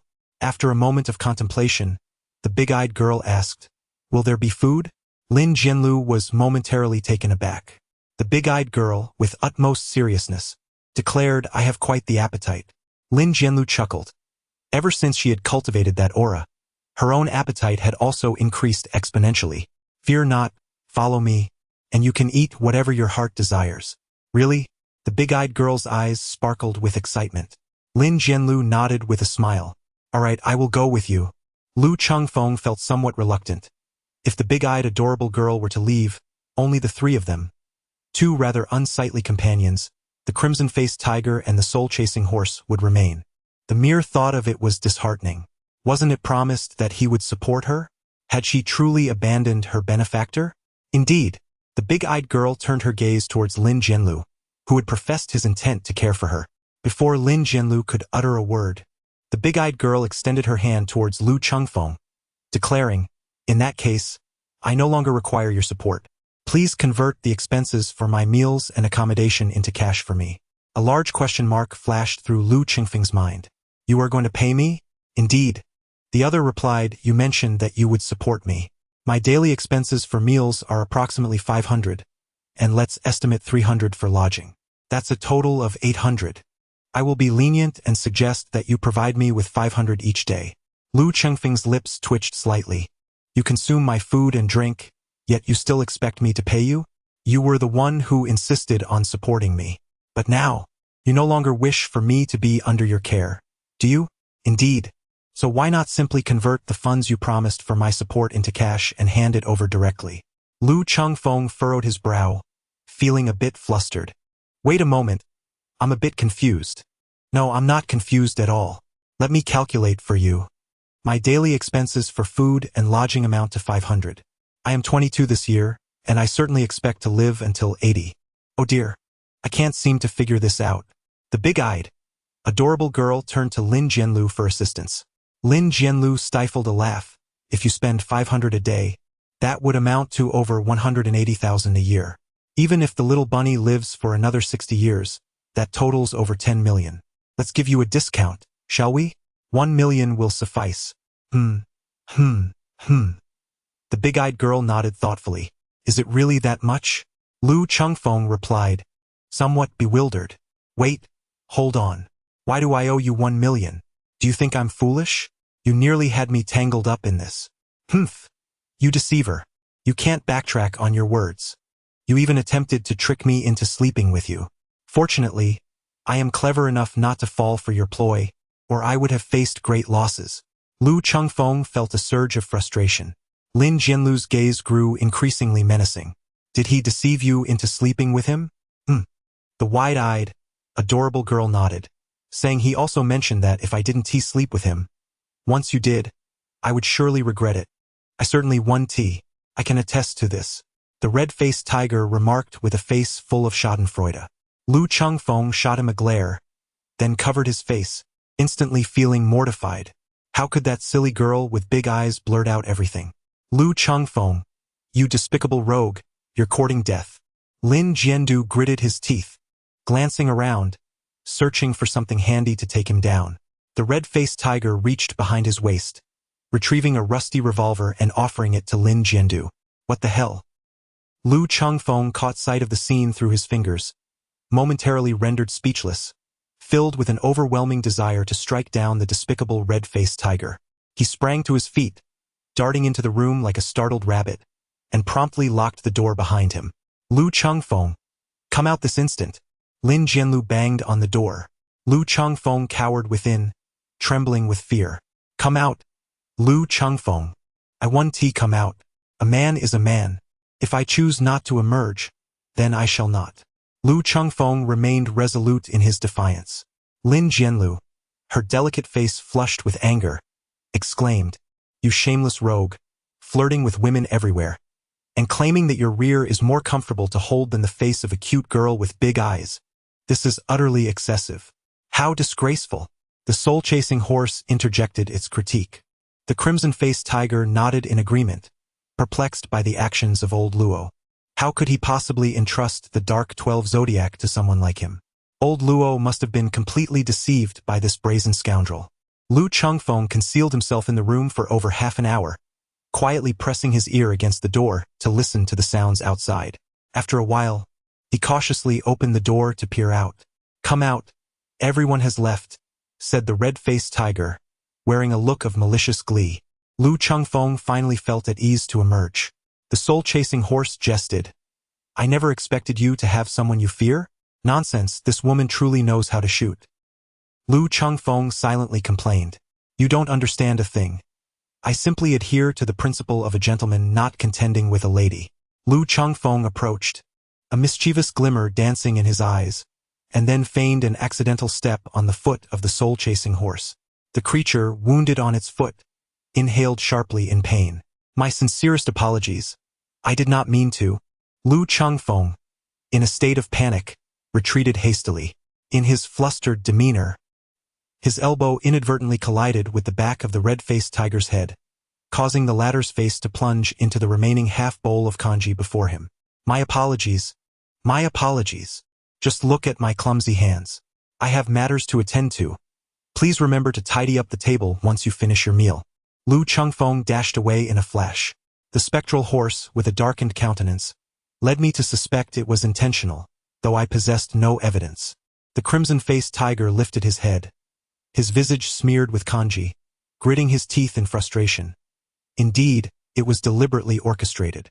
That scoundrel is insidious, treacherous, and diabolically cunning. Lu Chengfeng arrived at the underground parking lot and drove his car to the repair shop. The duo, chasing Soul Horse and the big-eyed cute girl, had smashed his headlights to lure him out. While he could overlook chasing Soul Horse, he would not easily forgive the big-eyed cute girl. He would ensure she compensated him with her own headlights in due time. It was a call from Old Master Su, inviting him to lunch at his residence. Lu Chengfeng rolled his eyes, certain that the old man was seeking a game of chess with him. It was forgivable that he was inexperienced, but his lack of sportsmanship was disappointing. Glancing at the time, he decided to head straight to the Su family's residence. He hailed a taxi, and just as he settled into the vehicle, he received a call from Lin Jianlu. "Hello. Did you miss me already?" Through the phone, Lu Chengfeng felt a surge of confidence and began to tease Lin Jianlu. "Grandpa Su mentioned that you were coming over for dinner?" "Indeed. Then, could you kindly stop by Su Group and pick up Xiao Jun on your way?" Lu Chengfeng frowned. "Haven't you been with her?" Lu Chengfeng acknowledged with a hum, and after concluding the call, he promptly dialed Su Yijun. The members of the Su family had been ensnared in the dark web by Yan Jiandong, leaving them unaware of how many eyes were covertly watching them. Without Lin Jianlu by her side, relying solely on Han Yan was utterly insufficient. Chapter 58. Enigmatic and unfathomable, the phone rang several times before it was answered. "Hello, Chengfeng?" came Su Yijun's melodious voice from the other end, her speech always measured and each word articulated with clarity. Every woman possesses a unique timbre. For instance, Lin Jianlu's voice is alluring and laced with temptation, while the voice of the big-eyed girl exudes a soft, sweet charm. "Are you at the office? I will come to find you." Lu Chengfeng nodded in acknowledgement. "Then we shall meet shortly."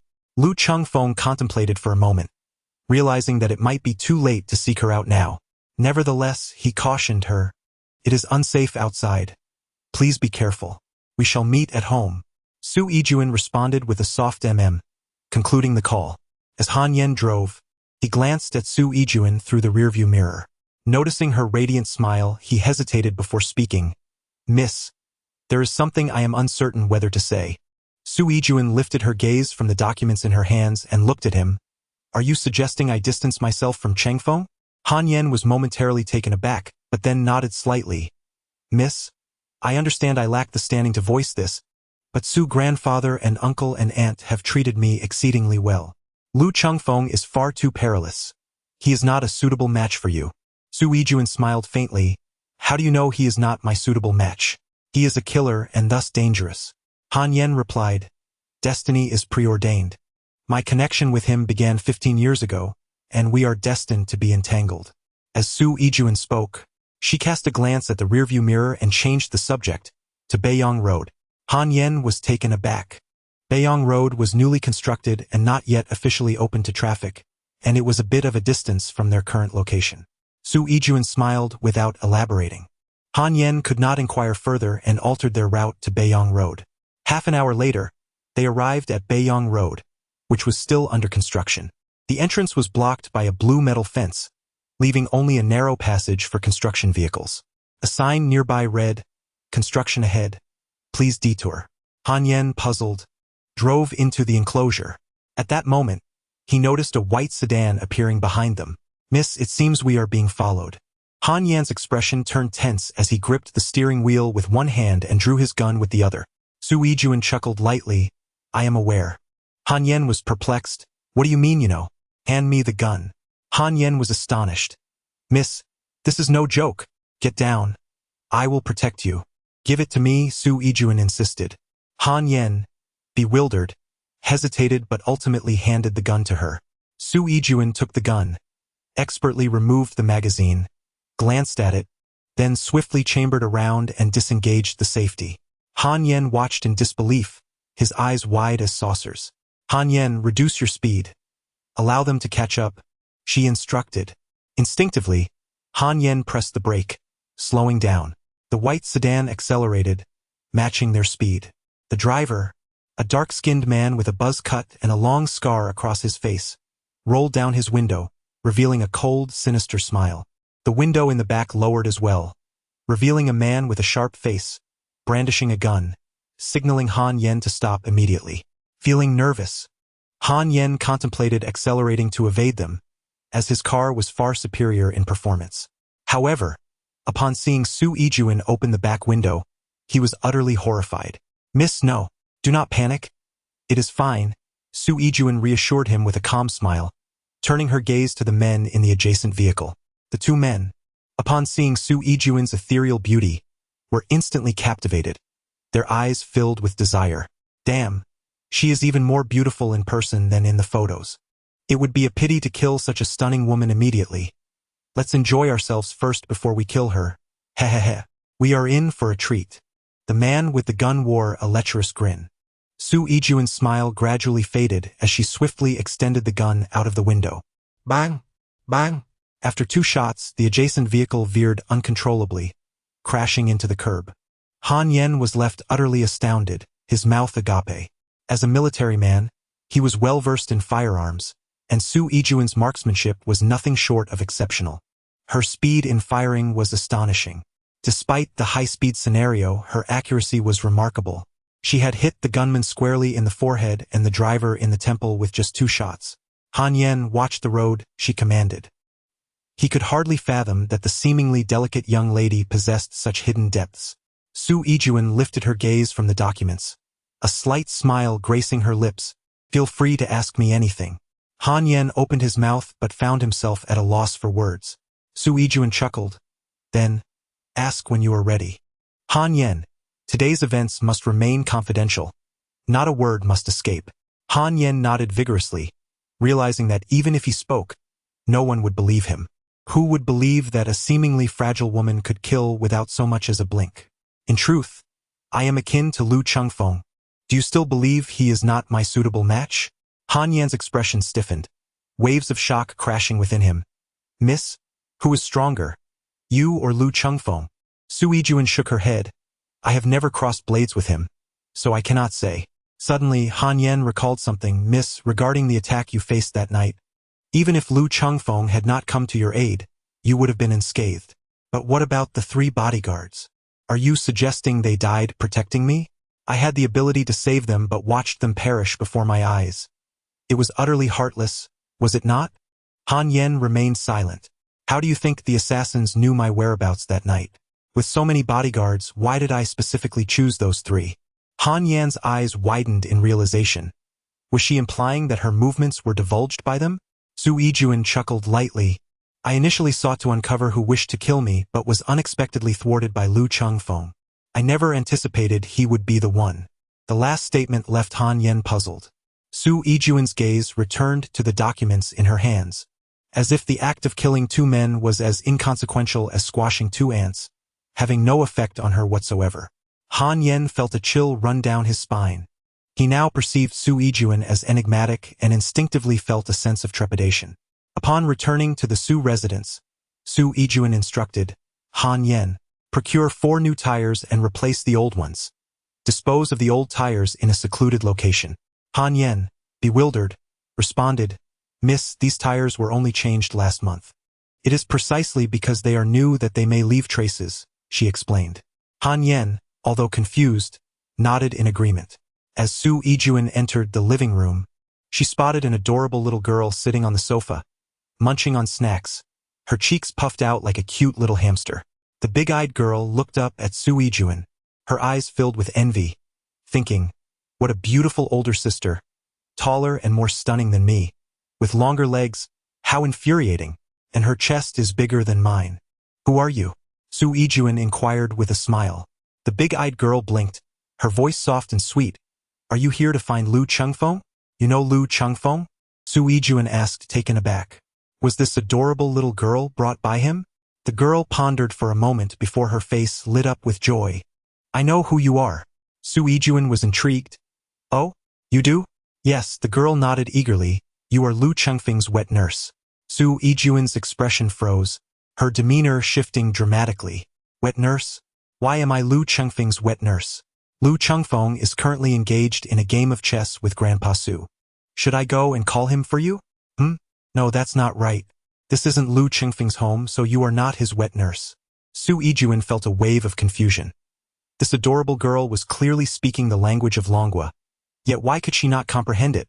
My name is Su Yijuan, and I am the owner of this place. The wide-eyed girl paused for a moment, then suddenly jumped up. You are Sister Xiaojun. She rushed over, taking Su Yijuan by the hand and leading her to sit down. Sister Xiaolu has told me about you. I didn't realize it was you. I'm so sorry. Here, have some snacks, don't be shy. Sister Xiaolu has gone to wash the fruits. The girl chattered on and on, leaving Su Yijuan even more bewildered. This was her home. Why should she be polite? Moreover, she had purchased these snacks herself. Where did this silly child come from? So, who exactly are you? Su Yijuan asked, astonished. A younger sister? I recognized her from school. This child is rather naive and struggles with her words, so please don't take offense. I mentioned a few days ago that I was going out to see a friend, and that friend was her. What are you talking about? My home is your home. Your sister is my sister. How could I possibly be upset? Su Yijuan gazed at the wide-eyed girl beside her, filled with hope. Little bunny, may I pinch your cheeks? The girl's chubby face, adorned with baby fat, looked so squishy that Su Yijuan was truly tempted to give it a squeeze. Why does everyone want to pinch my face? It's going to turn flat. The girl exclaimed in distress, then raised her chin. All right, you can pinch it just once. Su Yijuan extended her hand, gently grasping the girl's plump cheeks, squeezing, rubbing, and kneading them. Ha!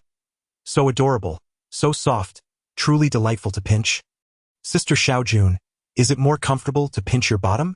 Su Yijuan's expression froze, her lips twitching. This child indeed appeared rather simple-minded. How could one compare their own face with someone else's bottom? The wide-eyed girl pinched her own chubby cheeks, stating, Lu Chengfeng said my face is prettier than Sister Xiaolu's. Lin Jianlu, quick-witted as ever, swiftly plucked a few grapes and stuffed them into the wide-eyed girl's mouth, a forced smile on her face. Taste this. These grapes are incredibly sweet. Goodness, this foolish child truly says everything. Although the relationship between Lu Chengfeng and Su Yijuan is fabricated, he is still nominally her boyfriend.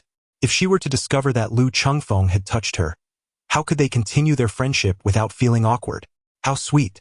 The big-eyed girl immediately forgot what she was about to say. Lin Jianlu handed her a bunch of grapes, encouraging her to indulge if she liked them. Thank you, Sister Lu, she giggled. The big-eyed girl was utterly delighted. Being with Sister Lu was far better than being with that rogue Lu Chengfeng, who would only have her eat instant noodles and attempt to trick her into sleeping with him. Su Yijuan, with a look of suspicion, glanced at Lin Jianlu and then at the big-eyed girl. Little bunny, what were you going to say just now? Lin Jianlu felt a wave of anxiety. The big-eyed girl looked up, her gaze innocent yet foolish. I was just eating grapes. I didn't say anything. Su Yijuan was at a loss for words, observing that the child did indeed appear rather dim-witted. After Su Yijuan left, Lin Jianlu gently patted the big-eyed girl's head. Little bunny, in the future, do not mention things like Lu Chengfeng touching my bottom in front of your sister June. The big-eyed girl responded with an "oh," then asked, why not? Because your sister June is Lu Chengfeng's girlfriend. If she finds out, she'll be angry. So don't speak carelessly. I'll buy you lots of delicious treats. The big-eyed girl's large, clear eyes sparkled with excitement. I won't say anything, I promise. Curious, Lin Jianlu asked, Little bunny, how have you managed to survive in this line of work with your intellect? With her gluttonous nature, if someone wished to harm her, they could simply poison her food. She would devour it without a second thought. Chapter 59. Critical strike. Upon mentioning this, the big-eyed girl's expression turned pitiful as she lamented, I used to follow old man Luo. He helped me take on tasks. But after he passed away, I couldn't get any tasks and have been living off my savings. Lin Jianlu looked at her in disbelief. How could you not receive tasks? The big-eyed girl shyly confessed. My legs are too short. I can't outrun others. Every time I get a task, by the time I arrive, the target has already been eliminated by someone else. Lin Jianlu was both amused and perplexed. What does having short legs have to do with it?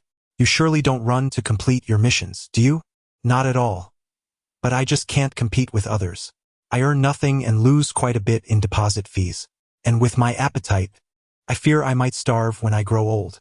When assassins take on tasks, they must pay a deposit. For instance, a task worth 100 million would require a 5% deposit, equating to 5 million. If the task is completed, the deposit is refunded. If it fails, the deposit is forfeited. Lin Jianlu felt a twinge of sympathy for this foolish bunny. With your skills, even if you haven't received tasks since old man Luo's passing, the money you saved should suffice for a comfortable life. The big-eyed girl shook her head. Not enough. Not nearly enough. I eat too much. Lin Jianlu's mind swirled with questions. Pray tell, how much have you saved? The big-eyed girl innocently held up 2 fingers. 2 billion? That's quite a sum. No. It's 20 million. Lin Jianlu was taken aback. Given the big-eyed girl's abilities, old man Luo would never have assigned her trivial tasks. Even if it was 100 million each time, she should have amassed a fortune. How many tasks did old man Luo take on for you? The big-eyed girl pondered for a moment and shook her head, unable to recall. Not remembering means it was quite a few. Lin Jianlu surmised that the big-eyed girl's earnings were likely siphoned off by old man Luo. That old rascal had also taken a significant portion of her commission. After realizing this, she began to take on tasks herself, cutting out the middleman. The big-eyed girl had probably been the most exploited. Before he passed, old man Luo told me I was too dim-witted and should only take on simple tasks to support myself. If things got tough, I should kill Han Tianlong and become the leader of the Dark 12 Zodiac so you all could earn money to support me. Lin Jianlu's lips twitched. Did old man Luo not worry that she might not be a match for Han Tianlong and end up being defeated instead? He said if I couldn't beat Han Tianlong, I should surrender and follow him, becoming his wife. He claimed Han Tianlong was very wealthy and would ensure I would never have to worry about food or clothing. Lin Jianlu's expression turned somewhat unnatural, as old man Luo had also said similar words to her. If one couldn't win, then join forces and become Han Tianlong's wife. He was indeed quite wealthy. Could it be that Lu Chengfeng is the beloved grandson of the old man Luo? Otherwise, why would the old man treat Han Tianlong with such kindness, always considering his well-being? Lin Jianlu gazed at her. So, do you wish to become Han Tianlong's bride? The big-eyed, adorable girl shyly nodded. Lin Jianlu's expression tightened slightly. Did you not say he is a notorious rogue? Yet you still wish to be his wife. The girl pondered for a moment. But he is very handsome, and the old man said he has a good heart. If I were to follow him, he would surely treat me well. She continued, I may not possess the beauty and grace of you and Sister Xiaojun. I am shorter, less graceful, and not as clever. The old man suggested that being Lu Chengfeng's wife would be the best choice for me. He would never deceive me. Lin Jianlu was taken aback for a moment, then gritted her teeth. Do not believe the old man's words. That old scoundrel is manipulating you. Sister Xiaolu, you mustn't speak ill of the old man. He is the kindest person in my life. When I was homeless, he took me in, provided me with food, bought me new clothes, and taught me skills. The big-eyed girl expressed her discontent for the first time. Lin Jianlu paused, realizing that the big-eyed girl also had a tragic past, and the old man held a significant place in her heart. She smiled and playfully pinched the girl's chubby cheek. I am not saying the old man is bad. He has been kind to us. What I mean is, matters of the heart should align with one's true feelings, not be dictated by others. Also, do not underestimate yourself. You, as an adorable little girl, are the favorite of many men. Otherwise, why do you think Lu Chengfeng teases you? It is because he likes you. Really? The big-eyed girl widened her eyes, a mix of shyness and surprise washing over her. Does Lu Chengfeng like me? Lin Jianlu suddenly felt as though she had stepped on a stone that fell back on her foot. After a moment of contemplation, she replied, what I mean is, do not belittle yourself. You are exceptional and charming, no less than me or Sister Xiaojun. The big-eyed girl shook her head. No. I am slightly inferior to Sister Xiaojun, and you are a bit less than I. Excuse me? The girl looked down at her own ample chest, then glanced at Lin Jianlu's. I am a bit smaller than Sister Xiaojun, but a bit larger than you. Lin Jianlu's expression froze, feeling slightly offended. She wished to knock on the silly child's head to see what was inside. Is this what she meant? She compared the girl's chest to her own and realized it was indeed smaller, which implied that she was 2 sizes smaller than Su Yijuan. Lin Jianlu felt as though she had been struck. Why was this comparison necessary? She tapped the big-eyed girl's head. What does size matter? The one who enjoys is still that scoundrel Luo Chengfeng. What do you mean by enjoying? As Luo Chengfeng and Old Master Su emerged from the study, they only caught the latter half of the conversation and inquired with curiosity. Sister Lu said. Lin Jianlu hastily seized a bunch of grapes and offered them to her, exclaiming, "Here, have a grape. They are incredibly sweet." Oh, the big-eyed, adorable girl immediately cast aside whatever she had intended to say, her thoughts drifting into the ether. Luo Chengfeng approached and inquired, "What were you discussing just now? Were you speaking ill of me?" Lin Jianlu cast him a sidelong glance and replied, "We were actually speaking of old man Luo. Are you perhaps his beloved grandson?" Huh? Luo Chengfeng was utterly bewildered. Has old man Luo ever swindled you out of your money? Why is he so benevolent towards you? He left the Dark 12 Zodiac to you and yet. Never mind. Are you aware of how terribly old man Luo has tricked the little rabbit? She now has merely 2,000 yuan left to her name.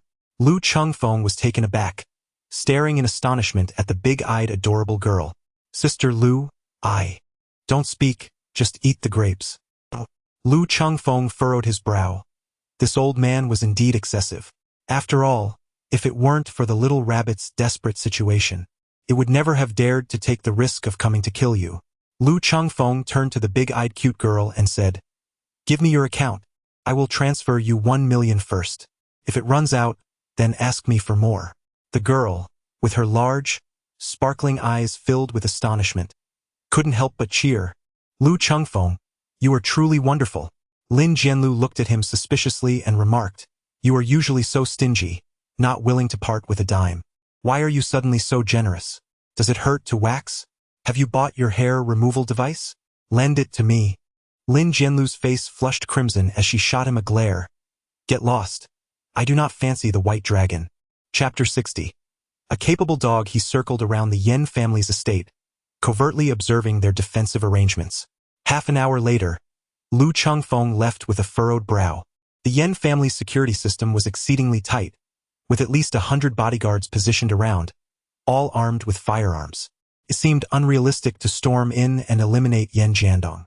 Even he, amidst a hail of bullets, could not guarantee his escape unscathed. The Yen family estate was an independent manor with vantage points manned, rendering sniping impractical. It appeared he would have to bide his time. He couldn't believe Yen Jiandong would remain holed up at home forever. Upon returning home, the red-faced tiger was engrossed in watching cartoons. "Foolish tiger, I have a task for you." The red-faced tiger glanced at him. "What task?" "Help me monitor the Yen family. The moment Yen Jiandong appears, notify me immediately." "Understood." Luo Chengfeng was momentarily taken aback. Why was this fellow so forthcoming this time? However, he quickly realized he was overthinking it. He observed the red-faced tiger raising a finger, indicating 10 million. Luo Chengfeng's anger was palpable. "You consume my food, drink my beverages, and reside in my home. When I ask you to perform a task, you still expect to profit from me. Are you even human?" "It is precisely because I am human that I require money," the red-faced tiger declared with unwavering conviction. Luo Chengfeng's lips twitched as he declared, "I am your superior, and I hereby command you to carry out the task." "Very well," the red-faced tiger responded readily, adding, however, "I cannot guarantee that I can keep an eye on Yen Jiandong. If you have any doubts, you may send that lame horse." The soul-chasing horse's expression darkened. "I have merely injured my leg. I am not lame." Luo Chengfeng squinted at the crimson-faced tiger and provocatively inquired, "Are you feeling frisky? Do you wish to strike me? Feel free to try. I intend to resist, and perhaps thereafter I shall address you as father. But should you manage to injure me, that lame horse shall remain unfit for travel, leaving you with no choice but to send either the 7-inch snake or the carnivorous rabbit." Luo Chengfeng looked at the rogue with a sense of helplessness. "Fine, 10 million. I will transfer it to your account shortly." The red-faced tiger beamed. "How about adding another 40 million for a special package?" "What kind of package?" "At 40 million, and I will assist you in eliminating Yen Jiandong."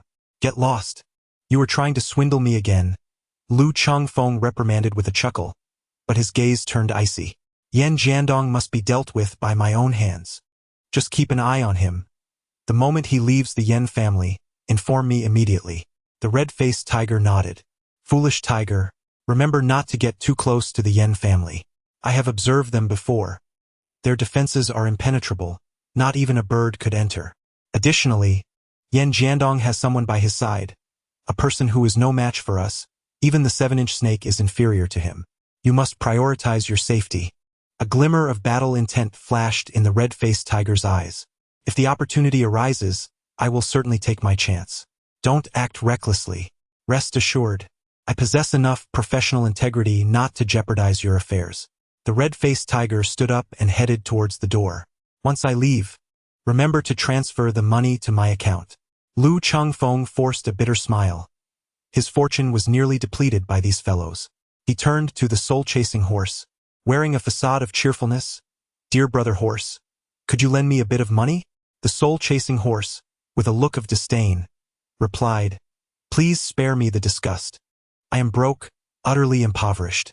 Lu Chengfeng couldn't help but roll his eyes at the miserly individuals around him. Those stingy misers who would never part with a single cent. Sooner or later, each of you shall be bestowed with a hair removal device. The soul-chasing horse looked on in confusion, wondering what a hair removal device meant. Lu Chengfeng paid him no mind, lost in thought about how to eliminate Yen Jiandong. Simultaneously, Yen Jiandong was contemplating the best way to dispose of Lu Chengfeng. In the study of the Yen family, alongside Yen Jiandong and Miao Jingchuan, were 3 uninvited guests.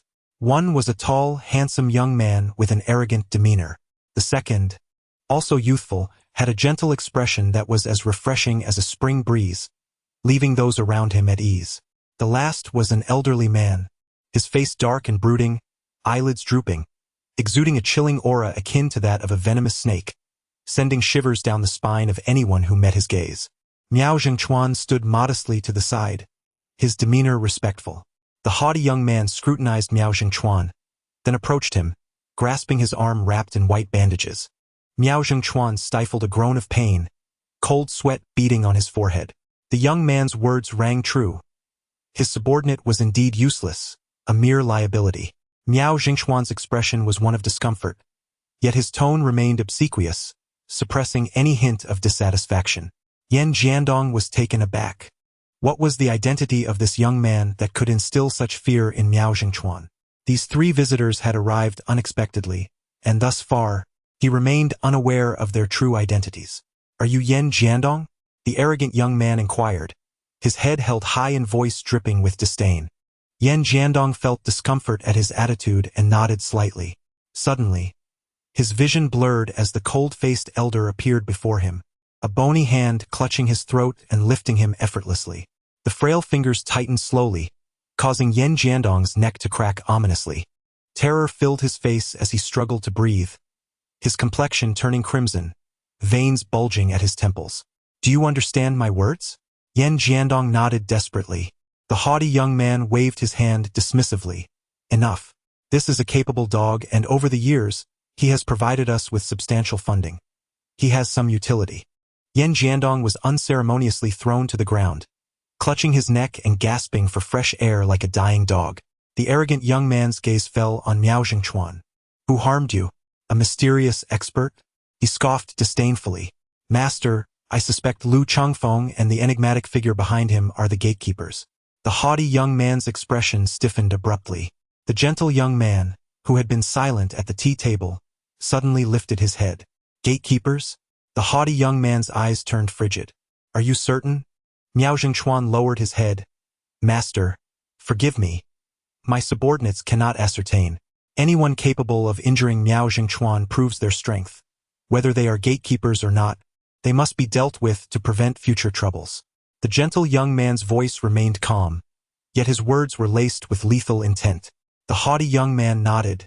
Song Jian is correct. Since we've encountered them, we should take care of the gatekeeper's head. It is of considerable value. Song Jian was the gentle young man. The haughty young man, named Yao Tianhao, grinned coldly. What luck! I never expected to encounter a gatekeeper while attending to matters in Yen City. He then approached and sat on the desk, looking down at Yen Jiandong. Get up. Yen Jiandong rose from the floor, his expression furious yet restrained. Are you aware of the Su family? Yen Jiandong was taken aback, then nodded. The Luo Chengfeng mentioned by Mr. Miao is the boyfriend of the Su family's daughter. Chapter 61. To kill, first strike the heart. Yao Tianhao let out a mocking laugh. What a coincidence. If that's the case, we can handle both matters at once, saving us considerable trouble. Song Jian, what do you think? Song Jian pondered for a moment, then turned to Yan Jiandong. Do you have any information on Luo Chengfeng? Yes. Song Jian took the documents, sipping tea as he flipped through them. Hentian Dragon? This Luo Chengfeng is a killer? Song Jian appeared surprised. Yan Jiandong nodded, his face contorting with rage. He is a top assassin. My 2 sons fell victim to his hands. Oh? What vendetta do you hold against him? Yan Jiandong hesitated, then recounted the details. Song Jian regarded him with a knowing glance. The extermination of your family. No wonder he has fixated on you. This is the flaw of not uprooting the weeds. A mere squabble among ants. Yao Tianhao scoffed. Song Jian chuckled lightly. To become the top assassin of an organization, Luo Chengfeng must possess some skills. Even a lion spares no effort when hunting a rabbit. Do not underestimate anyone, lest you find yourself in peril. Yao Tianhao sneered. You are overly cautious. He is just a mere assassin. Even if he is the king of killers to us, he is merely a slightly stronger insect, easily crushed with a finger. Song Jian smiled, glancing at Yan Jiandong. In truth, dealing with Luo Chengfeng is quite simple. One need only target his weaknesses. I think the same. Therefore, I plan to kill Luo Chengfeng's girlfriend first, and then. Song Jian waved his hand dismissively. A foolish act. By doing so, you will only incite Luo Chengfeng's wrath, prompting him to retaliate without hesitation. Yan Jiandong was taken aback, then urgently replied, Please enlighten me, sir. Song Jian smiled, tossing the documents onto the table. After sipping his tea, he spoke slowly. Luo Chengfeng's desire for revenge stems from a need to avenge his family. What does this indicate? Yan Jiandong was puzzled. Revenge is simply revenge. What else could it mean? Song Jian shook his head. It signifies that the death of his family is a lingering trauma for him. A nightmare. If you can reopen his wounds, he will collapse, unraveling without external provocation. Find a girl of similar age and appearance to Luo Chengfeng's sister, and kill her in front of him. Ideally, burn her alive to recreate the horrors of the past. As the saying goes, to kill, first strike the heart. At that moment, Luo Chengfeng will surely shatter, making it effortless to eliminate him afterward. Yan Jiandong's gaze sharpened, and after a moment of contemplation, a sinister smile crept across his face. Thank you for your guidance, sir. Yao Tianhao frowned. Is it really necessary to go through such complexities? Just kill him outright. You have a penchant for complicating simple matters, Yao Tianhao retorted. Song Jian took another sip of tea, his smile unwavering as he replied, In any undertaking, one must think several steps ahead, leaving oneself an escape route while denying the enemy any chance of retreat. It is essential to ensure absolute certainty. Are you implying that our attempt to kill Luo Chengfeng might fail? Song Jian smiled gently. Better to be prepared than to suffer the consequences. That night, well into the dark hours, a vehicle departed from the Yan residence. Luo Chengfeng was in the midst of meditation when he was abruptly roused by the shrill ring of his mobile phone. It was a call from Chimen who, Hello, has Yan Jiandong left the house? No, 2 vehicles have departed from the Yan residence, but they are not Yan Jiandong. Should we follow them? Luo Chengfeng squinted his eyes. Can you recognize who it is? I do not know. I only recognize Yan Jiandong from the Yan family. Then it is of no concern. Continue to watch. As soon as Yan Jiandong leaves, inform me immediately. After ending the call, Luo Chengfeng attempted to meditate, but found himself unable to enter a tranquil state. Suddenly, an inexplicable sense of unease washed over him, leaving him restless. He had an unsettling premonition that something was about to occur. Ever since he finished the call with the red-faced tiger, his mind had been in turmoil. Reflecting for a moment, he noted that 2 vehicles had departed from the Yan residence around this time, which struck him as unusual. He promptly dialed the red-faced tiger's number. Foolish tiger, follow those 2 cars and ascertain their destination. If the opportunity presents itself, confirm whether they are indeed members of the Yan family, and if so, eliminate them without hesitation. 3 individuals, 30 million. Luo Chengfeng's expression darkened. You bastard. Fine, if it's someone from the Yen family, you won't lose a single penny. After ending the call, the crimson-faced tiger emerged from the shadows and sprinted for a while until he reached the place where the vehicle was concealed. Lu Chengfeng's vehicle entered the repair shop.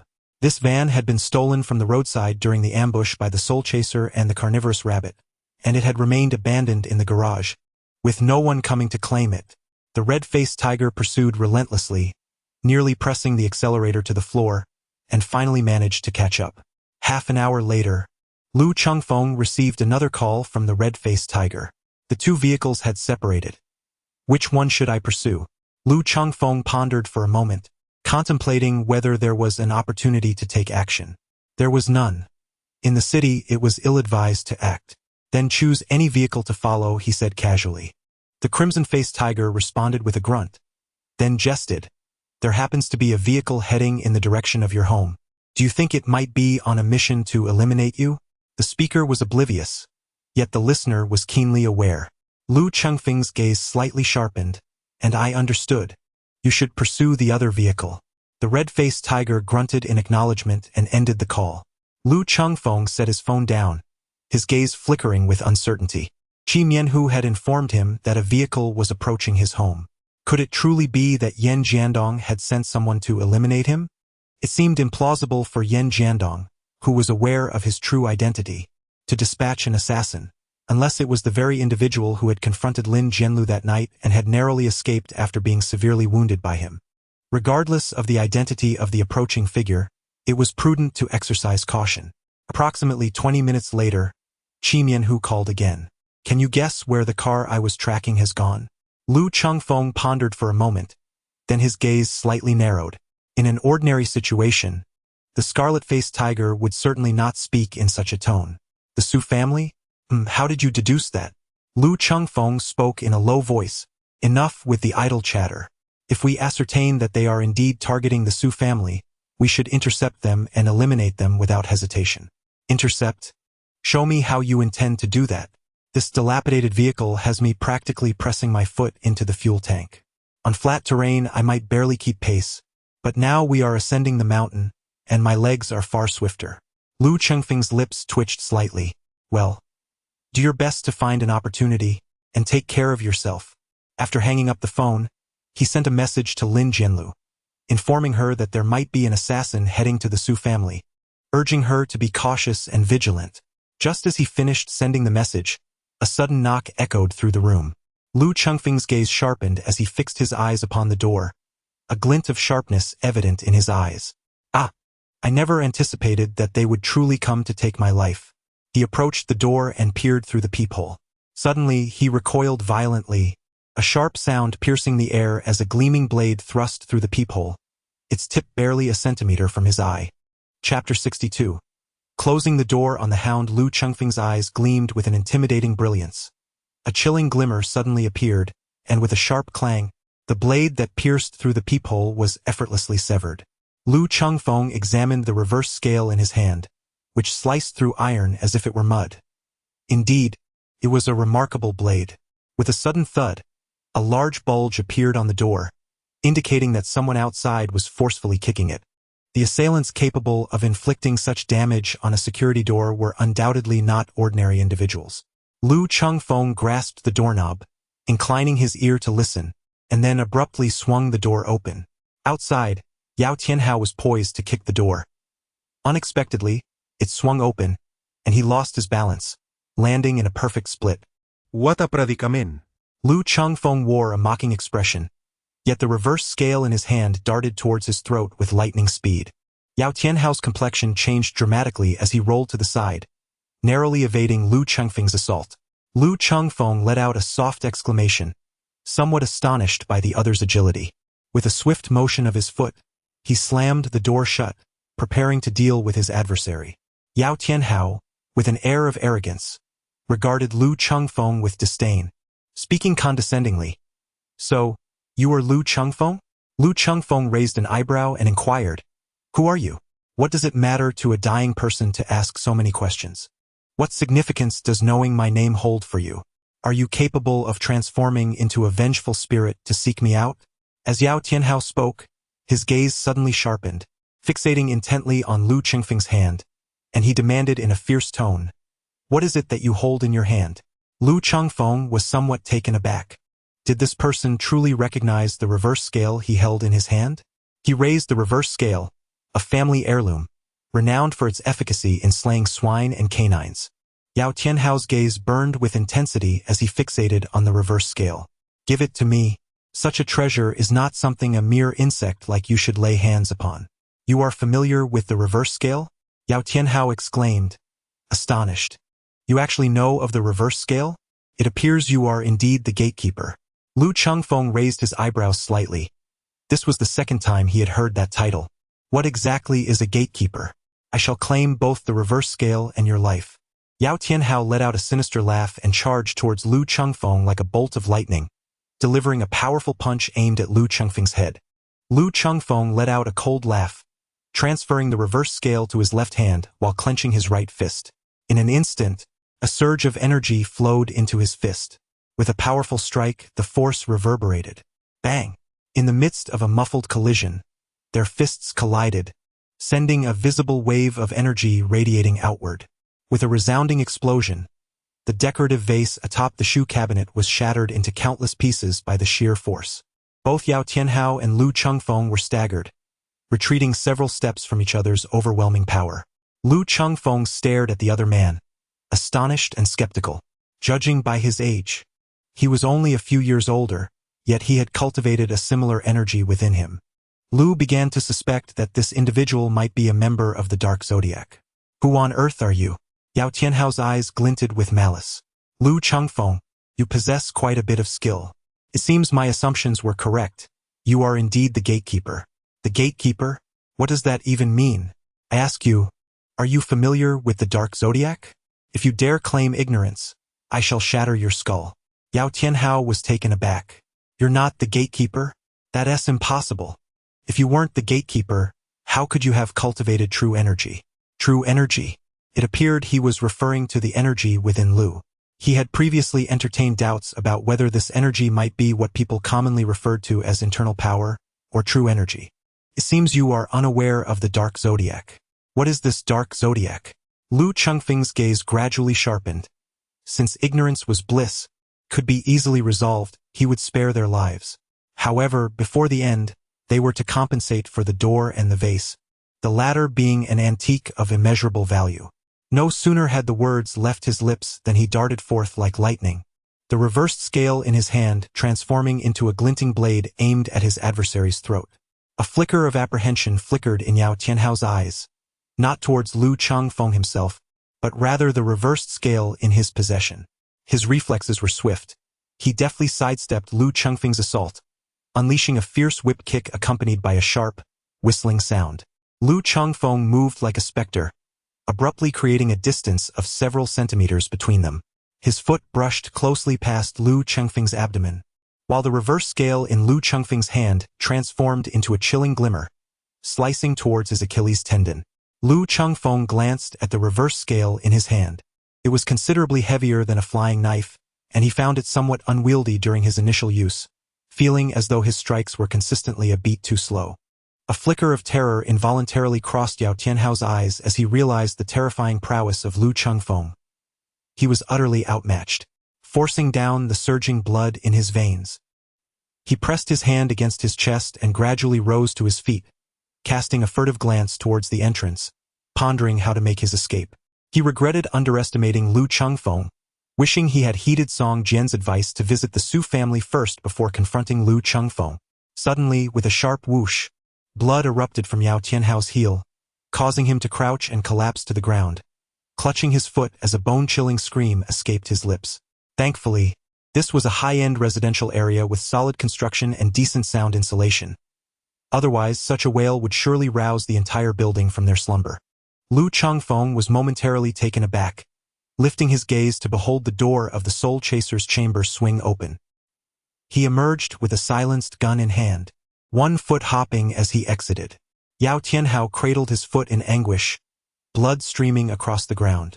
The Soul Chaser's shot had been exceptionally precise, severing the tendons in his foot. The Soul Chaser glanced over. Who was he? Lu Chengfeng shrugged, It was evident that someone had come to kill him. Nonsense. He had also cultivated that aura, yet he was not one of us. Aren't you curious? Lu Chengfeng nodded slightly and approached, lowering his gaze to scrutinize Yao Tianhao, first posing the question, what is the gatekeeper?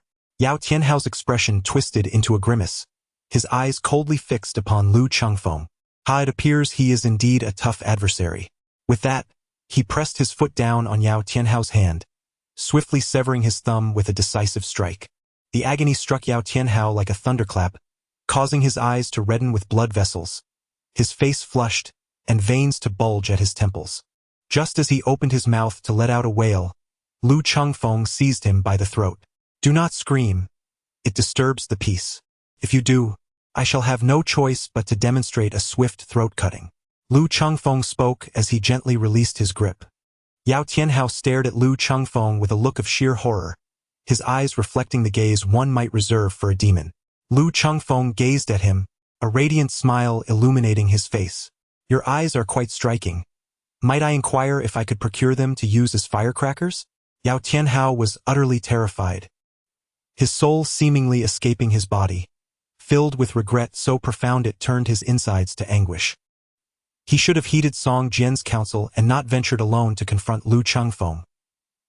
He was nothing short of a demon. Trembling all over, he stammered, "The gatekeeper is..." "Simply the gatekeeper." Lu Chengfeng's gaze sharpened, and he immediately let out a cold laugh. "You are well versed in the art of meaningless rhetoric."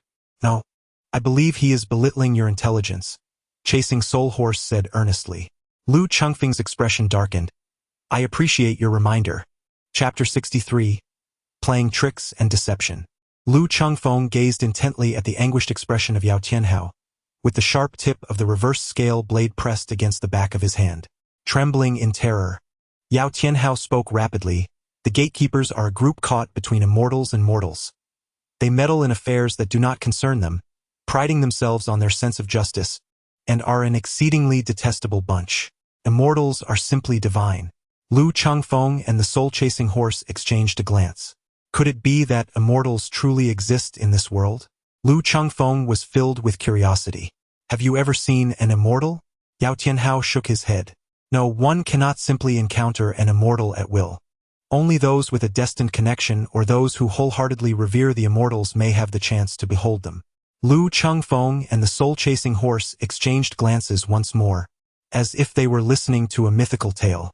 "You are not concocting a story for me, are you?" Yao Tianhao exclaimed, his face a mask of panic. "No, I truly am not deceiving you. Everything I say is authentic." "Then do you know who has encountered an immortal?" "My ancestor has. Historical records within our family document that 3 centuries ago, my ancestor received enlightenment from an immortal, transcended, and ascended to the celestial realm." Lu Chengfeng and the soul-chasing horse exchanged glances, contemplating whether to end the life before them. This fellow seemed to possess an unstable mind. Yao Tianhao, his face awash with panic, pleaded in terror, "Please, do not kill me. Everything I have said is true. I implore you to believe me."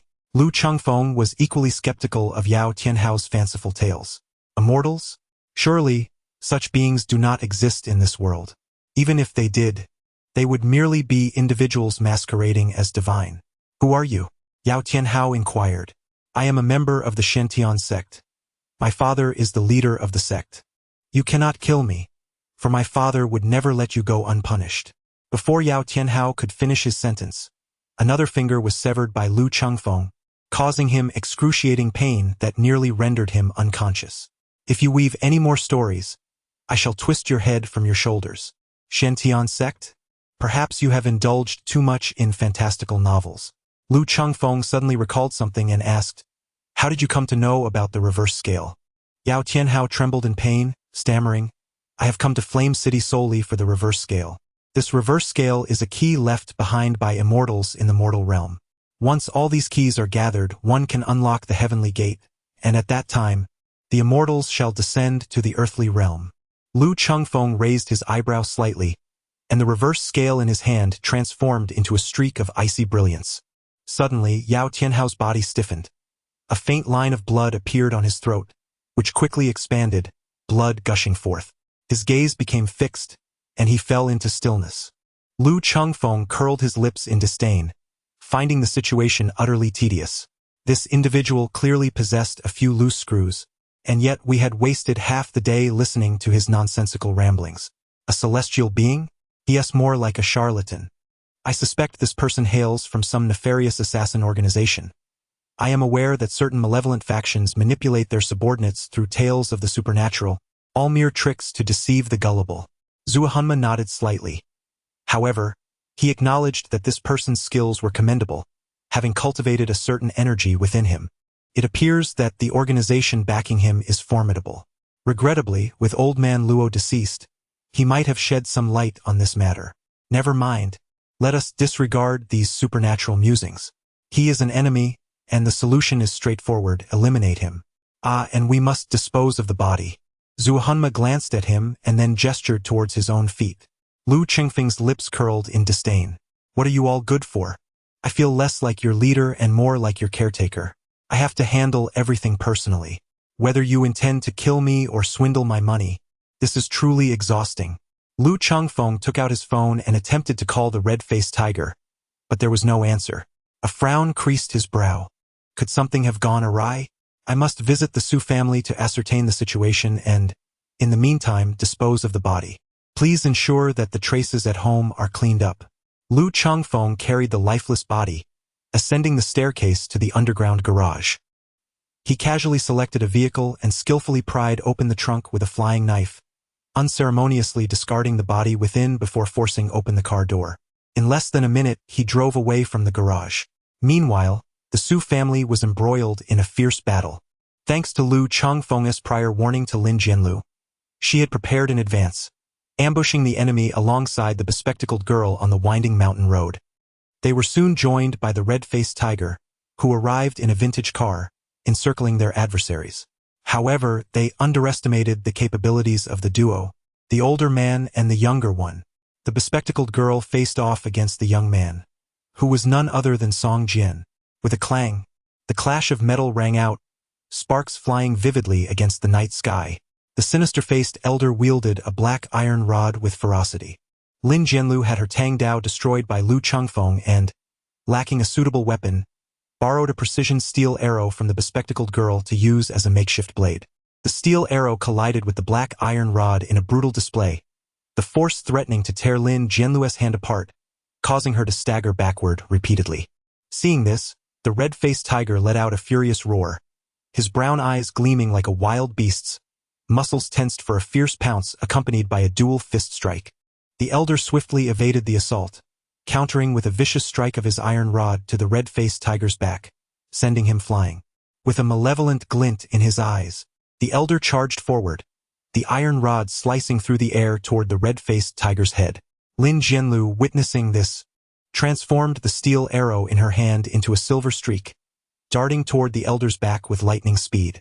The elder was forced to abandon his intent to kill the red-faced tiger, spinning around just in time to deflect the arrow with a resounding clash, sparks erupting. Lin Jianlu's grip faltered, her hand trembling violently, nearly losing hold of the steel arrow. The elder sneered, advancing toward Lin Jianlu. Just then, an arrow whistled through the air, launched by the bespectacled girl, who had come to Lin Jianlu's aid. The elder's black iron rod swept through the air, clashing with the arrow in a sharp, jarring sound, causing him to stagger backward. At that moment, the red-faced tiger erupted from the ground, fiercely lunging at the elder. The elder laughed menacingly, his iron rod sweeping across. The red-faced tiger raised his left arm, the rod crashing against it with a resounding crack, the sound of bones splintering echoing through the air. At the same time, the red-faced tiger's right fist struck the elder's face with brutal force, sending him reeling backward. The elder let out a pained scream. Half of his cheekbone caved in. His nasal bone shattered, leaving him momentarily dazed and disoriented. The red-faced tiger's left arm hung limply, yet his brown eyes burned with ferocity. A bloodthirsty grin etched across his face. But in the next instant, he shuddered and coughed up blood. The elder's earlier blow had struck him squarely in the back, causing a violent upheaval of his internal energy that he could no longer suppress. Foolish tiger! Lin Jianlu exclaimed in alarm, rushing to support the swaying red-faced tiger. Forget about me. Take him down. The red-faced tiger rasped, his face etched with murderous intent. To their shock, the elder stood once more, half of his face a bloody mess. Yet his eyes remained cold and serpent-like, instilling dread in those who beheld him. Chapter 64. The sniper, the attention of Lin Jianlu, the red-faced tiger, and the bespectacled girl was wholly consumed by the elder. Just then, hidden behind a vehicle, Song Jian seized the opportunity, charging towards the bespectacled girl with astonishing speed. Unfazed, she retreated while drawing her bow, launching 3 arrows that shot forth like icy streaks. Song Jian's expression changed drastically as he halted abruptly, leaning back until his back nearly touched the ground, narrowly avoiding the arrows. Before he could breathe a sigh of relief, the arrows surged toward him once more. Pushing off the ground with force, he scraped along the surface, his back tearing through his clothing, rolling away in a desperate bid for cover behind a vehicle, thoroughly disheveled. The arrows struck the ground, half of them embedding into the asphalt, their fletchings trembling. The bespectacled girl's round face puffed in indignation. Was he attempting to ambush her, thinking her short legs would hinder her speed? Drawing a steel arrow, she knocked it and pulled back the bowstring taut. With a swift whoosh, the arrow sliced through the air. With 2 sharp thuds, the steel arrows pierced through 2 car doors, grazing Song Jian's scalp. He felt a chilling breeze, terror washing over him, his complexion paling, eyes wide with fear. Just a hair's breadth away, the arrow could have penetrated his skull. He turned to the elder in alarm. "Uncle Chen, are you all right?" The elder, his face a gruesome sight, coldly replied, "Rest assured, young master, none shall escape." Lin Jianlu and the red-faced tiger tensed, their eyes vigilant. The elder, a picture of menace, fixed his gaze upon them, threatening, "I will shatter every bone in your bodies, leaving you to beg for death." Bang! A gunshot reverberated through the darkness, interrupting the elder's taunts. In that instant, the elder's right knee exploded, flesh and blood scattering, his lower leg severed. He collapsed, staring in horror at his missing limb, letting out a piercing scream of agony. Bang! Another gunshot rang out, silencing the elder's cries as a gaping wound appeared in his chest, obliterating his heart. This unexpected turn of events left Lin Jianlu, the red-faced tiger, and the bespectacled girl frozen in place, paralyzed with fear. A sniper lurked in the shadows. They were seasoned fighters, discerning the gunfire as that of a Barrett. "Uncle Chen, Uncle Chen." Song Jian trembled in fear, gazing at the elder's gruesome demise, whispering in hushed tones, terrified of revealing his position. None dared move. Though the sniper had taken down the elder, their intentions remained unclear to the group.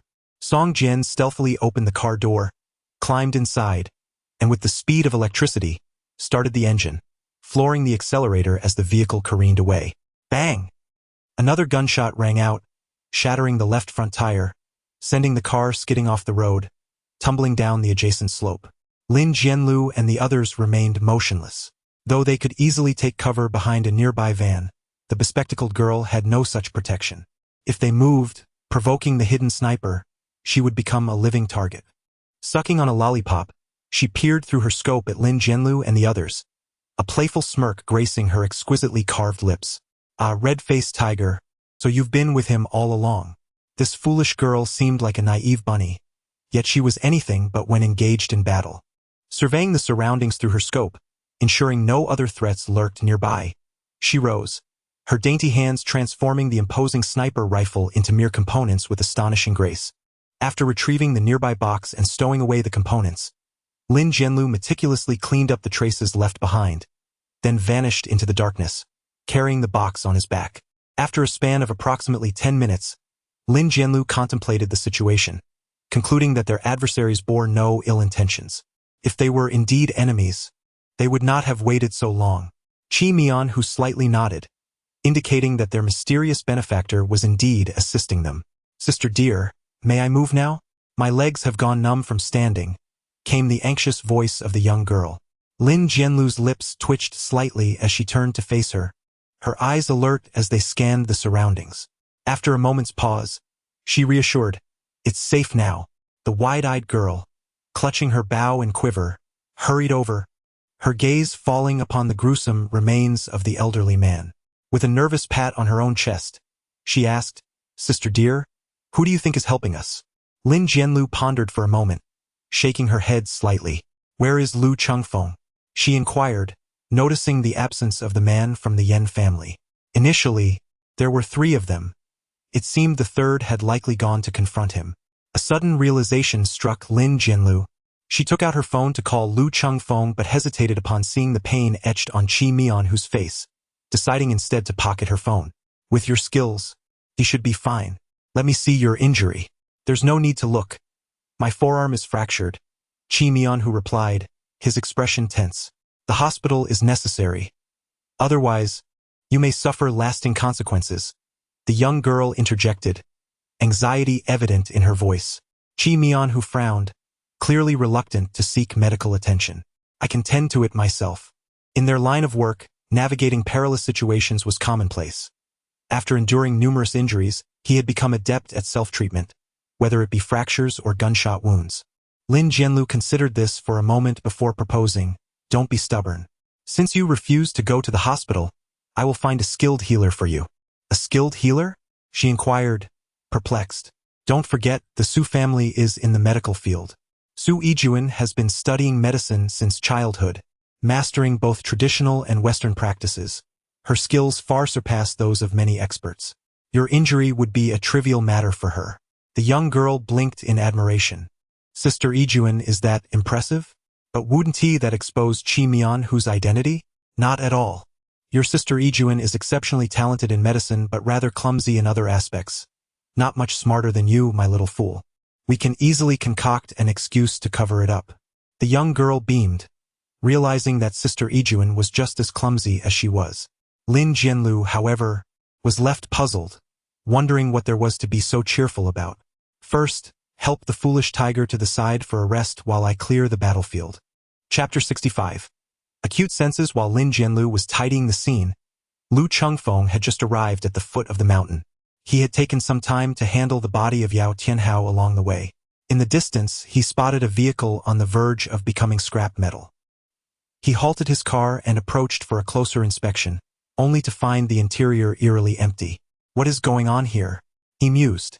With no one in sight, Lu Chengfeng dismissed his concerns and drove up the mountain.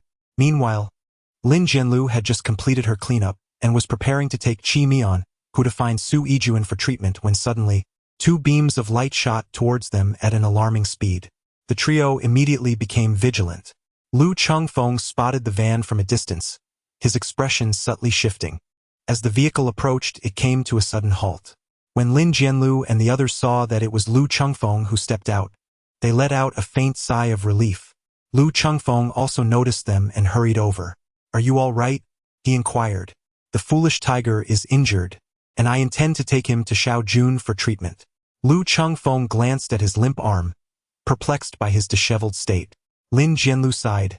"We underestimated the prowess of those 2 individuals. They have cultivated their own qi just like us. If it weren't for the covert assistance we received, the outcome of tonight would have been uncertain." "Covert assistance? Who?" Lu Chengfeng asked, astonished. Lin Jianlu shook his head. "I have no idea. That person was remarkably formidable. Wielding a Barrett rifle, with just 2 shots he dispatched that old man. The young man attempted to flee in a vehicle but had his tire shot out, sending the car tumbling down the mountain. He surely met his demise as well." The big-eyed girl chirped animatedly. Lu Chengfeng furrowed his brow, having just spotted a charred vehicle at the foot of the mountain, yet it was devoid of any occupants. Lin Jianlu and the others were taken aback. Lin Jianlu, with a hint of remorse, remarked, "It's my fault. I should have gone down to investigate." "It's nothing. Next time we encounter such a situation, we shall take care of it," came the reassuring response. Lu Chengfeng smiled reassuringly and then asked, "Can you ascertain the exact location where your sniper is concealed?" Lin Jianlu turned and pointed, deducing from the sound and direction that it should be atop that mountain. "In that case, you take Chun Tiger to search for Shaojun while I investigate the mountain peak over there to see if I can uncover any clues. Having such a formidable figure lurking in the shadows leaves me feeling unsettled." Lin Jianlu nodded in agreement. "I shall accompany you. Should that individual still be present, I can assist when the time comes." The wide-eyed, Adorable girl volunteered eagerly.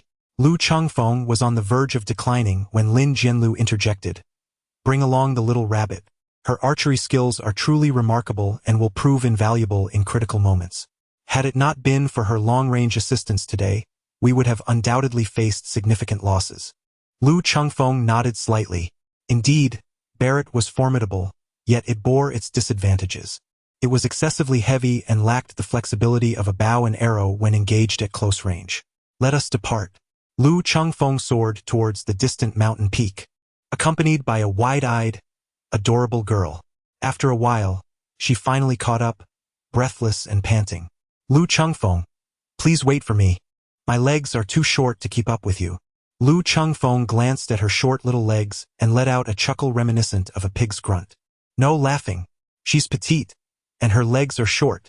The big-eyed, adorable girl glared fiercely at him.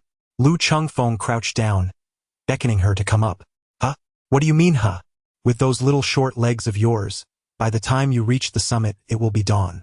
The large-eyed, adorable girl felt a bit embarrassed, yet she still climbed onto Lu Chengfeng's back. Lu Chengfeng's body stiffened. What a remarkable elasticity. Shouldn't it be quite soft? Yet it possesses such resilience, truly exceptional. He carried the big-eyed, adorable girl effortlessly, moving with a lightness akin to flight. Lu Chengfeng, am I heavy? Not at all, you are a genius and you've grown splendidly. Huh? What does that mean? Lu Chengfeng remained silent, pondering that the flesh was indeed well developed on both the chest and the hips. He deftly shifted the topic, inquiring about the marksman. What do you think of his shooting skills? The wide-eyed, adorable girl contemplated for a moment before responding. I believe he is exceptionally skilled. It seems to me that he could have taken down that old man with a single shot, yet he fired twice, first shattering his leg, and only then delivering the fatal blow. It appears he harbored a dislike for that old man. Thankfully, he did not aim his weapon at me. My legs are already short, and a single shot would have rendered me legless. Lu Chengfeng could not suppress his laughter, which erupted into a sound reminiscent of a pig's squeal. While most people strive to conceal their imperfections, this foolish girl unabashedly vocalized her shortcomings. In truth, it was not her short legs that were the issue, but rather her petite stature. In accordance with her body proportions, her legs were quite elongated. It's all right. You may have short legs, but he might not be able to reach you. Suddenly, the large-eyed, adorable girl let out a soft groan. Her face flushed like a ripe apple, as she pitifully implored, Lu Chengfeng, please stop rubbing my backside. It makes me feel uncomfortable. My apologies. It's just a habit. Purely a habit. Lu Chengfeng swiftly withdrew his hand. Upon reaching the summit, he gently set the large-eyed girl down and surveyed the surroundings. The girl, with keen eyes, nocked an arrow, her demeanor alert. Once assured that the sniper was not lurking nearby, Lu Chengfeng inquired, based on the trajectory from which the bullet came, where do you believe the sniper might be concealed? He had not been present at the moment of the incident, making it difficult for him to ascertain the precise location. After a moment of contemplation, the large-eyed girl pointed towards the edge of the cliff in the distance, suggesting that it was likely there. Lu Chengfeng approached and scrutinized intently. Has Lu Chengfeng discovered something? Lu Chengfeng shook his head, acknowledging the prowess of the individual, who left no trace at the scene. The large-eyed, adorable girl approached, casting her gaze down the mountain. It was undoubtedly the right location, perfectly positioned to observe the area where we had previously clashed, while also concealing herself flawlessly. Suddenly, she wrinkled her small nose and began to sniff around, resembling a curious puppy. What are you smelling? I inquired. There is a faint aroma of herbs. And the girl sniffed again, her tone uncertain as she remarked, there's also a hint of strawberries. Lu Chengfeng, with a perplexed expression, sniffed the air, wondering why he could detect nothing at all. His sense of smell was remarkably acute, capable of perceiving scents beyond the reach of ordinary individuals. Even from several hundred meters away, he could discern the presence of delectable food merely by scent. Lu Chengfeng was left in a state of bemusement, a myriad of thoughts swirling in his mind. From now on, I shall be known as Erlangshen, he declared. With your keen sense of smell, it is only fitting that you stay by my side. The adorable girl with large, Innocent eyes gazed at him in confusion, her expression both pure and naive. "Why do you want to change your name?" she inquired. Lu Chengfeng was momentarily taken aback. He truly should not have jested with this naive girl. Had it been Lin Jianlu, she would have already leapt up to give him a good thrashing. The big-eyed, adorable girl made a soft sound of acknowledgement. Lu Chengfeng crouched down. The adorable girl with big eyes gazed at him, hesitating for a moment before suggesting in a negotiating tone, "Lu Chengfeng, could you refrain from pinching my bottom for a while? How about I pinch your cheek instead?" Lu Chengfeng's lips twitched. Who would compare one's posterior to one's visage? Observing her foolishness, he felt a twinge of reluctance to take advantage of her. "How about I pinch your face once and then your rear once, alternating between the two?" The big-eyed cute girl pondered for a moment before replying, "Well, how about pinching my face twice and my rear once?" Lu Chengfeng was taken aback. How could he possibly refuse such a delightful proposal? With a smile, he agreed. "All right, it's a deal. But let us make it clear. Only I get to do the pinching. No other men are permitted." The big-eyed girl nodded her little head. "Yes, old man Luo said that if anyone else tries to take advantage of me, he would kill them." Chapter 66. The Journey of Raising a Soft and Adorable Wife. Old man Luo said? Lu Chengfeng gazed at her in perplexity. The adorable girl nestled against his back, her slender arms wrapped around his neck, as she reveled in the whispering breeze by her ear. With a voice that was soft and sweet, tinged with shyness, she remarked, "Old man Luo said I am too foolish to take care of myself alone, so he sent me to find you and be your wife, assuring me that you would surely look after me." Lu Chengfeng was taken aback. "Is this what old man Luo said?" "Yes." "He wants you to be my wife?" "Yes." "Did you agree?" This time, the big-eyed cute girl softly responded with a gentle yes. "Old man Luo would not deceive me." Lu Chengfeng chuckled. "Old man Luo, you have finally accomplished something worthwhile." However, he quickly realized there was a contradiction. How could the old man have arranged for him to marry Luo Zitong yet allow the adorable girl with big eyes to be his wife? This seemed illogical. Yet, upon further reflection, Lu Chengfeng suddenly comprehended. Old man Luo, a scoundrel who had lived a life of indulgence and cherished freedom, had numerous acquaintances, and he likely viewed him as a kindred spirit. "Bah! I, Lu Chengfeng, refuse to be like you, a scoundrel. I shall take responsibility for every woman." Noticing Lu Chengfeng's prolonged silence, the girl with big eyes grew anxious and cautiously inquired, Do you dislike me for being short, for having short legs, or for not being as beautiful as Sister Xiaojun and Sister Xiaolu?" "Really?" The girl's eyes sparkled with hope. "Of course it's true." "Then you are now my wife." After a moment of contemplation, the girl shyly leaned her face against Lu Chengfeng's sturdy shoulder and softly murmured in agreement. Suddenly, as if recalling something, she said earnestly, "Then you must buy me delicious food in the future." Lu Chengfeng harbored a certain illusion, believing that he might not hold significant importance in her heart, akin to a delectable dish. He slightly turned his face and said, "Then give me a kiss, and I shall buy you anything you desire in the future." The big-eyed adorable girl hesitated for quite some time, but ultimately could not resist the allure of delicious food, and gently placed a kiss on Lu Chengfeng's face. Lu Chengfeng felt a twinge of disappointment. After all, it was merely a peck on the cheek, despite his efforts to pucker his lips.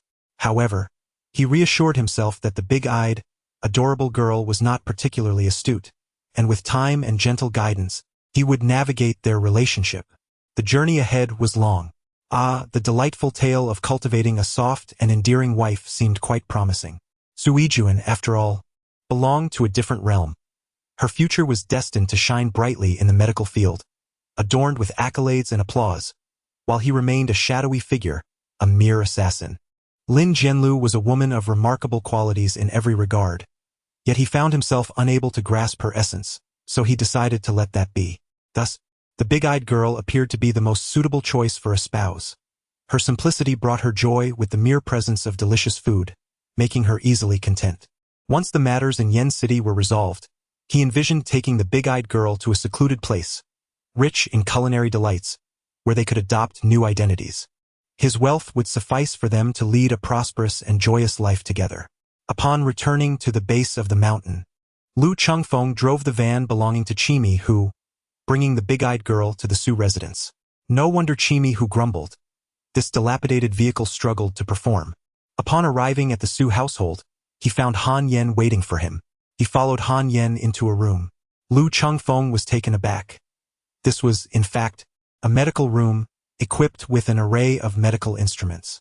Su Yijuan was diligently applying a splint and bandaging the red-faced tiger. "How is it?" Lu Chengfeng approached and inquired. Lin Jianlu turned to him and replied, "It's not serious. Xiao Jun mentioned it is merely a fracture, but it will require a period of recuperation." Lu Chengfeng let out a sigh of relief, just as Su Yijuan glanced over. He offered a faint smile, expressing gratitude for her assistance at such a late hour. Su Yijuan shook her head gently, a light smile gracing her lips. "I am not of much help, really. Your help is already tremendously valuable," he insisted. Su Yijuan's smile remained soft, her gaze tender. "Miss Su, thank you." The red-faced tiger expressed his heartfelt gratitude. Yet, in his heart, he could not help but think about how Lu Chengfeng, unworthy of being a son, surrounded himself with such exquisite beauties. The red-faced tiger's resentment towards Lu Chengfeng deepened as he observed the charming and serene girl before him, contrasting sharply with Lu Chengfeng's rather unsightly demeanor. Jealousy twisted his features into a grimace. Lin Jianlu turned to Lu Chengfeng and, lowering his voice, inquired, "Do you have any leads?" Lu Chengfeng shook his head and lowered his voice. The opponent is a master, leaving no clues behind. Just then, he noticed a big-eyed, adorable girl wrinkling her small nose, sniffing around. Lu Chengfeng could not help but chuckle. "What have you sensed this time?" The big-eyed, adorable girl wore a puzzled expression. "It's such a familiar scent, yet I cannot recall where I have encountered it before." Lin Jianlu, intrigued, took a sniff and remarked, "Aside from the odor of potions, there is nothing else here." Lu Chengfeng chuckled and said, "She claims her sense of smell is exceptionally keen, capable of detecting scents imperceptible to ordinary individuals." Lin Jianlu, taken aback, hadn't he anticipated that the little rabbit possessed such a hidden talent. She asserts that she can discern where delectable food is located from hundreds of meters away.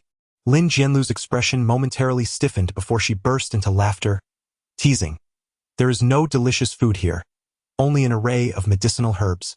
The wide-eyed, adorable girl appeared troubled as she pondered seriously.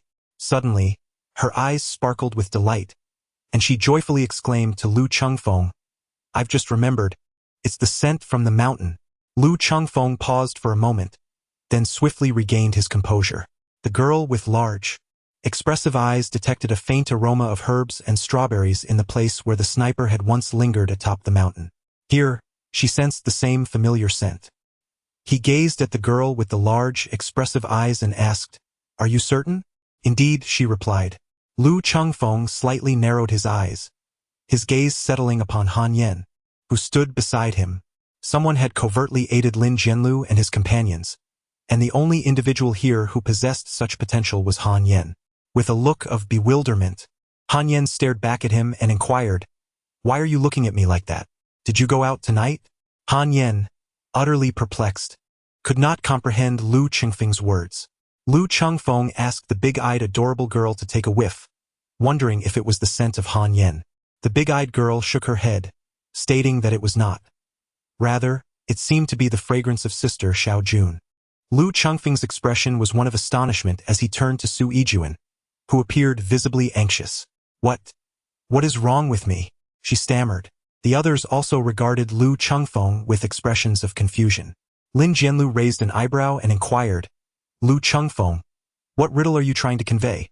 Lu Chengfeng disregarded her and turned his attention to the wide-eyed girl. "Are you certain that the scent belongs to Sister Xiaojun?" "I'm not sure," she replied, "as Sister Xiaojun only carries the fragrance of strawberries, not that of herbs." Su Yijuan appeared perplexed. "Strawberry scent?" As she spoke, she retrieved 2 strawberry-flavored lollipops from her pocket. "Is this the flavor you mean?" Yes. The wide-eyed girl nodded eagerly, her gaze fixed on the lollipops in Su Yijuan's hand like a little glutton. Su Yijuan generously offered her the lollipops. "You also enjoy lollipops? Here, take this."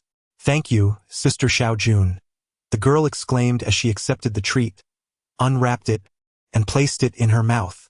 Her big, captivating eyes curved into crescent moons, her face radiating satisfaction. So sweet. Lu Chengfeng, would you like to try some?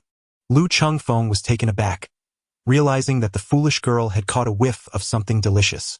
You may keep it for yourself, he thought. In chapter 67, the dual lameness of Yen City, Miao Zhanchuan and Yen Jiandong were equally astonished by his demeanor. Young master, are you all right? Song Jian shook his head, his earlier composure shattered. He gulped down several mouthfuls of the now tepid tea, his mind still in disarray. We have failed. Miao Zhanchuan's face registered shock. Although he had suspected this outcome, hearing it voiced by Song Jian rendered him momentarily speechless.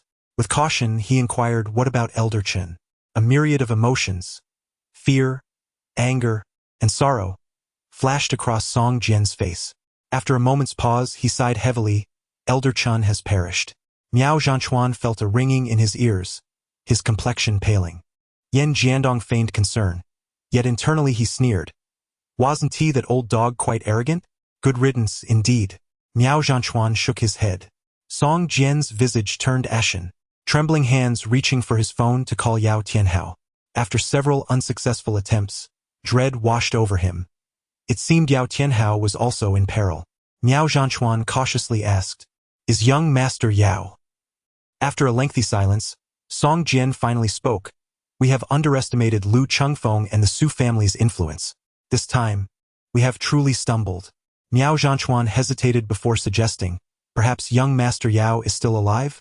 Song Jian's gaze sharpened, turning to Yen Jiandong. Have you located the person I instructed you to find? Not yet. It's quite challenging to find someone with a similar appearance. It must be done, regardless of the difficulty. Song Jian's eyes were cold and ruthless. His previously gentle demeanor was but a facade, masking a more sinister nature than even Yao Tianhao's. Yen Jiandong, I grant you one day's time to find him. If Yao Tianhao is dead, I assure you, it will not only be Lu Chengfeng you need fear. Your Yen family will face annihilation as well. Yen Jiandong felt a chill creep down his spine at the icy gaze directed at him, involuntarily shivering as he nodded. Very well, I will increase the manpower. While on the road, he received a call from an unknown number. After a moment's contemplation, he answered, Hello, who is this? Lu Chengfeng? A stranger's voice resonated from the other end. Lu Chengfeng furrowed his brow slightly and inquired, It is I. Who are you? Who I am is of little consequence. What truly matters is whether Yao Tianhao still lives. Lu Chengfeng paused for a moment, contemplating, and confirmed that he did not recognize this individual.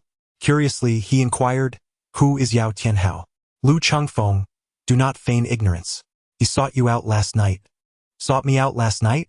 Lu Chengfeng suddenly understood that the only one seeking him tonight was that deranged assassin, whose incessant ramblings of gods and immortals had met their end by his blade. I did not summon any door-to-door service this evening. Which spa are you from? Lu Chengfeng warned. I advise you against playing tricks. I can assure you with utmost responsibility that if Yao Tianhao were to come to harm, the consequences would be dire. Lu Chengfeng let out a cold laugh, disdainfully inquiring, Pray tell, how severe is it? Will I be choked to death by a vengeful spirit, or frightened to death by a zombie? Lu Chengfeng, I am not jesting with you.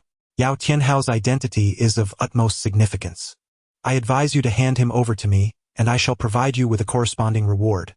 Otherwise, you will undoubtedly face dire consequences, I swear. Are you threatening me? No, I am simply proposing a transaction.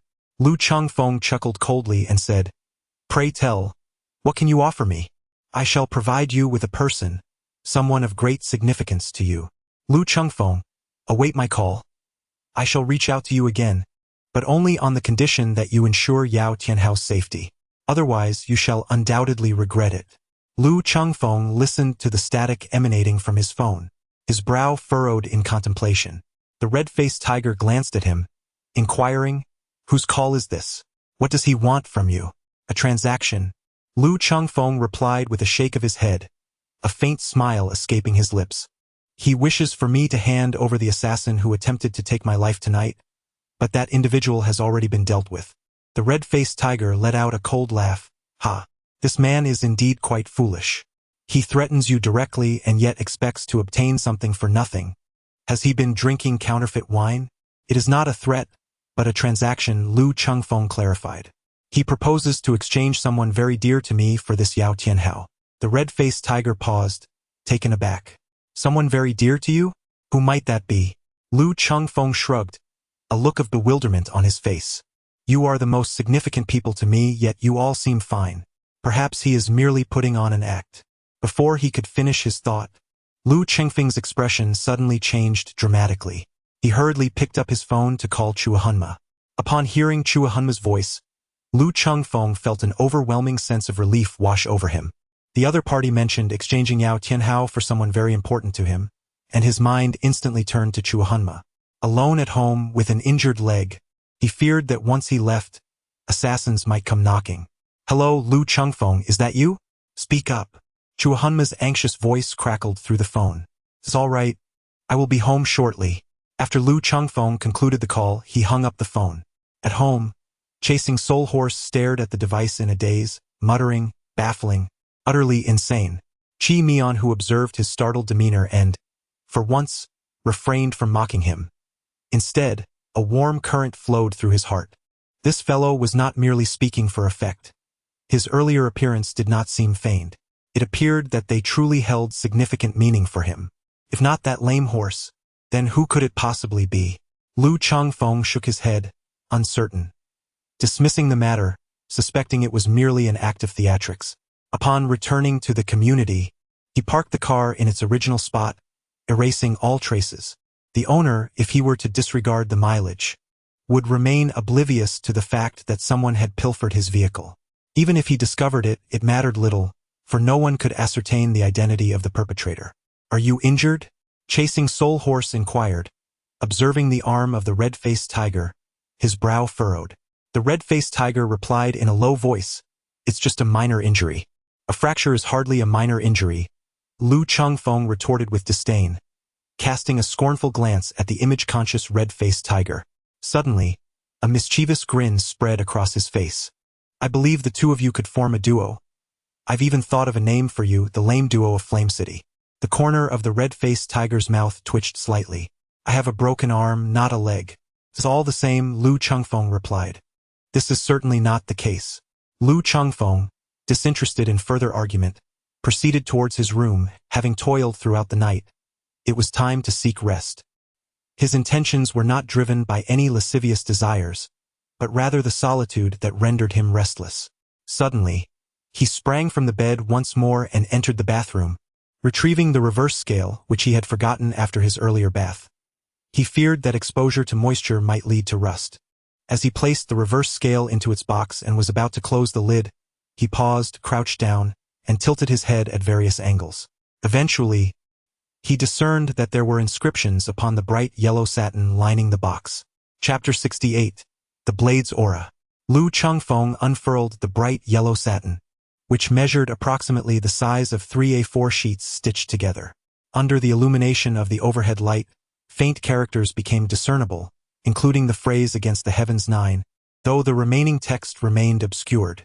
There were also small figures depicted, yet they too were not entirely clear. Lu Chengfeng entered the bathroom and soaked the silk fabric. The inscriptions and the small figures became apparent. The black text and patterns stood out vividly against the bright yellow silk, unmistakably clear. The 9 heavenly techniques. What is this? Lu Chengfeng's gaze grew increasingly fervent. The small figures before him wielded blades reminiscent of the fabled reverse scales. Could it be that these 9 defiant techniques were intricately linked to the reverse scales themselves? If he mastered such skills, would he not ascend to the heights of those protagonists from novels, who, after plummeting down cliffs, fortuitously stumbled upon divine martial arts manuals, thus becoming unparalleled in the martial realm, unmatched by any foe? In the heavens and the earth, none could rival his supremacy. You insignificant ants! Should you not hasten to pay homage to my exalted presence? Ha ha ha! Lu Chengfeng stood with his hands on his hips, grinning like a simpleton. Lu Chengfeng, are you out of your mind? It's late at night and you should be asleep. Are you unaware that there are 2 patients at home who require peace and quiet? Outside the door, the voice of the red-faced tiger resonated with disdainful reprimands. Lu Chengfeng's face was flushed with embarrassment. Sorry. Wait a minute. This is my home. I can run naked if I please. Then why don't you give it a try? He thought to himself. Isn't it the heavenly 9 styles? Why are there only 3 moves? After observing for a while, Lu Chengfeng realized that indeed only 3 moves were present. It seemed that the satin was incomplete. 3 moves were still better than none, and since he had nothing better to do, he might as well practice for fun. Who knows? It might truly be beneficial. He drew out the reverse scale and began to mimic the movements depicted by the tiny figures. Initially, his movements were somewhat clumsy, but Lu Chengfeng possessed an innate talent for this. Before long, he had grasped the essence of the techniques. With a series of agile maneuvers, the reverse scale danced in his hands, emitting dazzling glimmers of cold light. After a while, Lu Chengfeng paused, studying the tiny figure's black dots. These black dots appeared to represent several key acupoints on the human body. Lu Chengfeng pondered for a moment before resuming his practice. This time, his movements were graceful, and his speed had increased, with the reverse scale creating a shimmering ripple of cold light. Suddenly, he swung the reverse scale toward the adjacent table. A beam of light, as slender as a thread, burst forth from the reverse scale, piercing through the table with a sharp hiss and leaving a knife-like scar over a meter long on the wall. In an instant, with a thunderous crack, the table snapped in half, and the computer atop it was cleaved into 2. Lu Chengfeng stood frozen, his eyes wide with astonishment. He had merely attempted to channel the energy within him to the acupuncture points on the figurine, seeking to achieve a harmonious integration, but unexpectedly, he had unleashed a surge of blade energy. This was akin to adding wings to a tiger, envisioning a confrontation with an adversary. The sudden emergence of blade energy could lead to their demise. He approached, intending to seize the bright yellow silk and destroy it, thereby preventing anyone else from mastering it. However, after a moment of contemplation, he abandoned this notion and turned to step outside. Foolish tiger, summon the lame horse, he commanded. The crimson-faced tiger, sensing something amiss, wasted no time in approaching the door of the soul-chasing horse, rapping upon it to call him out. You too, come here quickly. I have something to show you. The 2 looked at him, their expressions filled with curiosity.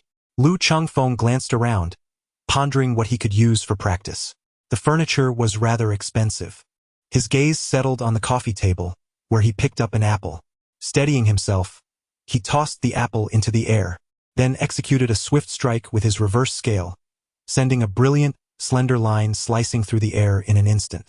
With a sharp sound, a deep gash appeared on the wall. The apple fell to the ground, split into 2 halves. Lu Chengfeng gazed at the knife mark on the wall, his expression one of anguish, feeling the sting of the inevitable expense for repairs. The red-faced tiger and the soul-chasing horse stood frozen, their mouths agape, their eyes brimming with astonishment. Lu Chengfeng was quite pleased with their reaction and, with a sense of pride, inquired, "What do you think? Impressive, isn't it?" Lu Chengfeng raised his head, exuding a formidable aura, capable of severing a head from several meters away. "Would you care to learn?" The 2 individuals were momentarily taken aback, their gazes gradually igniting with fervor. To claim disinterest would be sheer folly. The crimson-faced tiger displayed a mix of excitement and disbelief. Such a lethal technique, and you are willing to impart it to us? The soul-chasing horse shared a similar sentiment. This technique had transcended the bounds of humanity, ensuring a position of invincibility in combat. It was only natural for most to hoard such knowledge, fearing that others might master it. Lu Chengfeng smiled faintly, stating, "If you are willing to learn, I am more than willing to teach." The red-faced tiger, still somewhat incredulous, asked, "Are you serious?" Lu Chengfeng replied, "What more sincerity could I possibly show? Is there no room for trust between people?" The red-faced tiger, with a solemn expression, insisted, by the reasoning of an ordinary person, such valuable knowledge should be kept hidden. Frustrated, Lu Chengfeng exclaimed, "Forget it. I shall no longer teach.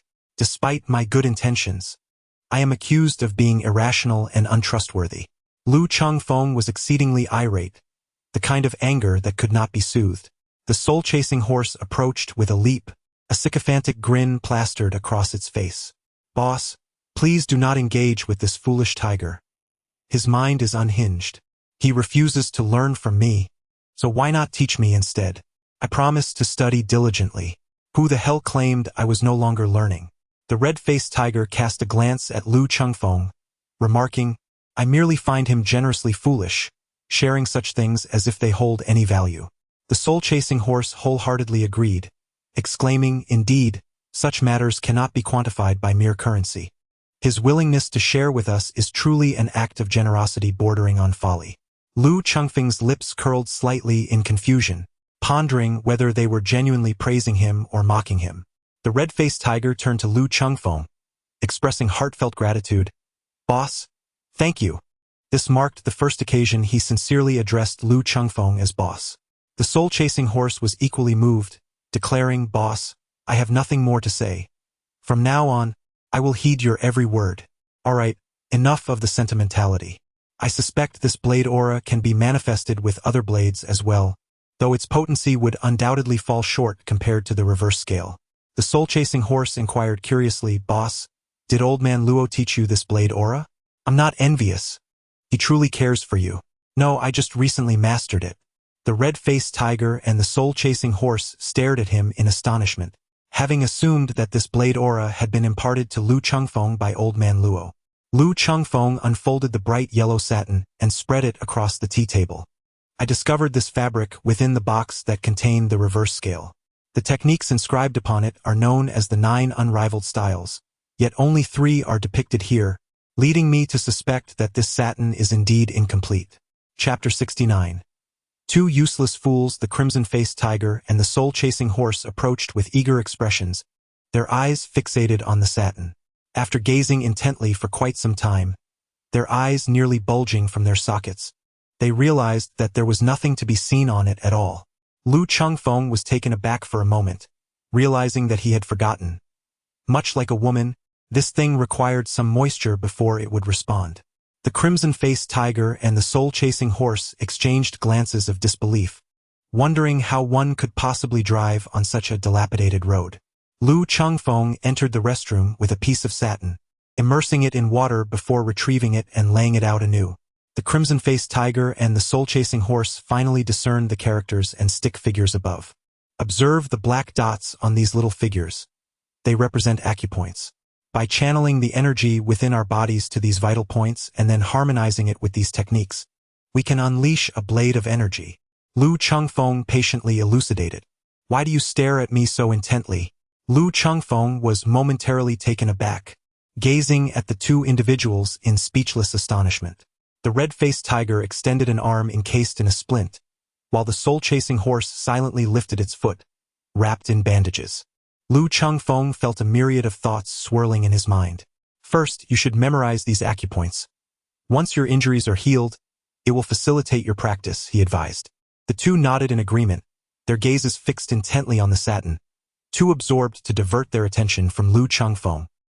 He extinguished the light and seated himself cross-legged on the bed, beginning to regulate his breathing through meditation. He observed that after unleashing 2 slashes of blade energy, the vital energy within him had significantly thinned and weakened, indicating that the blade energy was quite depleting. Yet, an inexplicable thought surfaced in his mind, recalling the words of the large-eyed girl. The covert sniper assisting them bore a faint scent of herbs and strawberries. The large-eyed girl had detected a similar fragrance on Su Yijuan. The strawberry scent emanated from her lollipop, but what of the herbal aroma? Although the large-eyed girl did not sense any herbal scent on Su Yijuan, it was indeed Su Yijuan who interacted with herbs daily. Could it be that she possessed an extraordinary identity? However, her demeanor was that of a frail woman. If she were truly a hidden powerhouse, why did she not retaliate when he and Hades sought to eliminate her that night? She had nearly been subjected to humiliation by Hades and his companions. Moreover, if she were indeed remarkable, how could she remain passive while witnessing 3 bodyguards perish before her eyes? Most crucially, Lin Jianlu spent every day in her company. If she were indeed extraordinary, it would be impossible for Lin Jianlu to remain entirely oblivious. Lu Chengfeng shook his head, realizing that he had perhaps overthought the situation. Meanwhile, in the Su household, within Su Yijuan's chamber, she sat cross-legged upon her bed, radiating a hazy white glow. Before her floated a verdant herb, measuring a mere 10 centimeters, vibrant and full of life. The herb emitted rich green luminescence, coalescing into a line that gently drifted towards Su Yijuan's crimson lips. As her lips parted slightly, she consumed the green light. The herb withered at a visibly rapid pace, transforming into powder within mere minutes. After approximately half an hour, Su Yijuan slowly opened her eyes, exuding an aura of formidable energy that was both piercing and intimidating. The little rabbit possessed a keen sense of smell, though he maintained an outward calm. It was likely he had begun to harbor suspicions about her. I must devise a strategy to completely dispel his doubts, she murmured to herself. After a brief silence, she picked up her phone and dialed a number. After a few rings, the call connected, and a steady voice inquired, "It's late for a call. Has something gone awry? I feel he is beginning to suspect me." Su Yijuan recounted the situation succinctly. The Shan't sect? Have they uncovered Lu Chengfeng's identity? After a moment of contemplation, she responded, "That should not be the case. The Yan family has consistently provided funding to the Shan't sect. Lu Chengfeng killed Yan Jiandong's son. Those individuals must have been hired by Yan Jiandong to eliminate Lu Chengfeng, and they are unaware of his true identity. We must keep a close watch on him. After all this time, we cannot allow his identity to be revealed. As for that creature you mentioned, the carnivorous rabbit, it must be dealt with promptly to avoid jeopardizing our plans." Su Yijuan's face paled slightly, and after a moment's hesitation, she replied, "I believe it would be unwise. Eliminating the carnivorous rabbit would only deepen Lu Chengfeng's suspicions of me. Make your own decision, but you must ensure that your identity remains concealed, as well as his." With a soft acknowledgement, Su Yijuan ended the call. Leaning against the headboard, her beautiful eyes flickered in the dark, her expression a conflict of emotions, as if she were grappling with a difficult choice. The following morning, as dawn broke, Lu Chengfeng emerged from the room, momentarily taken aback. The crimson-faced tiger and the soul-chasing horse were still fixated on the bright yellow satin, their eyes brimming with bloodshot intensity. "Have you two been gazing at it all night?" Lu Chengfeng walked over, unable to suppress a frown. "Have you not memorized these few acupoints after an entire night?" The red-faced tiger, visibly agitated, replied, "The acupoints have been memorized, but the reason eludes us. When we attempt to circulate the energy within our bodies, we find ourselves utterly incapable of connecting and integrating these acupoints." Lu Chengfeng was taken aback. Could it truly be this challenging? He had mastered it after just one attempt. There is no need to seek alternative methods. Simply follow the acupoints outlined above and focus your energy accordingly. This is precisely how we have approached it, yet we always seem to fall just short. Lu Chengfeng frowned. "Just one step away? Are you perhaps too eager?" The soul-chasing horse gazed up at him and inquired, "How long have you been practicing?" "I." Lu Chengfeng raised an eyebrow, a hint of pride in his voice as he replied, "Although I have no desire to discourage you, I am not one to lie. I succeeded merely after a single attempt." The two looked up at him, their eyes clearly conveying the sentiment. "Scoundrel! You two novices, even when presented with fine opportunities, are utterly incapable of making use of them." Lu Chengfeng mocked them. The red-faced tiger cast him a sidelong glance, suddenly wearing a mischievous grin, and teased, "Do you think we, like you, are all human emperors, capable of mastering anything effortlessly? What a notion!" Lu Chengfeng looked at him in bewilderment, asking, "What is a human emperor? I am clearly the dragon among men. How would I know?" The red-faced tiger rolled his eyes in exasperation and replied, "I heard it from Old Man Luo." "Huh? If Old Man Luo were to praise me, he would surely say I am the dragon among men. What on earth is a human emperor? I already told you I don't know. Once, Old Man Luo was intoxicated and claimed you were the reincarnation of a human emperor, the last of your kind.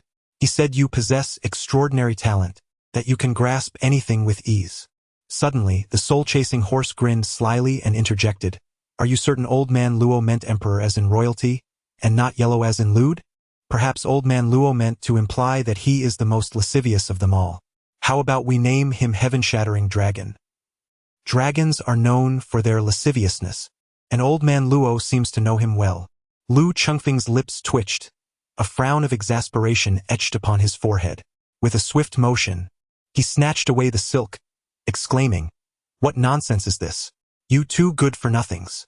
I regarded you as my own sons, yet you treat me as a stepfather, neglecting your filial duties." Chapter 70. Disappearance. Luo Chengfeng departed from home, took a taxi to the repair shop, and drove off in his own car, heading straight for the Su residence. However, to his dismay, he found no one there. Su Yijuan, Lin Jianlu, and the adorable girl with large eyes were absent, having gone out shopping. Just as he was about to call Su Yijuan, he unexpectedly received a call from Lin Jianlu. "Hello? Luo Chengfeng, Xiao Jun is missing." Luo Chengfeng's eyes narrowed sharply into a wheat grain shape. "Where are you?" "At the Kaiyuan shopping mall." "You go ahead and check the surveillance footage. I will be there shortly." Luo Chengfeng drove swiftly to Kaiyuan shopping mall, where he met Lin Jianlu and the adorable girl with big eyes. Lin Jianlu, her delicate face etched with concern, remarked, "Xiao Jun has gone to the restroom. Little Rabbit and I are waiting outside. She has been gone for quite some time. We sensed something amiss and decided to enter and look for her, but she has vanished. We just checked the surveillance footage yet found no significant leads." Luo Chengfeng furrowed his brow. "Have you inspected the restroom?" "I have checked the windows and ventilation ducts, yet found no clues. I suspect the individual was incapacitated and taken right under our noses." Luo Chengfeng's gaze was icy, indicating that the individual who could abscond with someone under their very noses was no ordinary person. It was indeed a lapse on our part, for we never anticipated that someone would dare to act in such a public place, teeming with people and prying eyes. The question now remains, was it the Yen family behind this, or a hired assassin? Should it be the Yen family, Yen Jiandong might resort to using Su Yijuan as leverage against Luo Chengfeng, leaving Su Yijuan with a chance for survival.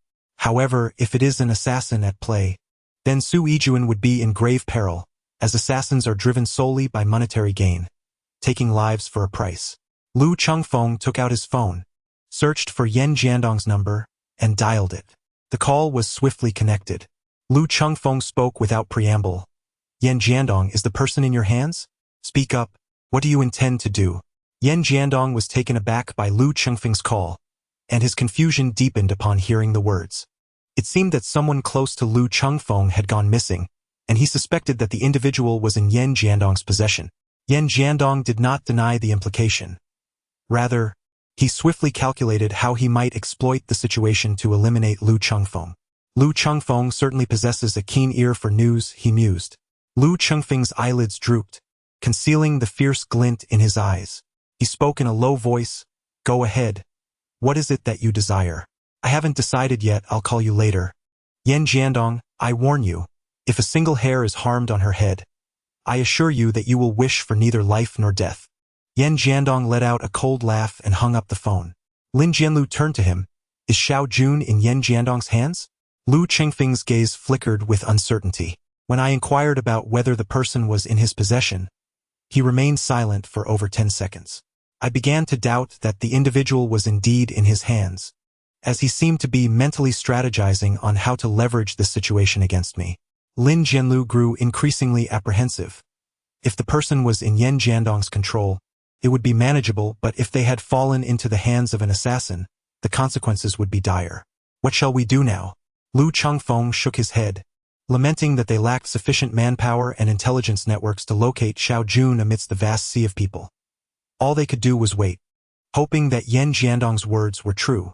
Meanwhile, at the Yen residence, Yen Jiandong found Song Jian and recounted the situation in broad strokes. As Song Jian listened, a menacing glint gradually filled his eyes. "Well done. Luo Chengfeng is a killer, cold-blooded and ruthless. I was initially concerned about whether we could draw him out. It seems even fate is aiding us." Yen Jiandong's expression mirrored that of Song Jian's, filled with a grim satisfaction. "I shall have people lying in wait around the area. Once Luo Chengfeng enters the encirclement, we will unleash a barrage of gunfire. Dozens of firearms, no matter how divine he may be, he shall meet his end." Just then, a knock echoed through the room. "Come in," he commanded. Luan Haozhong entered. "Mr. Yen, someone wishes to see you." "To see me?" Yen Jiandong paused slightly, curiosity piqued. "Who is it?" "A man in his 50s. He claims to have Su Yijuan and wishes to discuss matters with you." Yen Jiandong's eyes widened in surprise. his gaze flickering before he broke into a cold smile. So the missing one is indeed Su Yijun. Naturally, no one else could have made Lu Chengfeng so anxious. Luan Haozhong respectfully inquired, "Does Mr. Yen wish to meet him?" "Yes, of course. Arrange for more personnel to lie in wait around the vicinity. I will meet him in the living room." Luan Haozhong hesitated slightly. "Mr. Yen, do you suspect he has ulterior motives?" "Could very well be a ploy by Lu Chengfeng to draw me in closer and then eliminate me." Luan Haozhong nodded, acknowledging Yen Jiandong's prudent considerations. "I shall take care of it at once." Yen Jiandong turned to Song Jian. "Mr. Song, would you like to accompany me? If the visitor truly intends to harm him." Song Jian's presence would offer an additional layer of safety. Song Jian discerned the visitor's intentions in an instant. Having suffered greatly the previous night, he now harbored a profound wariness towards those surrounding Lu Chengfeng. He shook his head and said, "I shall abstain. Allow Miao Zhenchuan to accompany you instead." Yen Jiandong dared not press the matter further and left, feeling a tinge of disappointment. Upon entering the living room, Yen Jiandong encountered a man of ordinary appearance, yet robust in stature, seemingly in his 50s. "You wish to see me?" The man regarded him with a slight smile. "Mr. Yen, Su Yijun is in my possession." As he spoke, he produced a phone displaying an unconscious Su Yijun. Yen Jiandong scrutinized him, his eyes narrowing in suspicion. "Who exactly are you?" This individual, having captured Su Yijun, evidently understood the enmity between him and Lu Chengfeng, an insight that ordinary folks would not possess. He was highly likely to be someone sent by Lu Chengfeng. "Rest assured, Mr. Yen, I am not your enemy. What I am is of little importance. What matters is that I hold the person you wish for." Yen Jiandong remained vigilant. "What do you seek?" "The bounty for killing Su Yijun is 200 million. But now that I have captured her alive, I wonder how much she is worth?" Yen Jiandong fixed his gaze upon him. "How much do you desire?" "I initially aimed for 500 million, yet I wish to befriend you, Mr. Yen." "How does 300 million sound?" Yen Jiandong's eyes flickered. If he could utilize Su Yijun to eliminate Lu Chengfeng, 300 million would indeed be a worthy price. "Very well, we shall exchange the person for the payment." The man smiled faintly, placing a note on the coffee table. "This is my dark web bank account. Once you see the person, you may transfer the funds." Yen Jiandong paused, a hint of disbelief crossing his face. "Are you not concerned that I might not pay after seeing her?" The man chuckled coldly, slowly lifting his foot and then stomping down abruptly. With a resounding crash, the floor tile beneath him shattered into fragments. Yen Jiandong's eyes widened in shock, as concealed gunmen emerged from the shadows. The man remained unfazed, calmly stating, "I believe there will be many future collaborations with you, Mr. Yen. You are a businessman who knows how to make advantageous choices, no?" Yen Jiandong scrutinized him, a smile forming on his lips. This man's prowess was formidable. If a good rapport could be established, he could assist in resolving many clandestine matters in the future. "How shall I contact you moving forward?" "Let us wait until after this collaboration. I must first witness your sincerity before deciding on any future alliance." Yen Jiandong nodded with a smile. "Where is Su Yijun?" "There is a car outside your door. She is inside." "Mr. Yen, may I take my leave now?" Chapter 71. Falling Sunset Villa. Just as Lu Chengfeng and his companions were in a state of anxious anticipation, Yen Jiandong called once more. "Lu Chengfeng, if you wish to save Su Yijun, you must do as I instruct." Lu Chengfeng's gaze was icy as he inquired, "Speak plainly. What is it that you wish for me to do? Are you familiar with Luoxia Mountain Villa?" "Enough of the small talk. Let's get straight to the point." Yen Jiandong chuckled ominously several times before replying, "In an hour we shall meet at Luoxia Mountain Villa. Bring Yao Tianhao to make the exchange." Lu Chengfeng's gaze flickered momentarily before he spoke. "Very well, but I must ensure Su Yijun's safety." "No problem," came the reply. Soon after, Lu Chengfeng received a photograph on his mobile device, revealing the unconscious Su Yijun. "Lu Chengfeng, when we meet, you may bring your companions, but do not entertain any tricks. Otherwise, I will immediately take Su Yijun's life," Yen Jiandong stated ominously. After ending the call, Lin Jianlu eagerly inquired, "What happened?" "Indeed, Xiao Jun is in Yen Jiandong's clutches. He instructed me to go to a place called Luoxia Mountain Villa. You all should find a secure location and wait for my signal once I rescue Xiao Jun. By the way, do not inform Grandfather Su or anyone else about this matter. I am determined to bring Xiao Jun back. Yan Jiandong mentioned I could bring friends, which suggests he has laid a meticulous trap. I cannot allow Lin Jianlu and the cute girl with big eyes to take risks. If a sacrifice is necessary, let it be him alone. Yet, it remains uncertain who that might be. No, I must accompany you. Xiao Jun went missing right under my nose. I failed to protect her, and I must rescue her with my own hands. I too wish to join you. My long-range attacks may prove beneficial. Lu Chengfeng hesitated for a moment before nodding slightly. Very well, I shall act in the open while you remain in the shadows. I will distract them, and you seize the opportunity to rescue Xiao Jun. The two women nodded in unison. The trio made their way to the underground parking lot, where the adorable girl retrieved her bow and arrows from their vehicle, then joined Lu Chengfeng in his car as they set off for Luoxia Villa. Lu Chengfeng searched for the location of Luoxia Villa on the navigation system and discovered that it was quite distant, situated beneath the northern outskirts of Luoxia Mountain. He sped along the road, and after approximately 40 minutes, he finally arrived at the destination. Lin Jianlu and the big-eyed cute girl had already exited the vehicle and stealthily approached Luoxia Villa. Lu Chengfeng drove directly to the entrance of the Xiaoxia Mountain Villa. Nestled on the mountainside, this expansive estate exudes a sense of antiquity reminiscent of classical gardens, presenting a grand and imposing presence. As Lu Chengfeng alighted from the vehicle, the crimson door gradually swung open. A tall and slender young man, sporting a neat and tidy crew cut, stood within the entrance, gazing at Lu Chengfeng. "You are quite punctual, Mr. Lu," he remarked. Lu Chengfeng squinted, casually inquiring, "Where is Yan Jiandong?" Chairman Yan is exceedingly occupied with his affairs and, regrettably, cannot personally welcome Mr. Lu. He asked me to convey his apologies, replied the man. This old dog is indeed cautious, not even showing his face. Lu Chengfeng thought to himself with disdain. And who might you be? I am Luan Haozhong, serving alongside Chairman Yan, came the reply.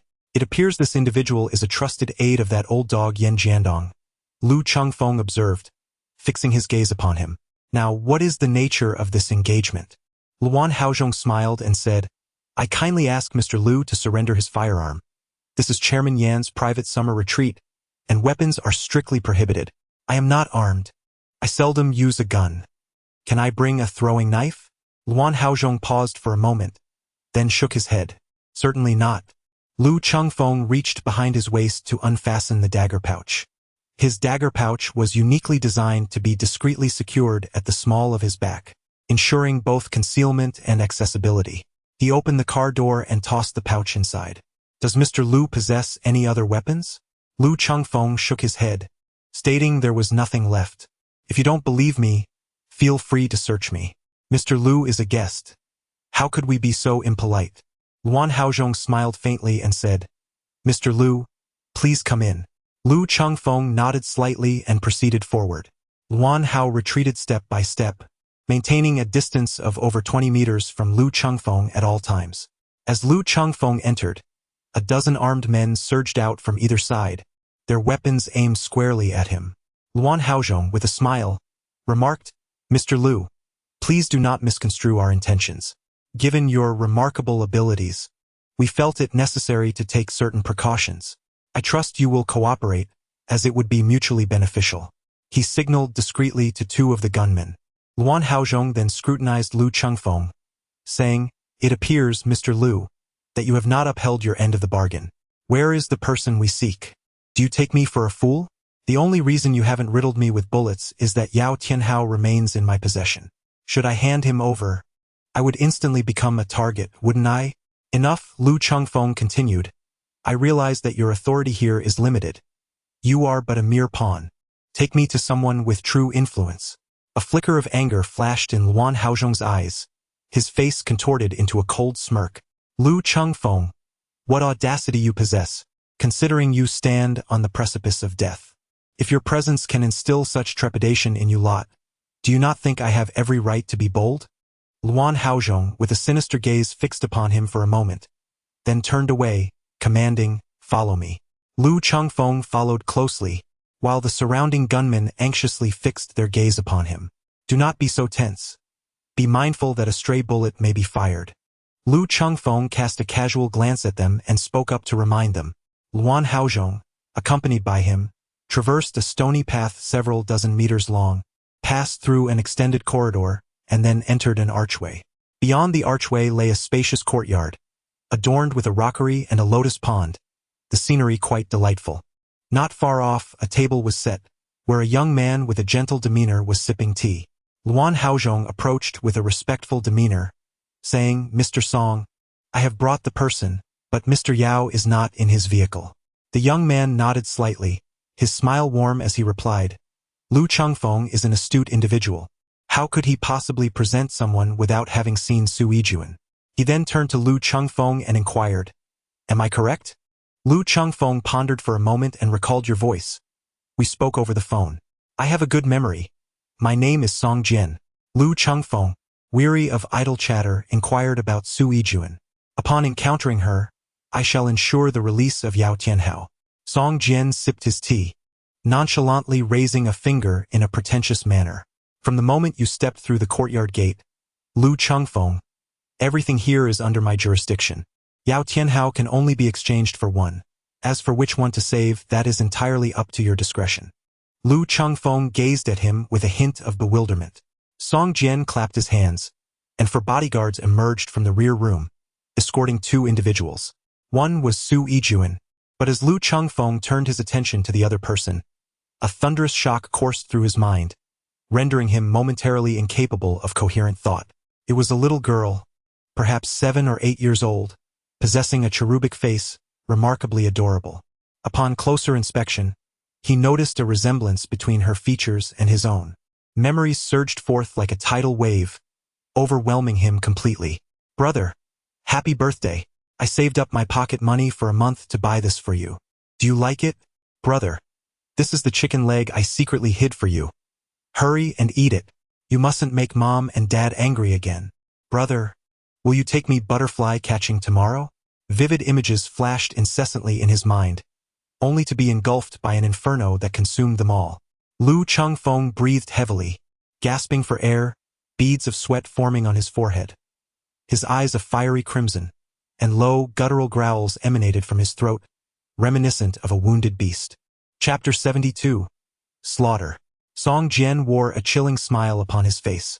Luan Haozhong, in a sycophantic manner, remarked, Mr. Song, your method of killing both body and spirit is truly remarkable. Song Jian's smile brimmed with satisfaction. Once a person is ensnared by their vulnerabilities, they become as helpless as fish on a chopping board, awaiting their fate. Lu Chengfeng's resolve was evidently insufficient. It seemed there was no need for further exertion. His spirit had already crumbled. Just bring him down directly. Luan Haozhong nodded slightly, then signaled to the two gunmen to subdue Lu Chengfeng. The gunmen approached cautiously, their firearms trained unwaveringly on him. Lu Chengfeng's eyes burned crimson, his breath coming in heavy gasps, beads of cold sweat cascading down his forehead. A gunman raised his hand, swinging the weapon violently towards the back of Lu Chengfeng's head.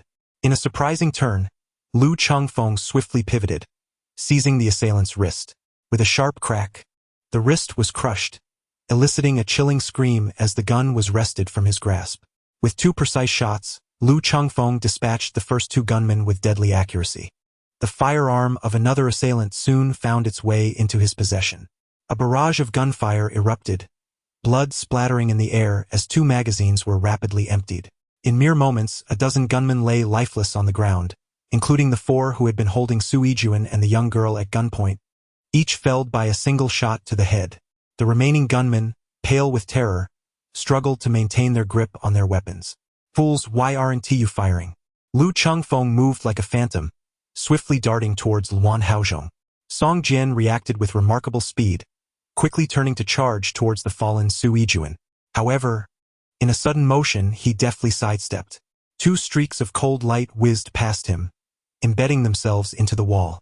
Lu Chengfeng waved his hand, and 2 flying daggers transformed into gleaming streaks of cold light, once again hurtling towards Song Jian. With a swift roll on the ground, Song Jian narrowly evaded the daggers, darting behind the locust tree in the courtyard. Lowering his gaze, he noticed blood gushing profusely from his arm, staining his sleeve a deep crimson. In truth, he had not completely escaped. The daggers had inflicted a horrific gash on his arm, deep enough to expose bone. Luan Haozhong's complexion turned ashen as he beheld the rapidly advancing Lu Chengfeng, instinctively reaching for the gun at his lower back. He was bewildered, having distinctly seen Lu Chengfeng throw all the daggers into the vehicle earlier. How could he still possess more? Yet, before he could draw his weapon, a powerful hand seized his throat with an iron grip. The stone bricks beneath Lu Chengfeng's feet shattered instantly, propelling him into the air to a height of 2 or 3 meters, directly striking Luan Haozhong. With a resounding thud, accompanied by the chilling sound of cracking bones, a shiver ran down the spine. Luan Haozhong's back crashed violently against the stone steps, causing them to fracture. How many bones of his were not directly broken? Blood gushed from his mouth, his body convulsed, and he could not even utter a cry of agony. Lu Chengfeng landed, his foot pressing down on the chest of his adversary, crushing his ribcage beneath his weight. In an instant he surged forward, and all the bullets that were originally aimed at him found their mark in Luan Haozhong, transforming the already dying man into a mere sieve. The gunmen, witnessing the demise of Luan Haozhong, stood frozen in place, paralyzed by their own ineptitude. "Fools! Open fire!" roared Song Jian, hiding behind a tree in a fit of rage. Upon entering the room, Lu Chengfeng did not linger. He surveyed the scene briefly before scaling the back window with the unconscious forms of the 2 individuals in tow. Song Jian's eyes glinted with malice, his features contorted in fury, as he ripped off a sleeve to crudely bandage his wound. He then emerged from behind the tree, retrieving 2 firearms from the ground. Gunfire erupted, a cacophony of noise as bullets rained down upon the room, swiftly reducing doors and windows to splinters. A gunman suddenly produced 2 grenades, hurling them into the chamber. The ensuing explosions were deafening, blinding flames and billowing smoke erupting from the room, shaking the very ground beneath them. With a face twisted in rage, Song Jian demanded, "Is there more?" Another gunman stepped forward, brandishing 2 grenades, pulling the pins, and preparing to throw them into the room, only to be met with a precise steel arrow that pierced through his skull. Everyone stood in stunned silence. The grenades detonated before they could hit the ground. In an instant, flames engulfed the area, flesh and blood scattered, the air filled with agonizing screams. The lethal radius of the grenade explosions extended over 20 meters, with a nearly 0 survival rate within 3 meters, while those beyond would suffer injuries but were less likely to perish. The close proximity of the gunmen had shielded many from the full force of the blast. Thus, few had died, though many were injured or left reeling from the shock. Song Jian, positioned near the epicenter, despite his quick reflexes, was not spared. His back was shredded, writhing in pain upon the ground. Against the devastating force of grenades, carbon-based life forms were rendered feeble, and mastery of true energy offered little protection unless one possessed formidable armor. At that moment, 3 steel arrows whistled through the air, pinning 3 gunmen to the ground. A figure clad in crimson emerged from behind a rockery, darting towards the fray with astonishing speed, plunging into the crowd and seizing a steel arrow. With a swift motion, the arrow pierced a gunman's throat, and as it was violently withdrawn, it sprayed blood before being thrust into another's windpipe. Only after 4 or 5 gunmen had fallen did the others react, their souls gripped by terror, screaming in panic as they fired in a frenzy. However, their shots went astray, claiming the lives of their own comrades. In such a densely packed setting, the disadvantages of firearms became glaringly apparent, proving less effective than a mere brick. The figure in red was a vision of beauty, yet possessed a feral allure, mercilessly reaping lives. Meanwhile, the hidden archer continued to unleash arrows from the shadows, a constant threat. Suddenly, a figure descended from the rooftop, Lu Chengfeng, leaping into the throng like a tiger among sheep. He swiftly commandeered a firearm, moving through the crowd with ghostly agility, executing precise shots to the heads of his targets at close range. As he emptied the magazine, he seized another weapon, the carnage relentless. In a mere 2 minutes, the trio had left no survivors. Well, almost none. Song Jian remained, his complexion pale, eyes wide with terror as he beheld Lu Chengfeng and Lin Jianlu standing amidst the sea of corpses. Over 50 gunmen had perished, leaving no one alive.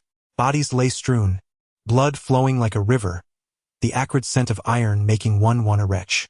Lu Chengfeng, I've heard tales of your prowess. If you are a true man, cast aside your weapon, and let us settle this with our bare hands.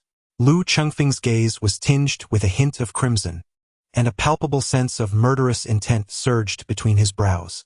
The aura of death surrounding him was almost tangible as he nodded slightly, expressing his approval. However, just as Song Jiansong breathed a sigh of relief, 2 gunshots rang out. He lowered his body, collapsing to the ground with a scream akin to that of a slaughtered pig, as both of his kneecaps were shattered. Chapter 73. Unshackling the ankle bracelets in excruciating pain, Song Jian clutched his knees, wailing in agony, his cries more pitiful than that of a dying swine. Lu Chengfeng approached him step by step, wielding a gun, his gaze imposing from above.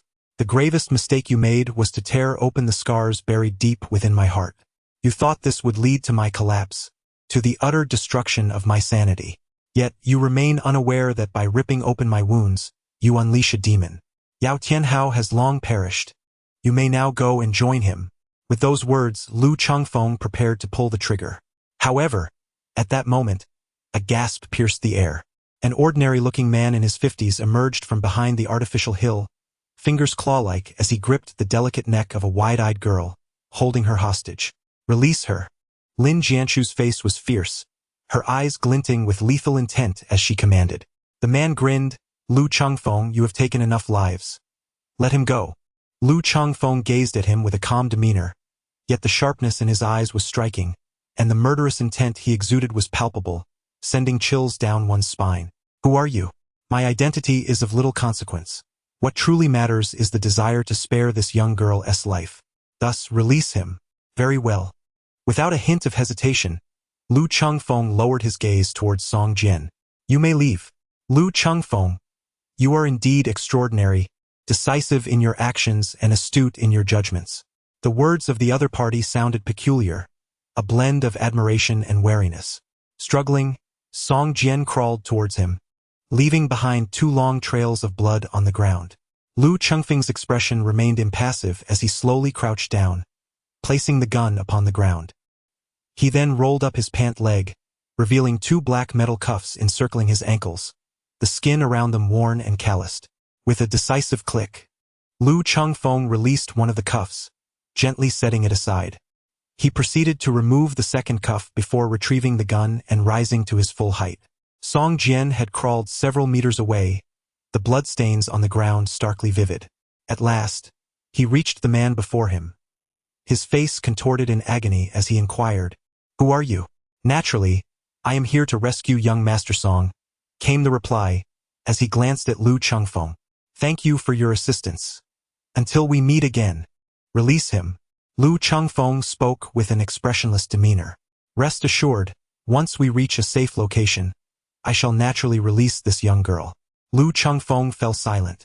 The man, with one hand gripping the throat of the large-eyed girl and the other hoisting Song Jian, turned to leave. However, at that very moment Lu Chengfeng sprang into action. Lin Jianlu, her face etched with horror, felt a fierce wind whip past her, stinging her cheeks and sending her long hair into a wild dance, her skirt billowing around her. The man's expression shifted drastically as he sensed danger. The hairs on the back of his neck stood on end. In a panic, he turned his head to look back, his face pale and eyes wide with fear. Acting out of desperation, he hurled Song Jian backward.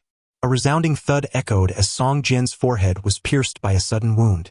The man's complexion turned ashen as he glanced toward the large-eyed girl, only to find she had already fled. With no time to ponder, he turned to escape. Yet, as he took a single step, a powerful gust swept past him, causing him to abruptly halt, a gun now pressed against his forehead.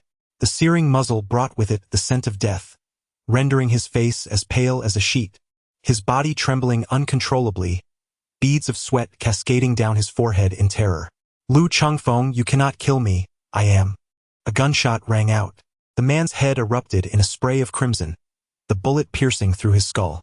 As the lifeless body crumpled to the ground, Lu Chengfeng fired several more rounds into the man's head, not ceasing until the magazine was empty, leaving the face beyond recognition, a gruesome mass of flesh.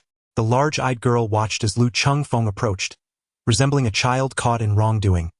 Her head hung low as she murmured, "I'm sorry. I was too focused on this side and didn't notice he had quietly come up behind me." Lu Chengfeng displayed a faint smile on his face as he gently patted her little head. "Fear not. Whoever dares to harm you, I shall extract their brains, regardless of their identity." The wide-eyed, adorable girl beamed with a silly grin, exuding charm. She gazed at Lu Chengfeng with a mix of confusion and curiosity, then approached to pick up the black anklet on the ground, only to stumble unexpectedly. "Be careful. That object is rather heavy," Lu Chengfeng cautioned. Lin Jianlu was utterly astonished. She was unable to lift this seemingly insignificant ankle bracelet. Lu Chengfeng approached, picked up the ankle ring, and fastened it back onto his wrist. "What exactly is this?" "It's an ankle ring, given to me by the old man Luo. Despite its small size, each one weighs nearly 50 kilograms. I am unaware of the material it is made from. How can it be so heavy?" Lin Jianlu's rosy lips parted slightly, her face a picture of astonishment. "So, you walk around every day with 100 kilograms on your feet?" Lu Chengfeng shook his head, stating that it weighed 200 kilograms. Old man Luo had given him 10 of such ankle weights, but currently, he could only wear 2 on each foot. Wearing more would hinder his movement. Concerned that it might affect his speed while rescuing Xiao Jun, he had removed 2 before disembarking. Lin Jianlu was left speechless in astonishment. "How much does Lu Chengfeng weigh?" "Approximately 75 kilograms. Yet, each day he walks while bearing an additional 200 kilograms. The wide-eyed, adorable girl gazes in astonishment as she rushes over to tug at Lu Chengfeng's pant leg, her curiosity piqued. Upon observing his ankles, her expression shifts to one of concern. Noticing the abrasions, "It's nothing. One gets accustomed to it over time," he replies. "To carry such a heavy load and still run so swiftly while bearing me is truly remarkable." Lu Chengfeng smiled. Lin Jianlu, filled with curiosity, inquired, "Why does old Luo want you to wear this?" "It is, of course, for training," Lu replied. "Old Luo says that only speed can break through, and only strength can withstand. The combination of swiftness and power can overcome myriad obstacles. This old man can be quite eccentric, but walking every day has indeed become a form of training, which is rather beneficial. After donning this contraption, I must channel energy into my feet with each step. Otherwise, on softer ground, I tend to create depressions with every step I take. Though it can be a bit exhausting, the results are remarkably evident. My energy is growing stronger, and my speed is increasing.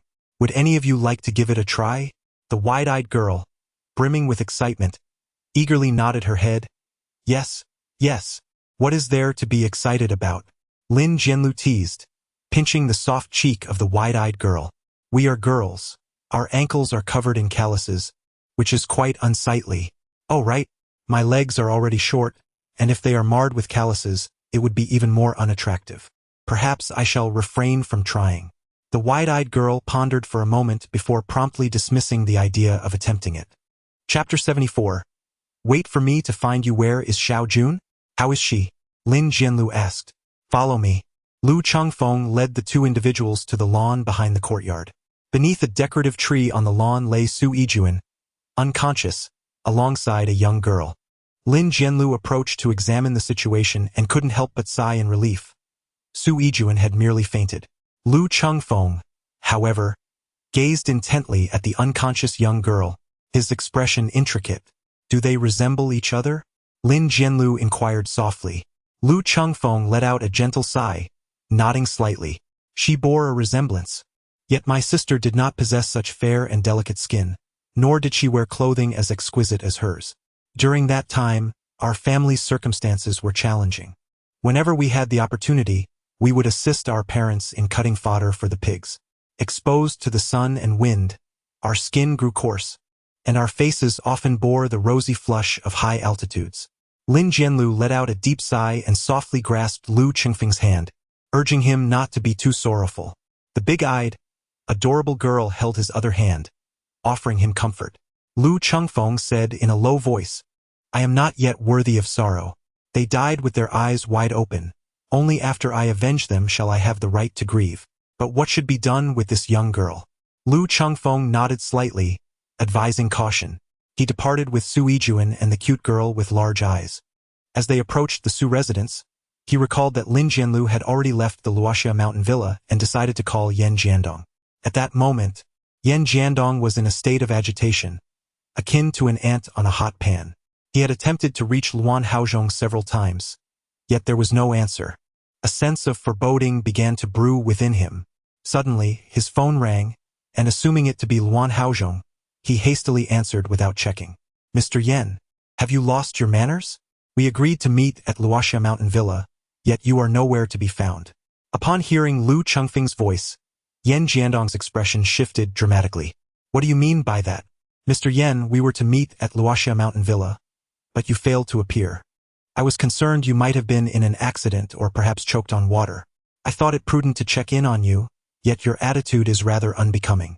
Yan Jiandong's face turned pale, his hand trembling uncontrollably as he held the phone. At this moment, Lu Chengfeng should have been dead, riddled with bullets. Yet, he was very much alive, calling him without a care. This indicated that something had indeed gone awry. Lu Chengfeng, you possess an extraordinary resilience. So many bullets have failed to claim your life. It appears I must reassess my perception of you. Yan Jiandong's body trembled as cold sweat beaded on his forehead. Mr. Yan, as a friendly reminder, you should promptly send someone to handle those dozens of corpses. That is your private villa, and with so many deceased, should someone discover this, you would find it difficult to absolve yourself of responsibility. Also, await my arrival. After Lu Chengfeng finished speaking, he abruptly ended the call. Yan Jiandong listened to the dead air on the phone, his face turning ashen, cold sweat trickling down his forehead, and his entire being trembled with fear. Someone. Suddenly, he shouted in a frenzy. A bodyguard pushed the door open, and upon seeing Yan Jiandong's condition, he was taken aback. Mr. Yan, what happened? Are you unwell? Go summon Mr. Miao. Quickly. Meanwhile, Lu Chengfeng parked the car at the entrance of the Su residence. Channeling his inner energy to his fingertips, he gently tapped the snow-white neck of Su Yijuan. Su Yijuan's long eyelashes fluttered a few times before she slowly opened her eyes. Still dazed from her slumber, she initially perceived a figure beside her, and it took her a moment to discern. Chengfeng? She rubbed her sore neck. How did I end up in your car? I remember going shopping with Xiao Lu and the others. Xiao Lu, you were kidnapped, and we rescued you. Kidnapped? Su Yijuan's delicate face paled. Her eyes filled with terror. I was kidnapped? Lu Chengfeng gazed at her, softly reassuring. It is all over now. Everything is in the past. Su Yijuan, in a state of panic, swiftly checked her garments, confirming that she had not sustained any injuries, and only then did she let out a slight sigh of relief. Chengfeng, little rabbit, thank you both. But where is the little dear? Am I correct in thinking that it was the Yan family who abducted me? Su Yijuan's face was etched with fear. Lu Chengfeng nodded slightly. Su Yijuan's delicate face turned pale, and she looked at Lu Chengfeng with lingering fear. Thanks to you. Otherwise don't think too much. With me around, you will be safe. Su Yijuan's eyes shimmered with shyness as she gazed at Lu Chengfeng, softly murmuring an affirmative reply. By the way, could you please not mention this to my grandfather or my parents? I fear it would cause them undue worry. Lu Chengfeng nodded, for he harbored the same thought. As Lu Chengfeng turned the car around and drove down the mountain, he placed a call to Lin Jianlu, ensuring his safety before feeling at ease. By this time, night had long since fallen, and the neon lights along the street flickered, intertwining to create a dazzling array of colors that illuminated the pavement in vibrant hues. Lu Chengfeng was in a rather dismal mood as he paused outside a bar, contemplating entering for a drink. Meanwhile, Su Yijuan was in her room, engaged in a phone conversation. Why must we save Song Jian? I require a reasonable explanation. Her brow was furrowed with indignation, her tone sharp. Song Jian was the adopted son of the leader of the Shantian sect, while Yao Tianhao was his biological son. Should both meet their demise in Yan City, the Shantian sect would not let it slide. It is imperative to prevent Lu Chengfeng from mingling excessively with practitioners. If his identity were to be revealed, all our plans would be in vain. On the other end of the line, a steady male voice responded. Su Yijuan's almond-shaped eyes blazed with fury. You have not been truthful. If Yao Tianhao is dead, the Shantian sect will certainly seek retribution. Thus, whether Song Jian lives or dies is inconsequential. You sent people to rescue Song Jian, presumably seeking a favor from the Shantian sect. Am I correct? Furthermore, while rescuing Song Jian, you intend to eliminate the meat rabbit. Am I right? The voice on the other end replied gravely, Indeed, that meat rabbit possesses acute senses. Anyone capable of uncovering your identity must not be spared. Su Yijuan's gaze turned icy as she enunciated each word. I have stated, the meat rabbit must not be killed. Su Yijuan, you must be cognizant of your position. I am the one in charge of Yen City. I am not obliged to report my actions to you. You need only to follow orders, he asserted. Chapter 75. I fear he will strike me on the second floor of the bar. The private booths offered a respite from the chaotic revelry below. Lu Chengfeng ordered a dozen bottles of wine, a fruit platter, and several appetizers. He took out his phone and called Lin Jianlu. Where are you? It's so noisy. At the bar. Are you coming? I'll treat you to a drink. Wait for me. All right, I'll send you my location.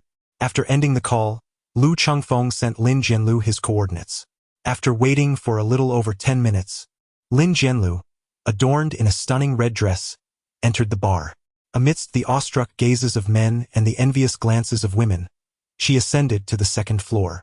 Lu Chengfeng cast a glance around, a bitter smile gracing his lips as he remarked, I have suddenly realized that inviting you here was a grave mistake. The gazes of these men seem as though they wish to devour me.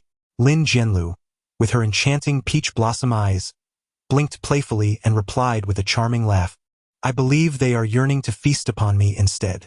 After all, who could resist the allure of my exquisite beauty? Lu Chengfeng nodded in agreement, acknowledging that while he consumes raw food, the sun belongs to the public. They do not merely wish to devour me. Rather, they aspire to eliminate me and take my place. Lin Jianlu shot him an exasperated glare. Lu Chengfeng poured her a glass of beer. Lin Jianlu wore a face of disdain, thinking, You invite me to drink, and this is what you offer? There is no sincerity at all. I feel utterly insulted. Lu Chengfeng gazed at her in perplexity. Can such a light beer truly intoxicate someone? When drinking with a stunning beauty like me, you ought to choose something stronger. Only if I become inebriated would you have a chance. Lin Jianlu cast a flirtatious glance in his direction. Lu Chengfeng smiled faintly, raised his glass, and clinked it with hers, saying with a chuckle, Do drink less. I may have inadvertently added too much medicine earlier. Lin Jianlu's expression suddenly turned serious, her hand pausing as she gazed at the wine in her glass. Did you truly drug it? Lu Chengfeng nodded. Exactly, this is the greatest respect for this stunning beauty. If you drink with me without any ulterior motives, I might start to doubt my own allure. Lin Jianlu, with a radiant smile, finished the contents of her cup in one swift motion. Lu Chengfeng's lips twitched slightly. You truly did drug me, you scoundrel? Very well, you've succeeded. Lin Jianlu's fair cheeks flushed crimson, her gaze dazed as she stared at him, before gently leaning against the table. Lu Chengfeng's countenance shifted dramatically. He had not administered any poison. He picked up the cup before Lin Jianlu and inhaled deeply. His gaze gradually turned icy. This cup had been touched solely by the waiter, and since Lin Jianlu had not yet arrived at that time, it was evident that the poison had been intended for him. Lu Chengfeng's gaze was as sharp as a blade, exuding an intimidating brilliance as he surveyed his surroundings. Suddenly, Lin Jianlu raised his head. A look of deep resentment etched upon his face. Are you going to make a move or not? I'm already feeling faint. Why are you just standing there? Shouldn't you be taking me to the hotel? Lu Chengfeng's expression froze, his face a mask of confusion as he gazed at her. You wretched man, you squander the opportunity bestowed upon you. Forget it, you've rendered me utterly disinterested. It turns out that this woman was merely feigning, leading him to ponder endlessly in his mind about who had administered the drug. He had nearly crafted an entire detective novel.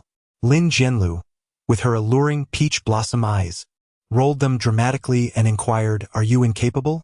Lu Chengfeng gritted his teeth, and with a fierce determination, he proclaimed, I am the master of the night. with a reputation for conquering 9 in a single evening. Do you dare to question my prowess? Lin Jianlu, wearing an expression of disdain, retorted, Fortunately, you were not able to succeed. What I desire is a man capable of achieving 10.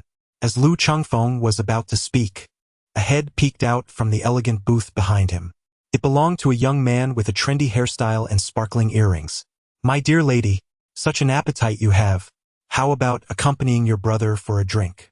They call me 11th Master, and I assure you, you will be thoroughly satisfied, the young man said with a lascivious grin.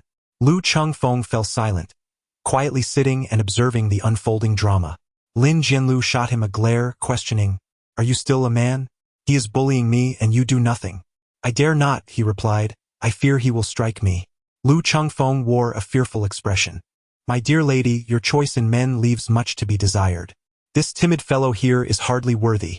Instead, why not accompany me? I can offer you a life of indulgence and guarantee satisfaction in every regard.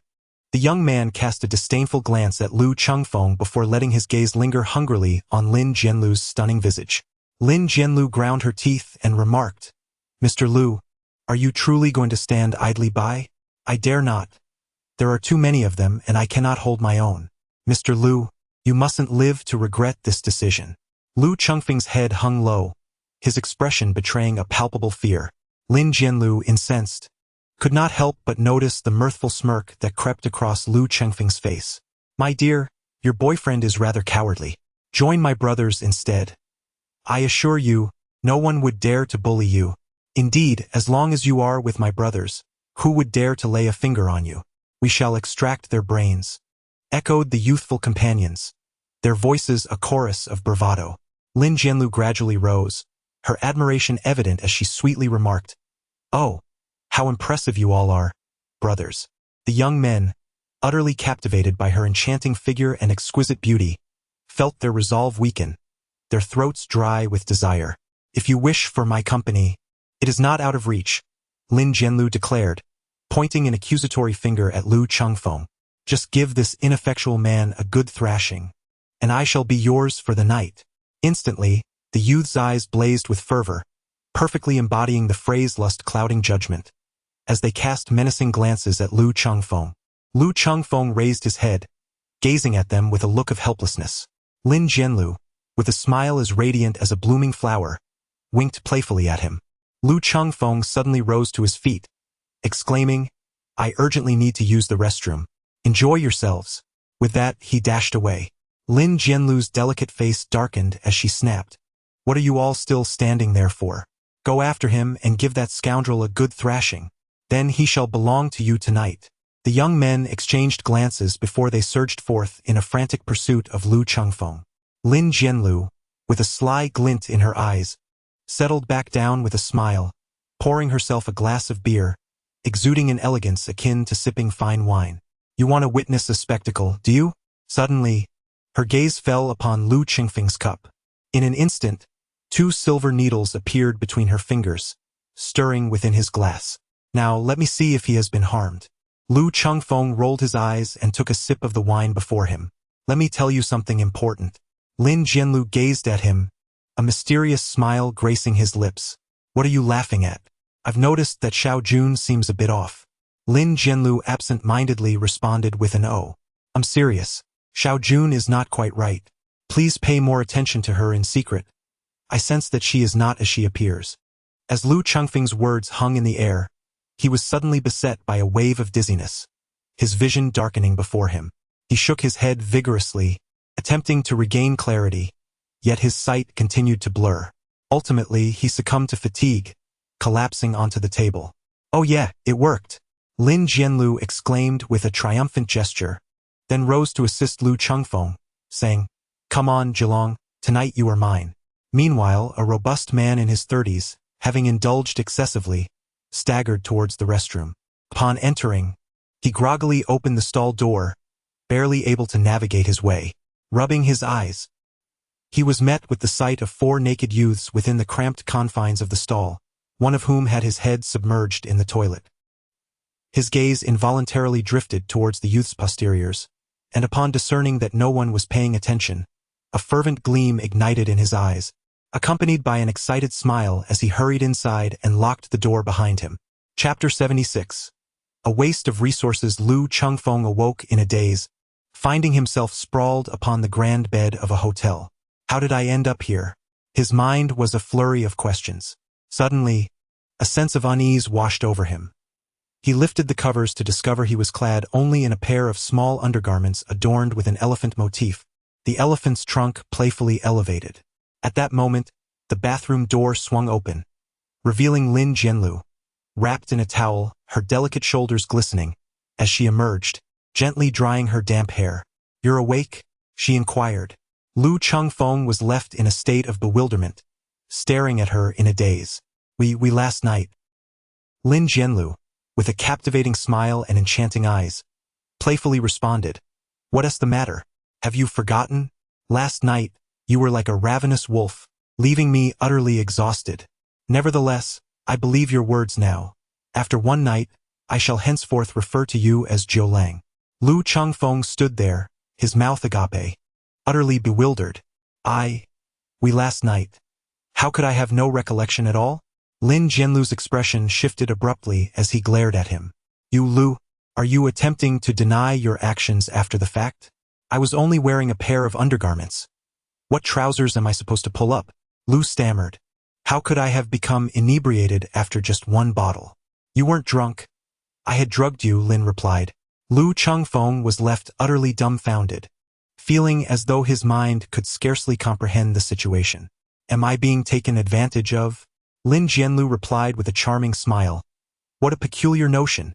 How could this possibly be considered exploitation? I have placed 5,000 yuan by your bedside as a token of appreciation for your efforts." Lu Chengfeng's gaze was vacant, his expression utterly bewildered. Lin Jianlu entered the bathroom, changed her attire, and then emerged. "Jiulang, you worked hard last night.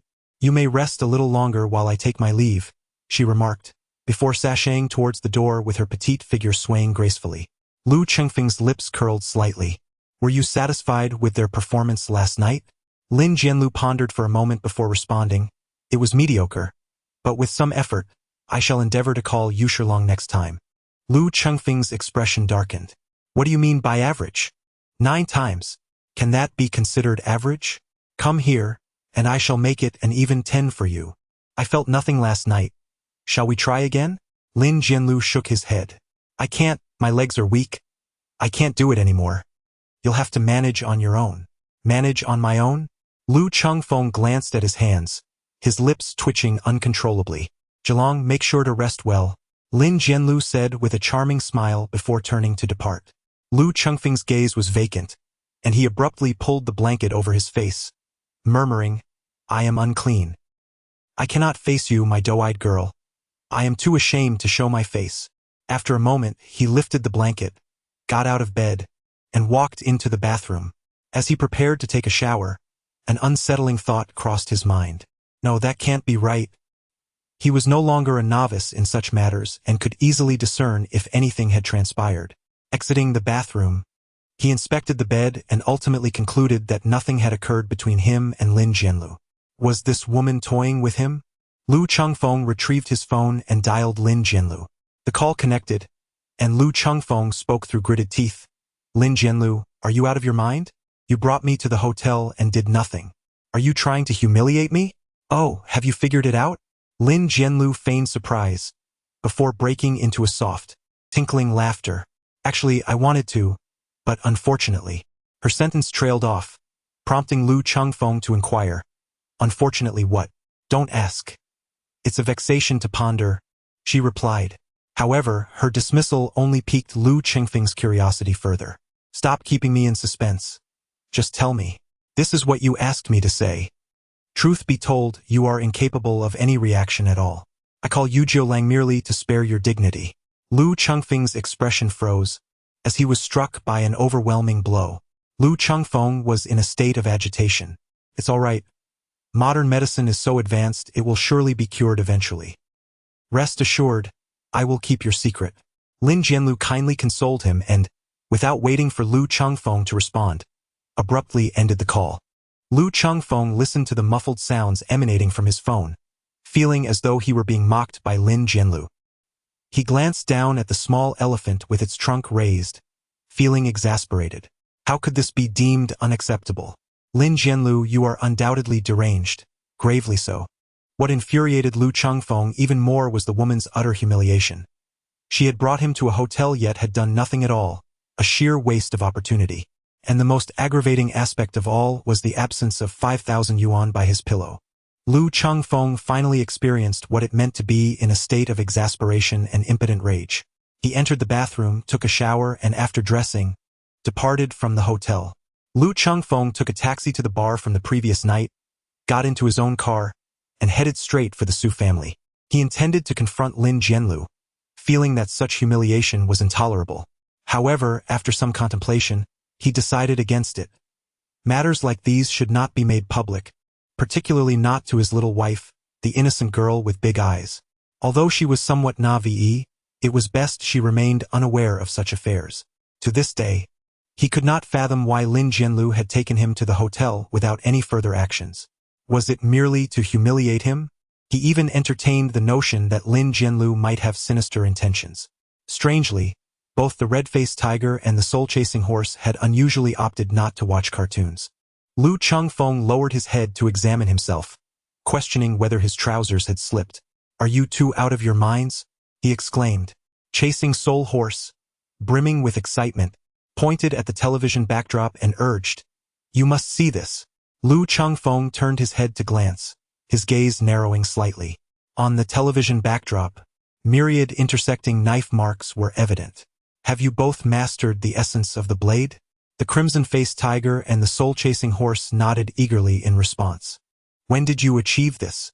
Lu Chengfeng observed meticulously, noting that the blade's aura etched upon the wall was both brief and shallow, its potency markedly inferior to the formidable slashes he himself could unleash.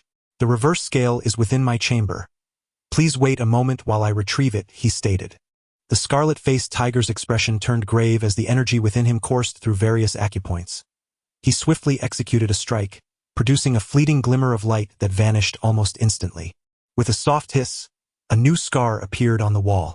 The scarlet-faced tiger approached for a closer inspection, furrowing his brow as he remarked, "Though this blade's aura is indeed more potent than that of a kitchen knife or a fruit knife, it still pales in comparison to the energy you wield." Chapter 77. No compromise in deception. The soul-chasing horse also attempted to wield the reverse scale, yet the blade's aura it produced was significantly weaker than that of Lu Chengfeng. Both individuals wore expressions of utter confusion. "I share your sentiments. Otherwise, why would the blade's aura we generate be so vastly inferior to Lu Chengfeng's?" Lu Chengfeng took the reverse scale, a sly smile playing at the corners of his lips. "Do you think it could possibly be a matter of human flaws?" "A matter of human flaws?" The two glanced at him. The scarlet-faced tiger inquired, "What flaws could humans possibly possess?" "Must I elucidate this so plainly?" he retorted. "The blade energy you both wield is weaker than mine, which can only indicate that you two are utterly inept." Instantly, their expressions darkened. Lu Chengfeng shrugged nonchalantly. "We have crossed swords before. The energy within me is far more formidable than yours. It seems that the potency of the blade's aura is indeed related to the strength of the energy within.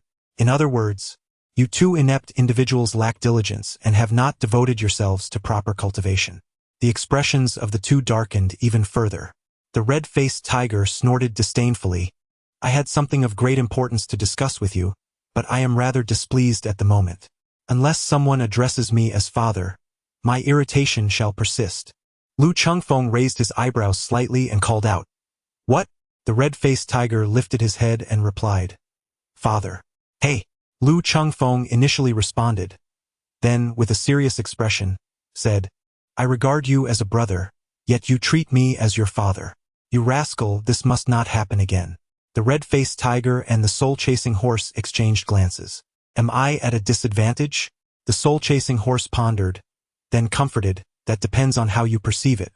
Having a wealthy father isn't entirely bad. In fact, I am quite affluent myself. Would you mind having another father?" The red-faced tiger's face darkened like the bottom of a pot. "Are you itching for trouble? Well, we are both injured. Even if we weren't, you might not stand a chance against me. Regardless of whether you acknowledge me as your father, Since I am a brother of Lu Chengfeng, you must address me as uncle. Curse you. In the realm of the Dark 12 Zodiac, aside from Lu Chengfeng, no one is my match. He is the leader and I am the second. The soul-chasing horse stared at him for a while and remarked, "Second. A bit dark, isn't it?" With that, he swiftly departed. The red-faced tiger considered for a moment, then suddenly understood, his face as dark as before, and he chased after the soul-chasing horse, delivering a kick to his rear. The soul-chasing horse nearly slammed into the wall, but due to his injured legs, he couldn't catch up to the red-faced tiger and could only extend a warm greeting to the female members of the red-faced tiger's family. The red-faced tiger, full of pride, turned to the door of Lu Chengfeng's room, knocked, and called out, "The dead mouse has contacted me." Lu Chengfeng in the room paused slightly. Dead mouse? He must mean the burrowing mouse. Lu Chengfeng approached and opened the door. "What did he contact you for? What do you say?" Lu Chengfeng forced a smile, realizing how unnecessary his inquiry was. The earth-escaping mouse had contacted the crimson-faced tiger, and apart from inquiring about his own situation, there was little doubt that the intent was to eliminate him. "You haven't disclosed my circumstances to him, have you?" The crimson-faced tiger beamed with a broad grin. "Isn't this a discussion between us?" "What do you mean?" The crimson-faced tiger raised 2 fingers, indicating that he was offering 20 million to learn all the information I possessed regarding you. The soul-chasing horse limped over, stating that even the dead mouse had reached out to him, inquiring if he had located me. He was willing to share information with me, and if I had substantial intelligence, he would be prepared to pay for it. Both men gazed at him with intense scrutiny. Lu Chengfeng gazed warily at the 2 individuals. "Surely you haven't betrayed me and now seek to extort further funds from me?" The expressions of the 2 immediately darkened. "Boss, we have pledged to follow your lead from now on. Is there no room for trust between individuals?" Lu Chengfeng regarded the 2 men with suspicion. Suddenly, a cunning smile appeared on the faces of the red-faced tiger and the soul-chasing horse. "Boss, can we tolerate the fact that this dead rat actually intends to kill you? After conferring with the lame horse, we have resolved to ensnare him." Lu Chengfeng's eyes sparkled with interest. "What kind of trap are we setting?" The 2 shared mischievous smiles.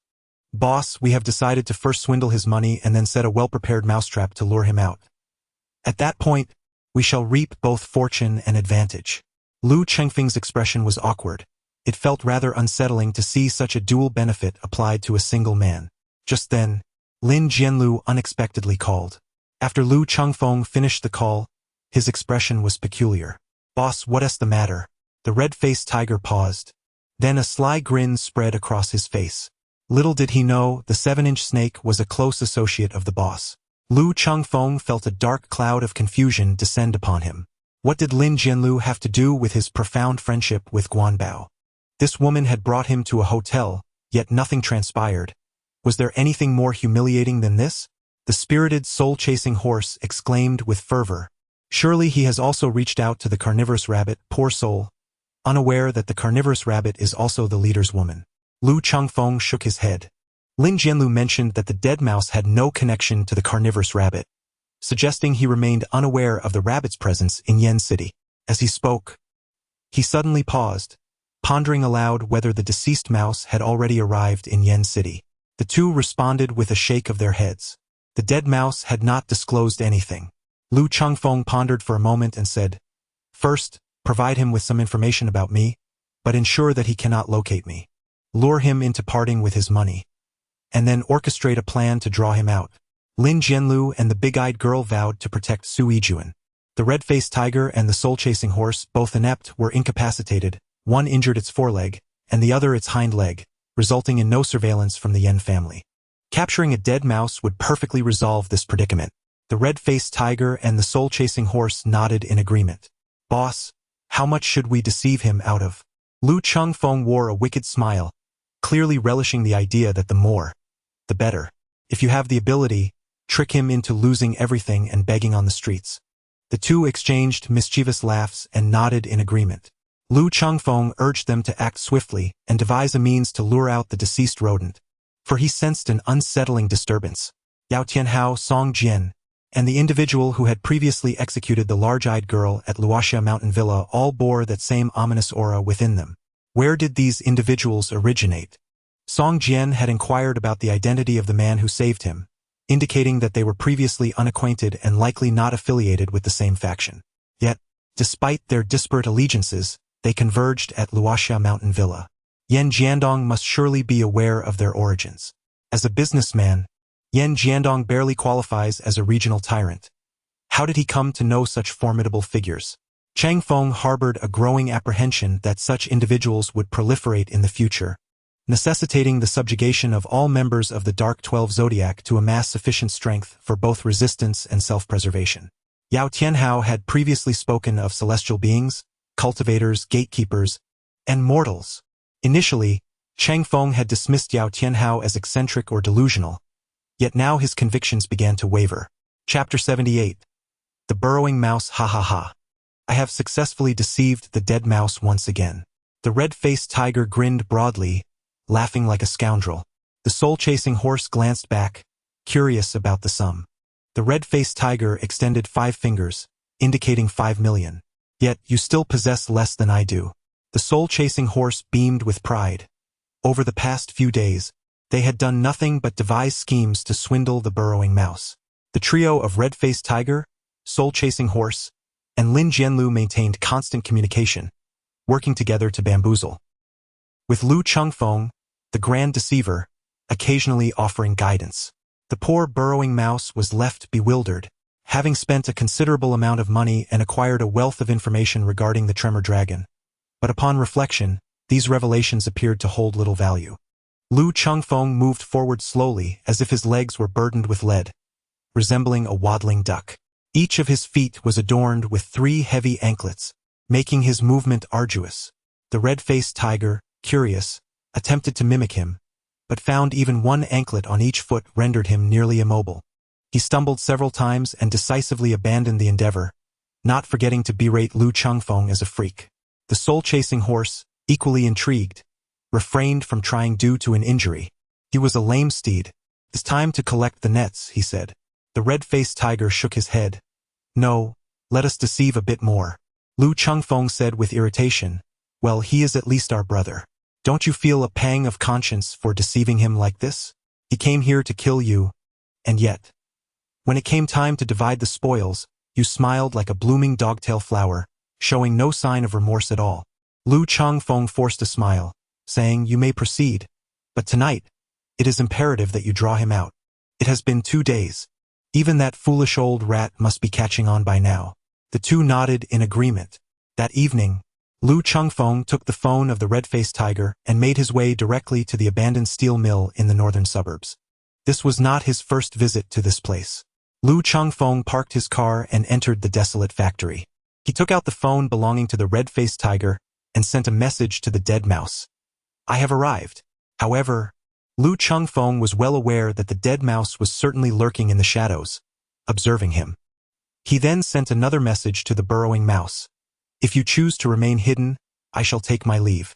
Lu Chengfeng's lips twitched slightly as he shouted. The bright moonlight before my bed. Fair lady, do remove your garments. From the depths of the factory, a sharp voice echoed. Lu Chengfeng's face was flushed with embarrassment as he bit down on his back molars and continued. I raise my head to invite the bright moon. Behold my humble firearm. Lu Chengfeng covered his face, overwhelmed by shame. Dead rat? Come out. Are you out of your mind? You clearly have a phone, so why resort to this wretched code? I must ascertain that you are indeed the red-faced tiger himself. What if your phone was lost or stolen? That thing perched upon your shoulder must be a tumor, right? Even if my phone were to go missing or fall into the wrong hands, no one could access our internal chat group. What if it were the earth-shaking dragon? I need to ensure that you have not fallen under the sway of the earth-shaking dragon. Lu Chengfeng's lips twitched violently for a moment. This dead rat possessed a modicum of intelligence, albeit not much. Are you certain now? If so, come out quickly, or I shall take my leave. A faint sound of footsteps emerged, and a vague silhouette gradually came into focus. Lu Chengfeng squinted as he scrutinized the figure before him. It was undoubtedly a dead mouse, precisely as he had envisioned. Standing at a meager height of no more than 1.60 meters, it appeared even shorter than a large-eyed, adorable girl. Its small eyes resembled slashes made by a blade, while its garlic-shaped nose and slightly protruding mouth completed the picture. This visage perfectly embodied the idiom deer-headed and rat-eyed, truly befitting the name of a dead mouse or rather a burrowing mole. Lu Chengfeng couldn't help but inquire, "Brother, are you serious about your appearance? It seems rather whimsical." The burrowing creature also scrutinized Lu Chengfeng, asking, "Are you a red-faced tiger?" Lu Chengfeng nodded. His appearance was somewhat unattractive. Lu Chengfeng's expression froze, disbelief washing over him. Did he truly claim to be unattractive? "Brother, are you serious?" The groundhog nodded earnestly, stating, "The crimson-faced tiger I envisioned should possess a tall and imposing stature, with sinewy muscles, no, rather a physique defined by powerful tendons. You are far too slender." Lu Chengfeng felt a flicker of confusion and thought to himself, "Even if I am too thin, what does that have to do with being unattractive?" The ground mouse gazed at him and asked, "Have you truly found the earth-shattering dragon?" Lu Chengfeng's lips curled into a slight smile as he nodded. He had found it, yet he remained uncertain whether this individual was truly the legendary Han Tianlong. But what was there to wait for? Regardless of his identity, it was best to take action first and ponder the consequences later. Lu Chengfeng's eyelid twitched slightly, inwardly cursing. Could you possibly choose a more refined word? How vulgar. However, he resolved to refrain from hasty action. He must ascertain whether he was indeed facing the mighty Long Ho before proceeding. The earth mouse nodded in agreement, his voice high-pitched. "This is where we are alike. We both prioritize caution." Lu Chengfeng felt a sense of disdain within himself. "Oh, spare me," he thought, "you foolish simpleton. What caution are you talking about? Haven't you been swindled out of your money these past few days? Come, let us exchange a few moves," suggested the earth mouse. "I need to ascertain whether you possess the capability to join forces with me." Lu Chengfeng chuckled and nodded in agreement. He charged towards Lu Chengfeng unarmed. Lu Chengfeng's lips curled into a slight smile as his formidable whip-like kick sliced through the air with a sharp whistle. Unexpectedly, the burrowing creature darted past him like a large gray rat, swiftly maneuvering beneath his legs, only to reappear behind him. It then pivoted abruptly and launched a powerful punch aimed at his back. Lu Chengfeng was slightly taken aback. This individual's reaction and speed were truly extraordinary. He stepped forward, but the groundhog's arms were too short, and thus the punch did not reach his back. Lu Chengfeng utilized his waist as a fulcrum and unleashed a fierce whip kick. Unexpectedly, the burrowing mouse swiftly darted beneath him and, with a powerful thrust, propelled Lu Chengfeng 2 meters into the air. Before he could descend, the creature pivoted sharply and delivered a thunderous punch to his abdomen. Lu Chengfeng extended his hand, seizing the fist of his opponent. Bang! The punch of the burrowing mouse struck against Lu Chengfeng's palm, producing a dull thud, and the force of the blow radiated outward. The burrowing mouse's expression shifted, realizing that his fist was ensnared and could not be withdrawn. Lu Chengfeng exerted force with one arm, swiftly swinging to hurl the burrowing mouse against the adjacent concrete pillar. In midair, the burrowing mouse adjusted its angle, propelled itself off the concrete pillar with its feet, executed a somersault, and landed gracefully. Lu Chengfeng squinted at him, perceiving the repulsiveness of this wretched creature, whose expertise lay in the most unsavory of tactics. Had he employed his head instead of his shoulder just now, he might have found himself at a disadvantage, potentially leading to a disastrous outcome. The subterranean rodent refrained from further action, nodding slightly. While its strength was ample, it was devoid of finesse. Lu Chengfeng grinned widely, exclaiming that he was simply a reckless man, unconcerned with any particular technique. "Brother, I possess a clear understanding of myself," he continued, "but that matters not. Once we vanquish the Tremor Dragon, we shall jointly oversee the Dark 12 Zodiac. My intellect, combined with your strength, will undoubtedly render us invincible." The Earth Mouse approached, tiptoeing to pat Lu Chengfeng on the shoulder. "Brother, to celebrate our successful alliance, I shall take you to a special place." Chapter 79. His words are indeed quite reasonable. Lu Chengfeng was just about to capture the lifeless mouse when he heard these words and, filled with curiosity, inquired, "Where to?" The burrowing mouse grinned lewdly and replied, "Follow me and I assure you will enjoy it." Lu Chengfeng looked at him with suspicion, wondering where they were headed. "Let us go. You'll find out once we arrive." His companion, the mole, pulled Lu Chengfeng outside. Upon reaching the vehicle, the mole jumped into the driver's seat, leaving Lu Chengfeng to occupy the passenger seat. Watching the mole adjust the seat, Lu Chengfeng nearly burst into laughter. For this fellow had to lean over the steering wheel just to barely reach the accelerator and brake. Perhaps I should take the wheel instead? Lu Chengfeng was apprehensive that this individual might have legs too short to reach the brake, potentially leading to a fatal collision midway. No, you are unfamiliar with the area. Half an hour later, the burrowing mouse brought Lu Chengfeng to the front of a grand building. The two disembarked from the vehicle. Lu Chengfeng glanced around, filled with curiosity, and inquired, "What brings us here?" "Follow me," replied the groundhog, leading Lu Chengfeng into the building, all the way to the 17th floor. As the elevator doors opened, the two stepped out, only to be greeted by a chorus of sweet, melodious voices. "Good evening, boss." Lu Chengfeng observed several women clad in revealing attire, and he quickly understood that this was a themed establishment. With a lewd grin, Dunyashu exclaimed, "Brother, let's enjoy ourselves. Tonight's expenses are all on me." As he spoke, he approached and wrapped his arms around a woman's slender waist, his hands wandering inappropriately over her backside. The woman, tall and statuesque, towered over Dunyashu, who was a head shorter. Their physical appearances were starkly contrasting. Unexpectedly, Dunyashu produced a thick wad of crimson bills as if by magic, slipping them into the woman's neckline while shamelessly groping her. The woman, who had previously displayed reluctance, instantly transformed, her face breaking into a radiant smile as she affectionately swatted Dunyashu's arm, teasing, "Boss, you are truly incorrigible." The other women looked on with expressions of envy.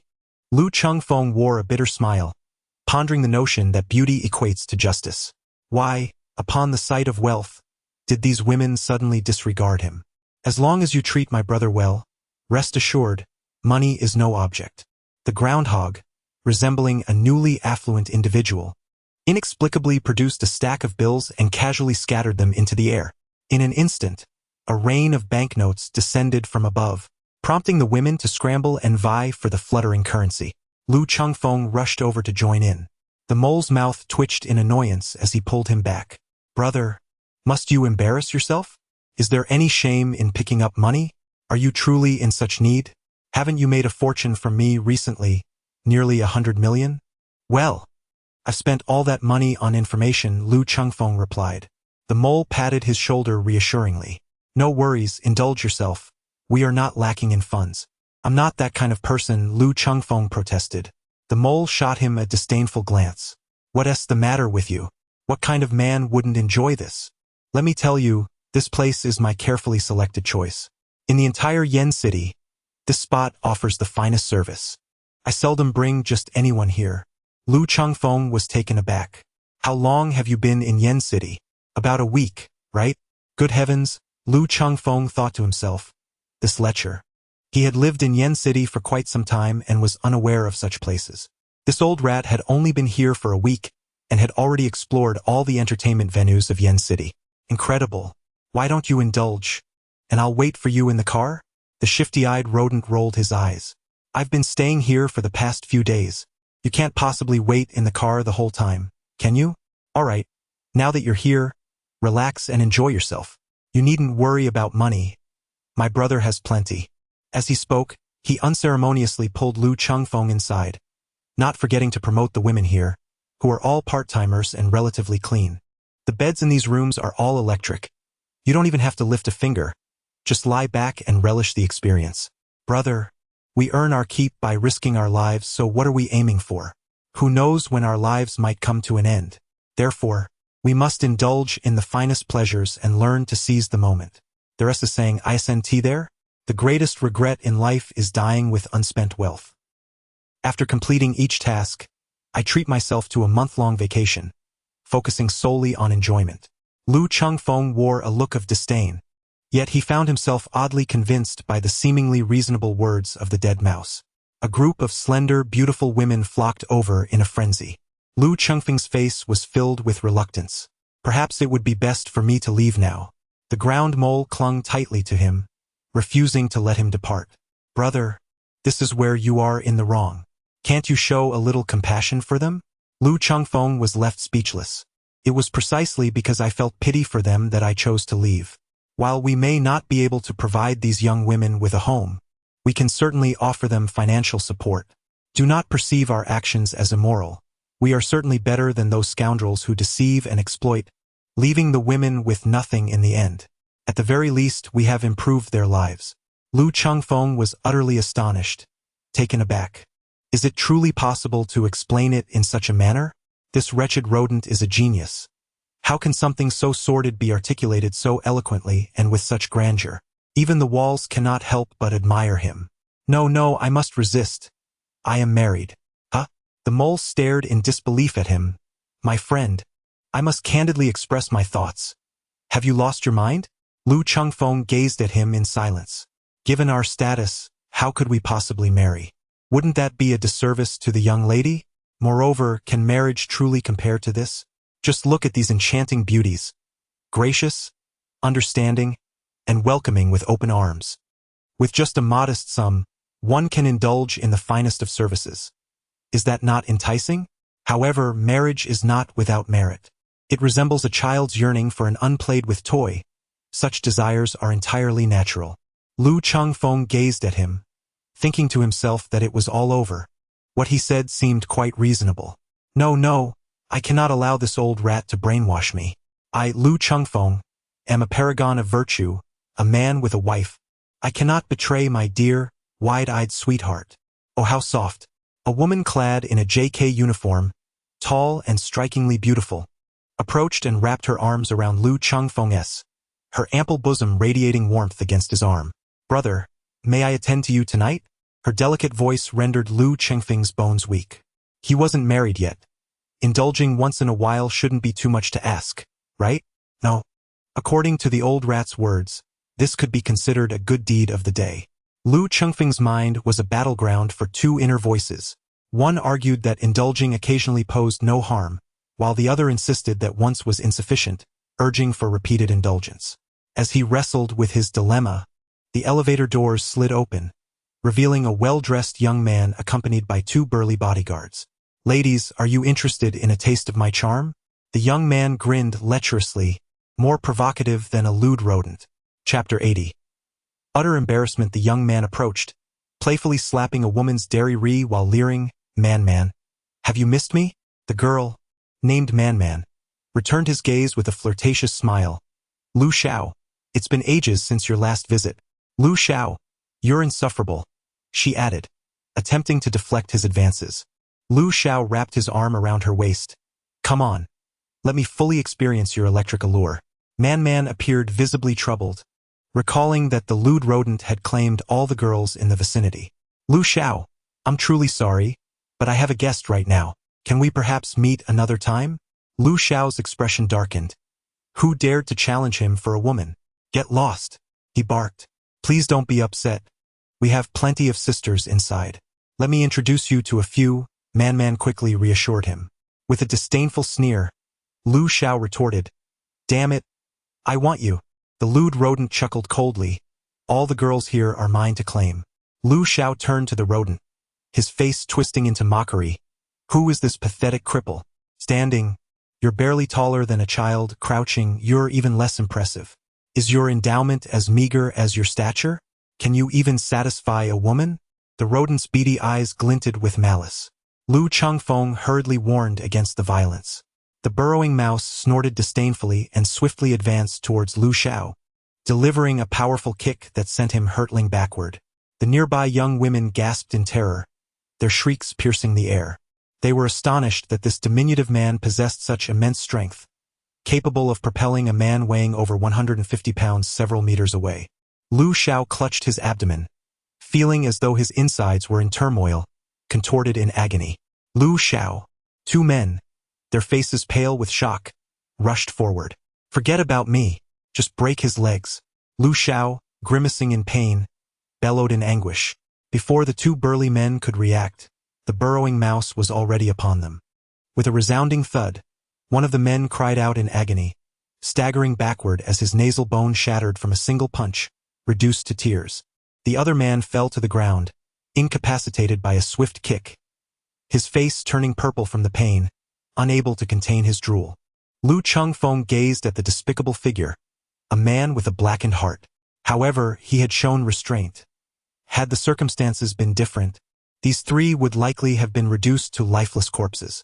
The rat, who despised being belittled for his stature, strode forward and placed a boot upon Lu Xiao's face, grinding it mercilessly. "Grandson, do you still think that your rat lord is diminutive?" Lu Xiao's face contorted under the pressure, rendering him utterly speechless. Lu Chengfeng wore a look of helplessness. It was utterly embarrassing to have conflicts arise in such circumstances. He approached and pulled the burrowing mouse aside, addressing the young man on the ground. "Aren't you going to leave?"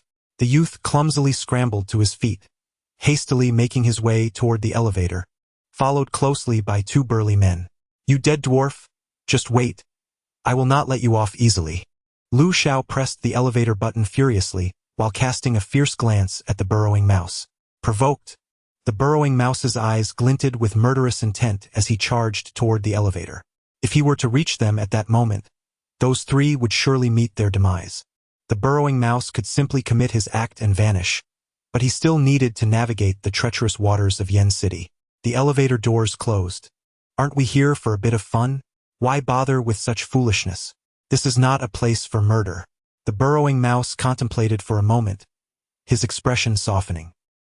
He turned to the young women nearby, pulled out a wad of cash from his pocket, and distributed it among them, laughing heartily. "Ladies, fear not. Master Mouse is nothing if not tender-hearted. I pride myself on my gentleness. Come, let us head to the finest private room. We shall sing and drink first, then indulge in the most delightful pleasures this world has to offer. If you have any idle sisters, bring them along. Master Mouse will take them all. Rest assured, money is no object." The girl named Man took the initiative to wrap her arms around Lu Chengfeng's, saying, "Handsome, follow me."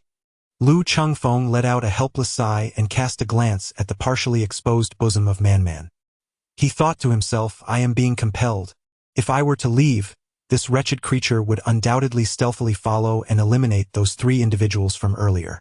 As he passed by a private room, the door happened to swing open. Lu Chengfeng instinctively turned his head for a glance, and in that instant, he felt as though struck by lightning, rendered utterly speechless. Before him stood a middle-aged man with a dark complexion, his face flushed from drink, embracing a charming young girl as they exited the private room. Lu Chengfeng suddenly realized the situation, instinctively covering his face. However, it was already too late. The other party had seen him as well, their eyes wide with astonishment, expressions frozen. The moment their gazes locked, an overwhelming awkwardness enveloped them. Su Nanqing, the father of Su Yijuan, Lu Chengfeng never imagined he would encounter him here. Presently, he was publicly recognized as Su Yijuan's boyfriend, and Su Nanqing was, in essence, his future father-in-law. What could be more uncomfortable than running into one's future father-in-law while out for leisure? Lu Chengfeng felt an overwhelming urge to bang his head against the wall, mentally cursing the entire family of the earth-digging mouse. Why on earth had this wretched creature brought him here? Was this not a recipe for social demise? However, upon noticing the way Su Nanqing's instep had begun to swell, it became evident that he too was engulfed in embarrassment, his toes digging into the ground in discomfort. Indeed, Su Nanqing was thoroughly mortified, wishing nothing more than to vanish into thin air. Lu Chengfeng pondered whether he should greet him, but how should he initiate the conversation? Surely he couldn't say, "Uncle Su, what a coincidence, you've come to indulge as well?" If such words were to escape his lips, Su Nanqing would likely feel so embarrassed that he might consider leaping from the upper floor. "Brother, what troubles you?" Lu Chengfeng and Su Nanqing exchanged knowing glances and simultaneously shook their heads, saying, "We don't know them." Indeed, they did not recognize them, urging each other to leave promptly. Lu Chengfeng took the burrowing mouse away. Several girls escorted them to a lavish private room. Meanwhile, Su Nanqing slipped away, making her way to the underground parking garage, where she prepared to leave her vehicle. However, after a moment's reflection, she decided to send a message to Lu Chengfeng. She felt it imperative to offer him a few words of caution. If that rascal were to let something slip, it could lead to dire consequences. As Lu Chengfeng had just settled into the private room, his phone vibrated momentarily. He glanced at it, then rose to his feet, saying, "You all continue to enjoy yourselves. I shall step out for a moment. Brother, there is a restroom right here in the room." Chapter 81. The Ceiling Fee. As Lu Chengfeng exited the building and made his way to the underground parking garage, he heard a voice calling, "Xiao Lu, Xiao Lu. Over here." Just as he was searching for Su Nanqing, a nearby car window slid down halfway, revealing half of Su Nanqing's face. She called out a couple of times before swiftly raising the window again. "Ha! So you are aware of your own embarrassment?" Lu Chengfeng approached, opening the door to the passenger seat and settling in. The confined space was enveloped in an awkward silence, with neither of them uttering a word. Lu Chengfeng discreetly glanced at Su Nanqing, who had surprisingly changed into a different outfit. The attire he previously wore was no longer in sight, and a hint of perfume lingered, presumably to mask any traces of makeup. It was evident that he was no novice. Ahem. That's Su uncle. Little Elu. The two of them held back for a moment, simultaneously speaking only to fall into an awkward silence. "Su uncle, you go first." Su Nanqing cleared his throat and said, "Little Lu, do not jump to conclusions. I was merely accompanying a client. Nothing untoward occurred." Lu Chengfeng let out a long, drawn-out sound of disbelief. He thought to himself, "I can hardly believe your deception. You even prepared a change of clothes in your car and doused yourself in perfume. Clearly, you are no novice. No amount of fragrance could mask the stench of your moral decay." To be honest, he felt a surge of anger within him. After all, Su Yijuan's mother had saved his life. A woman so gentle and kind, and yet this old scoundrel dares to betray her trust. It is utterly inhumane. Lu Chengfeng silently scorned him. Although he was also out for leisure, nothing had transpired, and being unmarried, he felt justified in his disdain for Su Nanqing. Su Nanqing discerned that Lu Chengfeng doubted his claim of having done nothing. "Little Lu, I truly did nothing improper. I merely accompanied a client for drinks, sang a few songs, and occasionally indulged in a massage to unwind," Su Nanqing explained, his conviction wavering. "Pa, a massage? It seems you were merely indulging in some fondling. Just moments ago, when you were embracing that young lady, your hands were rather enthusiastic." Lu Chengfeng cleared his throat and said, "Uncle Su, I have faith in you. I am merely accompanying a friend, having done nothing at all, not even indulging in a massage. This is my first visit." Su Nanqing hurriedly added, "This is also my inaugural visit." Just then, the elevator doors opened, and a graceful young woman rushed out, glancing around with curiosity. Lu Chengfeng immediately recognized the girl. She was the one Su Nanqing had just embraced. "Uncle Su, is she looking for you?" Su Nanqing's face flushed with embarrassment. At that moment, the girl seemed to have spotted Su Nanqing's car and hurried over. Feeling both awkward and helpless, Su Nanqing lowered the window slightly and coughed. Miss, is there something you need?" As he spoke, he discreetly gestured towards the girl. Su Nanqing felt a wave of discomfort wash over him, for in the girl's hand was a pair of men's underwear. Lu Chengfeng regarded him with a smile that was more mockery than mirth, harboring a deep disdain within. He inquired, "Are you not embarrassed? Did you not claim you had done nothing? Merely a massage? Is it customary to remove one's undergarments for a massage? Where exactly did you apply your hands?" Su Nanqing awkwardly extended his hand through the window's crevice. Mumbling, "Thank you," the young woman returned the undergarments to him, adding, "Mr. Chan, do remember to seek her services again next time." Once the girl departed, Su Nanqing, feeling flustered, tucked the undergarments into his pocket. He feigned nonchalance, clearing his throat. "The private room was excessively warm, and my undergarments became damp, so I decided to remove them in the restroom. Perhaps my pocket was too shallow, and they inadvertently fell out. Ha ha ha." Lu Chengfeng rolled his eyes. Even a 3-year-old would not believe such an excuse. Burning paper offerings at a grave. Do you think I am foolish enough to be deceived by that? Lu Chengfeng hesitated for a moment and said, "Uncle Su, I believe your actions are somewhat unfair to Auntie. She is so gentle and kind. How can you bear to indulge in such infidelity?" Su Nanqing's face flushed with embarrassment. "Little Lu, I have spent half of my life with your aunt, and my feelings for her are entirely sincere. As a businessman, I often accompany clients, and business is challenging these days. When one frequently walks by the river, It is inevitable to get one's shoes wet. Are you truly accompanying clients? You are clearly seeking companionship, Lu Chengfeng silently retorted. Suddenly, Su Nanqing felt something amiss. Don't just criticize me, you have come here as well. Our entire family trusts you so deeply, and even the old man has entrusted you with ancestral treasures. How can you treat us this way?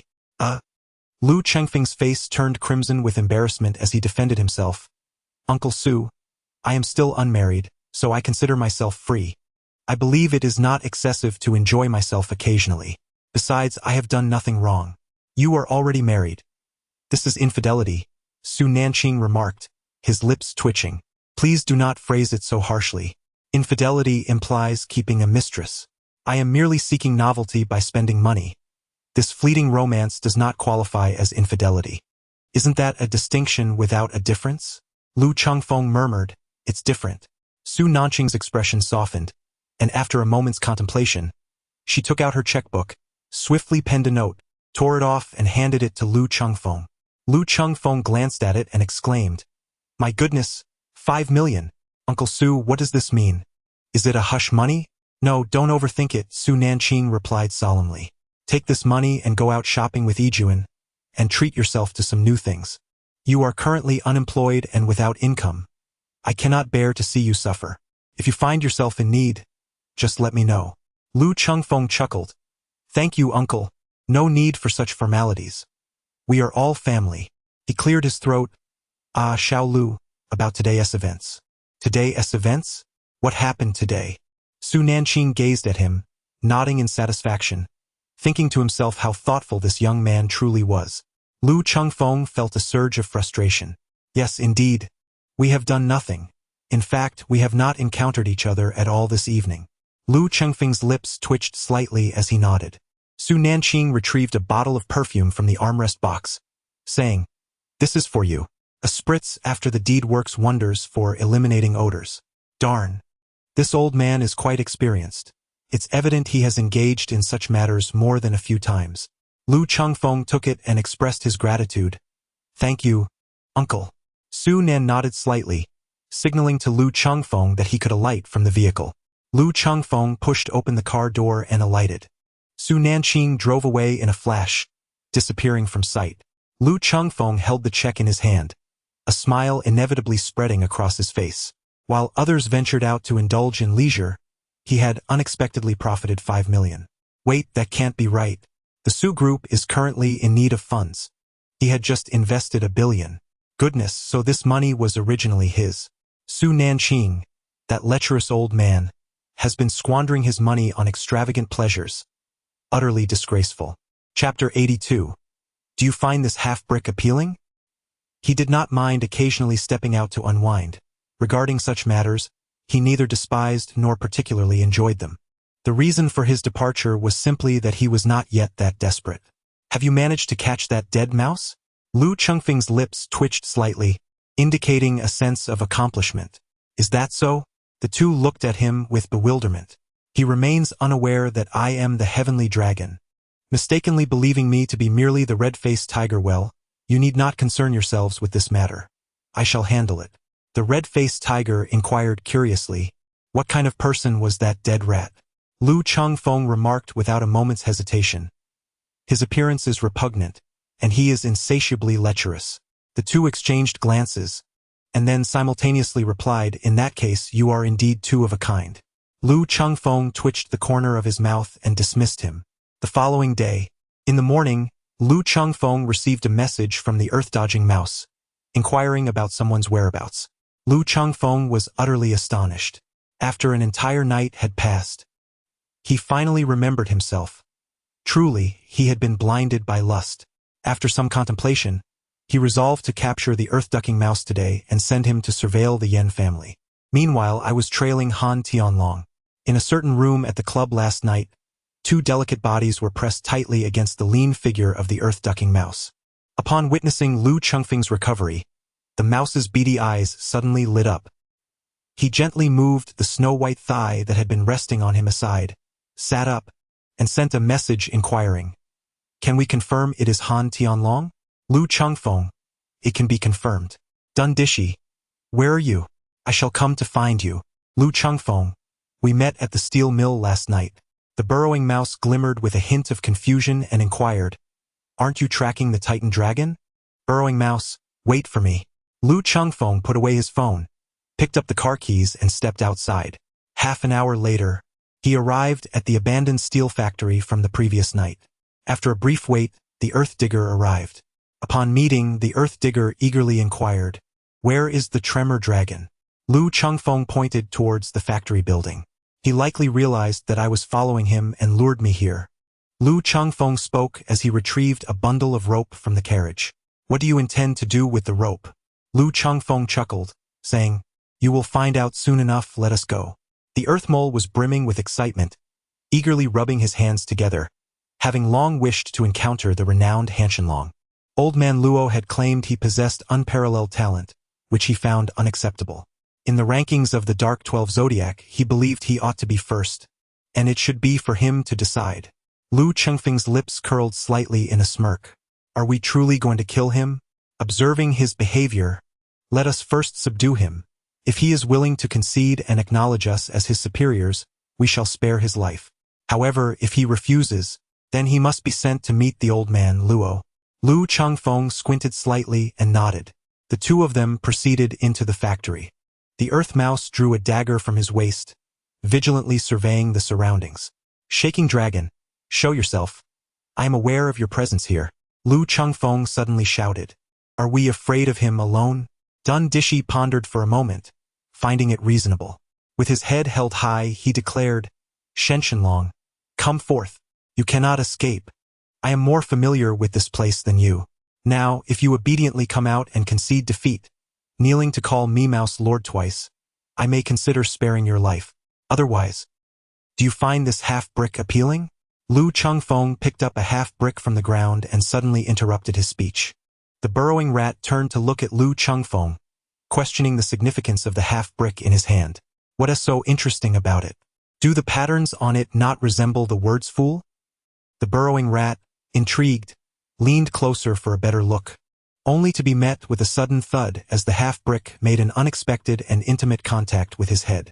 With a yelp, the burrowing rat clutched his head, staggering as darkness clouded his vision.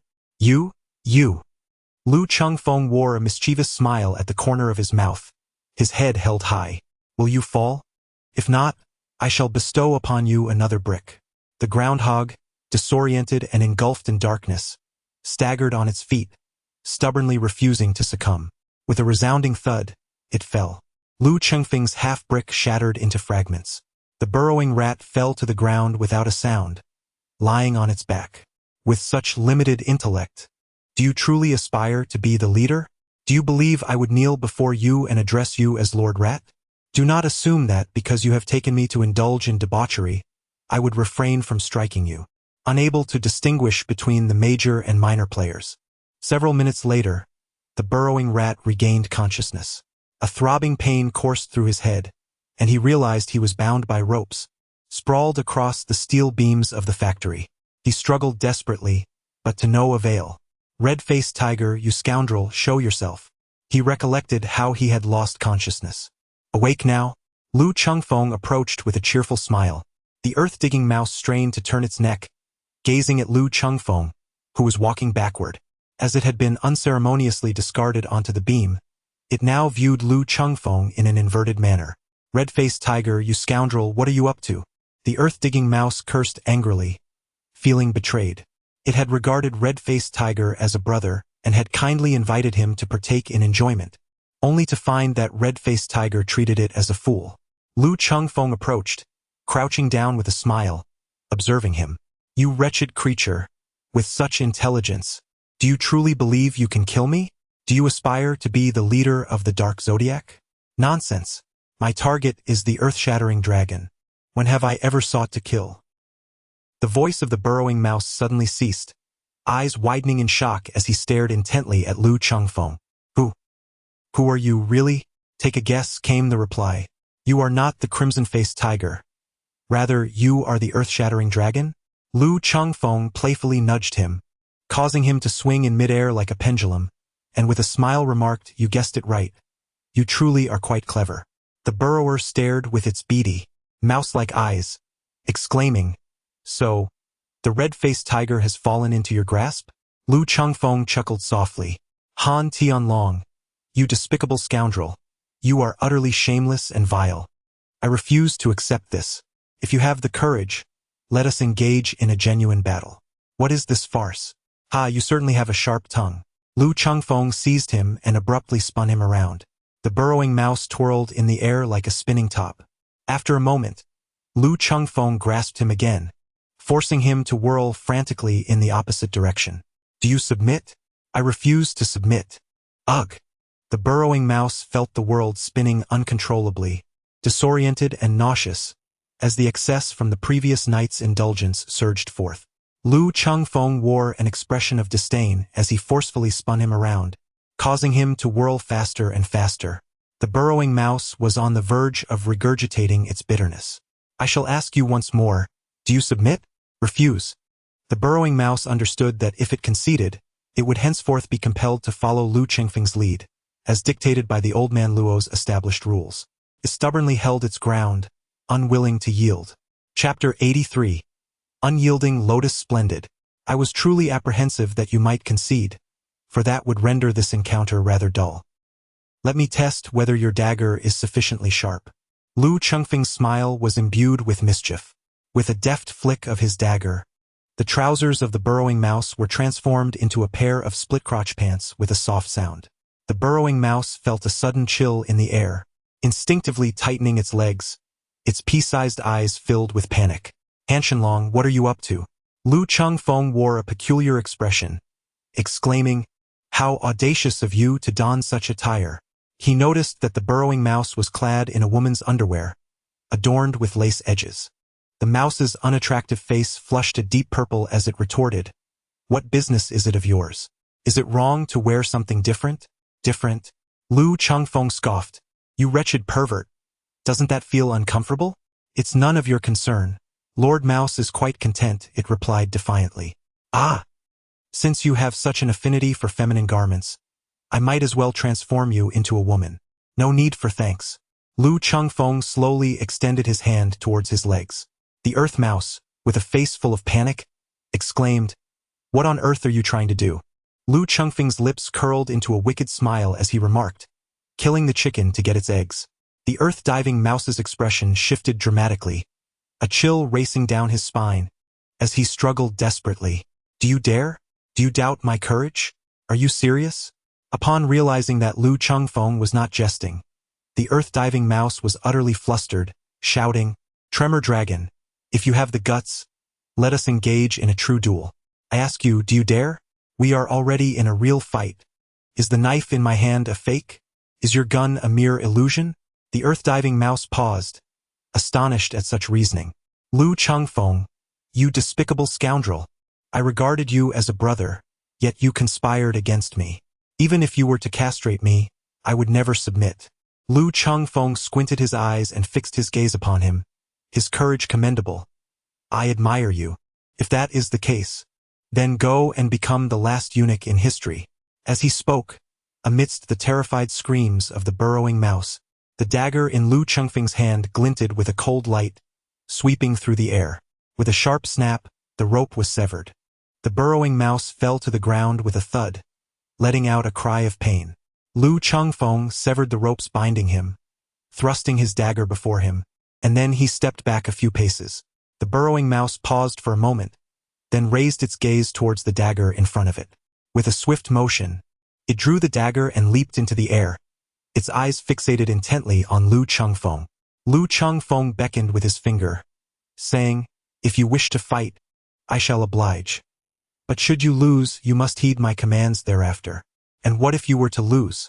Lu Chengfeng smiled and declared, "I shall not be defeated." The earth mouse snorted disdainfully, "How arrogant! Should you falter, you will thereafter be obliged to heed my commands and kneel before me, addressing me as Lord Mouse twice." Lu Chengfeng shrugged, "No problem. Shaking Heaven Dragon, you are overly confident. We have crossed paths before, and I am well aware of your capabilities. Your strength is formidable, yet you lack finesse. Today, Master Mouse shall teach you a lesson." With a swift flick of the dagger in his hand, The earth-ducking mouse propelled himself forward like a dart, charging directly at Luo Chengfeng. As before, Luo Chengfeng unleashed a fierce whip kick, slicing through the air with a sharp whoosh. As anticipated, the earth-ducking mouse, resembling a large gray rodent, hunched down, attempting to dart between Luo Chengfeng's legs, while his dagger aimed directly at the space between them. Luo Chengfeng's lips curled in disdain at the sight of this lowly scoundrel. With the swiftness of lightning, he seized the man by his hair with his left hand, yanking him out from beneath and lifting him into the air, while his right hand delivered a formidable punch to the man's abdomen. The impact resonated with a loud thud. The ground-dwelling rodent let out a piercing shriek, propelled away like a cannonball. His diminutive stature and light weight caused him to tumble twice upon hitting the ground, yet he sprang back up, grimacing in pain, veins bulging on his forehead, and eyes wide with terror. With a wary expression, he glanced upward toward Luo Chengfeng, only to find that he had vanished. "Are you searching for me?" Suddenly, Luo Chengfeng's mocking voice echoed from behind him, followed by a hand descending upon his shoulder. A terrifying force emanated from that large hand, compelling him to kneel on the ground, his knees nearly shattering, eliciting a cry of agony. The ground-dwelling rodent's face was a mask of fear, yet his reflexes were sharp. He swiftly retaliated, aiming his dagger backward with lightning speed. Bang! In that instant of his attack, he was sent flying by a powerful kick. Luo Chengfeng's lips curled into a subtle smile as he effortlessly kept pace with the burrowing mouse. With a swift motion, he seized its ankle and, using a single arm, spun the creature twice in the air. Abruptly releasing his grip, the burrowing mouse soared away like a kite set free from its string. Before it could touch the ground, a large hand grasped the nape of its neck. The burrowing mouse was drenched in cold sweat, realizing that if it were to crash onto the concrete, it would not only face severe injury but possibly death. How could one not be impressed? Luo Chengfeng grasped him by the nape of his neck, lifting him into the air. Defiance, aside from old Luo, who have you ever truly submitted to, Rat Lord? The rat's retort was resolute, even as he turned his dagger, plunging it backward towards Luo Chengfeng. Luo Chengfeng effortlessly evaded the attack, then reached towards his lower back, seizing the edge of his underwear and yanking it sharply. A cry of agony escaped from the groundhog, sounding almost inhuman. "Do you yield? Do you yield? Do you yield?" Each time Luo Chengfeng inquired, the hand gripping the edge of his underwear would tug with increasing ferocity. "Ah, oh, ah." The expression on the face of the unfortunate individual turned crimson, his eyes bulging from their sockets, emitting peculiar and anguished cries. He felt as though his very essence was on the verge of being severed in twain. Curse that wretched Long Han Tian, more despicable and vile than he himself, with a heart as dark as night, utterly devoid of humanity. "Do you yield? Do you yield?" "I yield. I yield." What, still defiant? "Ah! I declare my submission. Cease this torment. I am on the brink of being torn apart." Luo Chengfeng finally ceased his actions, carelessly discarding him onto the ground. The earth-dwelling rodent let out a cry of pain, then curled up into a ball, quietly nursing its precious possession, wearing an expression of utter despair. Shaking Heaven Dragon, you are truly inhuman. You are no different from Old Man Luo, resorting to every foul trick imaginable. Luo Chengfeng kicked him in irritation and exclaimed, "Calling yourself the boss? On what grounds? In the ranking of the 12 zodiac signs, I am the true leader. We are both dragons. Just look at others and then look at yourself." Luo Chengfeng was perplexed. What was there to see? Just last night, he had been attended to by a dragon. How could there be such a disparity among dragons? Luo Chengfeng's expression darkened, and he couldn't help but twitch the corner of his mouth as he delivered a fierce kick. This scoundrel dared to claim that it was his first visit to such a place. Yet he had the misfortune of encountering his father-in-law, leaving him on the brink of embarrassment. He bent down to pick up a dagger from the ground and brandished it menacingly at the earth-dodging mouse. Warning, call me boss, or I shall deal with you this very moment. Boss, boss, boss, big boss. Is that sufficient? The earth-dodging mouse wore a face full of resentment. Luo Chengfeng felt a wave of irritation wash over him. Should he simply eliminate this insufferable wretch? Yet it was merely a fleeting thought. Each member of the Dark 12 Zodiac was exceptionally talented, Despite their harsh words, they were treasures left behind by the old master, Luo. He kicked the burrowing mouse, urging it to stop feigning death and rise quickly. I hardly exerted any real force just now. Chapter 84. Why is it him? You nearly caused me a catastrophic failure, and you dare say you held back? What, then, constitutes true severity? Lu Chengfeng smiled faintly and remarked that only by twisting your head off would it be considered truly ruthless. The earth mouse shuddered, scrambling to its feet, and gazed at Lu Chengfeng. Boss, I have a condition. Speak. I wish to confront the genuine red-faced tiger. I intend to eliminate him. Damn it, he has been deceiving me all along. Lu Chengfeng wore a look of disdain. Could you perhaps choose another word? Come, I shall take you to find him. The earth-digging mouse hurriedly followed. Boss, aside from me and the red-faced tiger, is there anyone else holding you? The soul-chasing horse, the 7-inch snake, and the flesh-eating rabbit.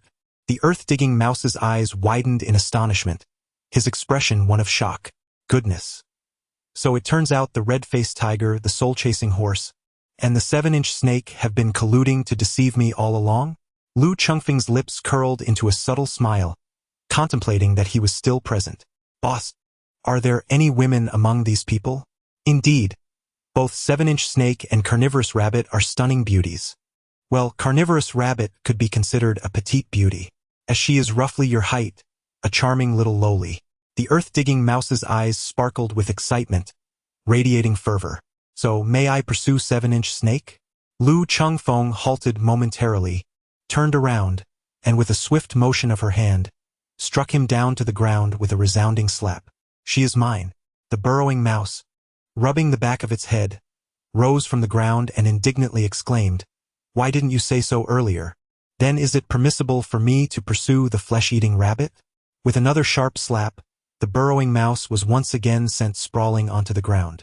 Lu Chengfeng proclaimed, She is also mine, my future bride. The burrowing mouse grimaced in pain, rubbing the back of its head as it clambered to its feet, muttering, Damn, this is utterly outrageous, devouring everything in sight, that red-faced tiger.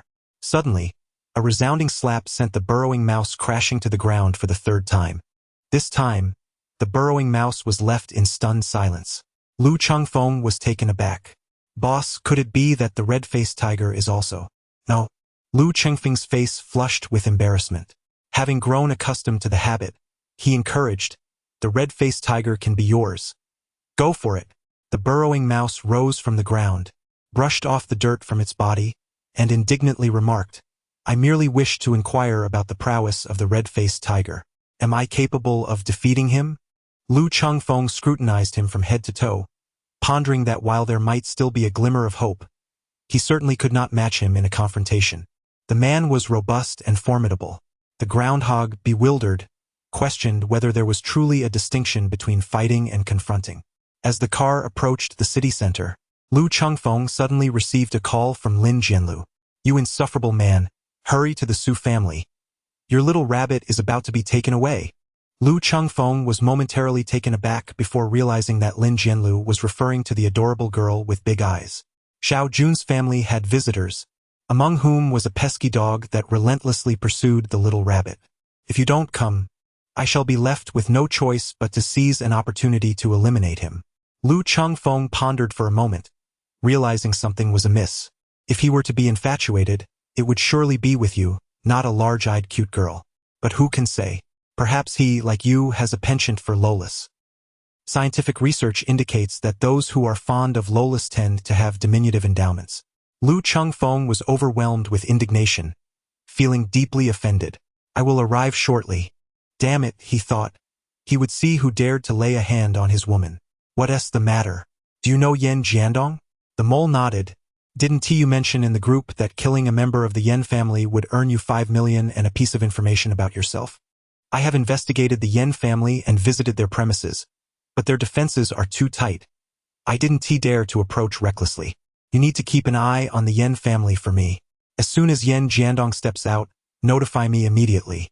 The mole's face reflected resistance. Boss, I am an assassin, not a scout. Do it well and I'll treat you to last night's club. The mole's eyes brightened. Are you serious? Lu Chengfeng nodded. The mole, brimming with excitement, exclaimed, Well then, No one has ever invited me to indulge in such activities. I have always believed that sharing the experience of visiting a brothel and facing danger together truly forges a brotherhood. Lu Chengfeng's lips twitched slightly as he urged, "Hurry along, but do exercise caution. The Yen family possesses individuals akin to us, adept in the same art, and their skills should not be underestimated. Do not let your guard down." The Earth Mole's gaze narrowed ever so slightly. Like us? Could it possibly be? Not members of the Dark 12 Zodiac? As for their identities, I have yet to uncover that information. Therefore, remain extremely vigilant and avoid getting too close. Simply observe from the shadows. The Earth Mole nodded in acknowledgement before alighting from the vehicle. Lu Chengfeng drove his car all the way to the Su family residence. As Lu Chengfeng stepped through the door, he immediately noticed a young man fawning over Lin Jianlu and the big-eyed adorable girl, his face adorned with a forced smile.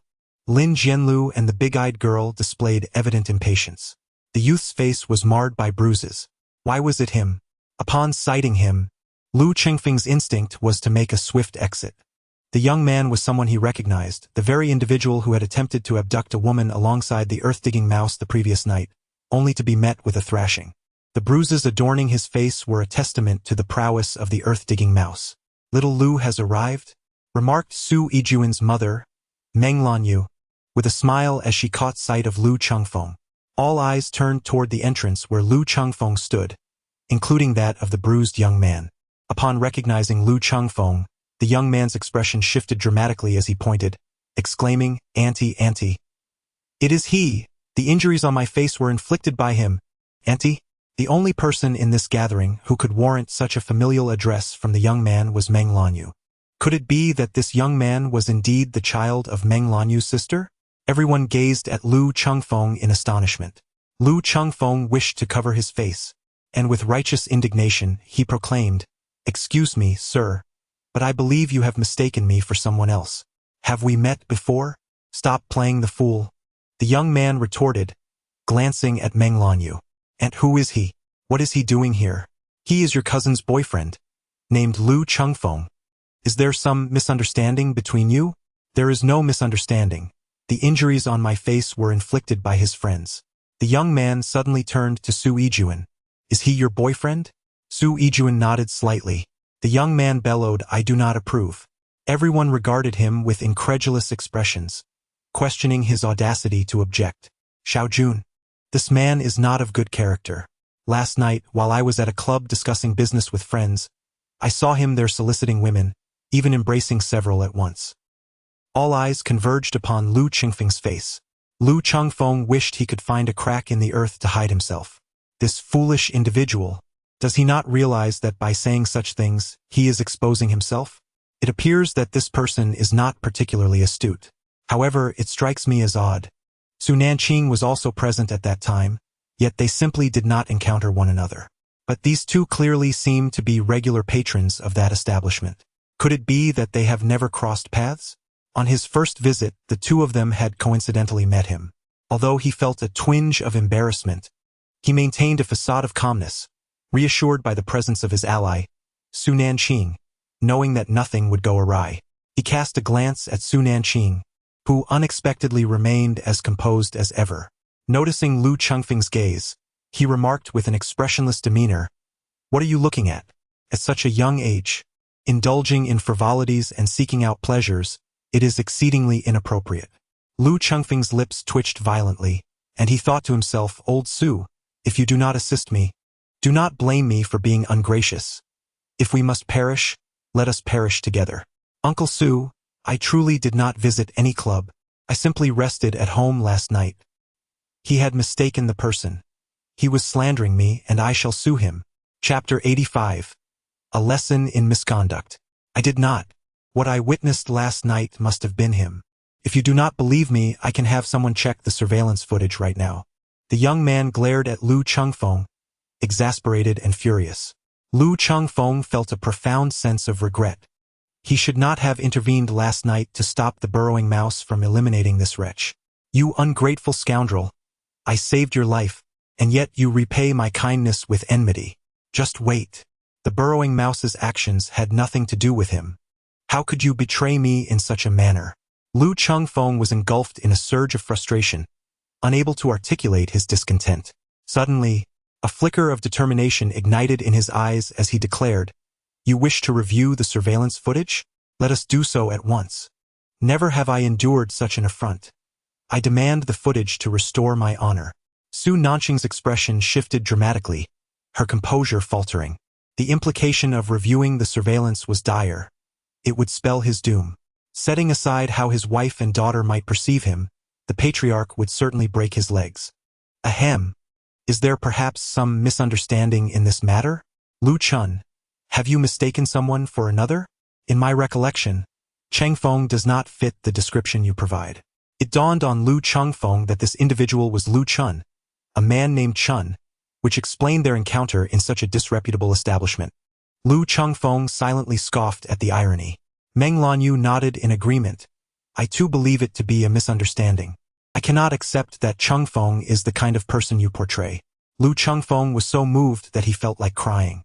Internally, he cursed Su Nanqing, the old scoundrel, for having such a gentle, beautiful, noble, and gracious wife, yet still resorting to infidelity. It was utterly inhumane, and he held him in contempt. Lu Chun, noticing the disbelief among everyone, became somewhat flustered. Aunt, uncle, if you do not believe me, I can have someone check the surveillance footage right now. The truth will be revealed. Su Nanqing's expression turned stern. What surveillance footage? Chengfeng is Yijuan's boyfriend. If this is truly a misunderstanding, how will they ever interact in the future? And you, let's set aside whether Chengfeng visited a club to seek out women. But you must have gone there, indulging in vices at such a young age. It is utterly disgraceful. Lu Chun was taken aback by the scolding, realizing he had inadvertently implicated himself. Aunt, uncle, I genuinely went to discuss business. What kind of business necessitates a visit to a club, and to seek out women at that? Is this how your parents raised you? Such disgraceful behavior at your age, indulging in the red light district daily, what kind of conduct is that? Lu Chun lowered his head, murmuring softly, Aunt, uncle, I truly was there for business. I did nothing wrong. Do you even believe that yourself? Su Nanqing stood up, walked over, and smacked Lu Chun on the head. You little rascal, excelling in debauchery while neglecting proper pursuits. And talking about business. I have never been to such places. Does that mean I can't conduct business at all? While reprimanding Lu Chun, she continued to smack him on the head. Lu Chun, covering his head, dared not utter a word. Lu Chengfeng's lips twitched slightly as he quietly observed Su Nanqing's performance, feeling a sense of disdain within. How could one utter such words without a hint of shame? Suddenly, he felt a twinge of sympathy for Lu Chun. The boy was unfortunate indeed. Had he encountered Su Nanqing instead of himself, perhaps he would have saved even the cost of his indulgences. The thought of an uncle and a cousin was quite amusing. Uncle, please stop. I was wrong. I won't go again, Lu Chun pleaded, cradling his head in surrender. Su Nanqing turned to Su Yijuan and said, Call your aunt and uncle. I must inquire how they educate their children. Junjun, don't make that call. Lu Chun cried, Uncle, I was wrong. I truly understand my mistake. Please, don't inform my parents. He was on the verge of tears. This is what happens when you stray from the right path. Su Nanqing admonished, sharply pinching Lu Chun's scalp. Lu Chun, unable to bear the punishment, scurried away, crying, Uncle, please stop. I was wrong. I truly understand now. Do you really understand your mistake?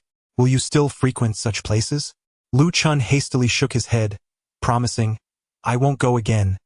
I assure you I won't. Lu Chengfeng pondered, Are you leaving yourself an escape route? If you don't let him go, you won't encounter him. Su Nanqing, you old lecher, if you don't call me next time, I shall hold you in contempt. Aunt, Uncle Xiao Jun. Well, I shall take my leave. Hurry up and get lost. Su Nanqing bellowed, startling Lu Chun, who scurried out while clutching his head, casting a fierce glare at Lu Chengfeng as he passed. It's you. Just wait.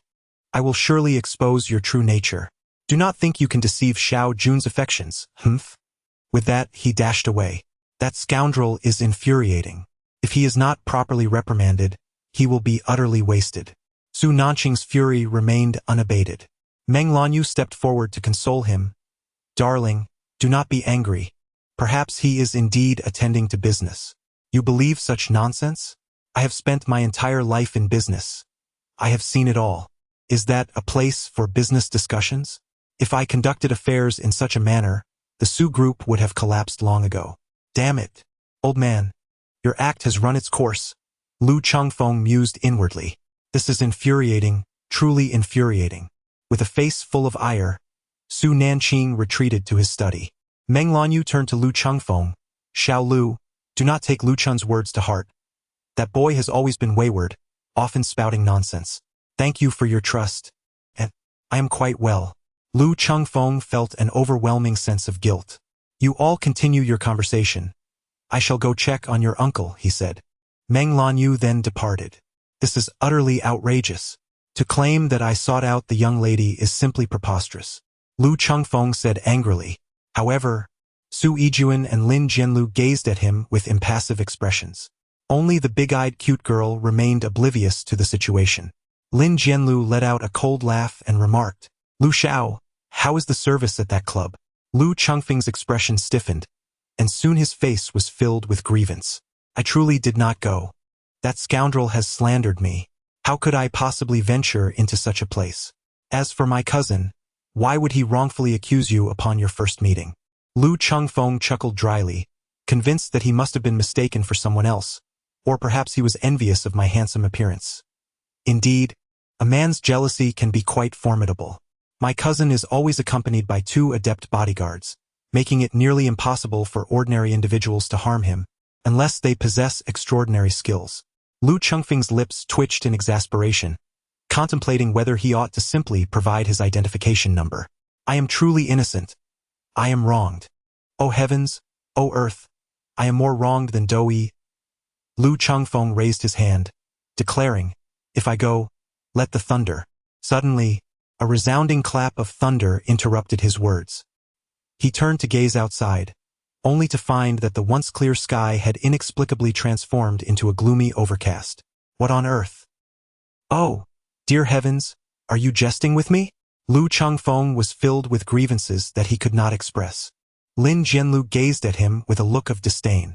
What was it you said would happen if you went? Chapter 86. Go down and ask King Yen. I truly did not go. Lu Chengfeng struggled in his dying moments, offering a feeble explanation. Su Yijuan snorted dismissively and ascended the stairs, her waist swaying elegantly. Lu Chengfeng gazed at Lin Jianlu, who huffed softly before turning away with a playful sway of her petite hips. Lu Chengfeng gazed at the adorable girl with big eyes.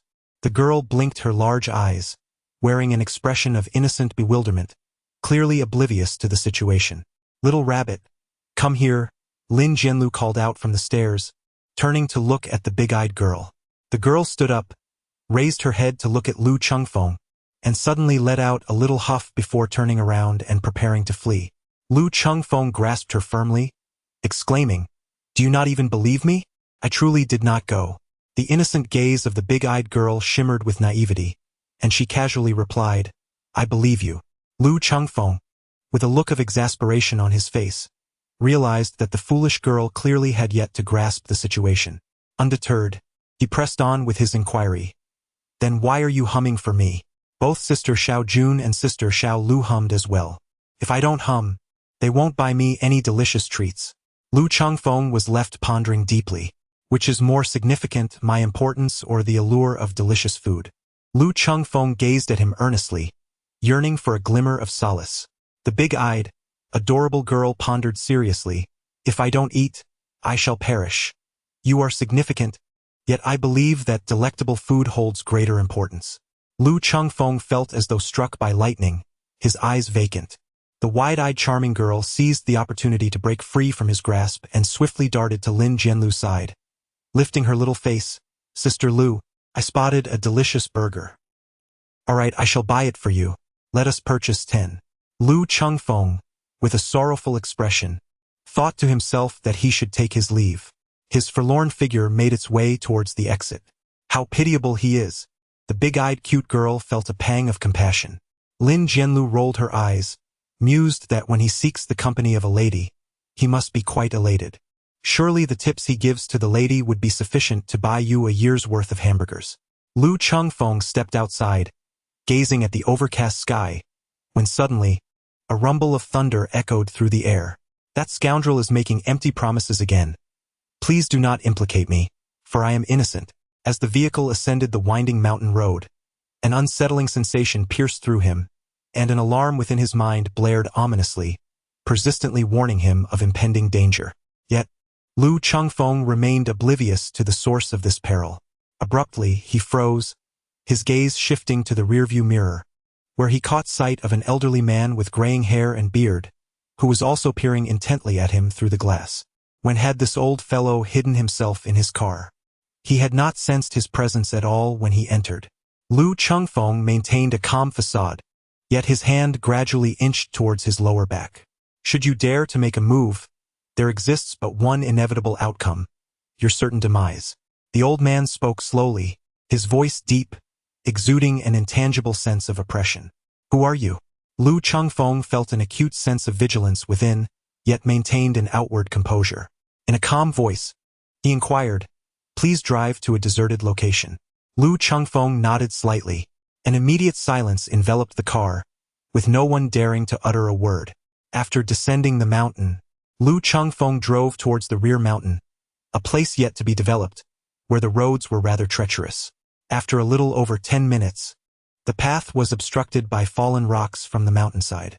Lu Chengfeng not only did not decelerate but instead pressed the accelerator to the floor, the engine roaring wildly like an arrow released from its bow. Yet, in the next moment he slammed the brakes, causing the wheels to lock and carve deep ruts into the muddy ground. The elderly man behind him, caught off guard, was propelled forward due to inertia, colliding with the backrest. However, he quickly steadied himself with a firm push against the seat, a feat that would have left an ordinary person bloodied and bruised. When he lifted his gaze, he noticed that the driver's door was ajar, and Lu Chengfeng had vanished. Fuming, the elderly man flung the door open and rushed out. The moment his foot touched the ground, a silent glint of cold steel shot toward him from behind. Reacting swiftly, he propelled himself sideways by a meter, narrowly avoiding 3 throwing knives that embedded themselves in the earth. Before he could regain his balance, the knives returned, aimed at his face. The old man swiftly sidestepped, barely evading the lethal assault. At that instant, Lu Chengfeng leapt from the roof of the car, akin to a hawk swooping down on its prey, channeling his inner energy into his fist. With a powerful strike, he unleashed his might. The elderly man emitted a cold grunt, extending his index and middle fingers, which he thrust forward with lightning speed, striking Lu Chengfeng's fist. A resounding impact echoed through the air. Lu Chengfeng let out a muffled grunt, feeling the force emanating from his opponent's fingertips, akin to the sharpness of a sword, which effortlessly shattered the energy surrounding his fist, sending him tumbling backward. Upon landing, Lu Chengfeng leaned slightly forward, his back arched like a hunting leopard. With a powerful push of his legs, he left 2 deep impressions in the ground and darted towards the elder with lightning speed. The elder displayed a look of disdain, swiftly extending his hand to precisely grasp Lu Chengfeng's wrist. In an instant, the energy within Lu Chengfeng surged to his wrist, erupting forth and breaking the elder's grip, immediately followed by a flurry of punches raining down upon the elder like a tempest. The elder's skills were indeed remarkable. He countered each strike with ease, skillfully neutralizing Lu Chengfeng's fierce onslaught. Lu Chengfeng's eyes glimmered with a captivating brilliance, his punches becoming increasingly fierce and formidable. With a resounding thud, a surge of energy erupted from his fist. Lu Chengfeng was once again thrown backward by the force of the shockwave. The old man also staggered several steps back, gazing at Lu Chengfeng with a look of astonishment. Lu Chengfeng crouched down, and with a few crisp sounds, for black rings fell to the ground. A cold glint flickered in his hand as he revealed the reverse scale. The elderly man was astonished upon seeing the short blade in Lu Chengfeng's grasp. "How did the reverse scale come to be in your possession?" he exclaimed. "Go and inquire with the king of hell." Lu Chengfeng shot forth like a swift arrow, his speed surpassing anything previously known, leaving behind a faint afterimage. The old man's expression changed dramatically as he staggered backward, striking the blade of the reverse scale with his palm, causing it to veer off course. He broke into a cold sweat, having narrowly escaped a fatal blow to his throat. Lu Chengfeng's body paused momentarily before he darted out with lightning speed. The ferocious gusts he created sent fallen leaves swirling chaotically. With a resounding clang, sparks flew in all directions. The voices of the two men brushed past each other. The elderly man let out a muffled grunt, reaching down to feel his waist, only to discover his palm smeared with fresh blood. A gruesome wound had been inflicted directly upon his side. With such meager abilities, how dare he attempt to take my life? Lu Chengfeng's gaze was frigid, with an undercurrent of lethal intent swirling between his brows. I do not intend to kill you. However, Lu Chengfeng afforded him no opportunity for explanation. His terrifying speed erupted once more, materializing before the elder like a specter, the reverse scale radiating a chilling brilliance as it descended directly towards the elder's head. The elder attempted to parry with the half-broken blade in his hand, but with a resounding clang, sparks flew, and the blade shattered, leaving only the hilt. With a hissing sound, the fabric of his shirt was violently torn apart. Had he not retreated swiftly, that strike would have surely disemboweled him. Chapter 87. The playful teased Lu Chengfeng squinted, having gained a rough understanding of the old man's capabilities. The energy within the elder was formidable, and his combat experience was extensive. However, his speed was his Achilles heel, and his weaponry lacked sharpness. The old man stared at Lu Chengfeng in shock, his previously calm demeanor now replaced with anxiety. Lu Chengfeng, I am not here to kill you. I have matters to discuss with you, the elder reiterated, clarifying his intentions. Yet, Lu Chengfeng remained unconvinced. You wish to discuss matters with me? Let us converse only when you have fallen and can no longer move. Lu Chengfeng crouched low, resembling a hunting male leopard, his piercing eyes glinting with a fierce intensity. Whoosh! Lu Chengfeng moved swiftly, generating a cacophony of piercing sounds as he sliced through the air, reaching the elder in the blink of an eye. The reverse scale glinted with a chilling light as it was thrust downward. The elder, realizing that Lu Chengfeng's speed was beyond his capacity to counter, frantically retreated while simultaneously launching the hilt of his blade as a concealed weapon aimed at Lu Chengfeng's face. Lu Chengfeng wiped his forehead, and the knife's handle swiftly grazed past his ear. Simultaneously, a fine line of blade light erupted suddenly from the reverse scale, vanishing in an instant. The elder's face turned ashen with terror, his pupils dilating as he desperately sidestepped half a step. A sharp sound pierced the air. Flesh and blood flew in all directions. A significant portion of the elder's arm, skin and muscle alike, was severed away. The excruciating pain compelled him to emit a mournful cry. Staggering backward, his face was etched with sheer horror. Lu Chengfeng's lips curled into a sinister smile. Yet, at that moment, the old man suddenly reached into his bosom and retrieved a spherical object, roughly the size of a glass orb, which he then hurled towards Lu Chengfeng with a swift motion of his hand. Lu Chengfeng let out a cold laugh, and with a swift movement, the reversed scale struck out like lightning. With a resounding bang, the spherical object was cleaved by the reversed scale, exploding upon impact and releasing a cloud of white smoke that spread through the air. Lu Chengfeng inadvertently inhaled a breath, and was immediately overcome by dizziness, his vision clouding into darkness. He hastily held his breath and staggered backward. The energy within him swiftly circulated throughout his body, and after more than 10 seconds, the sensation of vertigo finally dissipated entirely. Lu Chengfeng looked up, his gaze sharp and vigilant, yet the figure of the elder had vanished. He lowered his eyes to the bloodstains on the ground, following them relentlessly. However, upon reaching a thicket, the trail of blood abruptly ceased. Lu Chengfeng's expression darkened. Indeed, with age comes cunning, and with experience agility, the individual had fled with remarkable swiftness. Although he claimed not to harbor intentions of harm, his surreptitious appearance within Lu's vehicle signified that he was certainly no upstanding character. He resolved to inform Lin Jianlu, as a cautionary reminder for her to exercise greater vigilance.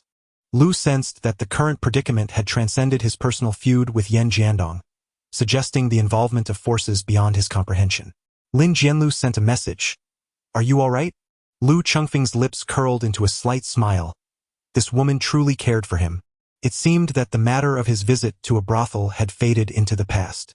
How absurd! He had not engaged in such activities at all. One cannot afford to make mistakes in life. Although he had merely been deceived by a trickster into visiting such a place, his subconscious felt tainted. The evening? Exhaustion? Take care of the remains? Lu Chengfeng's lips twitched violently for a moment. This woman was adept at veiled insinuations. Was she warning him to beware of exhausting himself to the point of demise? Accursed rodent, it was all your doing. I did absolutely nothing, yet I am ensnared in this turmoil. The baby feels wronged, but the baby remains silent. The crux of the matter is that even if I spoke, no one would believe me. As he approached the city, he suddenly recognized a vehicle parked by the roadside. When he arrived at the Su family residence, this very car had been stationed at the entrance, only to disappear upon his departure. If his intuition served him correctly, this vehicle belonged to Lu Chun. After alighting, he approached Lu Chun's car only to discover it was vacant. Lu Chengfeng turned his head and surveyed the surroundings. There was nothing but a public restroom. He made his way towards it. As soon as he entered, he heard a voice from within calling out, "Is anyone there? Is someone inside?" Lu Chengfeng was momentarily taken aback. It was indeed Lu Chun's voice. He deliberately altered his tone and inquired, "Is there something you need? Brother, this is splendid. Please, assist me in checking this door. It won't open, and I have been trapped inside for nearly an hour." Lu Chengfeng nearly burst into laughter, thinking to himself that this was well-deserved, a fitting retribution. "Let me take a look." Lu Chengfeng stepped forward and tugged at the door several times, but it remained stubbornly shut, likely due to a malfunctioning lock. "It won't budge," he exclaimed. "Brother, there are management personnel around here. Could you assist me in searching the vicinity? I assure you, your efforts will not go unrewarded. I will offer you 500 yuan as compensation." Lu Chengfeng took out his phone and opened the payment code, reaching it under the door to make the payment first. Lu Chun, feeling quite exasperated, replied, "My phone is in the car. Just wait until I go out to give it to you." This young master